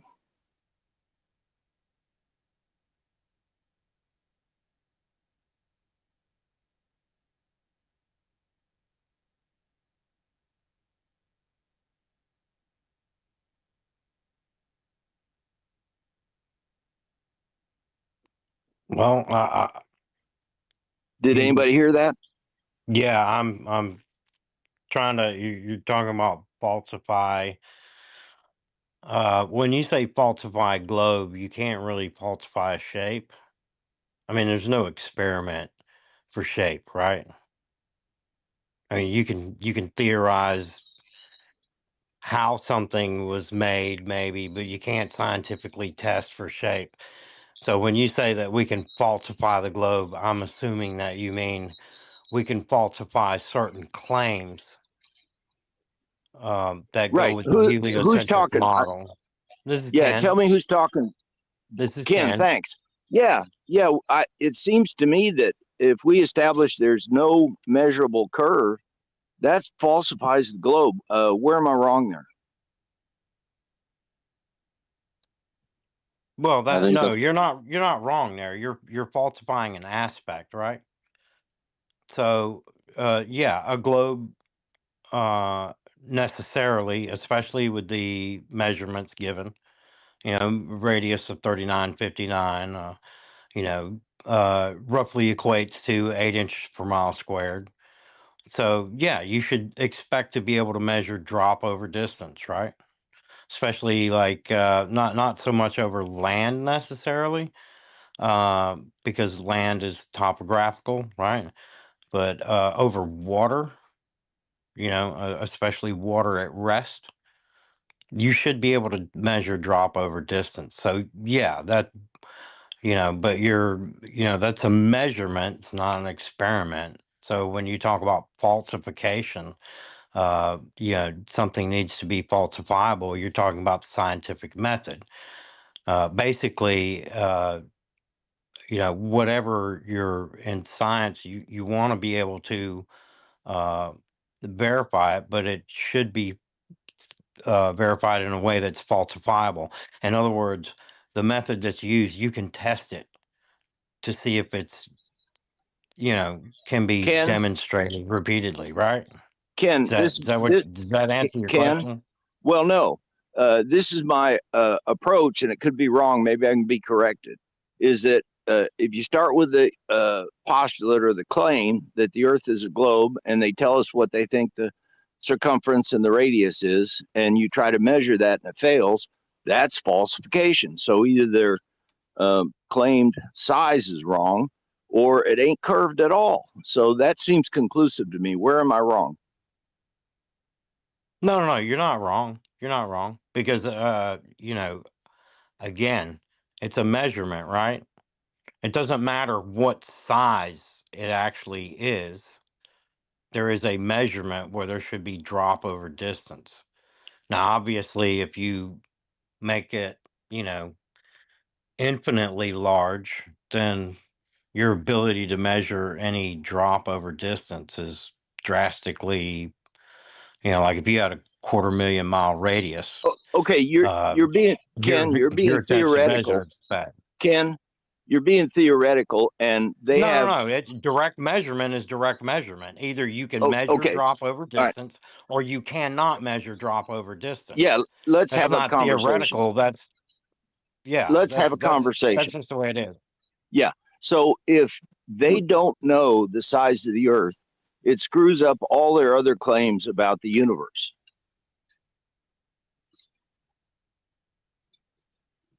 If they tell us the size of the Earth, it's an experiment to go out and measure. And we've done that and it failed. So I don't see why it's not an experiment. I don't see why it includes. I could be missing something. If I could say something, I think to answer the question with the globe, they've given, like what you're just saying is they've actually postulated what the size and everything is. So if you're testing that, you can falsify that. With the flat Earth, we are still looking for more information, and we need to be able to do more tests of what we believe it is. Like, I think that's part of why, like, going to Antarctica is a cool thing for the guys there and a bunch of stuff like that. But we don't necessarily have a claim that we've postulated so far. So it's hard to, you can't really like debunk something that isn't a positive claim. So we have certain positive claims, and they're pretty good, but we need a large overscale working model. But for that, we'd need to do like geography of so much stuff. Like we'd have to resize all the continents back to original size. Like if like the top of the map is like extended outwards and the bottom of the map is kind of pinched in, we'd have to put all that back to what it actually is like, and then we'd have to create our own model for them to falsify, basically. So that's why people aren't falsifying flat Earth, because it's not a positive claim. Okay, well, that's a good flat answer. Earth is a positive claim. Is that Braden? Yeah, said that. Yeah, Braden. Yeah. Thank you. I think that's a good answer. If we are flat earthers because we say we falsified the globe because you can't measure curve, they always say replacement is not required. For if you, I forget the term. Anyway, we don't have to make a replacement, but we can falsify. Is independent of replacement. Thank you. So maybe flat Earth is unfalsifiable. Is that Is that the situation we're in? No. Is it? You say it's flat, right? Is that not a claim? Yes. Just like you say that the Earth is. Somebody claims the Earth is a globe with measurements, right? So then Right. you should Right. be able to measure drop over distance. Okay, if somebody claims the Earth is flat, then you shouldn't be able to measure any drop over distance. It's flat. Okay. That's testable. So that's positive. That flat Earth is falsifiable if there's curvature, right? Right. You can falsify it with curvature. You can measure, if you can measure drop over distance, you can falsify flat Earth. If you can demonstrate that gravity can contain gas pressure, you can falsify a container, the necessity of a container. If you can measure Earth's orbital velocity around the sun, then you can falsify our claim that we're stationary. I get you. Very good answers, and that helps. So the Globers, some of them claim that they can measure curvature, but we dispute that. Is that the situation? Well, I guess some of them do try and claim that they measure it with theodolites, but I have a hard time accepting somebody can shoot 75 miles, whoever that one Jesse dude was, 75 miles. And, I'm not a surveyor, or Elia is, so if you have questions about that, but I don't see anybody saying that they're measuring, directly measuring drop over distance. It's always optics. You know what I'm saying? So it's just, I looked through a theodolite 75 miles, and and I got this, so it's obviously lower than it should be. Right. So there's no that's direct. Right. So that's just a dispute, and it would take a fair-minded individual to evaluate their claim against ours. We say there's no measurable curvature, and they claim it is, but their arguments are weak. So it's just a dispute, and that's where we're stuck right now.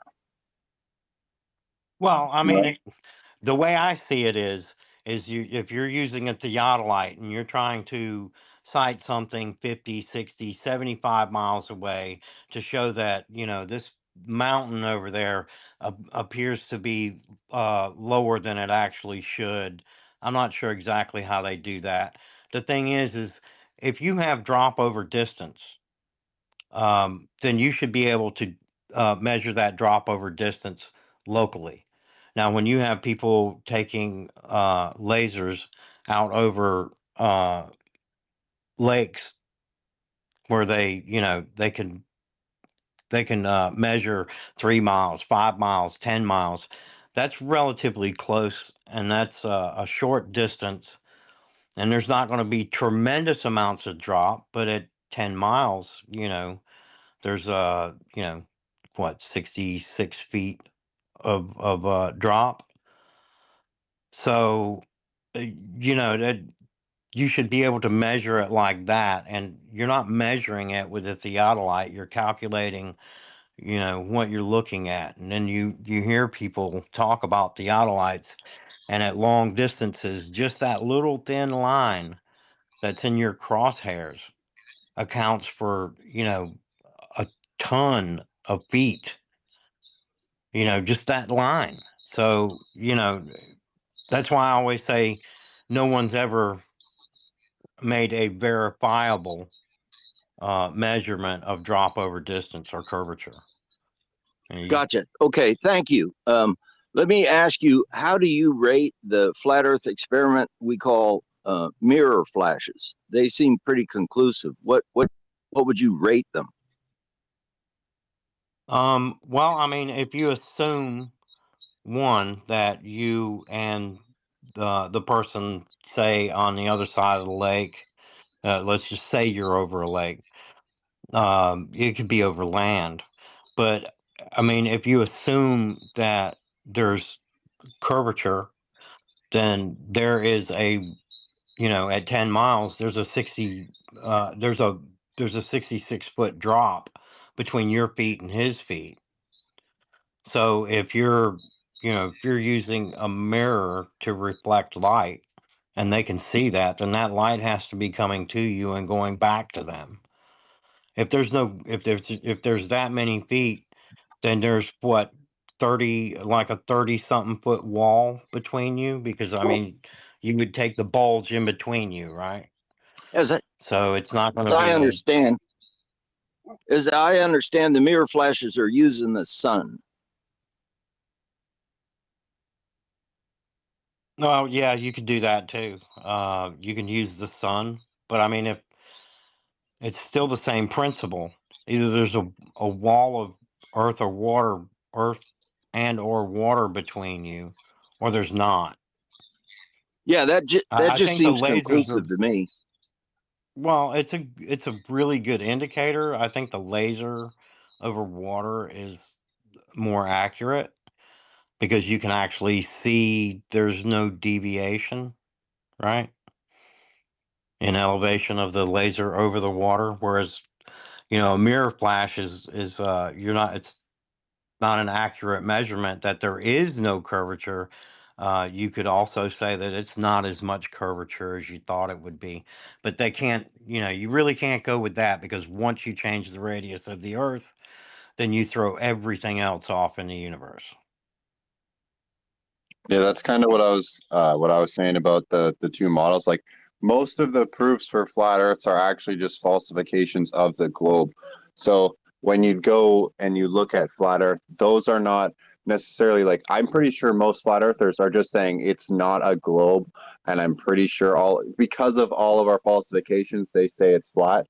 There's room to grow there. Like technically a flat earther could be a giant globe earther at some point, but all of our evidence is showing us that their model that they put forth doesn't work. Because if let's say you say, oh, gravity can contain a pressurized system, like that's just one piece that we've been falsifying about the globe. There's probably other ways to do that, because you don't now get curvature back again just because of that, right? But that's why I'm saying there needs to be a full model at some point. I mean, I don't know how we're going to get it all done, because all the funding goes towards keeping us in this globe model, but that's why there's not really a falsification of the whole flat earth, because this is actually just people doing experiments about what they've been told, and the falsifications lead us to believe that it's flat, geocentric, and all these other points, right?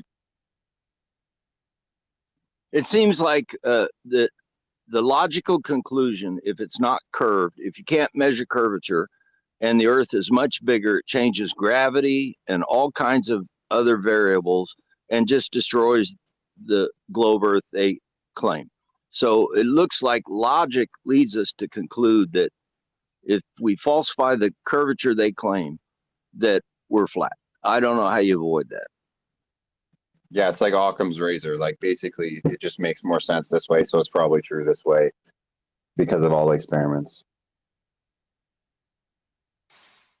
Well, that was it. Thanks for the discussion. I appreciate it. I'm going to drop. Yeah, so it works like this. All right, you take an angle.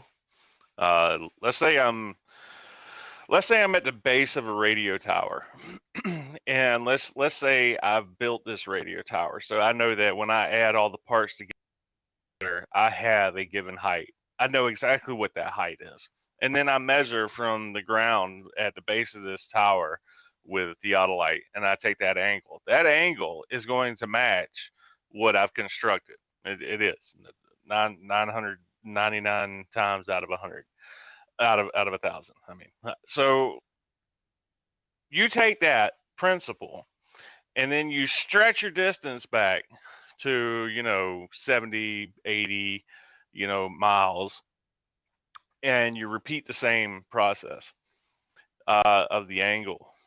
And that is where they say that you find your drop over distance. Okay.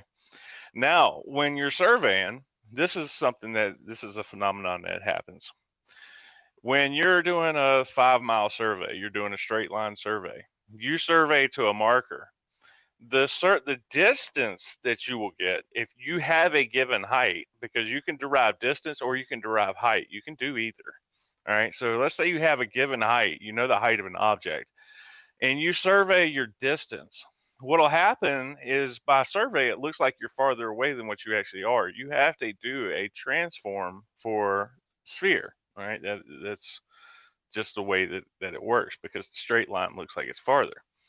And so they do their transforms, and that's what you traverse on, is your transforms. Now, you look at something in the distance and you give it a given height, and then you start walking your straight line. And that's how you do a straight line survey from in geodesy. All right. Eli, You don't just Eli, I have a question. You say there's a difference in the distance. How do you measure one way and get a distance and measure another way and get it? How does that happen?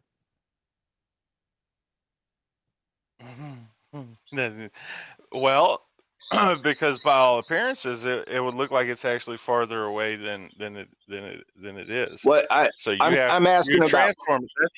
That's your globe transform. You say measurement, and you say if you shoot the angle, the distance is actually different. How does that happen? I don't understand. I don't know how it happens. It just does. You have to transform it. But why? Why do you say that? What's the Because principle? that's what's in the book. That's what's in the book.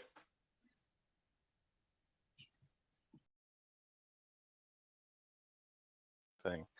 So if you didn't catch that, I'm sorry, but that's what he was in here talking about. And that is a phenomenon that'll happen when you increase your distance and you take a survey to something that has a given height. It will appear slightly farther away. Now, both he and I don't do geodesic survey. I do construction survey. So arguing with him would be kind of pointless without my book open. But really, survey isn't where it's at unless we were to go to the south. I mean, survey in Australia would give you a lot more information than survey in North America, because everything I've seen from the Gleason's map versus the globe is that distances aren't all that different in the northern hemisphere of things, right? It's when we get to the south that we have this discrepancy, right? So unless we're going to go to Australia and make some surveys, nobody really can say anything. But I think Brazil did that recently, right? And they've kind of switched to the flat Earth position.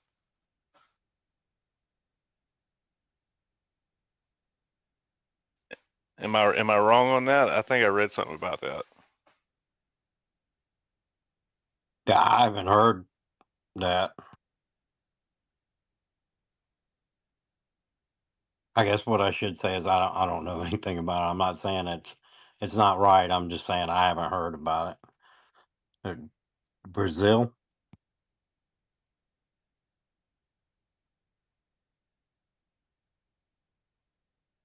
Brazil es numero uno.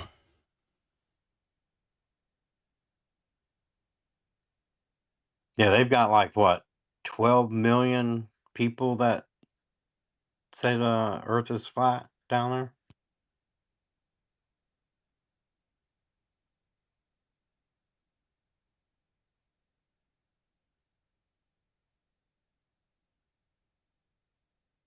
Yo, I'll be right back. I'm going to restart my browser. Is anyone here who speak Portuguese? Maybe they might tell us.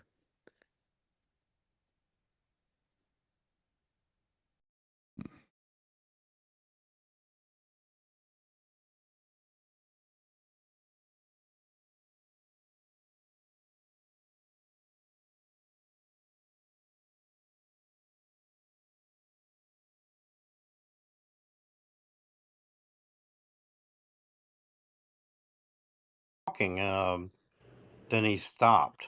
I'm not sure why. There we go. Be like that.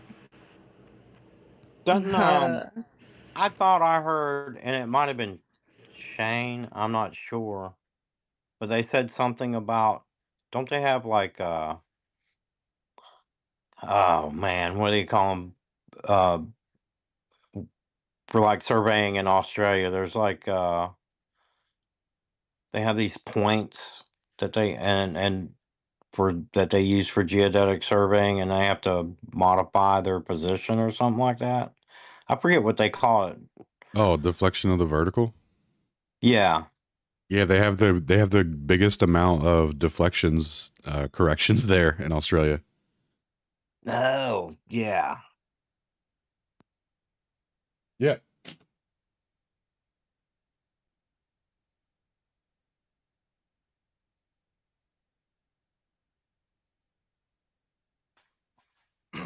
Yeah, I'm beginning to wonder if Australia is even a place. Oh, please. Franco, did you want to chime in on anything? Hi.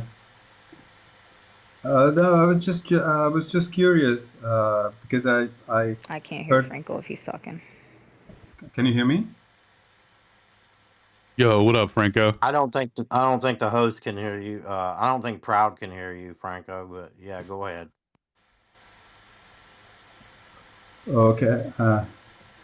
No, because I was curious. I stepped in a few hours ago, and the people were talking about dark energy and dark matter, and as I wrote in the comments, as I say, usually I'm not a cosmologist, so I'm not an expert on this, but I know some cosmologists and I have friends, astrophysicist friends, and nothing. I was just curious because I heard people say that in the geocentric point of view, you don't need any dark energy or dark matter, and I was curious how that is coming about, and because that's a pretty strong statement.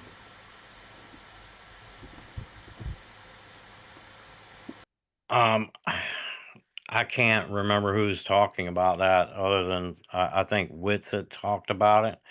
But I think when he says dark energy and dark matter is not needed, he's talking about when you have when you use a geocentric model. At least that's what I believe I remember him saying. I can't speak for exactly what he was speaking to, but I don't think he was saying that the heliocentric model doesn't need dark matter, dark energy. I think he's talking about a geocentric model that doesn't need it because that model explains it. Yeah, Yeah. basically mainstream Big Bang cosmology needs it, right, for expansion. So they need dark energy for that to provide the expansion energy, and then they need dark matter to hold, galaxies and stuff together that they say are spinning too fast and they don't have enough mass according to their what do they call it? Their you know how they tell the mass by the brightness. I forget the word for it, but anyway, they've determined that it doesn't have enough mass to keep itself together based on its rotation rate. So they're like, oh, there must be dark matter or whatever. So if you're a geocentric perspective, I don't know why you wouldn't need dark matter to explain that. But I guess you would just walk back the whole notion of like knowing how much a galaxy weighs, and you would really be fine with that, because that's really where the issue comes from. So there's where dark energy and dark matter aren't required in a geocentric model. From my limited understanding, I couldn't go into it as much as Wit said. Like, I don't have all that in my brain packed in there.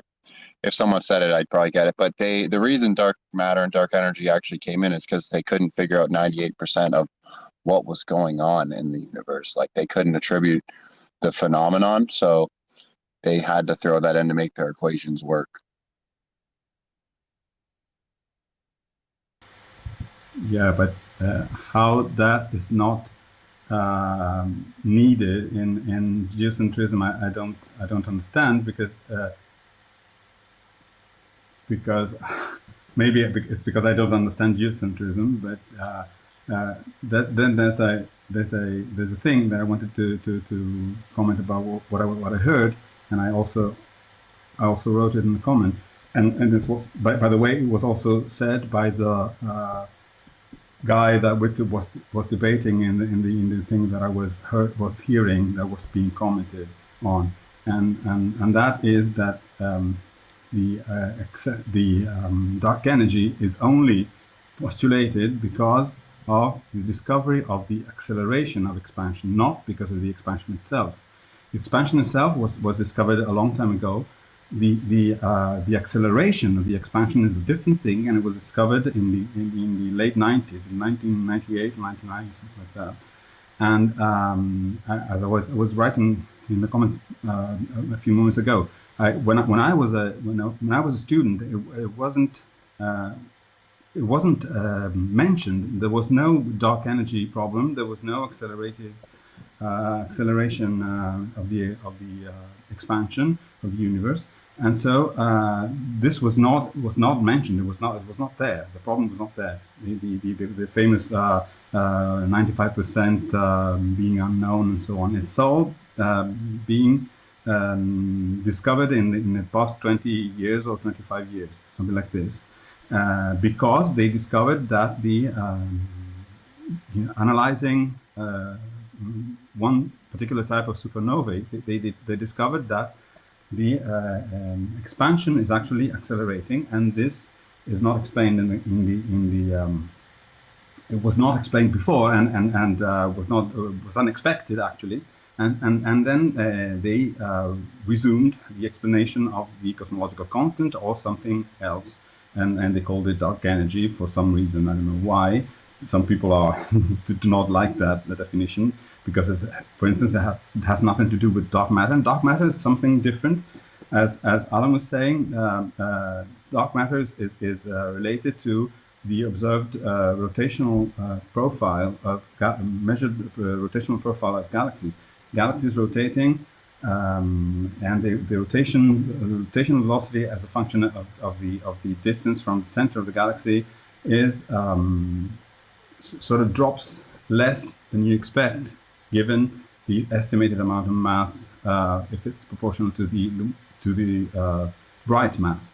So they said there must be some other mass that explains that rotational curves, the rotational curves, and this is dark matter, and dark matter has. But I know that dark matter is not only explaining this; it's also being used more recently to explain the large-scale structure of the universe, which is measured in some other ways, like by the space telescopes, such as the correlation functions and things like that are measured by the Webb telescope or the Kobe telescope or the Hubble telescope.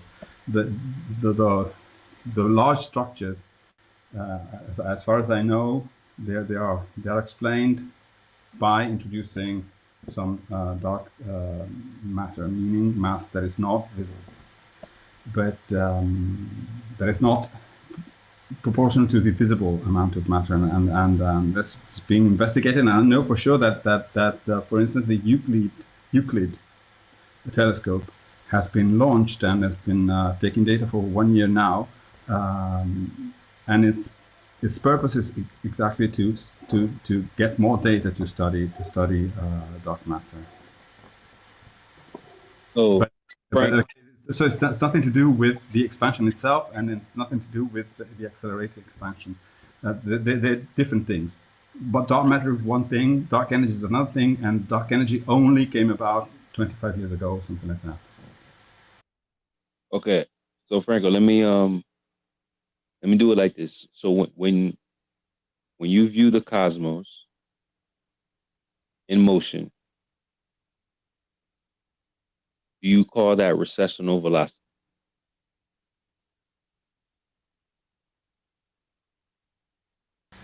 Yes. Well, part of it, yes.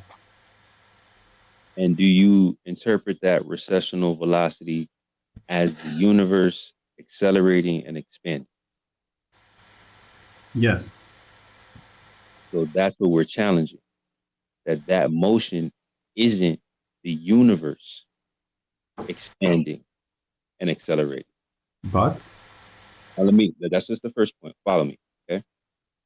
Well, we're on the same page thus far. I just want you to understand where we're coming from. Second part is, do you agree that when we're on Earth, everything looks like it's revolving around us? Yes, of course. Yes. Do you also agree that they explain this observation by an expanding universe? Because no matter what frame you're in, you're going to observe all the cosmos expanding from your perspective. Do you agree with that? Yeah, that has nothing to do with revolving. That is the measured recessional velocity as a function of estimated distance of galaxies. Hold on, just follow me. I'm just one step at a time. Yeah. You agree that that's why they say it looks like we're the center? It's because the universe is expanding. So from any planet that we're standing on, it's going to look like the universe is expanding from our perspective. It's an illusion. No, it's not an illusion. It's the way it works. It's the way the geometry it works. I mean, if it's expanding uniformly, then any point in the space will see any other point receding from them. So it's just a geometrical fact. It's not an illusion. Is every point in the universe the center of the expansion? Yes. That's how you would. Okay. Yeah. So you can do it. You can do it on paper. You can see it on paper with a square grid. If you expand it, then every point in the grid is actually the distance of other points in the grid from any point behave exactly the same from any as measured from any point in the grid.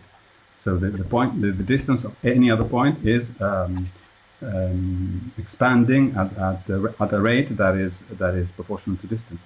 That's a geometrical thing. It's not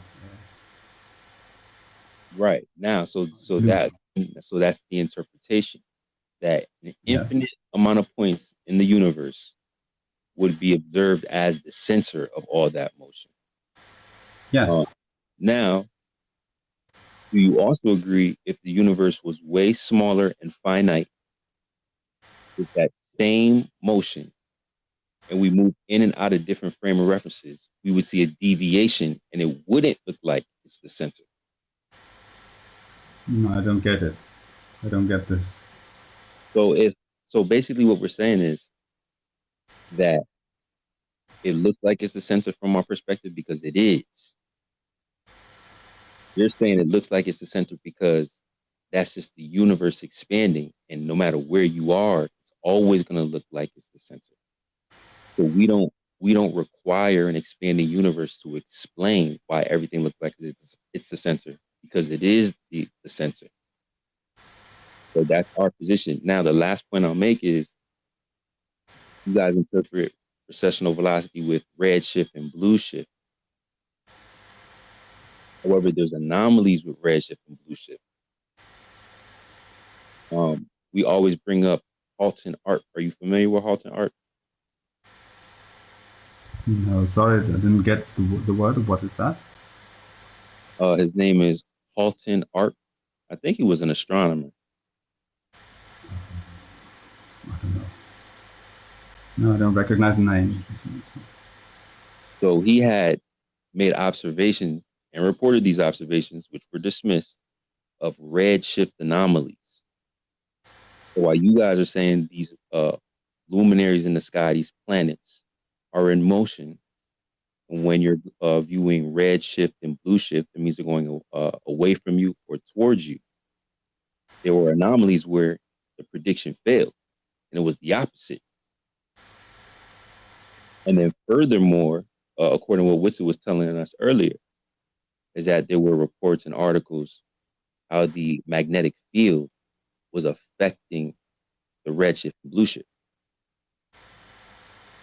which was supporting Witz's original position. I wish he was here so we could talk to you about it, was that maybe we can re-examine the way that we view the universe with electromagnetism, being that science has come out and reported that electromagnetism affects redshift and blue shift. So we no longer need an explanation for quote unquote redshift, blue shift, or recessional velocity with an accelerating, expanding universe to explain away why everything looks like it's the center. Because it is the center. So we no longer have that problem to explain dark energy and how it fits with the rest of cosmology. Because there's big problems with dark energy. So do you understand our position now? Not really, because they're too vague, these claims. But you do agree that, I mean, you agree with me the entire way until the last point, and then you said no, you disagree. But you agree with my whole entire premise. No, because it depends. Frankly, you didn't disagree not one time. Go ahead. No. If you say that the measurements are totally meaningless, then okay, everything is then we could throw everything away and start from afresh. But it's I mean, we have had decades, if not centuries, of measurements, and they're all consistent. There might be anomalies here and there, but they're all consistent with the Hubble law and the redshift being proportional to distance.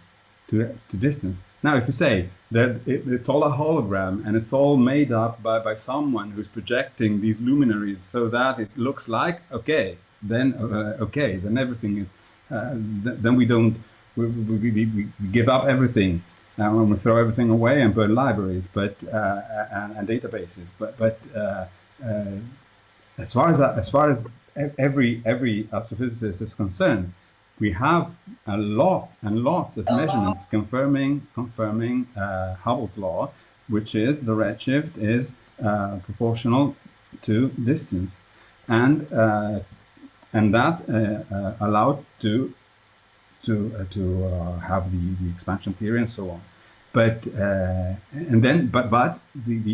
as I said again, and then as the guy who was debating Witzig in the recording that I heard was correctly saying, even if you assume that the Earth is the center, and then we have galaxies moving away from us at a rate, at a speed or recessional velocity which is proportional to distance, then if you measure the distances from one of such galaxies, then they will behave exactly the same because of geometric facts, which I was trying to explain before.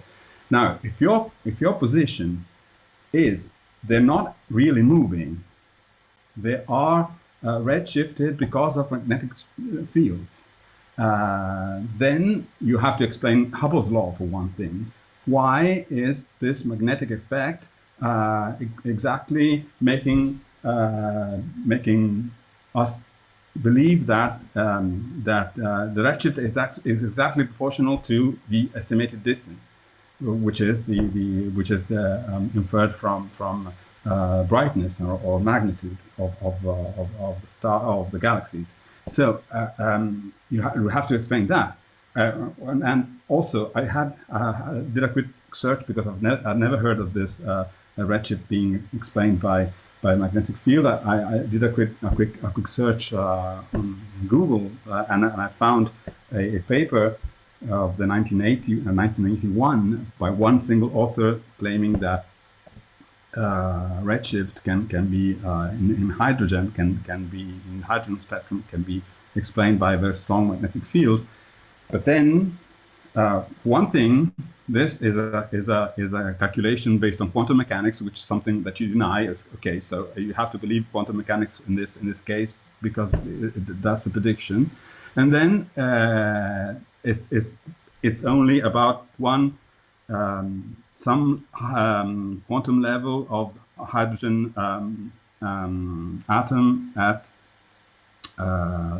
lowest energy levels of hydrogen.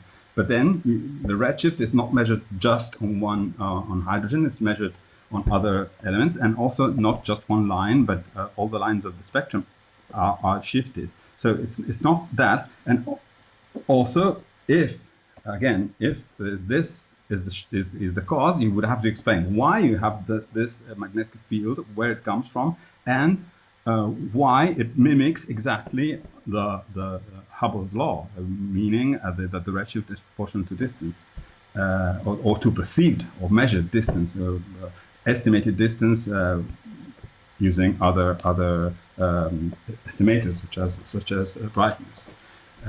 You'd have to explain that. Yeah, well, okay, Franco. Like, first of all, falsification is independent of replacement, right? But I can go down the same list. If you got an expanded universe, you got the Big Bang problem. We all know about the flatness problem, the energy density being too finely tuned to create this flatness of this horizon, which leads into the fine tuning problem. You need a specific amount of energy in order to create this observation that we're observing. Horizon problem, Hubble tension, redshift anomalies. Like, you got a lot of things to explain too, right? We're just saying we don't need to explain any of that with dark energy and dark matter. I mean, you're talking about measurements. You haven't measured any dark matter at all. You only need it because you appeal to relativity. That is a theory-specific problem. No, the dark matter does not it's not needing relativity. It's nothing. That's the whole reason why they came up with dark matter, because you didn't have the proportionate amount of mass. No, it's because you could not explain rotational curves in the galaxies. Right, because you needed mass to keep them together, or they would have been torn apart based on the prediction of relativity. No, it's based on the prediction. Yeah, based on the prediction of gravitation. Okay, but you needed the mass to keep it together, right? You don't need the mass to keep it together. You need a certain mass to explain the rotation curve, which implies a mass distribution, which can be also calculated with Newtonian physics. I don't think it needs relativity here, but again, I'm not expert. It's not specially linked to relativity. It's just the observation of rotational curves in galaxies, and so it's nothing to do. So it's not the fault, say of relativity that dark matter is needed. But as I was saying, I translated last year a book by a cosmologist called Andrew Ponce, and he's a British cosmologist, and he wrote a popular science book about the use of simulation in astrophysics, in meteorology, and in astrophysics. And he says, and he tells his story, that he when he started studying astrophysics, he thought that the dark energy and dark matter explanation were too ad hoc. They were too easy an explanation, so sort of an easy way out. And he thought that's not scientifically correct. He thought when he started studying, but then he studied that, and then he was into that, and started doing the real thing and the real physics, and he discovered that no, this is not the case, and that the dark matter does not just explain rotational curves; it explains a lot more things. And this I cannot help you more than quote the book that I translated to Italian, but I'm not a cosmologist myself. But he knows, he talks about this, and he no, okay, you can look him up. But it's not just him. It's just he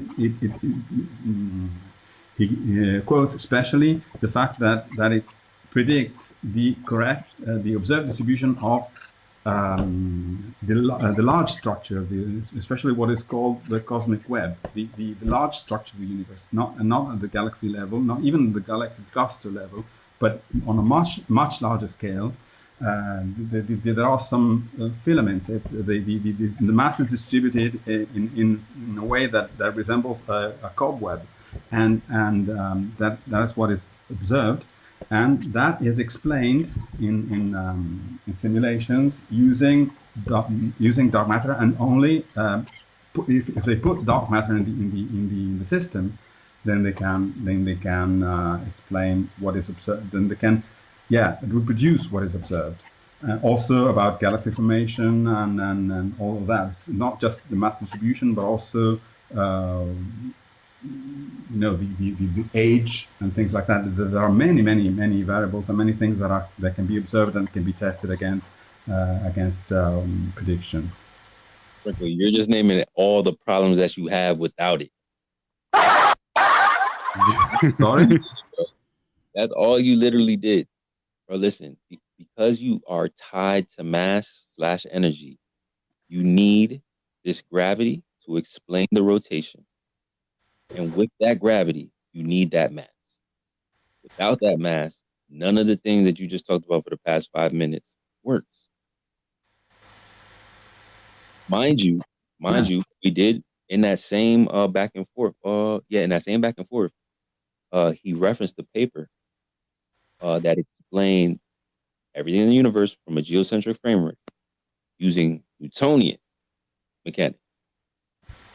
Newtonian mechanics don't require dark matter. No, I don't know how that is possible, because if you observe rotational curves of the galaxies, even if the galaxies are expanding or moving around Earth, then they are rotating, because you're measuring that.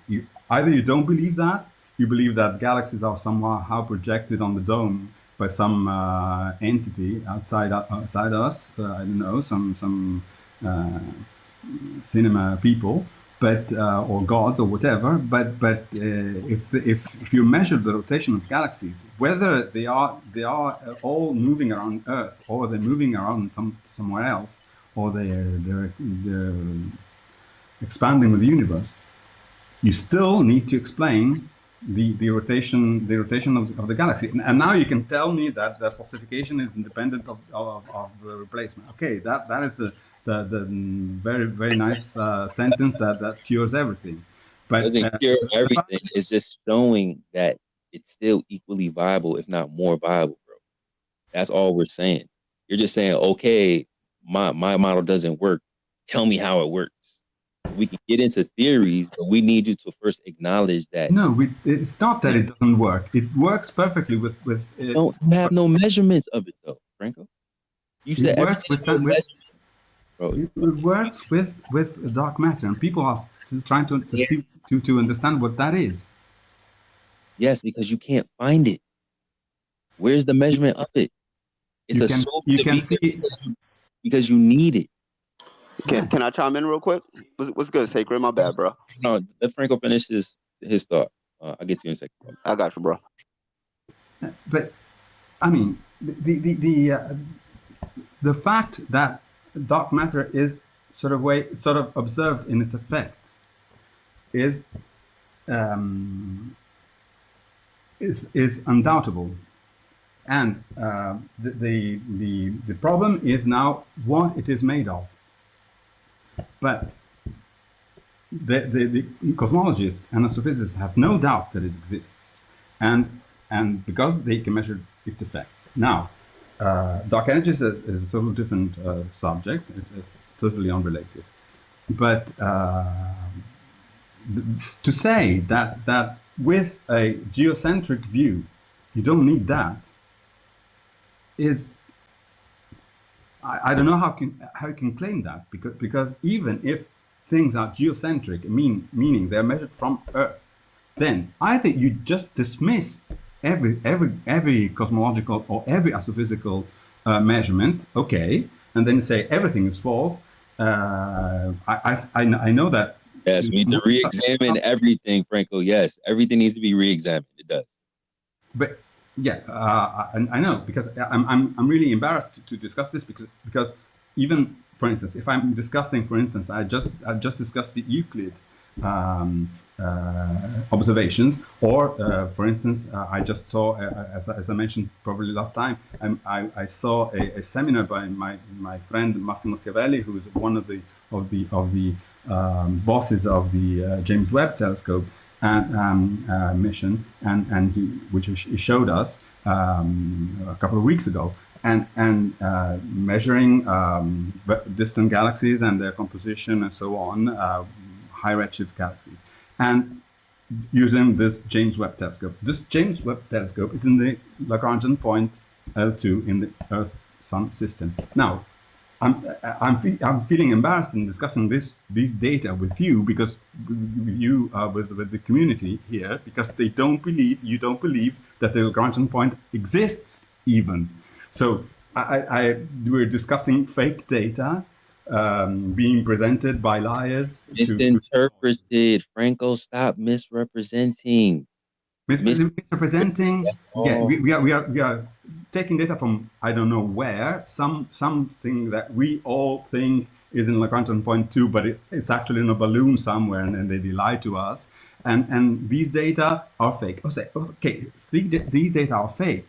Then the people are very bad at faking them, because they fake them so that they. That's why we're here talking about it. When you say that Franco, when you say well, all you're learning in a scientific community, and you have never heard about Halton Art, who had serious doubts about redshift anomalies, and if that was the case, and our understanding of redshift is not true and clear, then the universe is way more finite and younger than what we interpret it to be. That's what the scientific community says. So why don't you know about that? Because I'm not a cosmologist. Probably if I ask my friend Massimo Schiavelli or my friend Andrea Ferrara or other friends who ask them, bring them over here. Yes, same as negative parallax.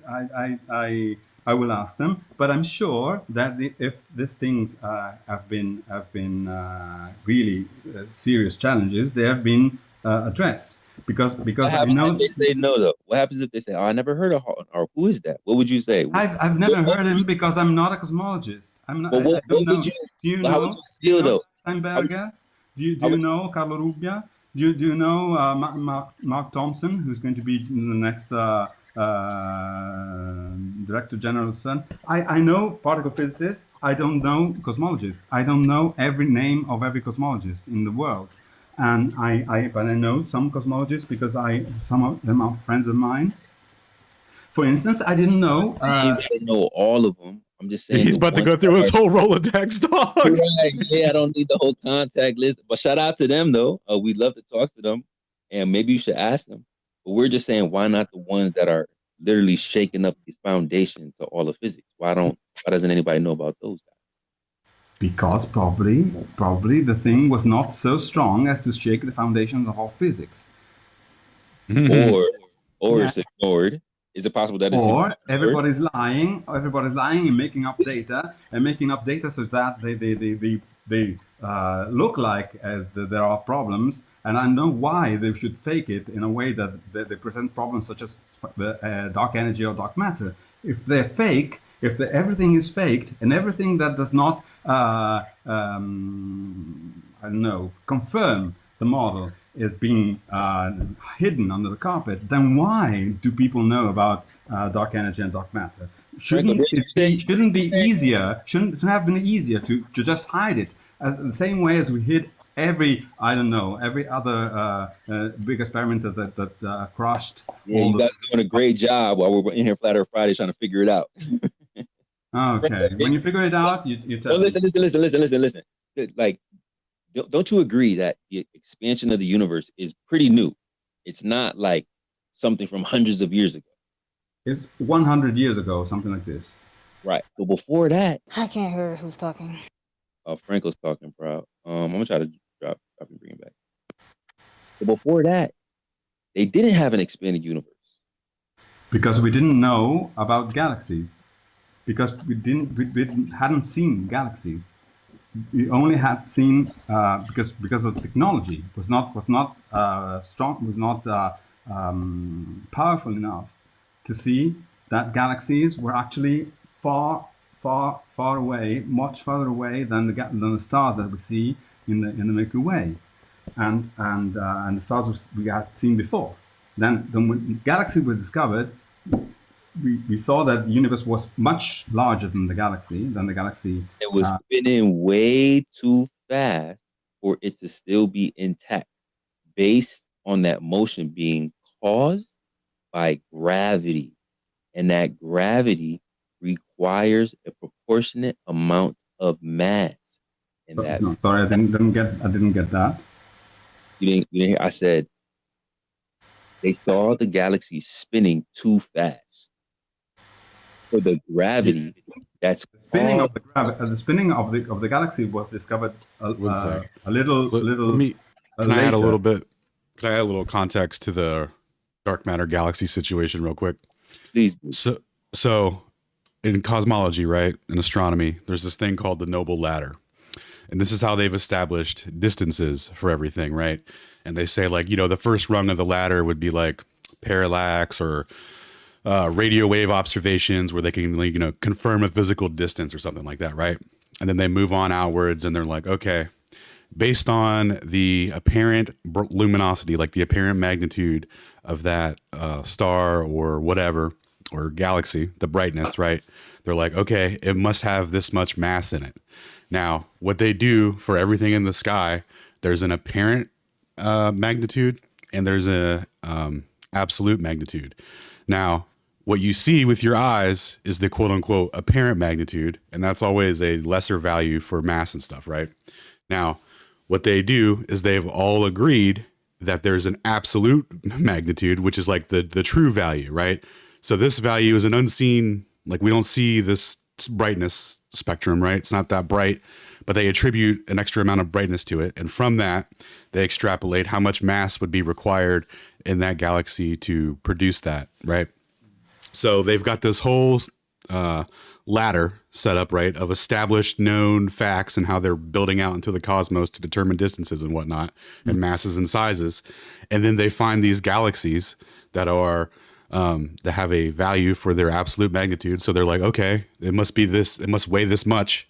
And then it's rotating too fast though, and it doesn't have enough mass to hold itself together. So they were like, oh man, you know what? Let me see here. What could we do? All right, well, maybe it's surrounded by some other object that doesn't interact with the electromagnetic spectrum, and that's substituting the amount of mass that would be required to hold this galaxy together while it rotates. Okay, nobody's investigating dark matter. No one's trying to find it. It's literally just plugging in what would be needed to keep their noble ladder, to keep everything established intact, and still make it seem like it's a viable explanation. Because when you get into adding a bunch of mass and gravitational effects, well, you would get redshift out of that. That galaxy would be extra redshifted due to all that extra mass.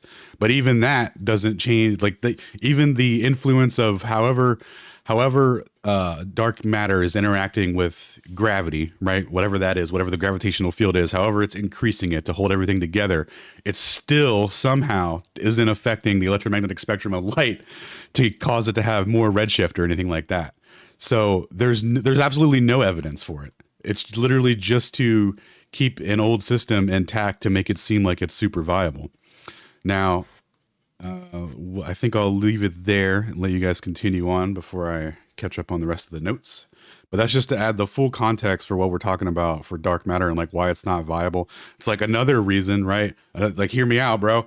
How about this? We have no fucking clue how much a galaxy weighs, bro. How about we start there and then just back up a little bit and take the actual humble position and be like, we don't know what the fuck that thing is or how much it weighs, and we're not going to attribute physical properties to it just because it fits a periodicity. But anyway, continue. I'll let Franco respond, and I'll read something, and then No, I don't really know what to say. I know, except that as usual. No, I'm speechless. Say, not because I think you're right. It's just because I know how to respond to this. Because again, the deduction, the consequence of what you said, if what you said is true, is that the whole community of astrophysicists is a bunch of idiots. No. People Let me cut you off right there. I'm not saying you guys are a bunch of idiots. Not at all. There's a specific philosophical interpretation that is promoted within the mainstream, and you only get funding and et cetera, and acolytes and credentials by adhering to that. Now, Sacred brought up a guy named Holden Arp, who was making a ton of observations in the sky regarding quasars and galaxies and their relationship with that filament you were talking about. You know, the old interconnected web of everything that's connected. Well, when you look out in the sky in different spectrums of light, what you'll find is that these so-called quasars that are supposed to be way further than galaxies in terms of distance are actually physically connected by a filament. And he kept trying to point this out to everyone, and they kept ignoring him. And what they would do is they would basically just censor him. You know how when you submit a paper and you have referees that review your stuff, he would get into these 3-4 year arguments with these referees because he would show the context of what they were, objecting to. And it was just pure dog shit. It was just like, I don't like what you're saying and you're wrong. Like not even addressing any of it. And they ended up banning that guy from using telescopes in America. All the observatories in America, he got banned from them. He had to leave the country and go to Britain and get hired over there and continue his work over there because he had a difference of opinion for the interpretation of everything going on, and he couldn't get anything published. So it's not that you guys are all a bunch of idiots. There's a specific framework of interpretation, and if you don't adhere to that, or if you deviate from it, and if you don't try and make it work, and you point out any flaws in it, you get got. So I wouldn't say you guys are a bunch of idiots. It would be more like you're a bunch of pussies, right? I wouldn't say that, bro. I would just to throw salt on Franco because he always wants to virtue signal about everything. Yeah, we have pussies because we have female astrophysicists, and I very much I have a very high esteem of them. Yeah, you should have left that joke at home, bro.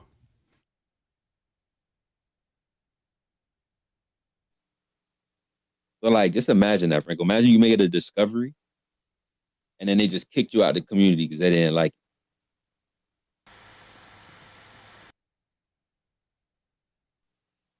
What would you do? The acceleration of the expansion was totally unexpected and was something that shook the paradigm because people, as I told before, when I was a student, when I took my very light cosmology course in 1988, the big problem was the critical density of the universe, and the fact that the universe was not flat globally, not in the way you think. It was flat in a relativistic way. So it's in a space-time kind of way, but an infinitesimal manifold. Yes, flat manifold. Yes, and then the discovery came at the end of the 90s with this analysis of supernovae, type 1 supernovae, type 1a supernovae, that the universe is accelerating. That's why I personally, I'm not a cosmologist, like as I said many times. So I'm not an expert, but personally, I was not really actually believing this because I've seen this before. People claiming that they've discovered something so incredibly shaking and so incredibly revolutionary about the universe, and then 20 years later claiming something different. And so I said, I think this is temporary, will go away, but it's not gone away, and it's been confirmed for the past 25 years. So, but it's new. It's not, and it's something that shook. It was making a claim like there's something like dark energy, and we hadn't thought of that before, and this makes us think that there's an energy density that we cannot explain at the moment, and makes up 70% of the energy content of the universe, things like that. Well, Franco, why are you so okay with not? would not, I'm sorry, I didn't mean to interrupt, but why are you so okay with not knowing certain things within your framework, but then you pressing us about having to explain every little thing that you have questions about? Don't you see that as a little bit unfair? I didn't mean to interrupt. I was just wanted to ask you that real quick. I'm sorry. I'm not sure I got what you said, but as I was saying, it is something that shook the paradigm, and was accepted because it was confirmed, and then we had a lot of explanations. I was just reading the abstract of one paper because while I was searching about this redshift and things like this, and I learned what this model is, because I only heard it mentioned by my friend, my astrophysicist friend, who was my guest a couple of months ago here, and he's working in Munich. He's an astrophysicist, and was a fellow student in my the same age, and he's a friend, and he works on the Euclid project, and there he was telling me that the latest data studying correlation functions in the distribution of galaxies in the observed universe is currently disproving one of the alternative models which was proposed to explain the accelerated expansion. And this model, one of the authors, this is called the DGP model. I just checked it. I can give you. It's Dvali Gabadage Porrati, and the third author, the P in the DGP model acronym, is Massimo Porrati, whom I know very, very well. He's a friend. He's now in New York. He's a theoretical physicist. I've known him because he's 2 years senior, 2 years older than myself, and we were in the same university. Known for 40 plus years, and this is one. But I didn't know that he had put forward a model, an alternative model of gravity, of cosmology, actually postulating that the universe is actually 5-dimensional instead of 4-dimensional, and this using this model would avoid the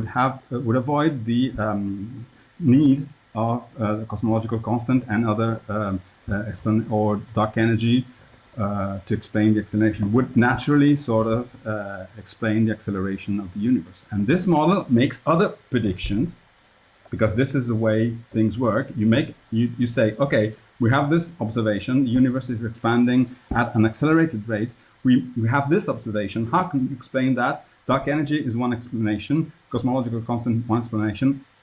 A number of other explanations have been put forward, and this was one that was put forward in 2000 something. In 2000, year 2000. I'm reading Wikipedia right now, and this model has been tested against other. Sorry, why do you need this kind of sounds? Okay, but it was because I'm reading what this model is, and then I didn't read the papers themselves. But bro, we understand Franco papers. He ain't read for 2 weeks. He jumped straight to Wikipedia, man. Oh my goodness. Wikipedia can give you very useful information. Okay, the start, level 0 information. Okay, so just to know what this is non sequitur though, Franco. But I'm listening, but I'm waiting for the point, because I'm going to tell you why. The point is that there have been many proposals of many alternative models. For instance, this is one called BGP model, explaining the observed acceleration without using the dark energy. So there have been proposed models. These models are the way things work is that when you have a model, you don't just use it to explain one observation, because that would be ad hoc.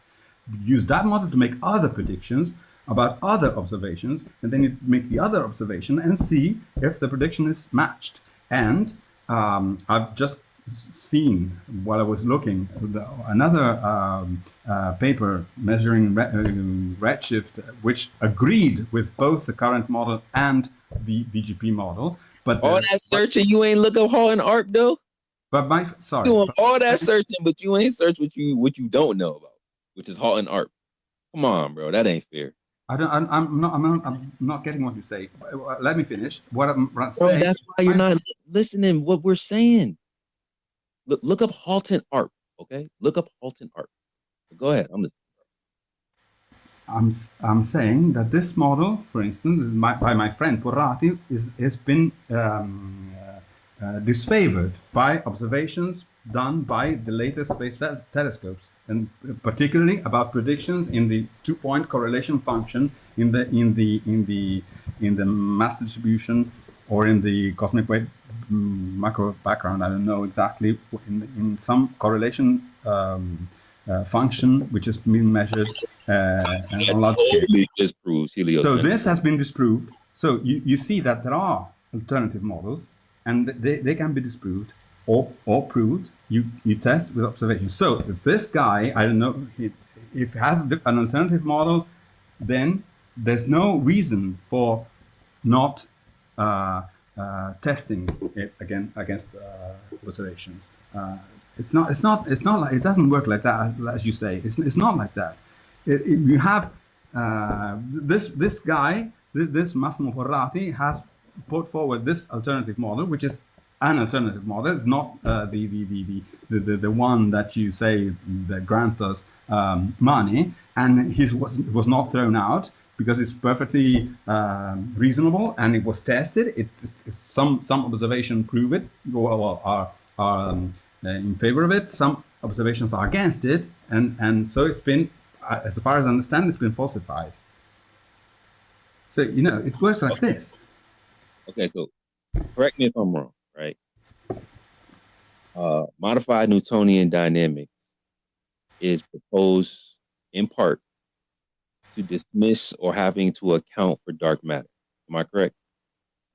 No, say it again. That modified Newtonian dynamics, part of its implementation or usage is to dismiss or not having to account for dark matter. Am I correct? No, so, not that I know of. There have been some proposals of modifying Newtonian gravity in order to explain rotational curves, but it's not. This has not been confirmed by other observations. When I look up, is dark matter required for modified Newtonian dynamics? It says no. Dark matter is not required for modified Newtonian dynamics. When I do no, it's the other way around. It's the other way around. The modified Newtonian dynamics does not explain well the observations. What? Again. They're developing, bro. Okay. Hold on. 1 second. Let me go get what I just read. But I still want to read something else, and I know Coffee is waiting. But hold on, let me just go grab it real quick. This is why I'm saying that spoken discussion is not the way things are done. You discuss on written things and on papers and on equations and data again, because with words, apart from language barriers, as you like to say, but it's not something that you can, either you record it, or, for instance, I cannot understand names very well, and I need to look things up. One doesn't have always the prompt answer to something, which is not a fault.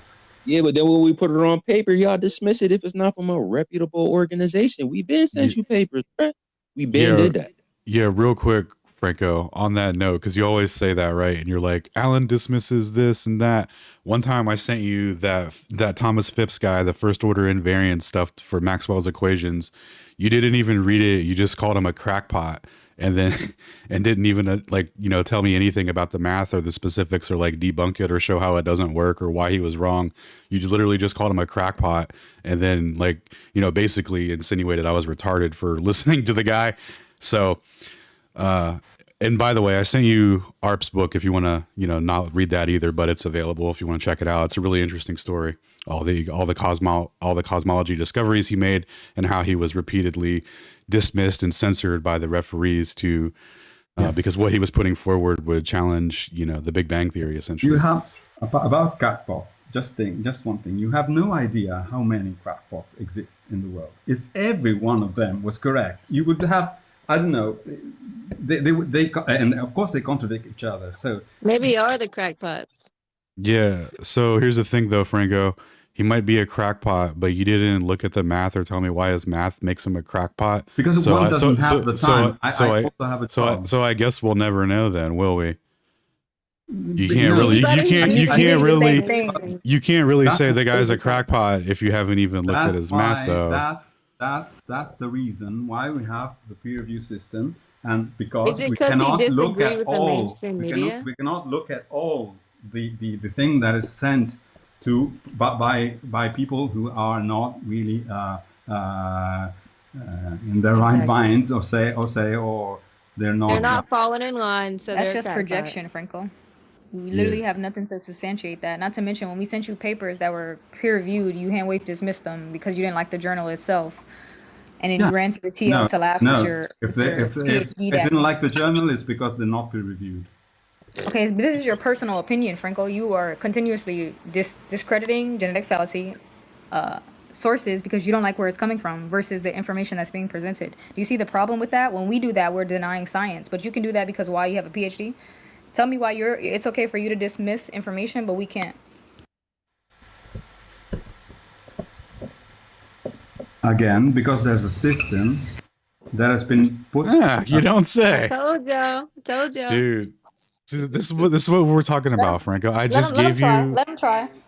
Yeah, I just gave him examples though of referees censoring and peer review, and like the people couldn't get their stuff published, and they have to go and self-publish it, and then you're like, oh, it's not published by peer review, it must be dog shit. It's so like you're a part of the problem, bro. But go ahead. Yeah, let's hear what he has to say. Go ahead, Franco. No, I don't like this kind of indictment and trials and so on. I don't like this thing. This is attitude. I'm saying that I. That's not fair, Franco. System, Franco, hold on. I'm gonna let you finish, Franco, but that's not fair, right? Because you brought the conversation here. You said we shouldn't be able to have these conversations unless it's on paper. We said, well, we sent you papers. You said, well, I can't look at those papers because some of them aren't reputable. And we said, well, why do you get to dismiss information when it's convenient for you, but we can't? And now you're saying, oh, I don't want to be indicted. You see why we here, though? Some papers I looked at. For instance, I looked at some of the writings of Dr. Bennett. Not all the Franco. I did look at some of them. Some others, I just before reading all the paper, I look at the journal because there's this sort of convention that and the system that allows you to not waste your time by reading things that are not worth reading. And there's a system that decides this, because otherwise, I can assure you that we would waste our time all the time. We understand what you're saying. A number.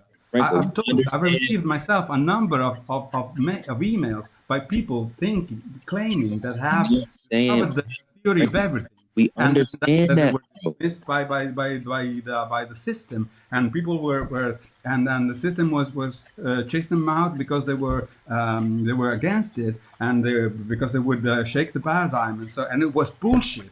I read them; it was bullshit, and I wasted a lot of time reading that. So that's why the system is, I trust it to be selective in this respect. All right, Franco, we understand that there's going to be times that it works. No one's denying that. It's the best that we got. But there's peer review papers on how peer review is a flawed process. But we're just saying it's not fair for you to play victim when you're the one that brought us down this road, when we're having conversations about things that you haven't heard about. And we're talking about why you haven't heard about it, right? Just to bring this all the way back full circle. We're just trying to show you how geocentrism is viable. And I guess listening earlier, we were actually showing you why it's actually more viable than heliocentrism. We get into all the specifics of why it's more viable, but at least we have to agree that geocentrism is a viable framework, whether it's kinematically or dynamic. That's the crux, that's the basis and foundation of this conversation. So with all that being said, even if you disagree with some of the premises, being that you haven't heard about some of the challenges that we presented, like Halton ARP, which hopefully you will look into, you at least agree that it's equally viable. Real simple. No, personally, I don't think it's equally viable, but okay. Then attack the argument rather than the source. That's called an ad hominem. Can I just ask Franco, since you just brought it up, Sacred? Franco, if you were to receive a peer-reviewed paper telling how peer-reviewed is flawed, what would that mean to you? Telling me what? A peer-reviewed paper. Sorry, maybe my mic died. A peer-reviewed paper expounding on how peer-reviewed itself is flawed. I don't know how that can be peer-reviewed. I don't know. That would be a contradiction in terms. I know it's like well, this is a sort of logical paradox.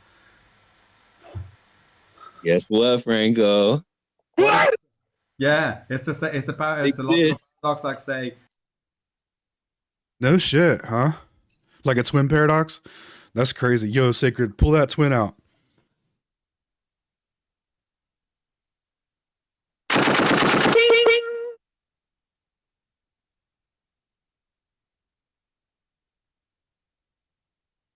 But Franco, I know you're not a general relativity lad, but I got a question.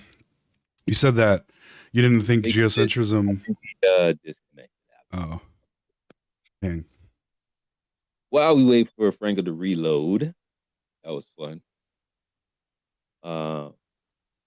Dude, that was crazy. My man was like, "Listen, guy, I look at the journal." Because if it's not in the journal that tells me it's a good paper, I can just dismiss it, not waste any time on it. Duh.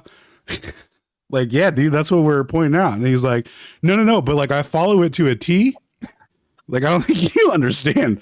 It's like, oh, no. We're on the same page, brother. Hey, can y'all hear me? Yeah, 1 second, Jeff. 1 second. I just want to. Man, academia is tough, bro. Dude, that shit'll educate the fucking brain right out of you, bro.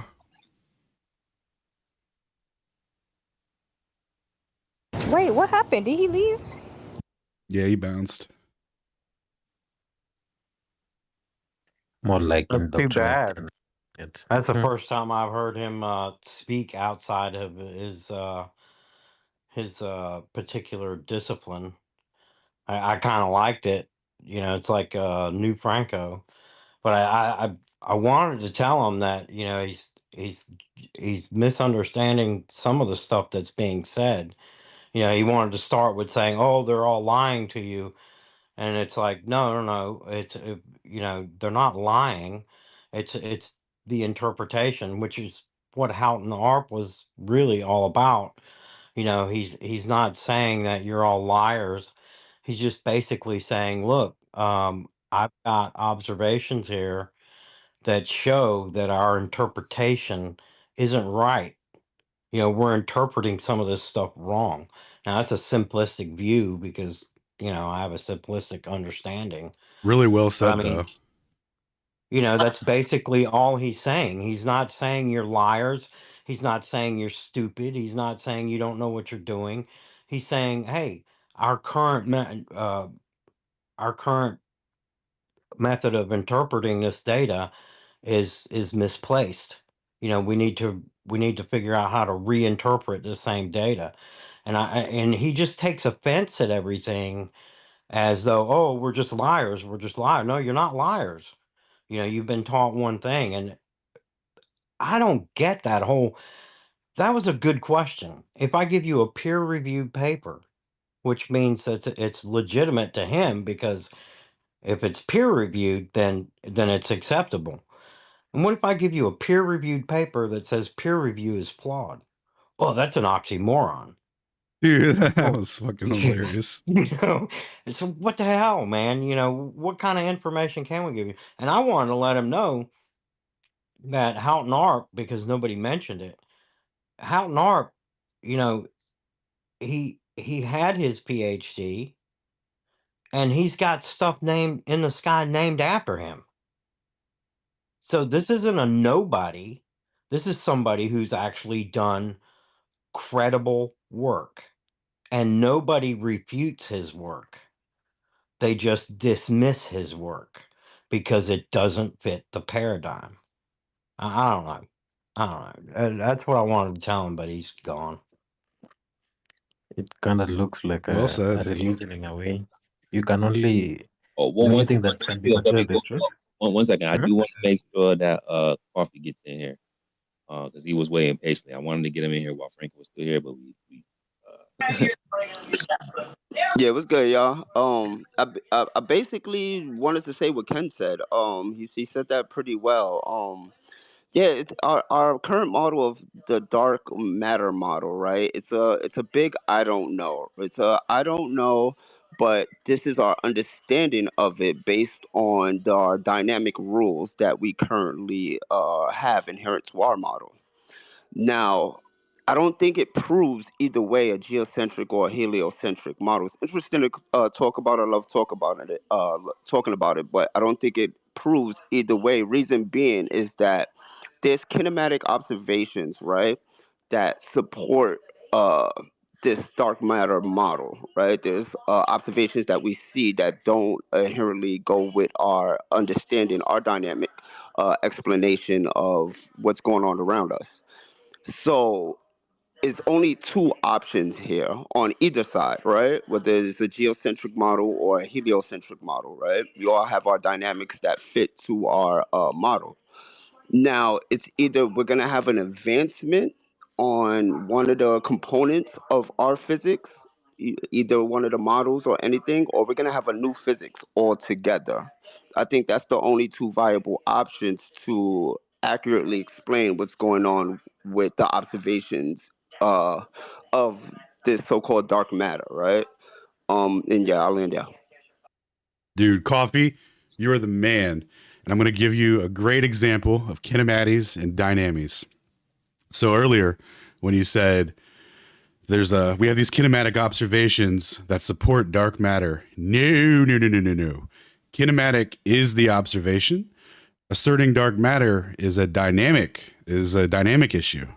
You're asserting cause, right? So you've conflated the two right there, which is a huge issue, right? Because the causal mechanism is in contention, and you said that both models, have dynamics or whatever that work. No, they don't. That's why there are no dynamics to the sky, right? There's only periodicities and ratios of constants over the periodicities, because when you do the inverse of a constant, it's still the constant. So it's literally all about the periodicity. So that's all they've ever had, and that's the great trick, right? So to make speculation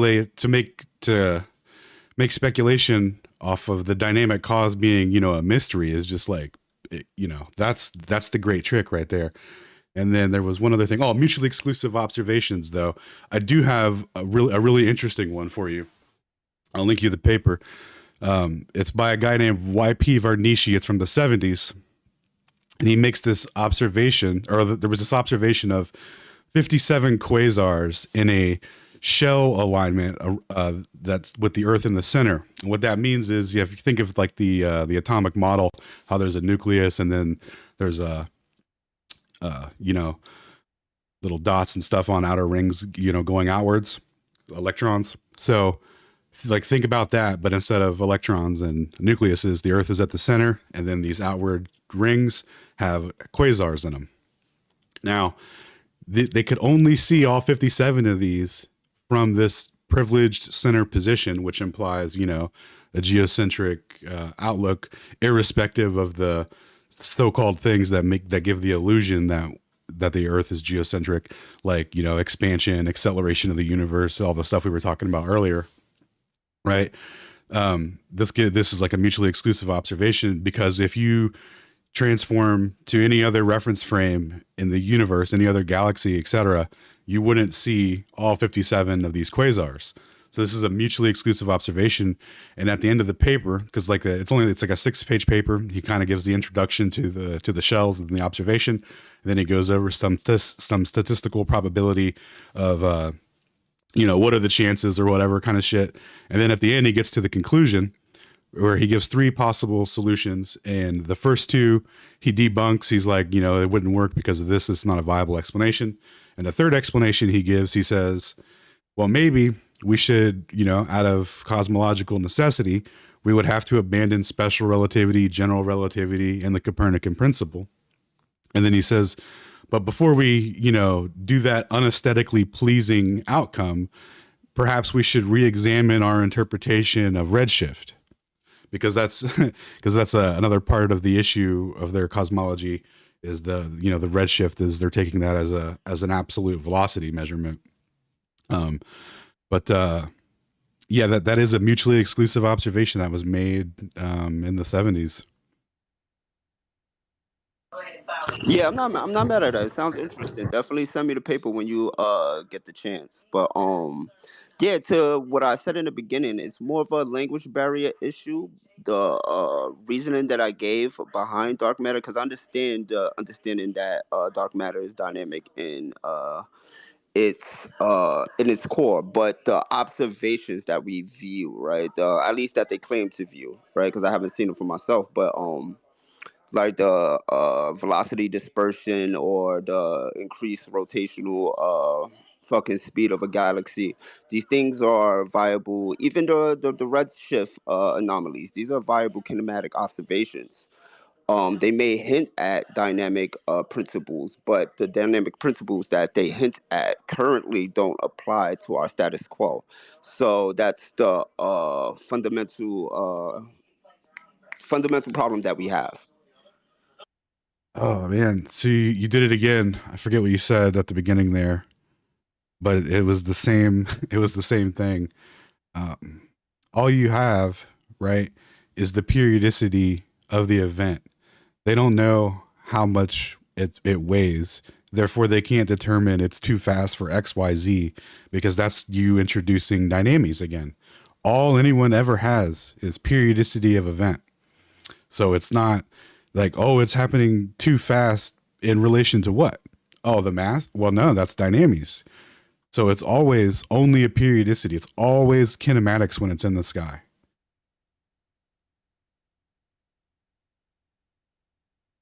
I'm sorry, I really can't believe Franco left. Like, I had to stop and talk to my neighbor, so I'm so confused right now. I asked him about peer review, and then he just vanished. Did he go read the paper? Is he going to go read the paper? Did he rage quit?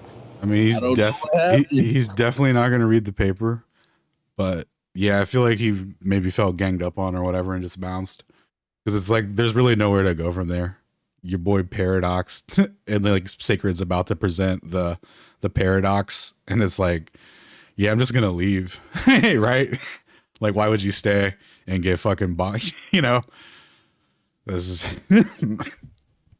I kind of respect it, dude. He was like, you know what? I gotta dip. I gotta be somewhere else. Stop giving out so much respect. I'm so tired of him. He be ganging up on us with Sergrito types a lot in the comment section, but now all of a sudden on mic, this is not what this conversation is meant for. You know what? Types a lot. Okay, so let me do this. Let me just read a couple things for y'all, and then we get to the rest of the hands. I don't know if Poppy had anything else to say, but let me just jump in real quick. I posted at the top the link to the peer review paper, Peer Review, a Flawed Process at the Heart of Science and Journals. Thank you, Proud, for referencing that. Goes through a numerous amount of things that's wrong. As they do claim it's the best that they have, but there's still problems with abuse of peer review, bias, all different type of things to kind of keep specific articles out of mainstream. So y'all go take a look at that. The other thing I wanted to read was Franco's employer, what they say about dark matter. I think I posted that up top too. Did I post that? Yeah. These are the tweets to the left. So took a screenshot here. It says galaxies in our universe seem to be achieving an impossible feat. This comes straight from CERN. This is exactly where Franco work at, right?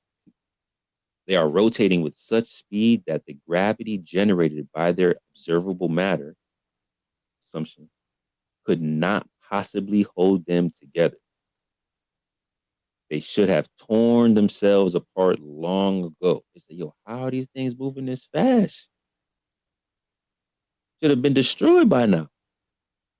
The same is true of galaxies and clusters, which leads scientists to believe that something we cannot see is at work.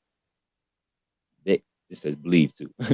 They think something we have yet to detect directly is giving these galaxies extra mass, generating the extra gravity they need to stay intact. This strange and unknown matter was called dark matter since it is not visible. So tells you right there, have a dynamic issue.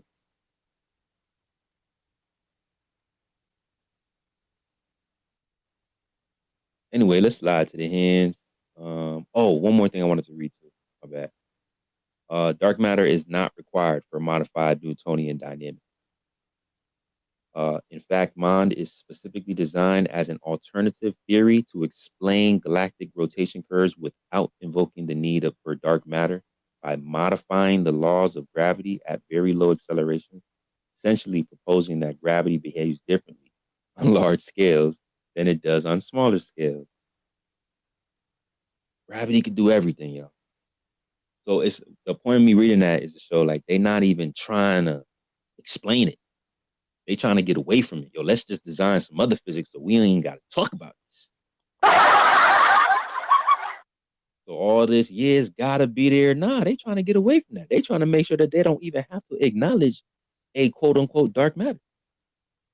So I don't even know why. I mean, he did say that's not his specialty, but I mean, come on, like, how do we know about this stuff? Yeah, bro, but modified Newtonian dynamics is trash. It doesn't explain all the observations that we view. And real quick, Alan, so what you said was correct, right? But observing the rotational speeds of these galaxies are a kinematic approach to gain dynamic information.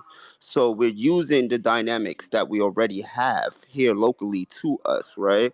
And we're applying it to a kinematic observation that we're viewing.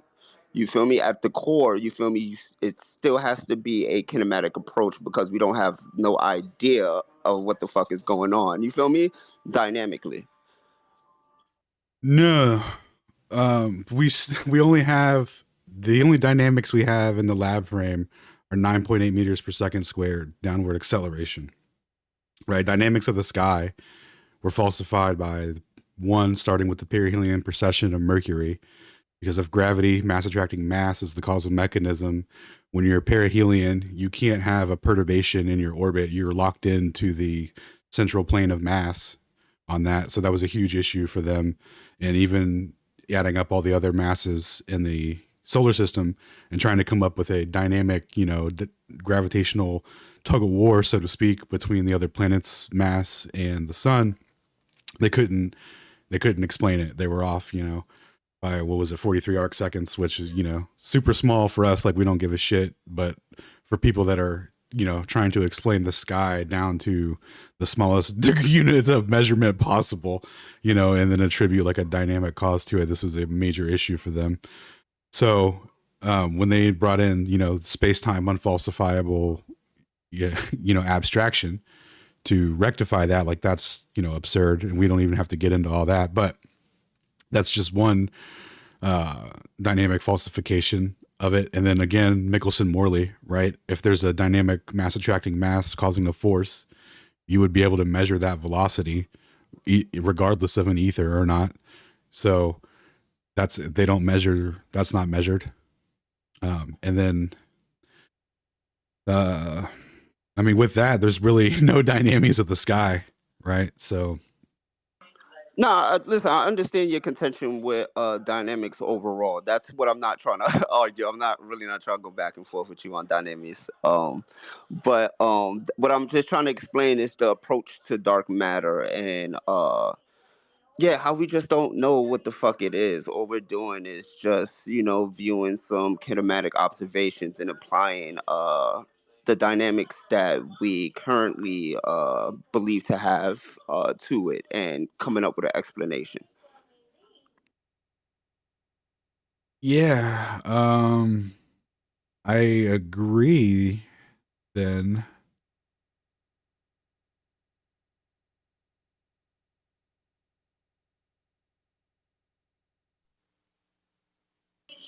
Yeah, yeah.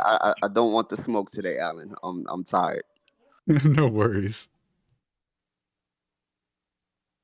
Yeah, let's slide over to Taylor. And I agree that the mind joint, it is trash. It is funny that they're trying to implement another trash framework to explain away a trash framework that doesn't work. Right. I was very confused at the end of there. I was like, so then. So you're in on so you're in tacit agreement. Okay. What's up, Taylor? Yeah, I was just gonna say, speaking of galaxies and stuff like that, I was at the observatory and they were looking at a galaxy and it was like literally like a What little is up with my dusty cloud. connection today, y'all? You can't hear bro still? It's like everybody that come up, I can't hear them. I'm gonna drop the green. You're good.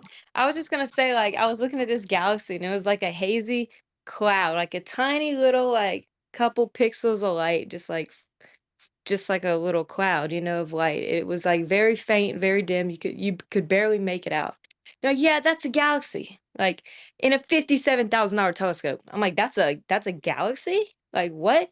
They're, yeah, bro, that's a galaxy right there. And it's crazy, like all the like assumptions they make off them, just like based on the color of the light and everything. Like they just make all these crazy assumptions and have these elaborate like AI pictures. And I do believe they could see some crazy looking things up in the sky, but all these assumptions. And then I was like looking into how they look at exoplanets, because they say all these other exoplanets, and they don't actually view the exoplanets directly. They just look at like how the star will like basically become dimmer at some point. They say, oh, that must be an exoplanet going in front of it. Or it could like slightly shift to the left or to the right. And they say, oh, that must be, like planet pulling it out of its orbit. So it's just so crazy, like, they don't actually view them directly, but then they have, like, all these crazy elaborate pictures of exoplanets and all these attributes to them. So I just, like, challenge you, like, look up a real picture of an exoplanet. I tried this the other day, and it's, like, a bunch of AI pictures. And if you actually look into how they view these things, it's absolutely crazy. Like, I was reading their own textbooks and their own methods of how they do it, and it's crazy. Seriously, all the assumptions they make. And I was also just gonna say just follow up with you guys on I did actually receive the theodolite, and I'm gonna go see if I could find any curvature. I Nice. I'm pretty skeptical if I will or not find any curvature, but we'll see what happens. I don't know of many flat earthers that are actually out there using these. I usually just hear from Globers. So yeah, I'll keep you guys updated. And hopefully it goes well. The search for the curve continues, boys. Stay tuned. There's a land surveyor on TikTok. I think he lives in like Arizona. I could send you his TikTok. He likes to collab with flat earthers or people trying to look into it. But yeah, if you have to help Theodolite now, he'll definitely be interested in like doing an observation with you. So I'll send you his TikTok. Well, we're gonna have a surveyor standoff. Survey off. He's gonna Yeah, drone dude. on and on about them angles. So You guys get are ready gonna for that. measure each other's reciprocal zennies and find the glob. It's gonna be crazy. He's like, am I tilting away from you, Taylor, or are you tilting away from me? Ah.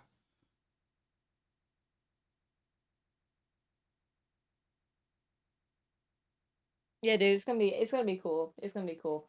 I'm skeptical. I'm doubt I'm gonna find any curvature, but we'll see. We'll see how it goes. And I'm not gonna be looking at something 75 miles away and being like, oh, there shouldn't be any refraction there. So yeah, no, I'm not doing that. Nice. I'm thinking about like looking like, at maybe a tower or something, looking at something like across a lake. Cause like where I'm at, there's a bunch of like trees in the way. So it's gonna be really hard to like see, like for long distances, like straight on the ground. So I might have to like try to look over a lake or something. And yeah, I'm gonna see what happens, but I'm gonna keep you updated. Super pumped.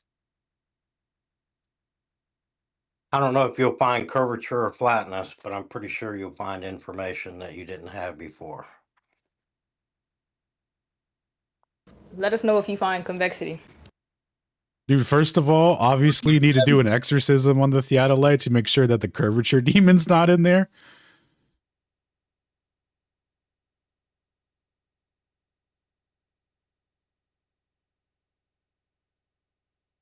For those of you who aren't aware, it was highly speculated that there's a little demon inside of a theodolite that bends light into a curve and makes it appear that we live on a ball. Now, we're not sure if said demon exists or not, but now that Taylor has a theodolite, we are investigating that aspect of it. Oh, them we demons brought camping in around here. we brought in a specialist, dude, the guy that smokes demons or whatever. He's gonna be helping out.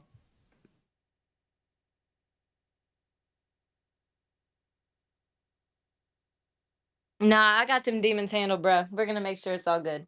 There's Oh, not gonna be any nice. tomfoolery. You've been taking your garlic baths? Oh, you're talking about Open Eye.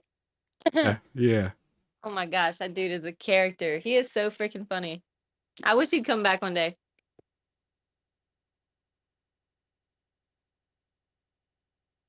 Okay, I also want to say Jeff earlier, he was trying to say something. I don't know if he ever got to talk, but I kind of felt bad. Jeff, are you good?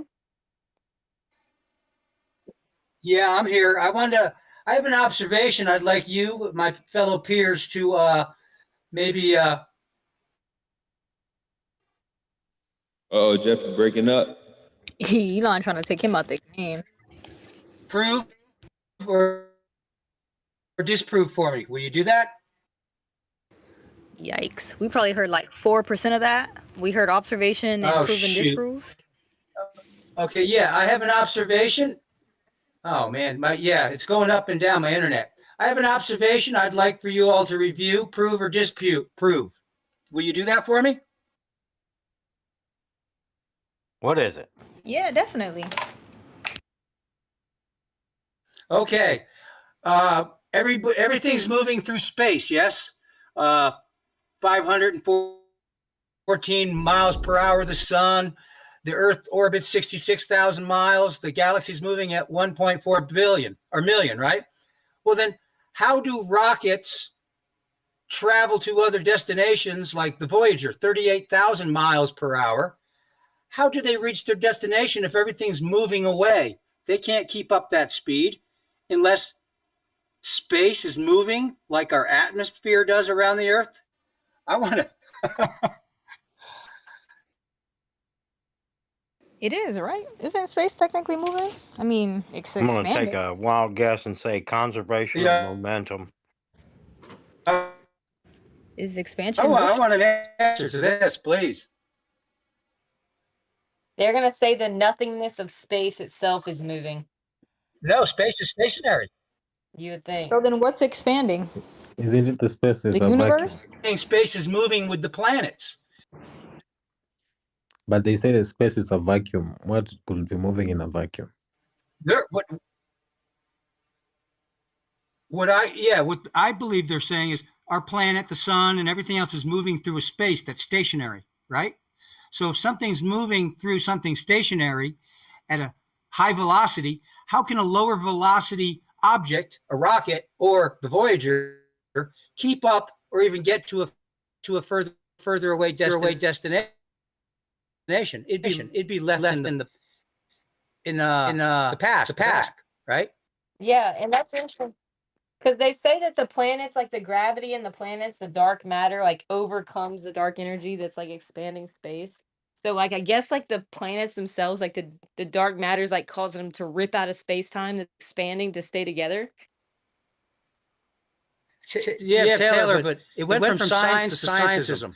If they can't impress us with brilliance, they're baffling us with bullshit. Yo, is he double echoing for everyone or just me? I don't hear Just him you. double echoing. I hear him going in and out.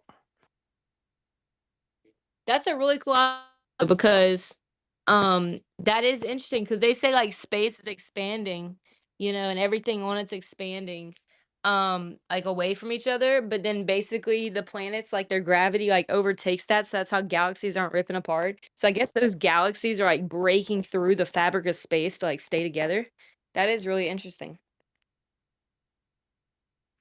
Do they Well, ever here, explain how this gravity is magically holding the planets in place? I'm curious. well, picture this: uh, a room. You have a room in your house, and you have a firecracker in the center, right? The firecracker explodes, right? It's bursting out from the center. This is their theory. It all started from something small and it exploded out. So that means space, your room is stationary, and all the objects are moving out from the center. Well, if we're traveling at a million miles an hour, say, how can a rocket doing 38,000 miles per hour keep up with us or even go to a destination that's traveling out further away? It'd be left in the past, right?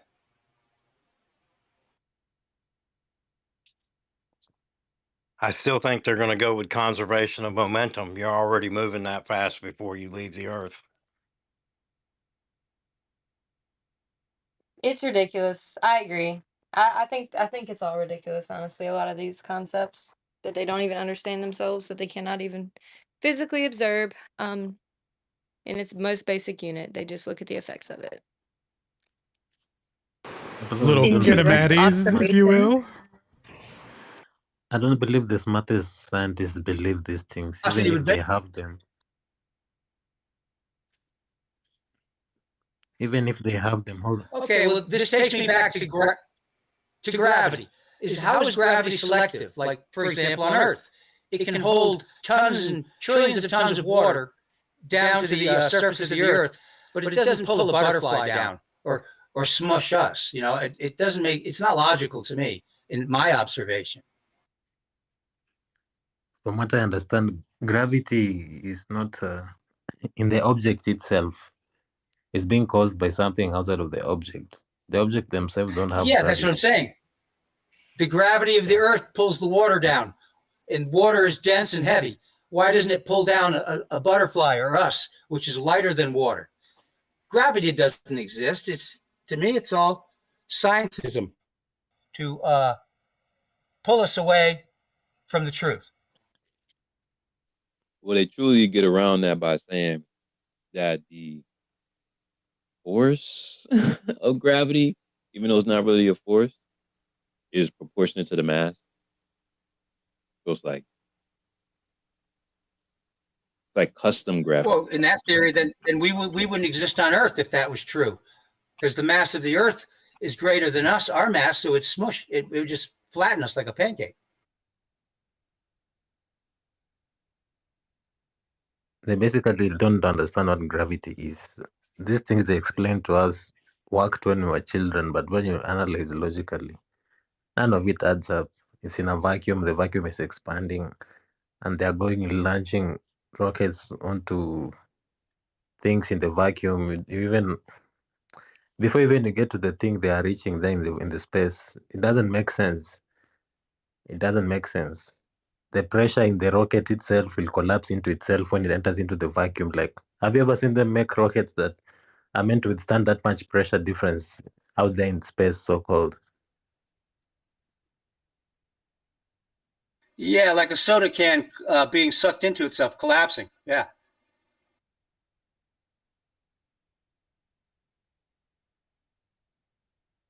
The biggest thing is they need at least one theory that applies to all scales. They don't have a one theory of gravity to apply to all scales. It doesn't work.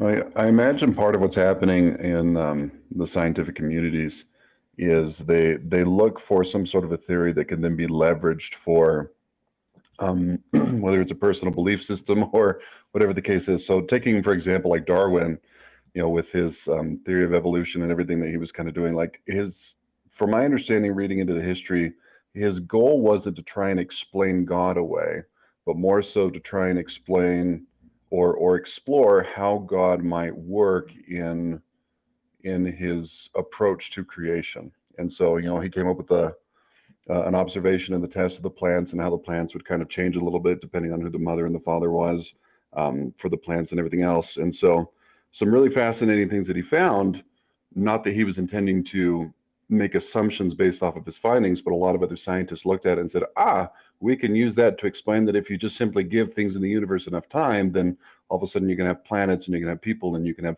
fish that crawl out of water and develop legs or, whatever else that evolution and that theory tends to kind of lean towards. So I wonder if with gravity, Somebody's it's a similar speaking. concept. Sorry. Yeah, Matthew is just about to finish up, and we're gonna go to holistic after that. If you can't hear me, then, Sorry about that. So coming back to the gravity thing, I wonder if like Newton's purpose for trying to develop the theory of gravity, or not theory, but like the formula, like it had been well established before then that there is something either pushing down on or pulling down objects to come down to the earth. And Newton just simply discovered a way to measure it. And then I wonder if a whole bunch of other scientists since then are like, okay, we have this thing called gravity. We're now going to leverage it as a hammer and everything else as a nail to try and explain the motions of the universe and everything else. And so some modern scientists, when they're trying to describe things like dark matter, they're like, if we take gravity as the mechanism which governs all celestial movement of the planets or everything else, what we recognize is that there doesn't appear to be enough physical matter or physical mass in the universe to explain the motion of the planets, the sun, the solar system, galaxy, everything else. And so what they assume is that in order for gravity to be the thing that explains the motion, that there then must be things in space that we can't see. There must be some sort of matter that is quote unquote dark because it doesn't seem to give off any sort of a visible light. So maybe that's kind of a cop-out way for them to try and cling to gravity without having any measurable way to really confirm that it is in fact responsible for things if it isn't, so just kind of interesting to see how this progression of almost a belief system in the scientific communities can kind of propagate off of what is originally a much more innocent, focused, narrow observation. So that's a fact. That's kind of what we've been discussing this entire time. These abstract concepts. You can't just see an effect and then create an abstract concept in order to explain it, especially when it's not predictable.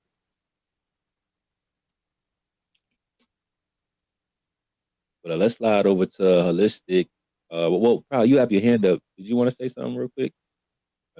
I actually did. Can you guys hear me? Yeah. So my question, I don't have my notes with me. I'm like outside. My question was about like kinematics and dynamics actually. I know we make the distinction between the two when we're talking to like globers and we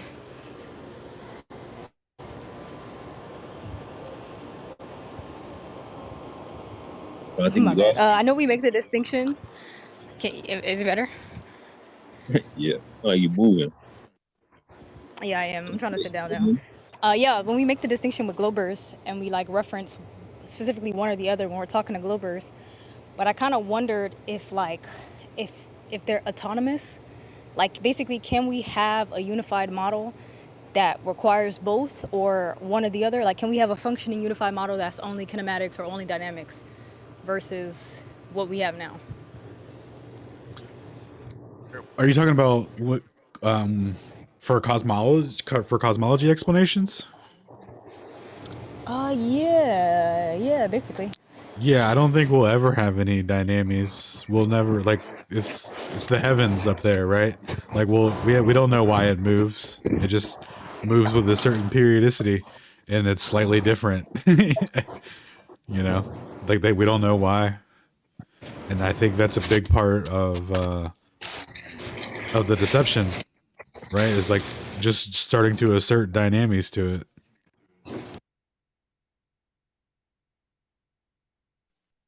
But if there was dynamics, there would be kinematics that come with it. Yes, that. So they have to be together. They're not. Yep. They You, can't survive solely. yeah, you start with an empirical observation, and from that, you start deriving the why, and you start making predictions. And if your predictions match observation, then you're in good agreement with um, with what you're proposing being the dynamic, force cause. So the issue with that though is when you get to the sky, everything is about a constant over the periodicity. So what that means is the only thing that actually matters is the kinematic observation, and the dynamic cause can be canceled out because it's just a ratio of the constants, and a ratio of the constant is still the constant. So as long as you have something established as the constant, it doesn't matter as long as everyone agrees that like what this constant represents. It's like, okay, this represents the gravitational force between two bodies based off of their center of mass. The inverse relationship between their mass will give us the gravitational force.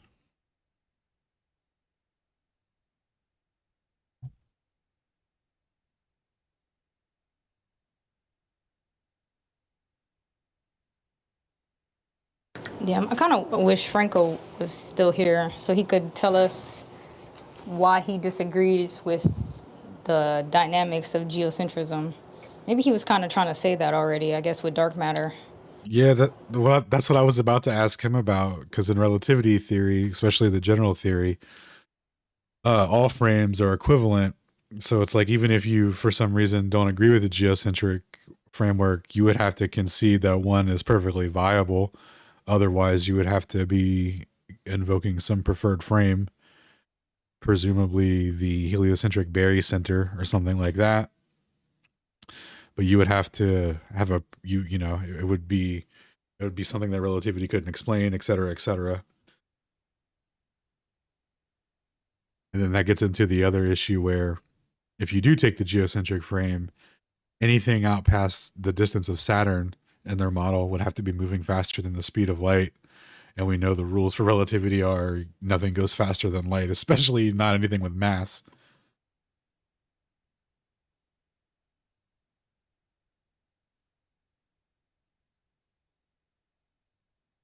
You think we should take this to TikTok, Secret? Hell yeah. Y'all tapping Kinematics into TikTok? versus dynamics. A little talk on the kinematics and dynamics, dude. Little talk Yeah. on the talk. I feel like that Brian guy that Secret was talking to was, I feel like that's kind of what he was asking, the dynamics or the kinematics behind the ether.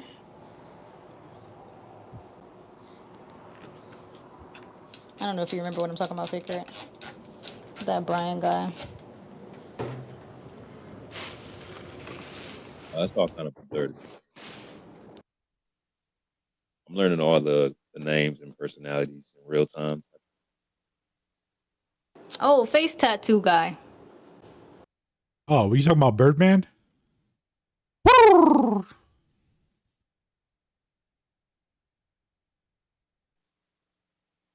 Yeah, I remember that dude. Yeah, would you say he was kind of asking you like how the mechanism behind the ether works? Yeah, that was one of his questions. Oh, you talking about that dude? My bad. I was thinking of a different face tattoo guy. Yeah, he was saying that in his studies, they don't talk about the ether that much. They wanted to know our interpretation of it. Oh, dude, you got to send him Galev's kinematic viscosity measurement. I actually haven't seen him live since we popped over there. Did things get too etheric for him, you think?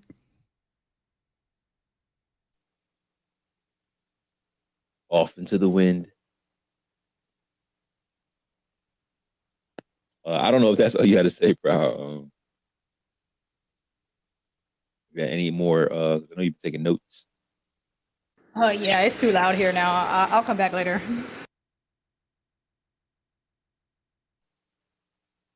Crowd in motion. Ballistic, what up? What's up, Sacred? I always love when Franco is in space. It's always it's always entertaining. He's like the most advanced, my favorite mathematician.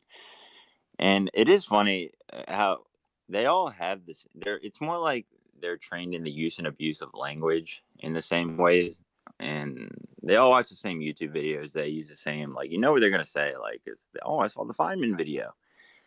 But it's just like so dumb. It's like, look, okay, you have to understand. First, if you even know what kinematics and dynamics are, you have to understand math has no authority to say anything about physics. You're not a physicist. You're a mathematician, Franco. I'm sorry. You've never been a physicist in your entire life, Franco. But then the very next second, he'll be like, okay, warping space time now. Okay, so now he's positing a cause. But then you gotta be like, Franco, oh my god, okay, so you're warping space time. What is being warped? Space time. If you're physically warping something, unless you're not, Franco, please tell me what is being warped. And then that's when they will go to, oh, that's a philosophical explanation. That's when they completely reverse their argument. And they're like, oh, I'm not in the realm of philosophy. I'm in the realm of describing. And I'm like, okay, so you're not a physicist. And then perhaps that's when Franco would leave at that point. But I do love how we always have the same arguments, and it's sort of like a game. It's like, okay, so these massless zero-dimensional particles you want $1 trillion for to smash into each other. What is being smashed into each other that is massless in 0 dimensions? And can you draw it? Or what is going on there? Can you draw it? Is crazy. And then he told you last time it's actually a virtual massless 0-dimensional particle, and you tried to get him to tell you what. So they have like a 10 different levels of abstraction to like retreat into. Oh my God, Franco, hold on. So the massless 0-dimensional particles that you're smashing into each other to create new virtual massless, even more massless. What are these things? Please tell me. Just draw one. Oh my God, it's so funny. It's like, what is to be done with these people? It's like, you can't repeat the experiment. You don't have $10 trillion to build a collider. 2, they don't even give you the data. They're like, oh, it's just too much data. Anyways, it would be 10 trillion DVDs. So it's just also funny. I really think all of this is just money laundering, honestly, in a way, Sacred. It's like they need some way to bilk the taxpayers. So, yeah, we need a new $10 trillion billion particle collider. So we can smash the virtual particles and figure out the secrets of the universe. But yeah, I don't think math has any authority, anyways. So, but yeah, sorry, go ahead. Y'all, it gotta be jumping timelines, seeing into the future or the past. It gotta do something. They're not up there doing rituals for no reason, y'all. Well, that sort of is the ritual, to conflate mathematics with physics and have the entire world believing they're the same thing. Because if you can mathematically, quote, prove reality is ontologically real in the form of mathematics, they can say anything like they're doing. I really think that's how, like, calculation was the original black magics. Bro, that's such a good point, man. So when they introduced a kinematic supposition, right? or not supposition, when they introduced the kinematic preface that, all motion is relative, because in kinematics, it is. And that not only that, but when you're moving at certain velocities, you actually experience length contraction and time dilation as a physical mechanism as to why you can't measure your velocity. It's like once you've convinced people that that's like a viable interpretation of physics and cosmology, et cetera, like you have such control. It's insane, right? And then so that was the special theory. And then they needed to explain some hiccups with gravity, namely the perihelion precession and some other stuff. And that's where they were like, oh, you know what? Gravity's actually, you remember how we got you guys to believe in length contraction and time dilation? And that there's no absolute time or space. So check this out. Gravity, it turns out, actually also warps and bends time and space such that it causes the equivalent effect of length contraction and time dilation. And you could treat gravitation as acceleration. So instead of uniform velocity causing length contraction, time dilation, we can just say, a gravitational field or an acceleration is producing length contraction and time dilation equivalents, and it'll give the same effects. And all we need to do is just express this through tensor calculus and, fully abstract everything, and we're good to go. And that's the other, that's exactly what they did, dude. As soon as they got people to believe in that, like they just had, like, boom, you have everyone's mind. Yeah, dude, exactly. And that's another way they had their cake and eat it too. This is what I like to say about the length contraction thing. I'd be like, look, is it a measurement effect or is there an ontological reality to this quote length contraction? And then you say, okay, if I measure a ding dong with a 9-inch ruler and then measure the same exact ding dong with a 12-inch ruler, does the size of the ding dong change? And they never give an answer, but they actually do give an answer. They give both answers. In the textbooks, they go back and forth like year to year. And it's like they're just trained like in cognitive dissonance and, mathematical jujitsu. But in order to convince like the unwashed masses, like that what you're talking about because you have common sense, which is so superior to any mathematics, it's like they have us trapped in like this realm of mathematical nothingness. Can never be disproven or proved. Yeah. I want to read a quote from Einstein's 1915 paper on the general theory, where he says, just as the special theory of relativity is based upon the postulates that all equations have to be covariant relative to linear orthogonal transformations.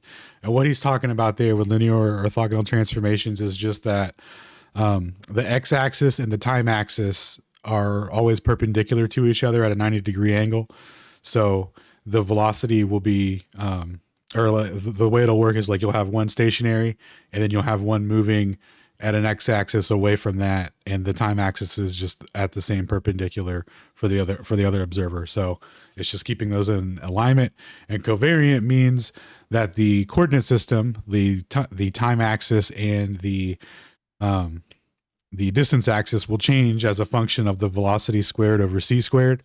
So that'll be your length contraction and time dilation as a function of how fast you're moving relative to a stationary observer. And stationary, of course, being defined as an observer in uniform relative motion at a constant speed, so that they're in an inertial frame or whatever, right?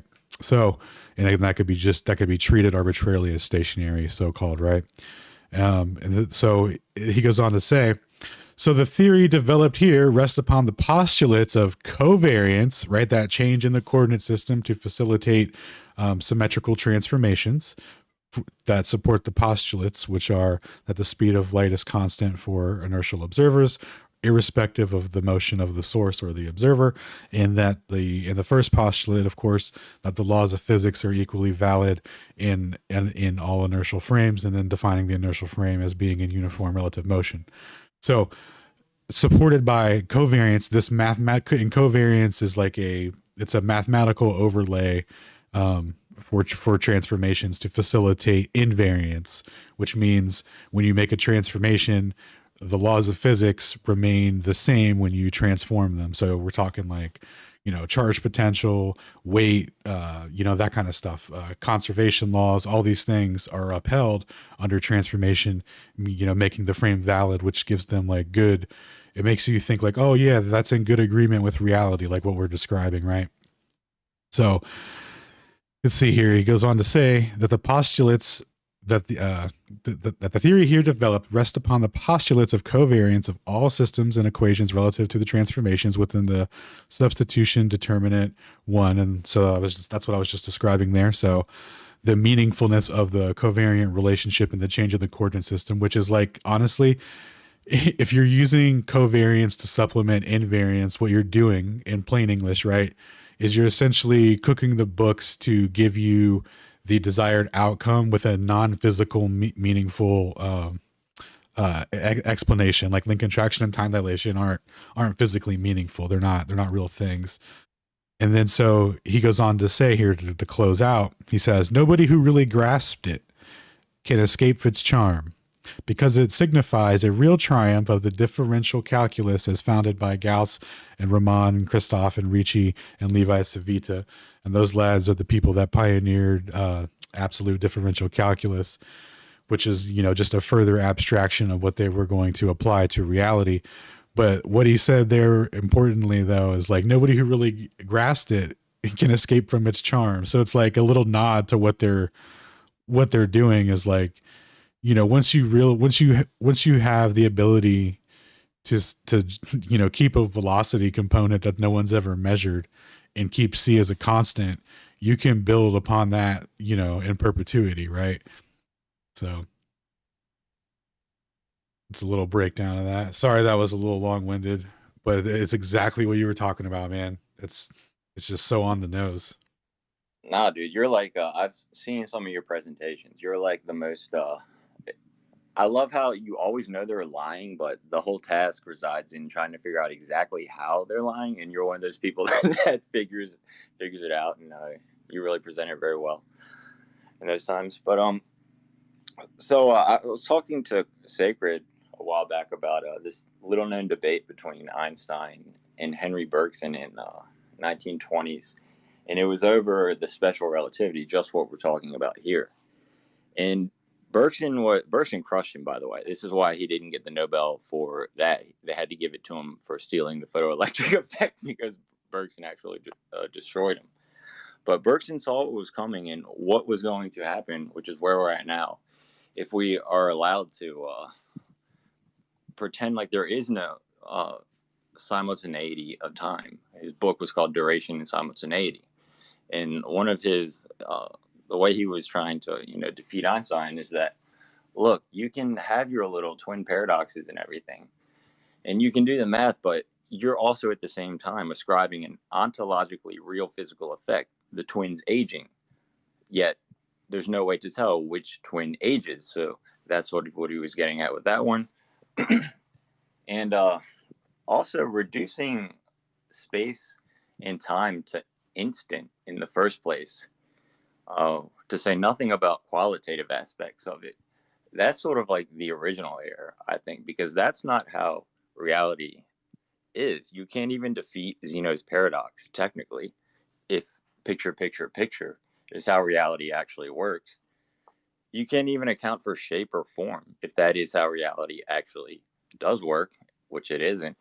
So I don't claim to know the true nature of reality. I'm not God. I just know that reducing it to instances.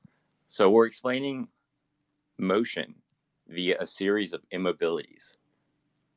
Point, picture.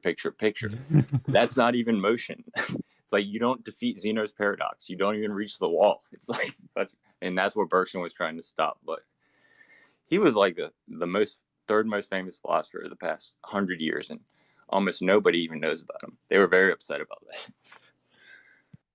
Dude, he sounds like a legend. That was a great breakdown of what's put forward and why it's retarded. I posted a tweet that you posted a while ago. Yeah, I feel like this is the same dispute that it was like Plato versus the skeptics, the original Greek skeptics. It's sort of the same debate. They're trying to introduce ways of reducing reality to points and instances that can be explained in a way that is persuasive, despite the fact, I mean, it's not real, but I'm sort of like beating a dead horse here, but it allows them to just say anything, and it's sort of persuasive because it is mathematically, technically true, but it has no relation to reality.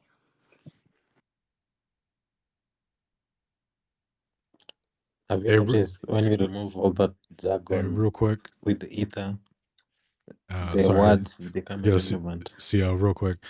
Yo, do you guys see a Yeah. mic request for angle of elevation? I think he's been trying to get up, and I think Super Straight Earther that he's been waiting for like 3 hours. Anything, Proud? No, I see neither one of those guys. They're the same Ankle person. Oh, gotcha. Straight Earther was here in the early beginning when we started on Friday. Oh, okay. I don't know. I might be mistaken. I was looking at YouTube chat. Tell them to come back. We got one I'm open here. mic. Oh, there he is. Yo, what's Oh, up, G? Hey, how you doing? So I wanted to talk about this. People often say, well, the Greeks knew the earth was flat. And, we cannot, question the ancient Greeks because they're like the wisest people on earth. And if you question the ancient Greeks, you must be like, flawed person who's like desperate for attention. And, so I wanted to talk about, besides they thought the earth might be round, they also thought that there were 4 elements in the earth. Like today we know there's a periodic table of elements, but they only thought this is what all the scientists back then thought. There was earth, air, water, and fire. And they all thought that, including Aristotle, Plato, every scientist for 2,000 years thought there was like 4 elements, and everything on earth was made up of those 4 elements, a certain combination, And so this idea that, they can't be wrong because they were the ancient Greeks, I mean, they were so wise and they were so, there's a solid example of how wrong they were, that, of everything being made of 4 elements, I mean, that's, it's so out of date. And not only did they think of this concept in physics, but they also thought of it in health. It also was, you had to have a balance of these 4 elements in your body, and if you were sick, that means you were unbalanced in your alignment of the 4 elements. So, I mean, this is what they thought of medicine. So, and so this concept of the 4 elements, it permeated until even the 1600s, when they thought of combustion. They thought that combustion was the result of the fire that was inside of matter. It wasn't until 1750 that we discovered that combustion is the result of like oxygen, and I think there's 3 things that have to be there for combustion to take place. We didn't understand that until 1750. So this theory was called phlogiston. You can look it up on Wikipedia, or but Newton thought this. The ancient, everybody thought this. It was like, it's right alongside of leeches. Leeches will like cure you of your disease, and phlogiston is real, and it's all these concepts, that are so idiotic that people we we have this concept of like, the ancient people are so smart, we must like worship everything they said. Well, no, they thought a lot of silly things, and we shouldn't be like they're praising them and worshiping them. I mean, we have to I mean, they had concepts, and they were good concepts for the time, but we learned like new better things. That's Well, super. Let me ask you something, because I do like your skepticism, and I think it's very a healthy form. But just for the sake of what you're saying, a lot of the theories that you're saying we have today that are superior to some of the theories that they would have, they're just as unproven, just as speculative in a lot of ways. I would agree. We just think something different. It doesn't mean they're correct. It doesn't mean they won't change or they can't change. But a lot of anti-flat earthers have this concept of like, when they say like the ancient Greeks thought the earth was flat, or round. We must respect everything they said or they thought of. Newton said there's gravity, so we must, there must be gravity. But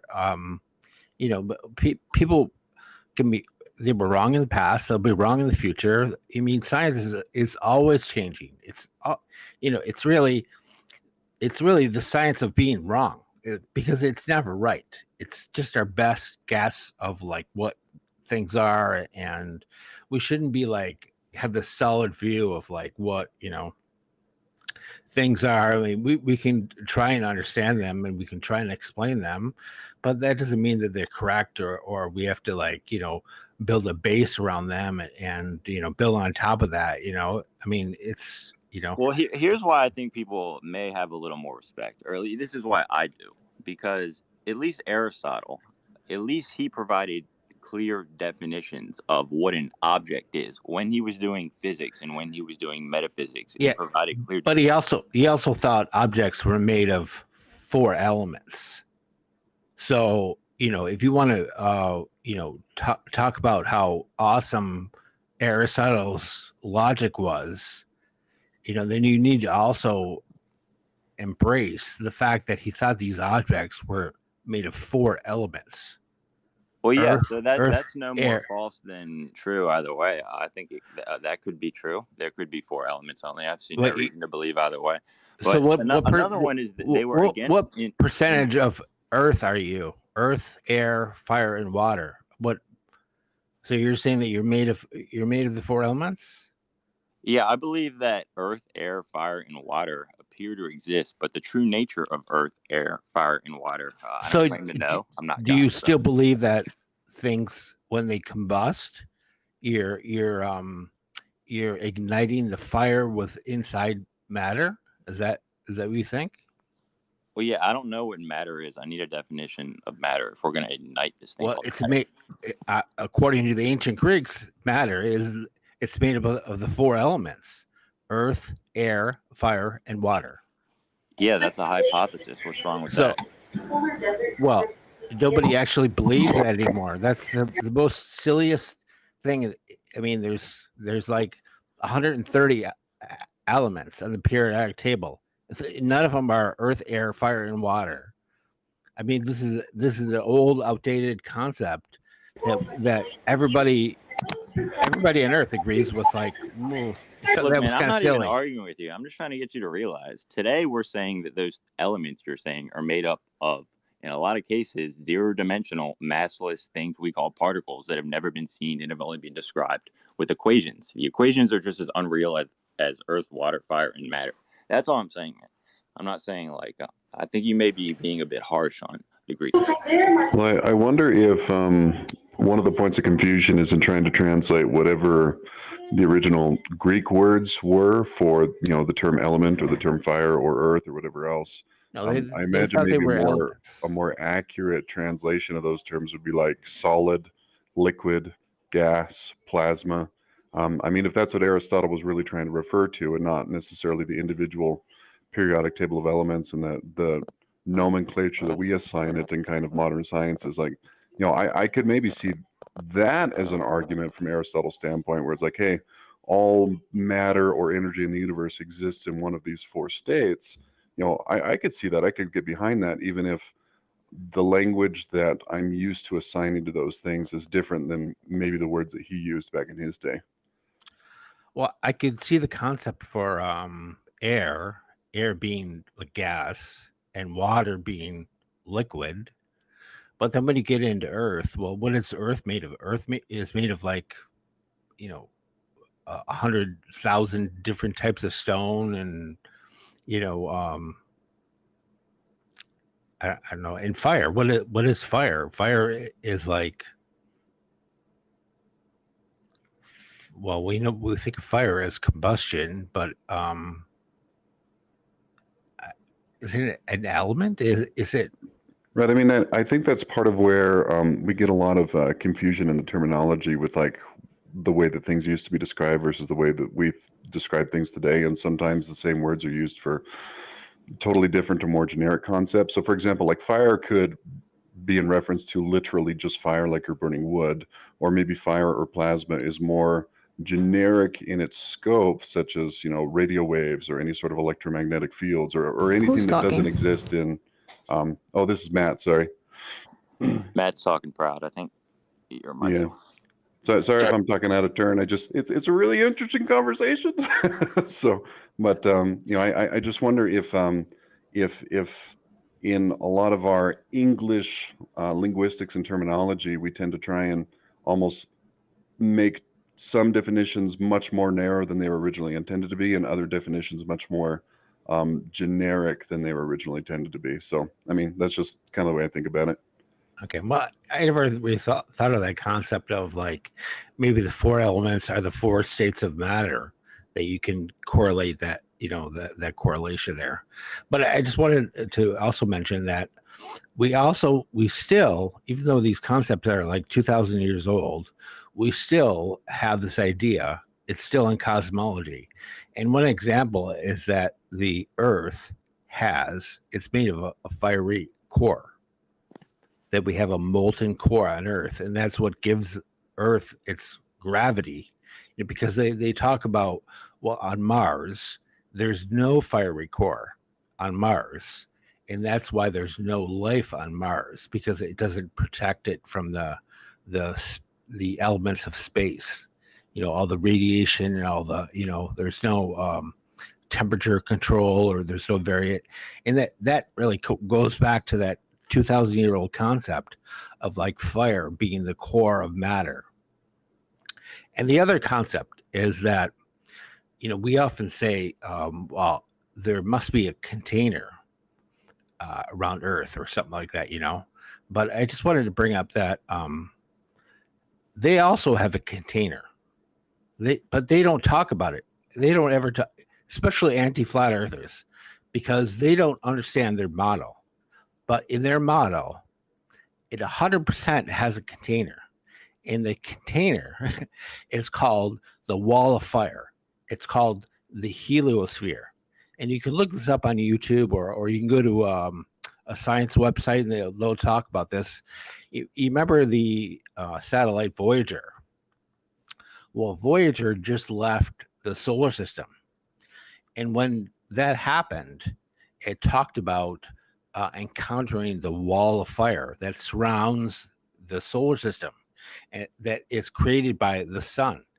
That's called the heliosphere, and that's the container that contains the solar system.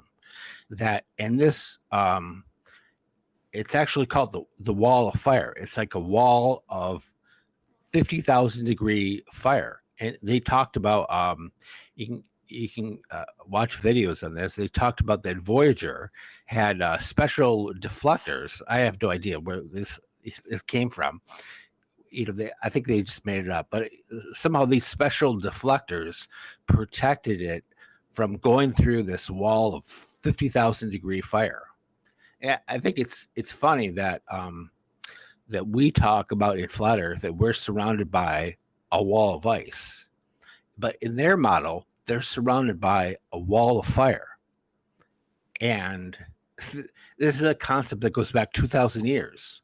And it probably relates to the idea when they say, that some people say that we're actually in hell, that they're, this idea that, the fire rules everything,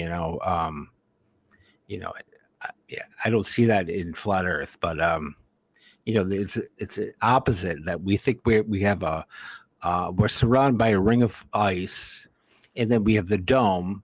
It's made of like a crystalline air structure or something like that, which is totally opposite to their concept, which they don't want to talk about, that they're surrounded by a wall of fire. That's their container. That, and you can go on Wikipedia, look it up, heliosphere, or go on YouTube and look up a wall of fire. But they don't even talk about it, probably because they don't know their model, and they don't even want to admit they're in a container. So, but the two concepts aren't all that disparate.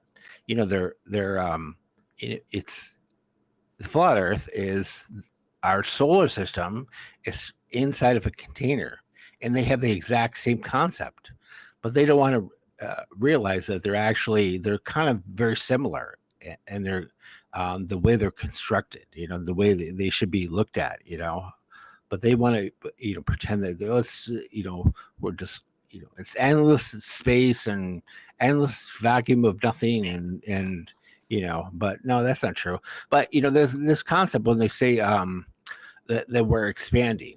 Well, I often ask them, I say, if we're expanding, then why do we see the distance to the sun expanding? Like we're supposed to be expanding in all these directions at like I think it's like a quarter of the speed of light, whatever that is.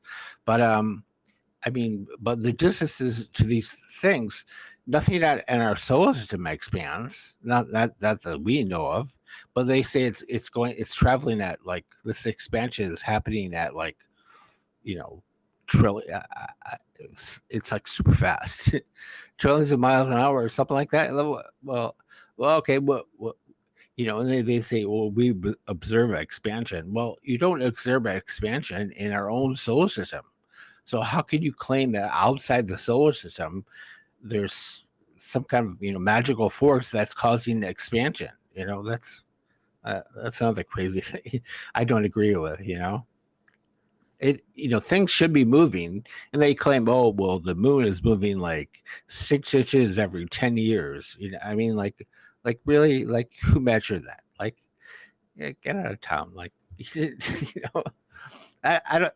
I think it's less. I think it's like 1 inch every 10 years or something. They claim it's moving, and that in a million years we won't see this eclipse covering the sun, because they will be the same size in a million years. Like you're going to be around to verify that. Like they can say whatever you want in a million years. So there's that I wanted to talk about. And the other concept is that, I don't think the ancient, when we talk about the how great the ancient Greeks were, and you can look at their art at the time, and you can understand that they did not understand 3D in the way that we understand 3D. In fact, people didn't understand 3D, actual 3D, until the Renaissance. That's when we discovered perspective. If you look at all the art before then, it was all the side-on view, and how they accounted for their side-on view to make it into like a 3D was they think that like if you're standing on the beach and you're looking out of the horizon, they say the land from your feet to the horizon is physically rising.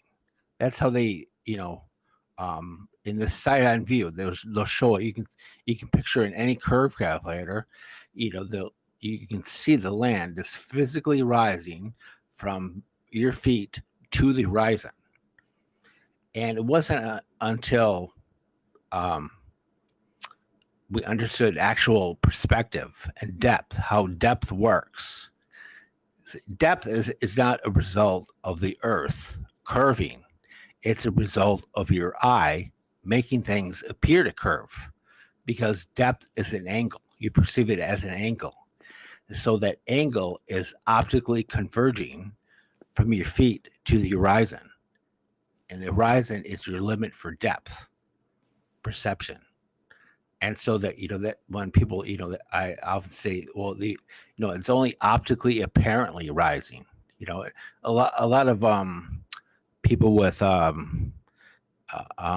do you call those, theodolites, they'll talk about this reciprocal angle difference, and things are actually, we measure this angle. Well, you're measuring the optical angle that you appear to see from things. Right? A lot of flat earthers have this wrong. They have this concept of like this 2D side-on view of flat Earth. Well, that's how it is in 2D, but we actually see always in 3D. And the third dimension, there's 3 dimensions. There's length, there's width, there's depth. Length and width are straight and vertical, perpendicular to each other. Depth is an angle that goes out towards you, out to the horizon. And it's created by your eye. It's not created by the earth. The earth doesn't create that.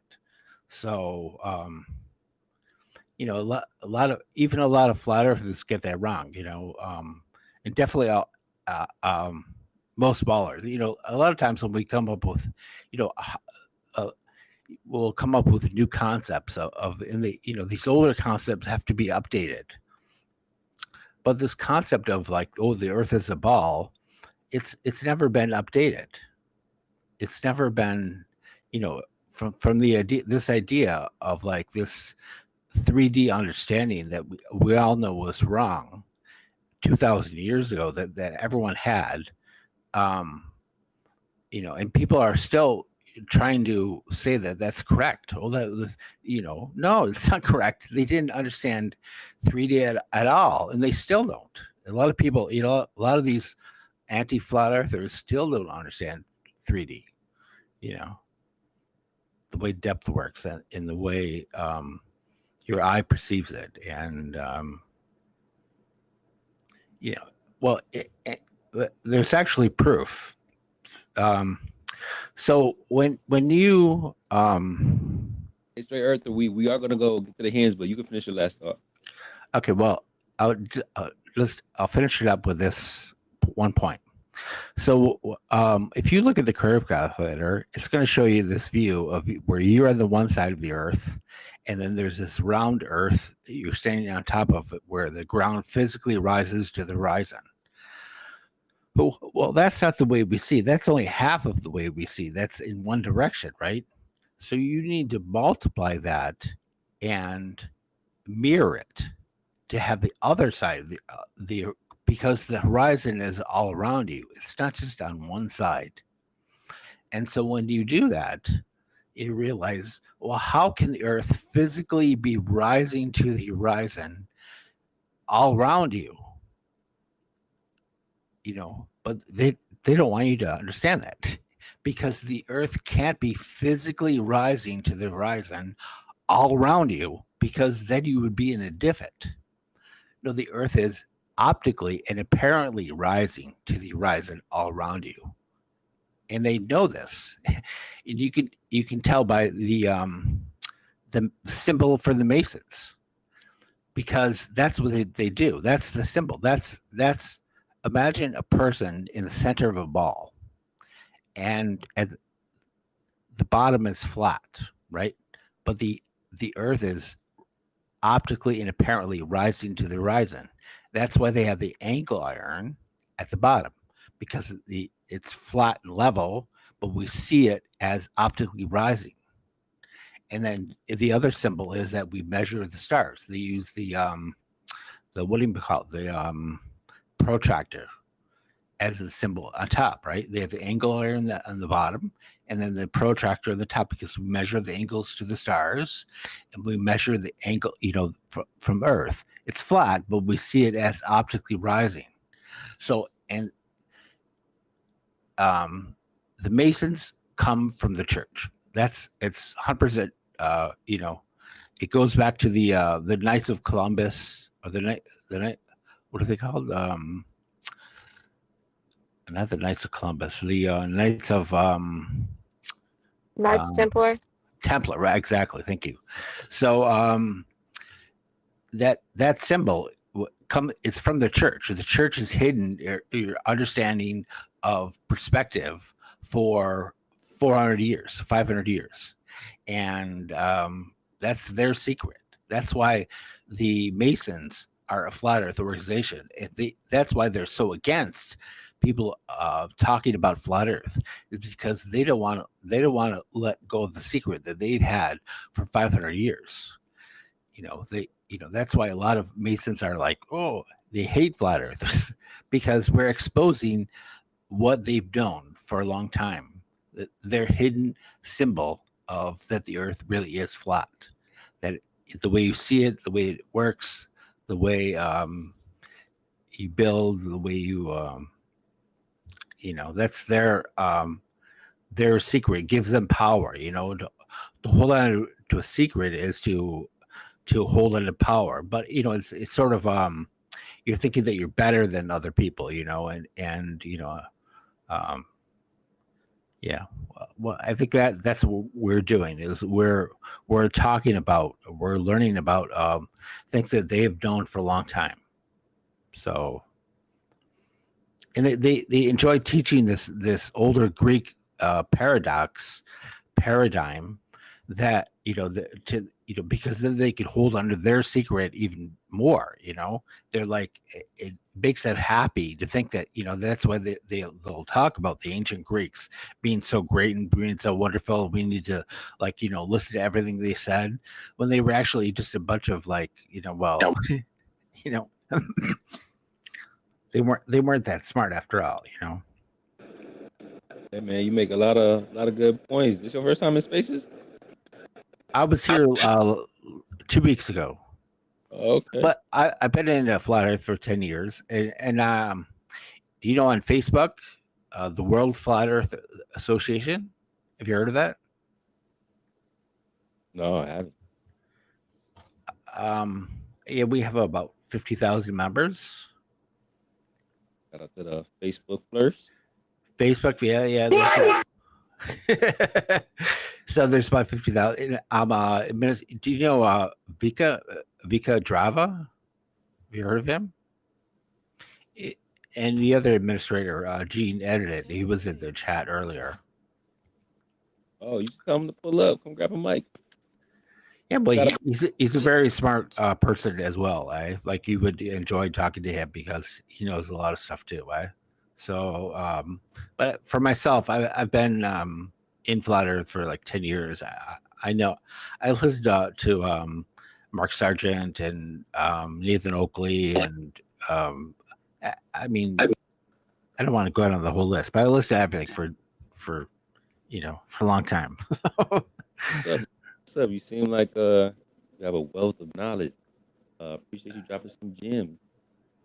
Okay, well, thank you. I just wanted to. I gotta go fix my windows right now. They installed new windows in my place, and but I gotta fix them. So I want to go do that. So thank you for letting me speak, and have a good day. Eh? No doubt, man. Stationary Saturdays. Thank you. Bye. I think it was. Oh shit, where'd Taylor go? Oh, Taylor probably had to dip. Yo, just got back. Tyler's back. What's up, Lynn? We're gonna cycle Mike.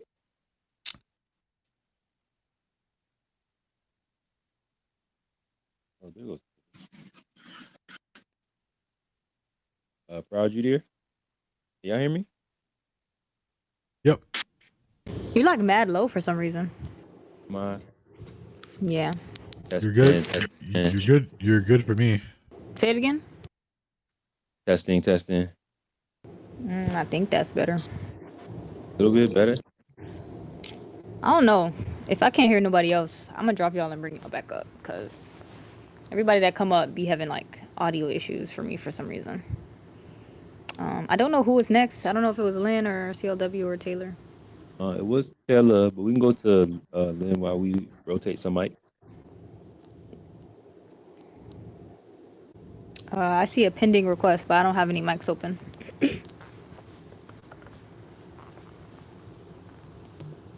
Did you call on me? Oh, yeah, Lynn, jump in. Okay, I can let go of my mic. Let's see. This is back about Brazil being flat Earth. Sometime in the last few months, I read that there was a high percent of them that were flat Earth, and if I remember correctly, the reason for that was because they like actually measured their country and figured out, well, you know how Australia's a lot wider, it looks wider on some maps than others. Well, because they're south of the equator, they looked a lot wider, and they figured out, okay, something's fishy here. And so that's why a lot of them have become flat earthers because of that. So that's all I have, and you can have my mic. That's what I was gonna ask too. Something like that. They were saying, I went on a TikTok and was talking to some people, and they were like, oh well, if that really was the shape of the Earth, then they'd be missing 30,000 miles or something in Australia. And I never heard that argument, so I'm just gonna see what y'all would say in a response. Well, recently I did hear something about that there's something fishy going on with their either their road signs or their whatever to keep people fooled into thinking it's the size that it is, that it's really a lot longer and more narrow north and south than what they've been told. That it really is probably more the shape of the flat Earth maps. Hopefully, we'll know for sure one day.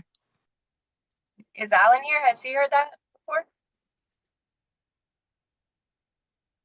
I don't know. Yeah, I don't think the distances will be that much different from what they would be projected on, because they all use the same coordinate system. So I don't think you would measure like how that do they much know of a the coordinates? difference. Yeah, Yeah, how do they know the I'd have coordinates for to Earth? I'd have to know like more specifics on what was done or whatever. Well, I don't know. Are they able to like rig the GPS things to fool people into thinking they're somewhere that they're not? I don't know if that's possible or not. Bro, I mean, who is talking? Lynn Fox and me and Taylor. It's still me. If you need the mic, go ahead and take it. No, I hear you, Lynn, but I don't hear no one responding to you. Oh, she can't. Okay, Oh, it's that's me. Taylor. Bring me down and bring me back up. Yeah, we're talking about map measure or measurements of. Responding to you. Oh, she can't. Okay, Oh, it's that's me. Taylor.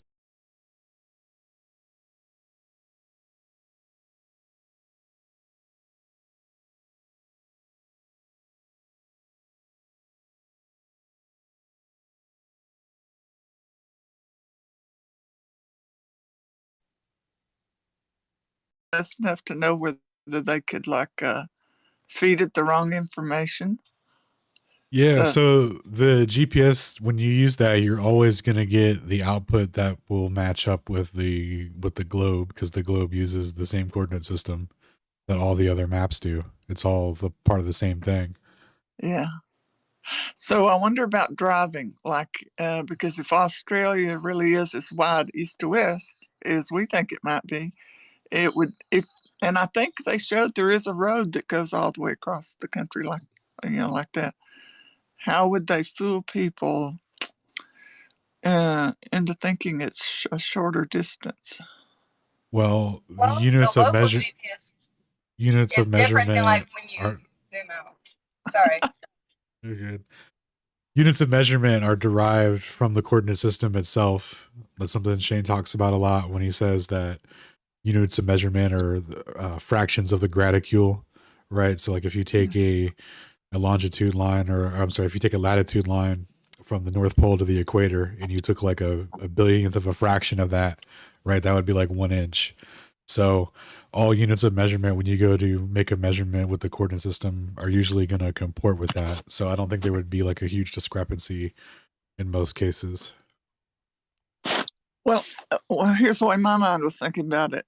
Like if, like when I go to Dallas, I know how long it's going to take me to get there unless I have a wreck, because I've gone there enough. So people who drive that road a lot, um, if it says X number of kilometers, they ought to know fairly well how long it's going to take them to get there.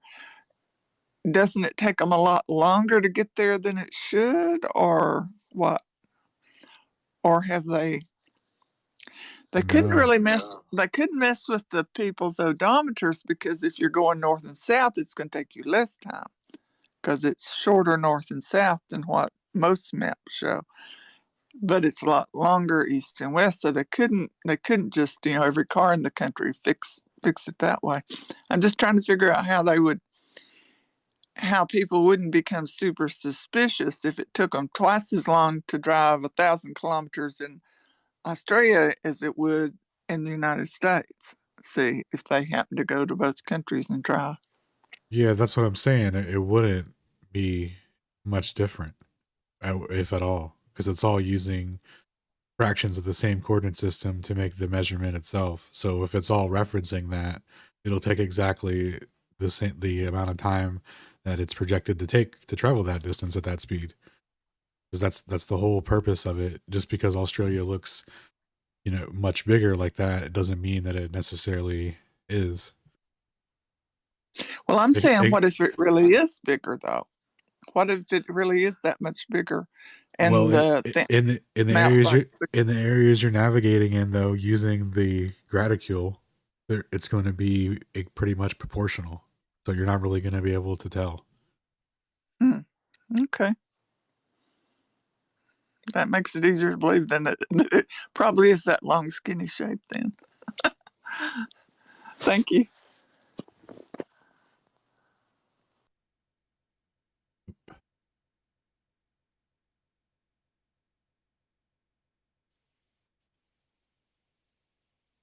Somebody was talking about the other day too, like hold on, Taylor. Hold on. Come back, Taylor. Holistic, say something. Oh my God. I'm muting. I don't even know. Oh no, I can hear you. I think I can hear you too, Taylor. Was it my turn? Yeah, jump in and then it's either cat or CLW.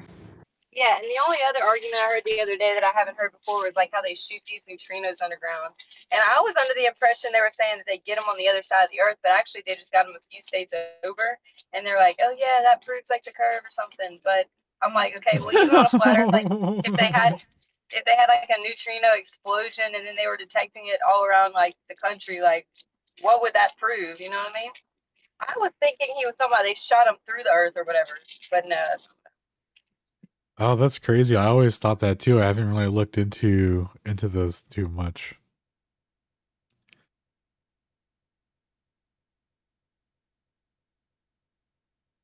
Yeah, it's really like they shot it and then they received it like 2 states over. That was really weird.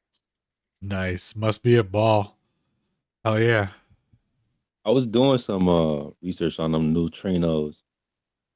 They haven't even observed them though, right? And even when they have observed them, what do they say? Don't they convert into a different particle when they're actually quote unquote observed?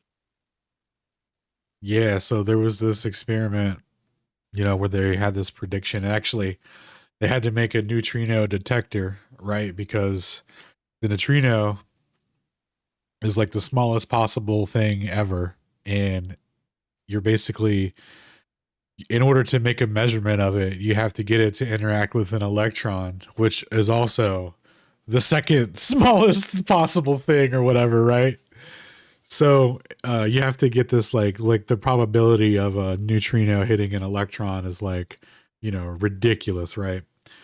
So anyway, they come up with this special detector that's going to put the electron in the right place at the right time, and they're going to hit, it's going to hit that neutrino, and they're going to be able to register a detection or whatever, right? So they've got their neutrino detector calibrated to a specific frequency to accept this type of neutrino that's supposed to be emitted from the sun. And the sun emits some sort of energy or whatever, right? That makes 3 different types of neutrinos or something like that. The way it works out is like they have different families or something like that. Like that. This is how they describe it, right? So en route, the neutrino, like the thing that turns into a neutrino can turn into one of 3 different types of neutrinos. And they have their detector set to a specific neutrino of that 3 set, right? So they're like, okay, they go and take their measurements, and they were like 60% off on how many they expected to detect from that specific type. And they were like, oh, you know what? This actually double proves how correct we were because we predicted 60% less and we measured 60% less. That must mean that our interpretation of the other neutrinos changing to a different type that we weren't calibrated to, that hypothesis must be correct. So that's like the substantiation that they use for it. And I'm sorry, they didn't predict that they were going to measure less than 30 on the actual measurement, but that's what they measured 30% of the predicted outcome, and they were like, "Oh, well, you know what? That's actually proof of our hypothesis that 60% would change into a different, the 2 different types or whatever, that we don't have our electron device calibrated to accept that frequency or whatever." So shout out to the neutrino lads. That's a very cool focus of study. Sure, a lot of people will be able to replicate that in independent studies and verify it. It's a few little flavors.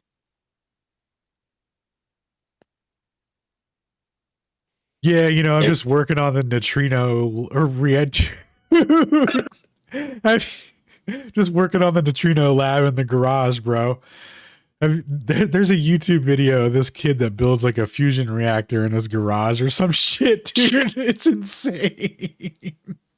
It's like, yeah, dude, just working on a neutrino lab in the garage. Yeah, measuring underground particles from the sun. Labs and garages? What's that? What's up? Dude, you guys remember Dexter's Laboratory? That's literally Pizio.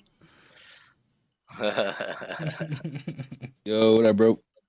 What's up, bro? I joined in here earlier and then I had to go do something and I forgot I was up here, so I'm sorry if I took a speaker slot. But yeah, about to head to the gym. Yo, dog, no one challenged in the whole past 12 hours or 16 hours plus, whatever it's been since you presented again. Dude, 0 Battle of the Beamers, bro. I couldn't believe that dude was like, you know what? If I set this arbitrary limit, it doesn't work. Haha, debunked. Like, dude, that's 1,800 feet. Battle of the Beams didn't happen, guys. So, bro, I used to look at some of these replies from Doofus Manfred and thought that he might be semi intelligent. But there's been a couple replies where I saw some of the stuff he said. I'm like, it doesn't even word a response because it's so bad. He's like, he just replied 6 hours ago. He said the RAF quoted the width of the equisignal, not the full beam. This is one of the many things Alan got wrong. It's like, dog, when we say beam, we're talking about the equisignal beam. That's what we're saying. Are you lost? Dude, that's our premise. Right. That's the foundational premise of the entire argument, bro. Doofus, please. You know what? I'll say this about Doofus, though. He made a really nice contribution to the ECI ECF argument one time, and he corrected someone on that, and it was very, shout out to your boy or whatever. He got one in the bag.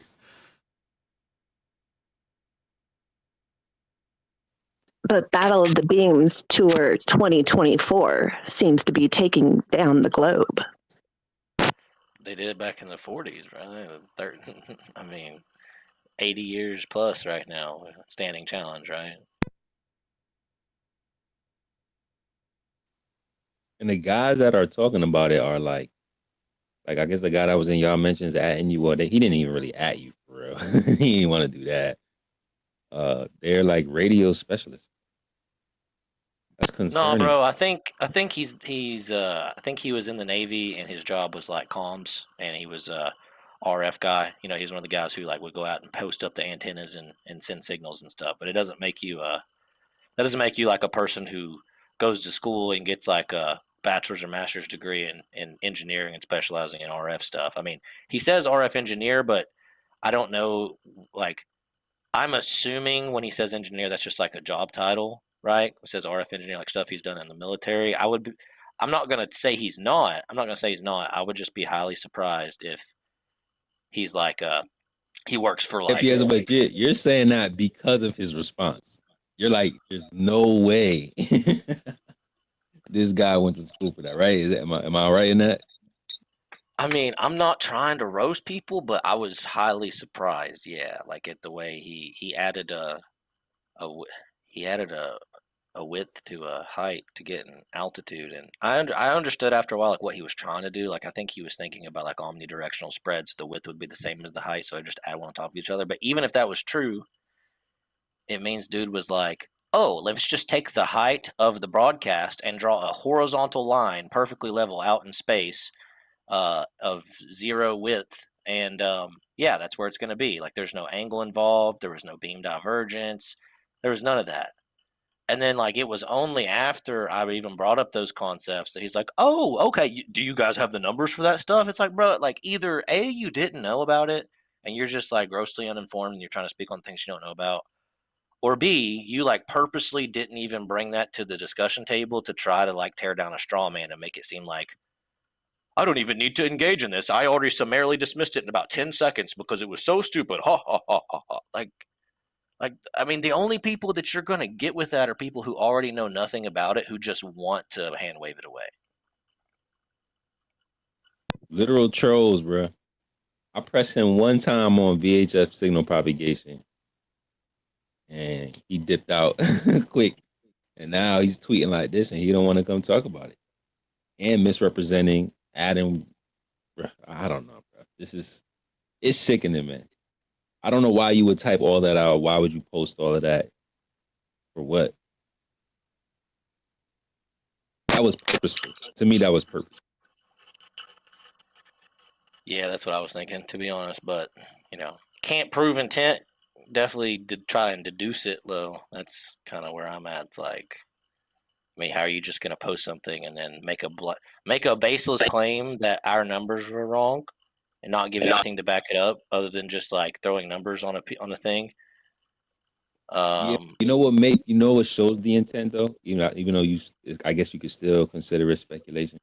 It's the fact that he put in the tweet, falsification is independent of replacement. Right. So he was basically saying these figures is falsifying that the Battle of the Beams works, which means he's denying that it happened. So even in the globe Earth, he's got to explain it. But he's saying, falsification, independent of replacement. I don't have to explain it either. That's like, okay, you playing around, bro. Like, that's what Yeah. you're doing. Yeah, you're going to give an explanation to say why it wouldn't work. And if we actually accepted that as why it wouldn't work in your model either. So it's not actually an explanation. It's like, exactly. That's like me saying that, you know, we know that the sun's not a big ball of burning gas because like oxygen doesn't exist. It's like it's not valid in this model either, right? Like just because you postulate something to try and falsify it in a fantasy land, like we actually know that that's not the case though, because we actually know it worked. It did work though. The planes did get the signals. Oxygen is real. It does exist. We breathe it. You know, like so it just doesn't really. Word salad. Oxygen exists. Yeah, dude. Well, and all the other gases I said it's made of. I'm pretty sure the sun's like a ball of plasma or some kind of dielectric material that's like super charged up. But either way, I don't think it's a gas model where you have like gravitational forces imploding it and squeezing it together from the mass, and then like repulsive forces from the energy of the fusion happening, and they're just balancing out perfectly in space. And the all like the thermodynamic gas laws have like the coefficients having like a negative sign because it's working opposite of how it does in every other system. It has like no container. Yeah, I mean, shout out to Marie Pierre Robitaille on that one. Piezo, have you read Nancy Cartwright? She writes her first book was How the Laws of Physics Lie. She goes into the ideal gas laws, sort of like how you were saying, and how even like all these mathematical laws, even in the mathematical sense, like they're not even true or used by anybody. They're like ideal assumptions statistically assumed to like interact exactly the same. So and only true in the laboratory.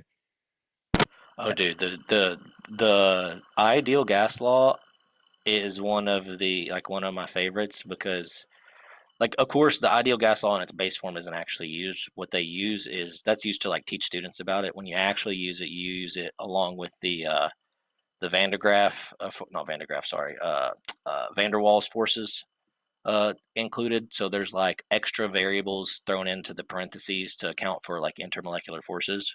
But the point is like even after you add in all those variables, it doesn't matter what gas model you use. There's like a dozen. There's a whole handful of them that are like used like in like labs and stuff. None of them actually bring it to a level where it's perfectly predicted by the ideal gas law. The pressure inside of any container is always less than that predicted by ideal. And when you look into the vortex ring theory from the 1880s and stuff that they were working on right before Michelson-Morley's experiment happened and they threw out fluid dynamics, back when everything was fluid dynamics, and that was like the theory of the day. J.J. Thomson, who also discovered the electron, made his theory, and he's like, look, I just did 100 pages of mathematical integrals to explain like the math behind how these little vortex rings would, like these little toroidal shapes would link together in lattices and make matter. And weird part is in the ideal gas law that there would be greater forces than predicted on baseline. It would either be exactly the same or greater, because in the elastic model, all the momentum was conserved inside the container, and so if the gases bounce off of each other, like you can only have it's exactly equal to PV equals nRT. And he's like, but if you add in repulsive forces, as you get them really, really close, they didn't have the idea of electrons back there, but they knew about repulsion. You get them really close and they're going to repel each other. That's actually going to add to the pressure inside the container. So it's going to be like PV equals nRT plus like repulsion. And that's going to be greater than the PV equals nRT. So it should either be equal or greater than, but in fact, from the work of Regnault, which was a contemporary of his day, we know that it's always a little bit less than Boyle's law. And so he then was like, if you look at my math that I just did, based on the 3D toroid geometry, like it would have a little bit less. So I think my theory actually fits a lot better than like the, elastic model or like the collision model, the kinetic theory of gases, right? Which we actually still use it today. So it's been like 140 years. We haven't changed the model that much, and it still doesn't actually match Boyle's law.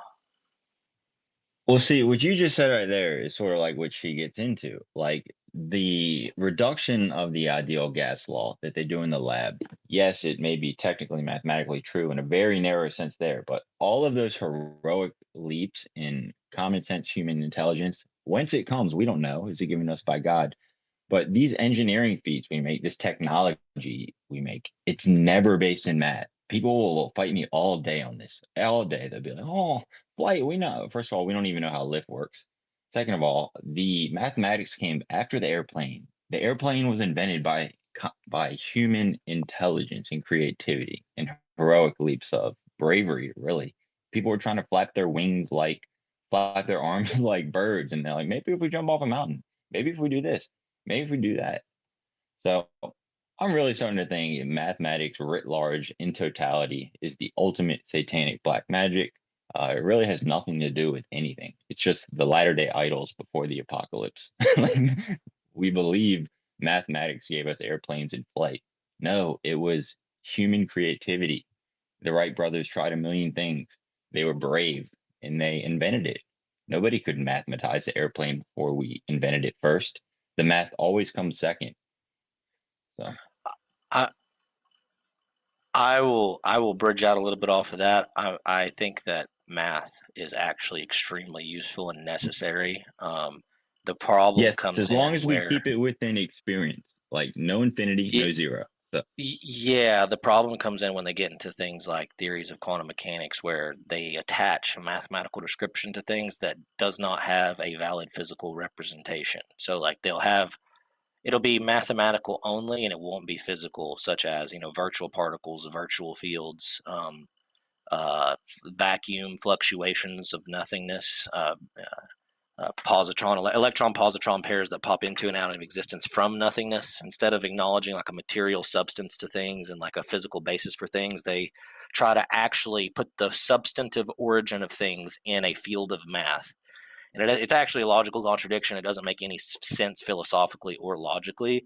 They kind of just gloss over that and don't address it. And it's like, look, how are you going to tell us we're wrong? All our measurements work. Our predictions are correct. We can mathematically predict it. It's like, bro, just because you can give me the right number doesn't mean that you're telling me the explanation's correct. Like Witsit gives that what's his freaking thing he does with gravity fairies? Well, he's like, yeah, if I give you 9.8 meters per second squared and I say it's because there's fairies in the core of the earth that are inhaling all the time and drawing everyone in, it doesn't mean that there's actually fairies. It just means the number's right. Like attaching it well, to non-real, non-physical explanations and just being like, yeah, fields are just mathematical constructs. Virtual particles are perturbations of the mathematical constructs. That means that virtual particles that actually carry real energy and actually affect real matter are just vibrations in math. That's retarded. I'm sorry. Like, I will never accept that as a coherent explanation for anything. I think Sacred hit Franco with something like this one time on the virtual particles thing. He was like, Franco, so you're waving a math equation, Franco? Is that what you're doing? The math is what's waving. But yeah, it's funny because they don't even have the math correctly. And quantum computing is one I've been I think know enough about it now or I might do a debate soon. It's so funny because you just have to ask them, what is the quote collapse of the wave function? Okay, what is it? Do you have a Yo, if you want definition me of to that? host that debate, if you're doing it on Twitter, let me know. I'll host. I'll Bro, moderate. it's so funny. Like people like I love to watch the little YouTube videos. There's like these new people that come up. They're like, I actually misunderstood Schrodinger's cat the whole time, and they like it's almost like they're reacting to you or something sacred in your spaces because they like try to reinterpret it, and they're like Schrodinger actually came up. Schrodinger goes, hold my cat, and then he fixed everything. Schrodinger made up the whole Schrodinger's cat thing to tell people to shut the fuck up and quit misinterpreting his classical wave mechanics. It was classical wave mechanics. He was making that metaphor up to show people that they were stupid, they were being dumb. So they just invert everything. Like, you don't even need like the math though. Just like, oh, something is one thing and another thing at the same time. You just have to say that and be like, okay, you're dumb and wrong. Obviously, I feel like that should be the end of the argument.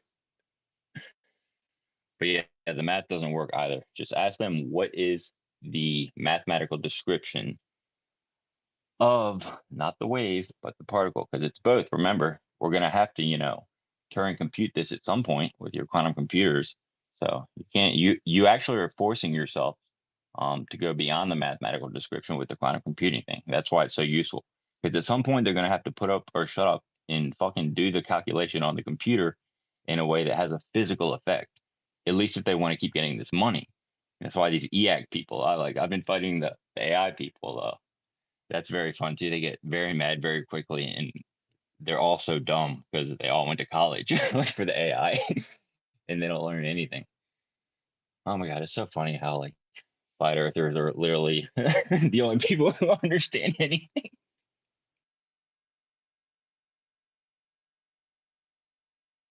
Oh wait, it's a I'm a wave and flat a earther. particle at the same time. Oh my god, that's like so amazing. Wow.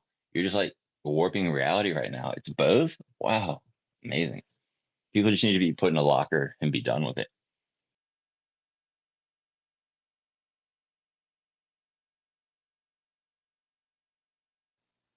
Funny how that worked. Sacred, I keep expecting to get like destroyed and crushed at some point because all I do is talk shit initially based on common sense. And then I realize actually nobody actually has an explanation for anything when it never happens. I feel I actually like feel the quantum bad. computing. I should have stopped engaging with Franco and asked if anybody else had questions for him before he ran up out of here. I didn't think he was gonna run up out of here like that though. Because I know you had like probably has. Well, he shut down. I could tell he knew what you were saying. He was pretending not to understand what you were saying. So Yo, that's what I'm saying. I couldn't tell if he was pretending or if he really just wasn't trying to get it. oh yeah, I don't know what the replication crisis is. Yeah, I'm Franco. I'm in academia. I've actually never heard of it, Sacred.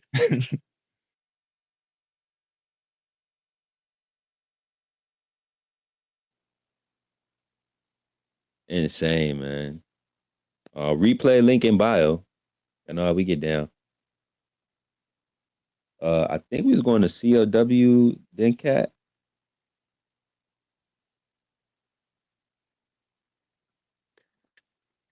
I wanted to talk.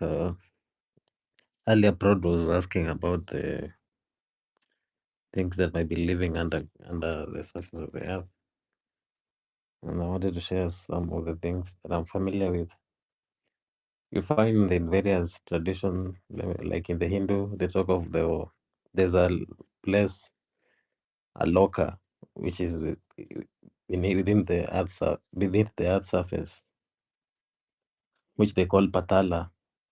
It is mentioned. It's a subterranean realm inhabited by different beings, like the Nagas. The Nagas, these are usually depicted like half snake, half human, and they are considered guardians of treasures and associated with water bodies. Like you see the similarities with the dragons too. They're usually associated with treasures. There's also asuras, which are considered to live in those spaces, which are considered demonic, and in most of the narratives, they're depicted to be going against the gods. The Rakshasas, they are also similar to the asuras. These are also considered to live in Patala. And you find in the Bible, they talk about the Sheol, but they don't talk about anything specifically living there. When you go to in America or something like that, there are people who talk about Sipapu, which is a subterranean world, and they have tribes like the Mandan, which have stories of emerging from underground realm. You find the same thing in the Hopi. They talk of underground realms and things like that. You go also in the Maya Aztec. They believed in an underground world called Xibalba, where it's dark and cavernous realm ruled by the Lord of of Death. In Islam, they also speak of jinns living in such places. When you go to Europe, they talk of fairies, elves, and all these other things that are considered to live in those spaces. And you find these common stories everywhere. And they have also found caverns like in Spain, in the Pyrenees. I don't know how to pronounce it, the Pyrenees or something like that. They have found very elaborate caves there, which no one can describe. And most of these caves can make sense because if we only say they are man-made or something like that. Also, you go to Turkey, they found a underground, is it city? A 10,000-year-old underground city, something like that. There are many cases like this in America. In CLW, did we talk America, about this with the time before the moon last time? I think we did, but sorry to interrupt. but I think you were in that space. yeah, in the Americas also they talk of how should I put it? There are caves. Now there are caves like when you go to like Peru and all those places, the historical places, there are caves that they are locked and build churches on top of them so the people could not enter into those caves. The people claim there are legends that lead to underworld places, and some claim there are beings that live there. Also, there are caves in South America. You find there are caves in in South Africa, not South America, which are very huge. Some people just explain it away, saying they are used for mining gold and all these other things, but some don't make sense like that. Personally, when you analyze this narrative all over the world, I've come to understand there was a point that there was a civilization that lived inside the earth, and most of what we see as caves might be artificially created by them, and I don't know if they're still there or they disappeared or whatever, but there's a significant input that shows that those are people who live beneath the earth's surface, and they had advanced knowledge, technology, and all these other things that we must associate. Even some people consider them evil, and you hear stories of reptiles living in caves also. We have stories of giants living in caves, and you hear stories of reptiles being huge, gigantic, and things like that. You start adding the narratives up. Well, tell us Definitely, there are about some things of the that live. cities in Europe that are literally like 10,000 people built by humans in the history book cities. I know you know about the, um, I don't remember the names, but I know there's multiple of those, you know. So everything you're saying is like verifiable in some sense. Yeah, there was a people who lived in beneath the earth's surface, and they probably used sound technology to build these tunnels, and it's so sophisticated you cannot even say people are using chisel and hammer to make these ways inside the earth. And even how will they be able to make them strong to persevere earthquakes, shifting, and all these other things? And remember, they're changing They had like ventilation shafts and it like yeah, they are changing the nature of the soil, and how are they able to make these structures that are strong, that even when people they are mining and when it's not stable, it collapses on itself. But the way they do it, they seem they know what they are doing. They are following some harmonic principle of some sort. And some of this culture, this must be one of the oldest civilization on earth. It kind of got into the hands of later civilization and histories. That's why we have legend of people coming from beneath the earth and all this other thing. But I also don't think they were the same like us. We might have a relationship with them, but I don't think they were the same like us. From how they probably most of these information come from my intuition, how they looked and how they use the sound. Even us today, we cannot use them today. The way they use the sound to communicate, how each tone was specific and had a message. Like someone could just by send you a frequency of thought, and that could be translated to an all image and sequence of events that you could interpret. But they were so into fear and all this other thing. They were so into fear. That's why they hid themselves from other people and they closed the environment from the external world. They were isolated. They were not like an expansive civilization going out there, colonizing places and spreading the knowledge. They were secluded among themselves, and only a few of them would come to the surface to observe what was happening, like relate well, what the people on the surface were doing and the animals. So in these caves, they draw animals that were living in specific area like signposts, which later people came into those caves and imitated them in a primitive way. And they claim that these were drawn by early men in caves, but these early men were just imitating an older people. And some of these caves, it may look like the rock. When you enter the caves, like it's a rock behind there, but that rock is transparent. If you find a way of getting behind it, you'll find that there was other tunnels and channels that lead people to lost cities and all these other things that we hear in legends.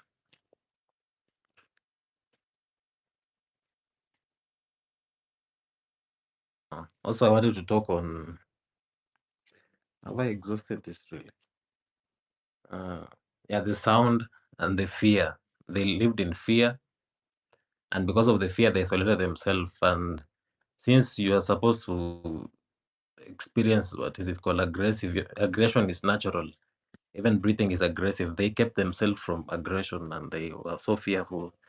So to the point where they will face the natural elements, they will either run, they'll just run. They'll not be flight or fight like modern human beings. So they started collapsing themselves from the structure of their mind, which they had built themselves because of this fear. And I also believe this is where we got the idea of gods like Yahweh, because they themselves, they saw themselves to be weak and they could not defend themselves. They thought and created an external entity out of themselves and gave it attributes that they wish they had themselves to defend themselves.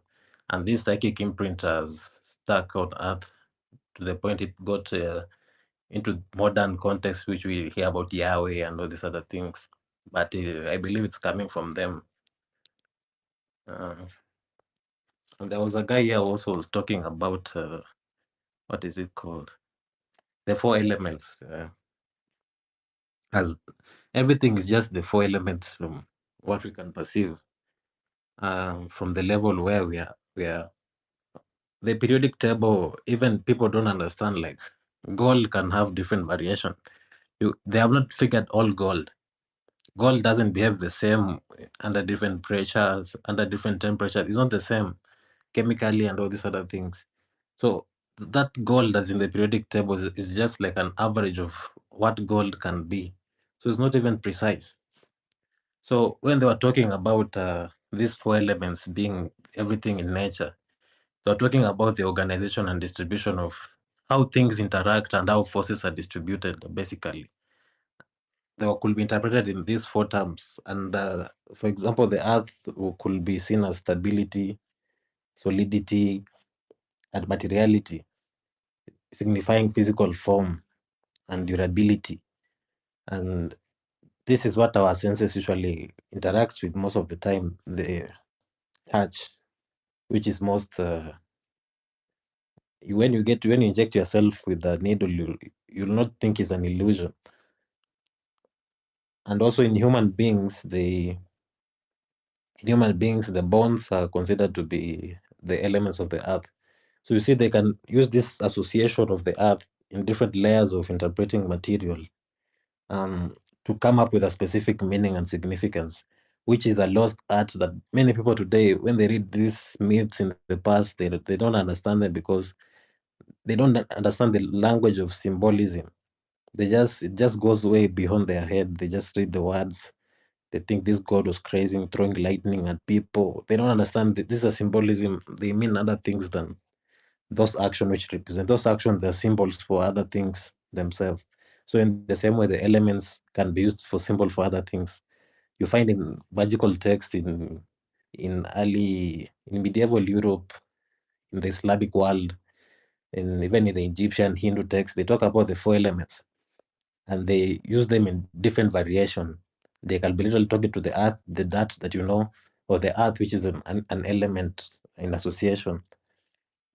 The water element is associated with fluidity, adaptability, cohesion. It embodies the qualities of coolness, moisture, and receptivity, symbolizing emotion, intuition, and subconscious. Water is a substance that binds, like we call it universal solvent and all this other thing.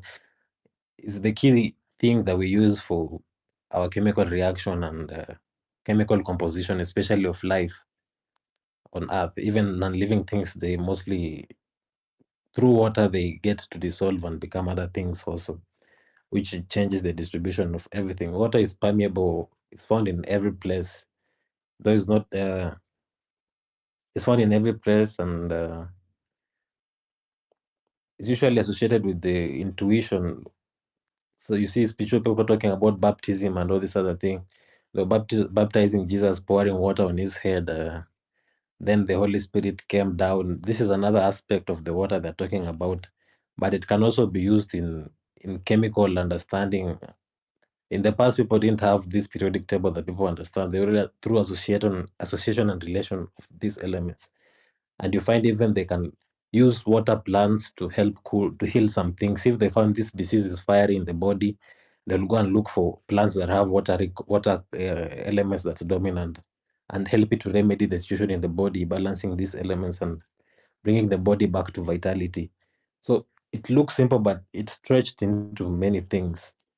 Air, which is motion, lightness, connection, It embodies expansion, thought, and intellect, communication, symbolizing the mind and the breath of life. Air is one of the things that shows the evidence of the unseen. You cannot see. Many people cannot. It's not easy to see your mind or the thought of Yo, someone when you're stuck in the senses. that's crazy, Yeah. dude. That's really interesting. Yo, did you say someone had their hand up?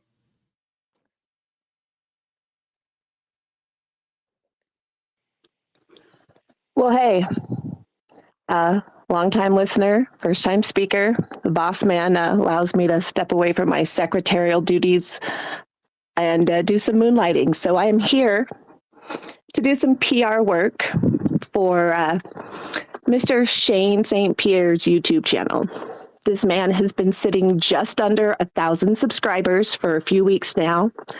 So I'm here to reach out to the level heads, to this community, to this family. I know you got YouTube as well, so I need at least a handful of you. He's 996 subscribers.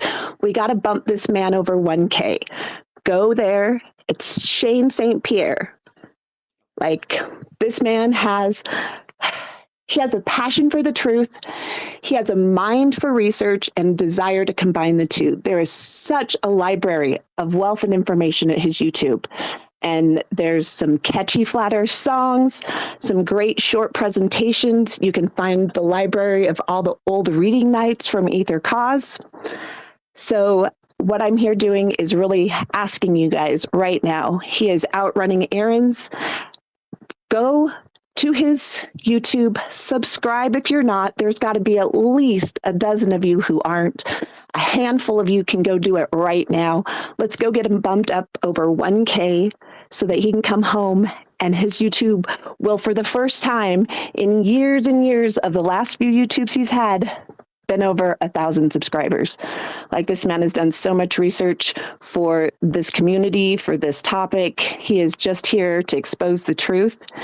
If you don't know him that well, you can always go to Rumble. The Phone Booth podcast did an amazing interview with him, episode like 62. You can find a bunch of other amazing interviews that they've done there. If you haven't been checking them out, I highly suggest you do. But yeah, like, just let's spread some support. Let's go get this man's YouTube bumped up over 1K, please. Man, that's amazing PR. Shout out to Shane. ADL.place. Anti-disinfo. Yes, adl.place, where you can find access to all the greatest flat earth links. The wiki, Shane's Obsidian, Alan's Obsidian link is there too. You can find the link to the model.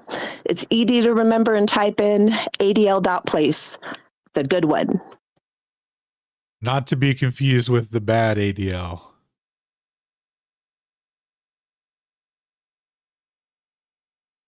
Can you guys see me? Hear me? Testing, testing. Yes, ma'am.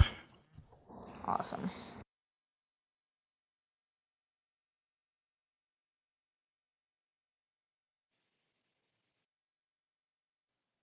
Let's get Shane over 1K. We are on last call, guys. Everyone who came up, appreciate you for chiming in.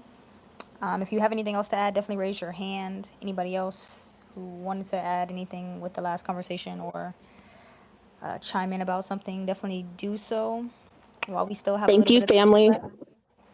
I can see he's over Yeah, I have 1K one thing to now. add on what CLW was saying, and those sound like Shout out some to takes Shane. that I would try. Oh, I think he's trying to come up too. Am I talking over you, Proud? My bad.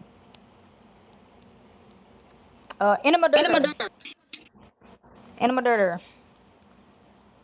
Don't tweet at me if you're not going to, first of all, add to escrow. You better ask Mordwan about that debt he owe us. Yeah, don't tweet at me about no bets if you're not going to come press me in real time like you claim. If you want to highlight the fact that you didn't know the difference between the North and the South Pole, come. Feel free to do that. Otherwise, pipe down. Is that his new name, Animadirter? I think I like that one best. Yo, isn't Kat the best PR? I don't know when Kat and Liliana became our best PR representatives, but man, are they convincing. Dude, the dynamic duo. So good. Thank you. Thank you, guys.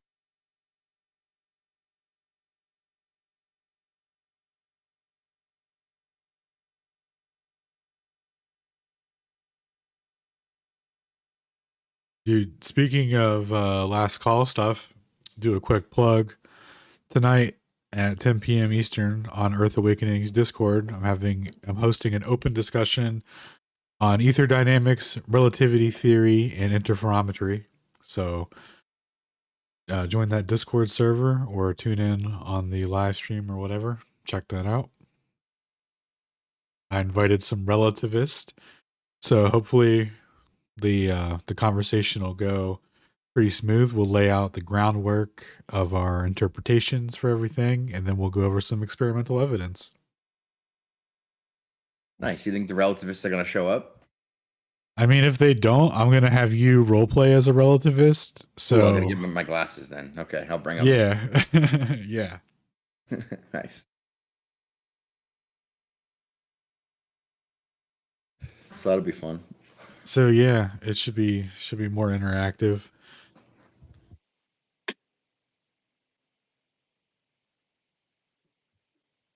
You know, Alan, what CLW Should I was make a saying poll about about what topics we should talk about for? I think she hates you, bro. I don't know who you are, but I think Proud hates you. Dude, that has to be No, I don't coincidence. think she can hear me. No, I know. Maybe I think Holistic's talking? I can't hear she's Holistic. Yo, Oh, come back. Come back. At this point, I think Elon is singling me out.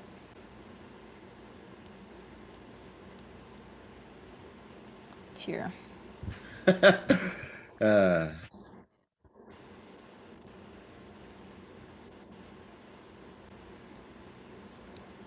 was gonna say, should we make a poll for potential topics for Friday? What's that? A poll for topics? Absolutely.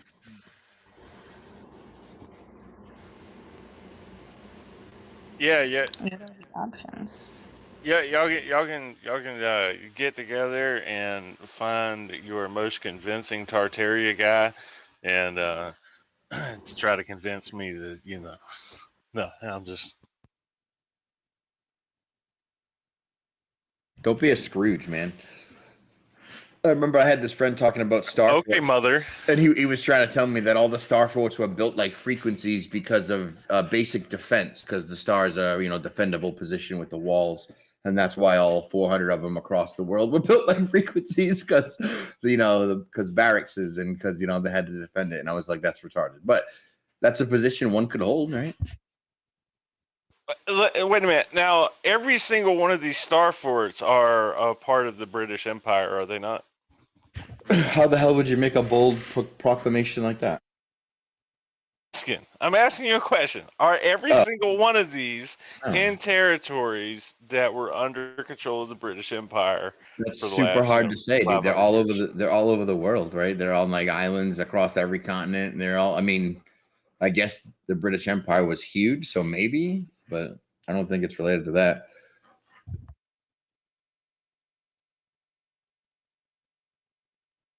Literally everywhere. Like there's a Google Maps package that I have that you can just open it up and you can start clicking on that fake good old ball. But literally every expanse under all the coordinates on beyond every latitude, like there's no correlation, the rhyme or reason. They're literally everywhere, and not all of them are the same frequency. But there's like 3 or 4 frequencies majorly, which means like 3 or 4 major designs, and you'll see only those pretty much specifically, and they're just everywhere. So. Always near water, always near. I mean, like, it is what it is. Shane, so I'm sure you probably Okay, I heard made a about the poll great. for Tartaria because that's No way! the sky, the ground, or motion.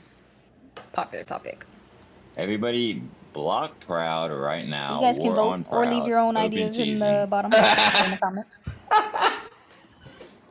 I kind of want I'll Bennett be in here, back in guys. I 10 miss minutes. Bennett. Proud, you can't hear me, and you don't know Can what's you hear coming, but anybody you're gonna laughing?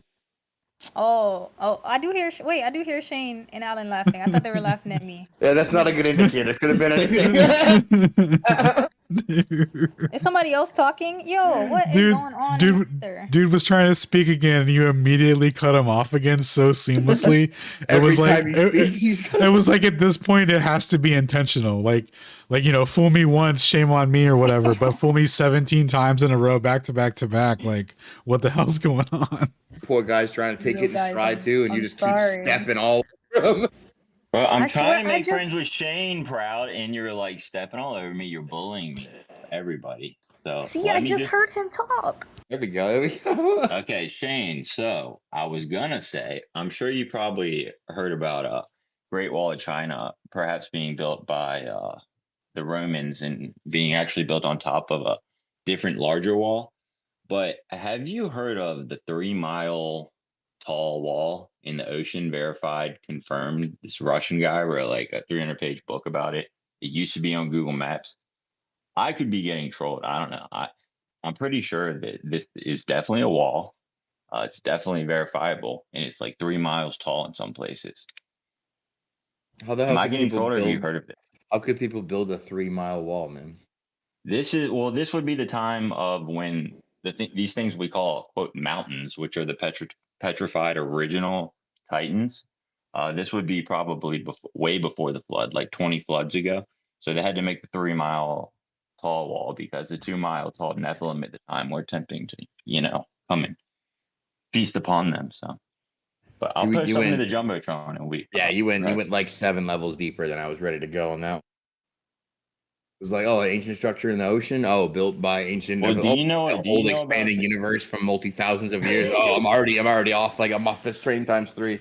Yeah, Well, you don't know you about the took 10 me way trillion out in the left field. Like, where the fuck are we at now? Well, if you don't know about the 10 trillion mile tall original Nephilim, I think they were called Proud Flurfs or something. Her ancestors. And I don't know what to tell you. You're just not red pilled. Dude, What, ancient my structures. ancestors were giants? He's calling you Ashkenazi. Are you You talking know, about the wall that extends into Russia? the more I listen, the more I kind of think I'm gonna take that fucking blue pill any day now. Dude, steak is delicious. I don't care if it's not real, right? It's gonna be so tasty. Just can make me rich and an actor or whatever. Forget that guy's name. Oh my God, is CLW talking? I heard you, Eli. Nope. I wanted Holistic to clarify which Don't wall take is the he blue talking pill, about. by the way. Is he talking about the wall that extends into Russia going into the ocean? Or is it just talking about the Great Wall of China? Well, have you seen Game of Thrones? I think he's talking about that. That's in the ocean. Game of Thrones. Is it Yeah, talking about things in real world? Yeah, well, you know the giant ice wall? I think that's not 3 miles. That's like shorter than 3 miles.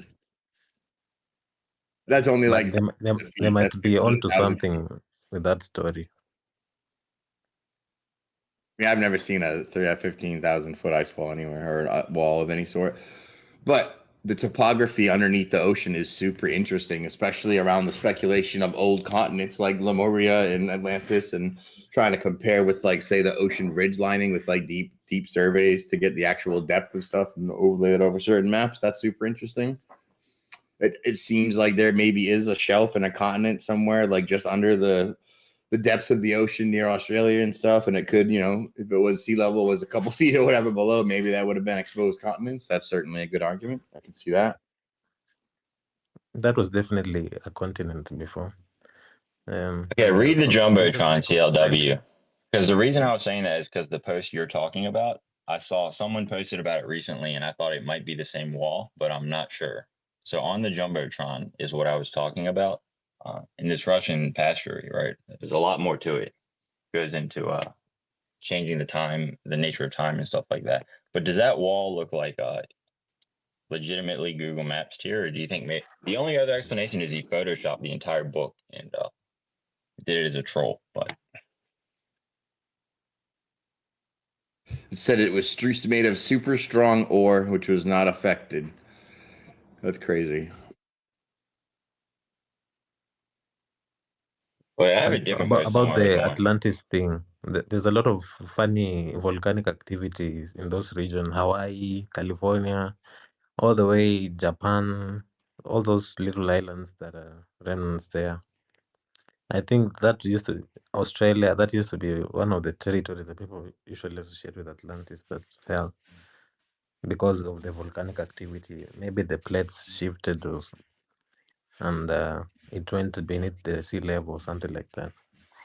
So I just want to say that's that picture with the diver. I recognize that from all the way back in the early 2000s. Right, that looks familiar. Yeah, and that has to do with I remember that because of megalith research. That's off of the coast of I want to say South America or China. There's two of them. There's one off the coast that I know of. There's probably more than two of them, but one of them's off the coast of China. One of them's off the coast of South America. I can't even remember where they are. God, it's been so long since I've seen this, but I recognize that picture. That has nothing to do with any kind of crazy underground wall. That has to do with formations found underground and questions of whether or not there are, sunken lands and more megaliths in the ocean, which there certainly are.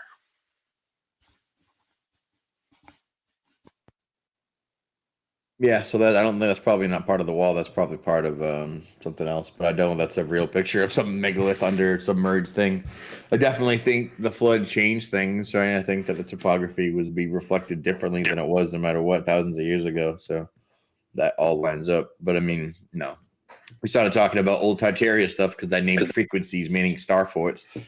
I mean, I missed the whole Tartaria thing. I heard Dave do his thing though, but I mean, the whole ancient civilization world spanning is super interesting, but the particular, because the energy portion, right? If we have a corona motor that can advantage the 100 volt per meter atmospheric, electric charge that's native to Earth that you can, get higher as you go up, and you can induce crazy energy just from putting a wire up there and a corona motor and just taking the energy, then imagine if you had a better understanding of what the 3D version of a certain frequency that would enhance that would look like, and then built a structure into that complete thing, and then use water to, I don't know, hold capacitance maybe. What? I also think that's why they built them near water. What does that got to do with Tartaria? To me, they're related. I don't know. I think that if Tartaria is just like this name from that CIA book about the ancient civilization that people have really given as nomenclature to the theory of the world-spanning, unified culture that was before. I think that's what it is, really, now. Okay, well, let me ask you a question. All right. See, there's people who say Tartaria, and they say that it was just 200-300 years ago. And then you got me, who I'm all on board with what you're talking about, but we're talking pre-flood, 5,000-6,000 years ago. So what boat are you in? I don't know. Could be either way, dude. Because we have this big swath of rewritten history where it easily could have been 300 years ago. I don't trust anything previous to Civil War history, and I think all that history is fake, right? So 300 years is feasible. Also, a couple thousand years could also be feasible. So I don't know. I know it's less than 6,000 years. That's all I know. Why do you think? Yeah, I mean, I'm on board with that. I don't think we're that old yet. But why do you think their history was rewritten after the Civil War? Well, they had to, dude. Well, that's the 3-generation rule puts us right about back there, right? If your grandmother's grandma can't remember something, then is there really a war? They've changed to shit. Maybe was there even a civil war? Who knows, dude? I'm in that point. Because what if it was the 3 nations that were already here for thousands of years, and they renamed the takeover and called it a civil war? The whole birth of America could have been a whole bio. I mean, I'm not opposed to that idea. Yep. I do know that America as a country is definitely a psyop to get you to pledge your allegiance to the patriotism flag, to condemn your own slavery and vote for your masters in the form of democracy, 100%. So I wouldn't put it past that. Amen, brother. You kind of see that now in our Patriot Q kind of pseudo red pill brethren over there voting for Trump and voting themselves out of tyranny and super happy about the election right now. I made a point that those are the people I think we need to reach, because those are the people that have reached and have been truthing and are against the vaccine and know about medical tyranny and are really on the right track for so many things. And that's definitely like where I came from. So I know that it's possible to make the transition. I think people like Dustin Nemos make that transition like nicely. He's now on our side talking about flat Earth and the J question, right? So he definitely made the full transition. He's definitely over here with us. I think other people can similarly make that transition. So I think instead of targeting like, you know, Facebook normies, we should probably make an effort to target the pseudo red pilled voting normie over here who are telling us about how awesome Trump is, to be honest. What do you guys think? Oh, I got a theory for you though. When it comes to Tartaria, I was looking. There was some kings, a couple of kings that came together, and they went to the UK and they built a sanctuary called, still there to this day, and it was built right along the time that they want to kind of classify it with the mud flood. So we know that Nikola Tesla reverse engineered an oscillator, and from history, from what they allowed us to know, is that he almost sank Manhattan with it. I'm pretty sure y'all heard about that story. And I was thinking, if all star forts were in these different subset locations, what if they had these oscillators in them? And whenever Crown, you know, sent Christopher Columbus over here to discover America, what he did was just get centralized GPS locations of latitude and longitude, report back, and they conquered those three nations. Well, in the process, all they did was to hide technology. They oscillated with these star forts and pretty much sank them. That is just a theory. I was just throwing that out there.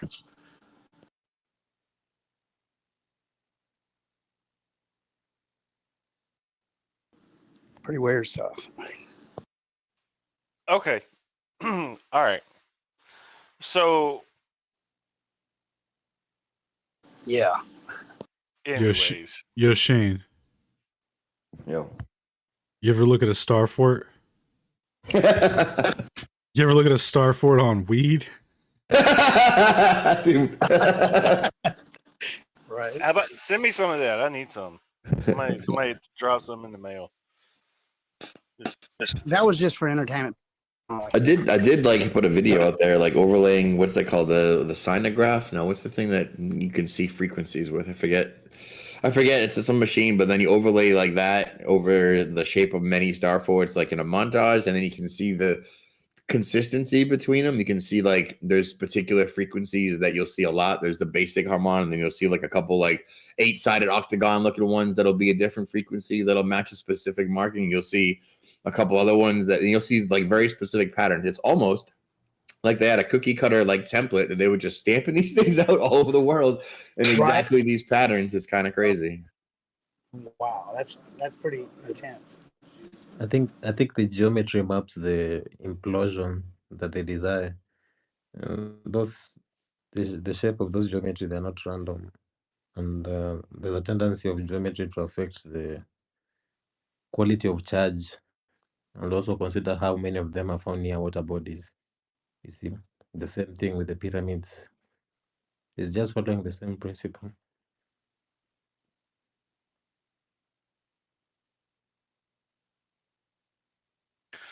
So what you're saying is that we should reclaim all the star forts because there's some kind of superpower there, huh? Well, so the first thing they did, if you look at the Google Maps thing, is that almost none of them have water. So all the water next to them has been drained. Most of them don't have any water next to them anymore, which is weird. So maybe that's what they did when they went over and took all the water. Some of them still have water next to them, but they like the my friend who was arguing with them about, who was, you know, taking the position that obviously they're all made like frequencies because walls are defensible, and that's, you know, the best way to defend from within a circle of onslaught, I guess. But like if you look at where they're actually placed, they're always near a moat. They could have had a moat within them. They usually have water tracking either in or around, beneath, or near almost every single time. And now they don't. So it's crazy, man. Like you can make stuff as like guesses, but who knows? So who's the individual that was making the defense, had the position that they were just defensible positions? You Tim. remember? Oh yeah, Tim. No, you're talking about me. Yeah. No, Tim. Oh, not because I make that same argument. No. Right? Well, Who's come on, the man. other? Who's the other Tim? Tim, the guy whose name is Tim on Discord. He's on. He always takes weird positions. He's always hanging out in the Glober server. Oh, I don't know who that is. Then. No, I don't know. He's from But yeah, no, Deutschland or whatever. I kind of have the same position about Starfleet. I mean, we learned about Star Force. God, what was that? 8th grade, U.S. history. No, 8th grade was Georgia history. 7th grade. 7th grade was U.S. history. So, you learn about Star Force because of the Civil War and stuff, and a lot of positions were Oh well, Star that's Force. all true. Obviously, then yeah. Yeah, of course, absolutely. I mean, why would you question what they taught you in school, man? What's wrong with you?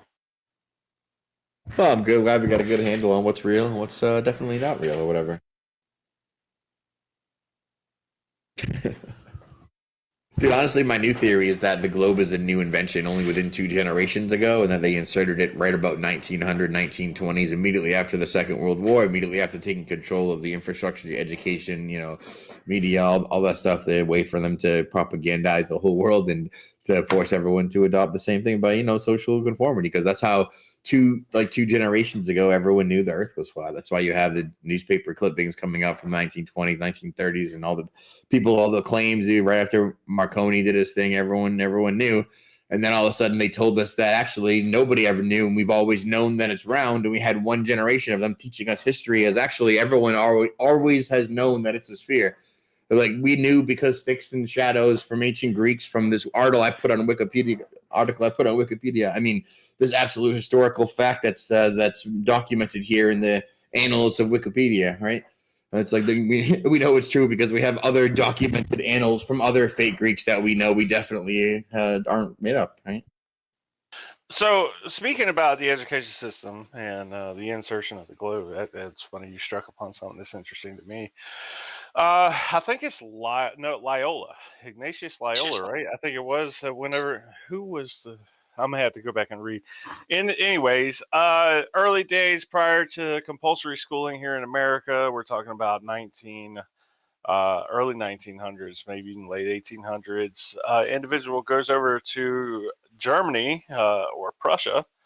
Prussia at the time, which was a small country next to Germany, and goes to Prussia where they have compulsory schooling, which is how they create their troops. Which, if you believe history, obviously, military history is a big thing for me.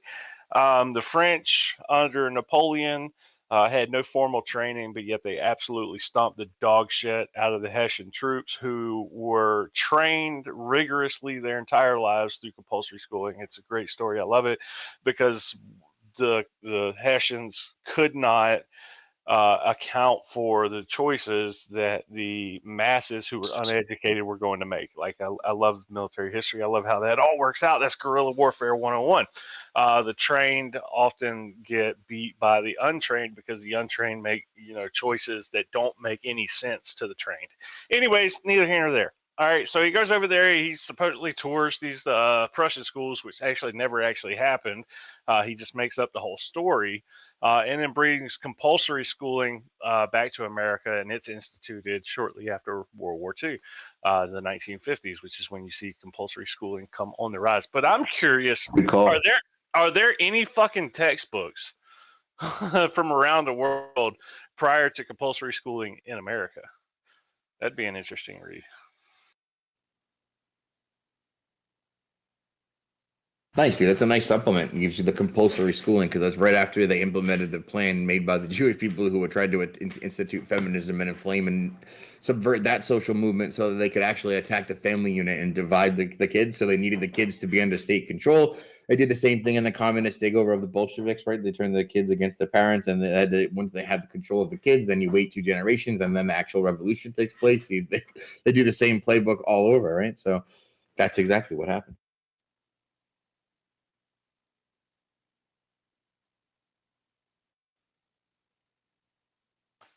Yeah, well, it was something that you might not know. The French had kicked the Jews out of their country, so Jews were actually hated in France, especially during the Renaissance era.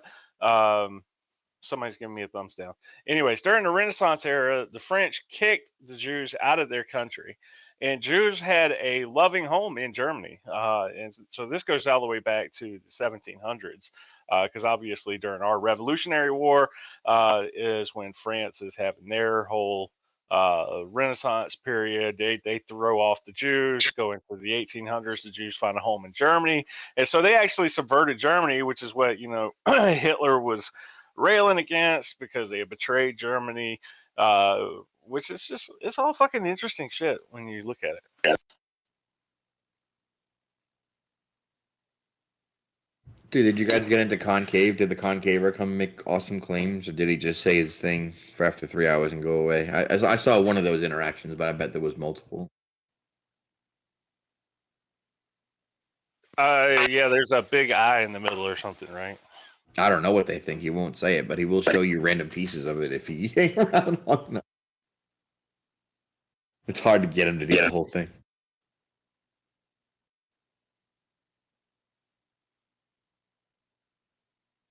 He is a super instigator, though, like emotional, try to instigate people and then claim, well, everyone attacks me. Kind of like, who's that guy?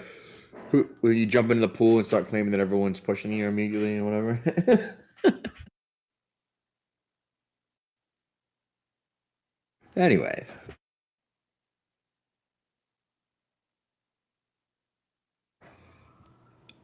Yo, Ken, did you follow up on that Gleam thread? I haven't looked today, but Oh my God. Did you read it, Proud? Is she gone?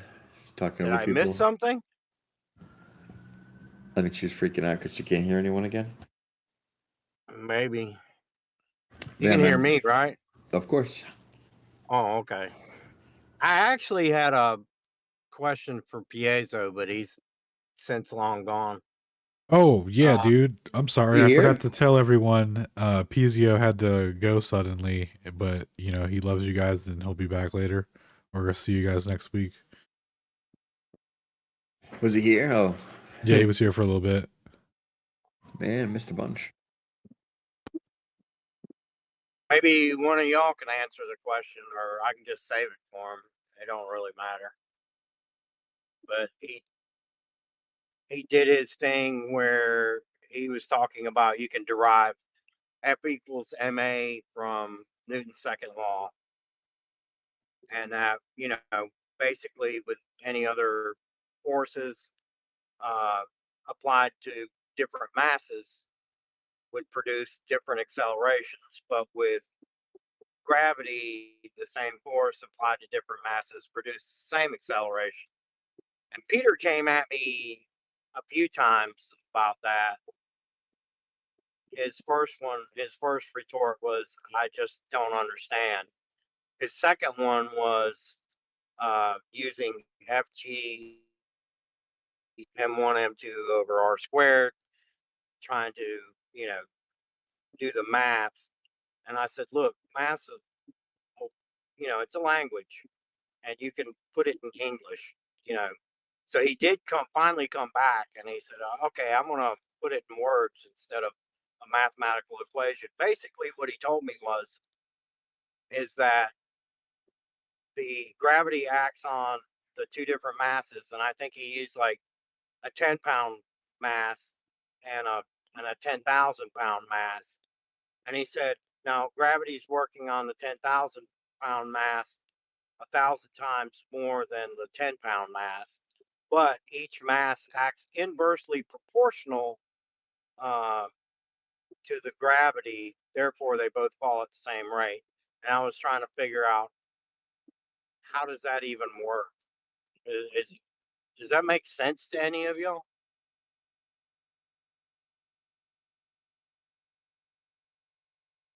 No. I don't know. Nope. Y'all sound tired. Have y'all been to sleep yet? Yeah, I woke up at like 7. I slept.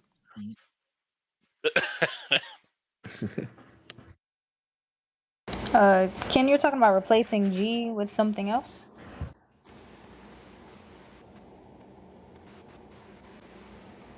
No, he was trying to use F equals G M1 M2 over R squared. and he was using, he was talking to mathematics. And I told him, I said, you know, I don't know the mathematics, but mathematics is a language. Therefore, you should be able to express it in words exactly, why the same force applied to two different masses produces the same acceleration. And he said that basically it was because it acts on the two different masses differently, 1,000 times more on a 10,000 pound mass than the 10-pound mass, but that each one uh, acts in by its own mass, acts inversely in proportional To the to the graph. distance. Yeah. Right. I don't know. Anyways, he was saying that because it acts inversely proportional, that somehow it produces the same acceleration for both masses. And I couldn't understand why. I just wanted to understand his explanation. And so, I just concentrated on understanding his explanation. And I figured I could ask somebody, what exactly he's trying to say, because I couldn't understand what he was saying, how it turns it into the same acceleration. I mean, I don't know what he was trying to say with it, but that's supposed to be like the relationships you can draw is that, for every particle you get a force that's directly proportional to the product of their masses, but inversely proportional to the square of the distance between the centers. That's what it's supposed to be. However, I don't know in which context he was bringing it up, and it's mostly used, and its trick with a kinematic algebraic sort of simplification breaks down to a form without mass, and then it observes just the periodicity, right? It's the form of deriving Kepler's third law from Newton's. You can do the same breakdown, and then you get the same observation of just a constant with the same periodicity. And the funny thing is that the only way they have to guesstimate about masses in the sky at all is an algebraic breakdown of this empirical observation using Kepler's math, which then they use algebra to put in the masses via Newton's sort of abstraction that he's famous for, and then from that masses they can reduce to get and solve for M to be like, hey, that star out there has a stellar mass of this, based on exactly these equations and exactly that ridiculous equivalent. So maybe he was trying to grasp at those straws. I'm not really sure.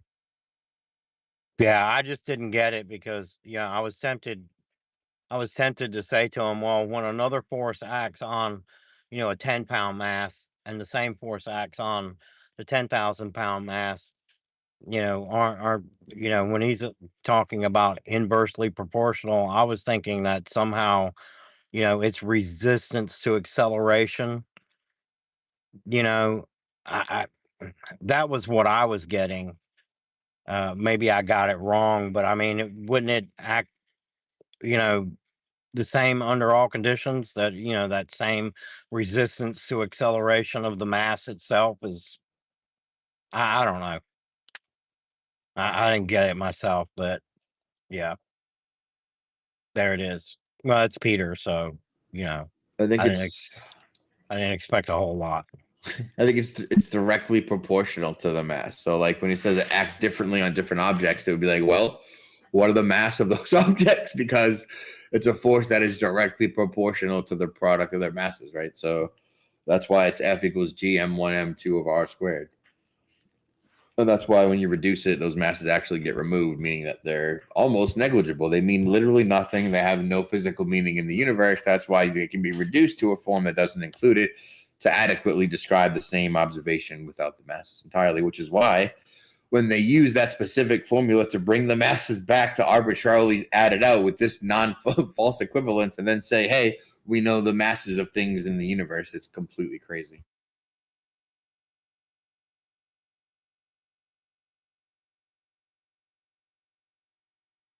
Well, that was what I told him though when he came at me with the math in the first place, was that Nice. don't they just automatically exclude the mass, and then go straight to the kinematics?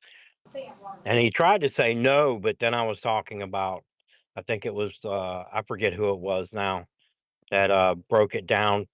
I think it was to Alan, or I forget. Anyway, somebody did the math right there in the debate, and demonstrated that it was all kinematics when it come down to it. It was the dude debating Witsit, and he tried to wield it as a weapon, but in fact wounded everyone when he showed it was a definite kinematic equivalence. Yeah, I remember that.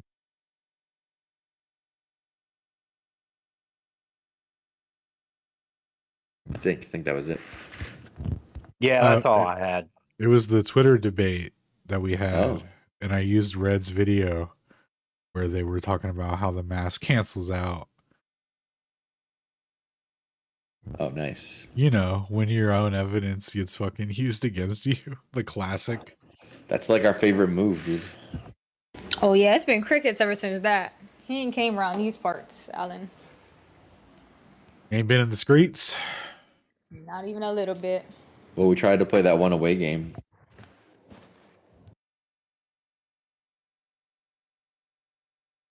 D3, do me a favor, say something real quick so I know if I can hear you or not. Yo, mic check. Oh, see, now it wants to work. Bet. Yeah, mine was just doing the same thing. Dude, that was the funniest thing ever. It was like the universe You know, I conspired honestly think against what they're that doing guy. is if there's a call. 7 times in a row, you mean? Like, dude, if we had to call heads or tails 8 times consecutively, If what are I'm the not actual doing it, odds? it's actually activating something in the interface of the screen. After Nah, about you- minutes. See, he can't hear us. yeah. You hear me? Yeah. I don't think you can hear Alan Cosmo. Hold Okay. on. All right. I think Elon's getting tired of Twitter.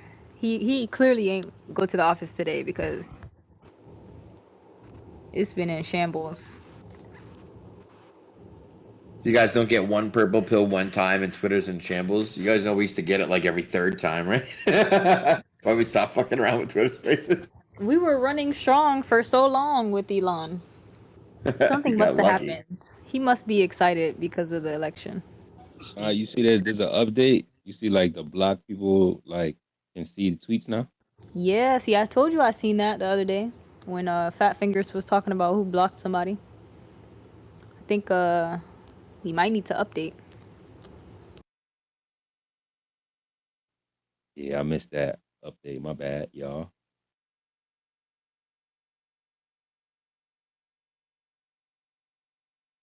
All the speakers on stage will remain on stage. Again, thank you guys for contributing to the conversation, for just being here, listening, asking questions, and just being open to enjoying the conversation. We appreciate you guys. It's been a great week.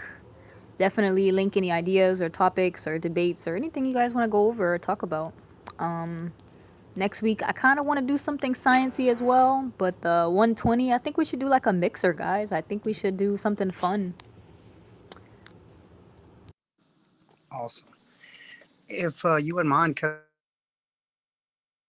Nope. Elon just snatched your mic. okay.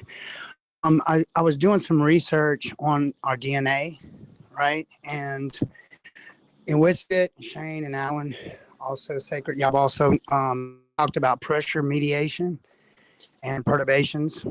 I honestly believe through what I was seeing with our DNA, when the semen reaches the egg and it comes together, I think that's where the pressure starts to form the matter of a human. And this is just speculation. I'm just going off. I'm not a scientist. You know, I'm not trying to be no savant or nothing like that. I'm just coming forward with just some kind of theory. But it's pretty neat. I've seen the video where when the egg is penetrated by the semen, what happens is it releases magnesium, if I'm not, or zinc, and there's a light that occurs. It forms light. And then I started looking into the DNA. Our DNA emits and transmits light. So light also forms, plant matter. So if there's no light, tomato plant, it won't even flower. So that tells us that light carries genetic information. And I'm saying all that to say this: I believe that we are actually like a perturbation of this background medium, and through even just like everything else with matter, through pressure mediation. And as we grow, the pressure just increases with the vessel, and it's pretty neat. I'm trying to do a deep dive on DNA right now and genetics, because there is a unified expression. I honestly believe that everything's connected. And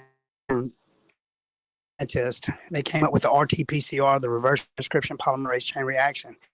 I don't remember his name, but anyway, he was stating that everything's kind of like the Buddhist notion where everything's connected, all molecules.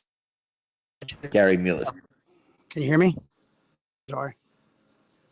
Yeah. Kerry Mullis actually was saying this, and he's came up with the reverse transcription polymerase chain reaction. He had some kind of eureka moment on the way to Yale one morning, and he turned around. He got off the road after 22 hours LSD, and he pulled off the interstate, and he started thinking about the solution with the DNA, the sequence. And so he went back to the lab, and he did this. He put everything in these control variables, and it worked. And so he sat there and he was like, "Oh my gosh, this is major." So he did it 3 or 4, came up with the same result. So what he found was complete the sequence through a polymerase chain reaction and do what takes 20 scientists around do in like 3 hours. And so he was kind of skeptical to even bring this to the forefront because it was going to take a lot of people's jobs. And so after some controlled, deliberations and thoughts, he went ahead. He received a Nobel Prize for it, and it's pretty intriguing. All these concepts. I'm saying all that to say this is because science and technology and where we're finding out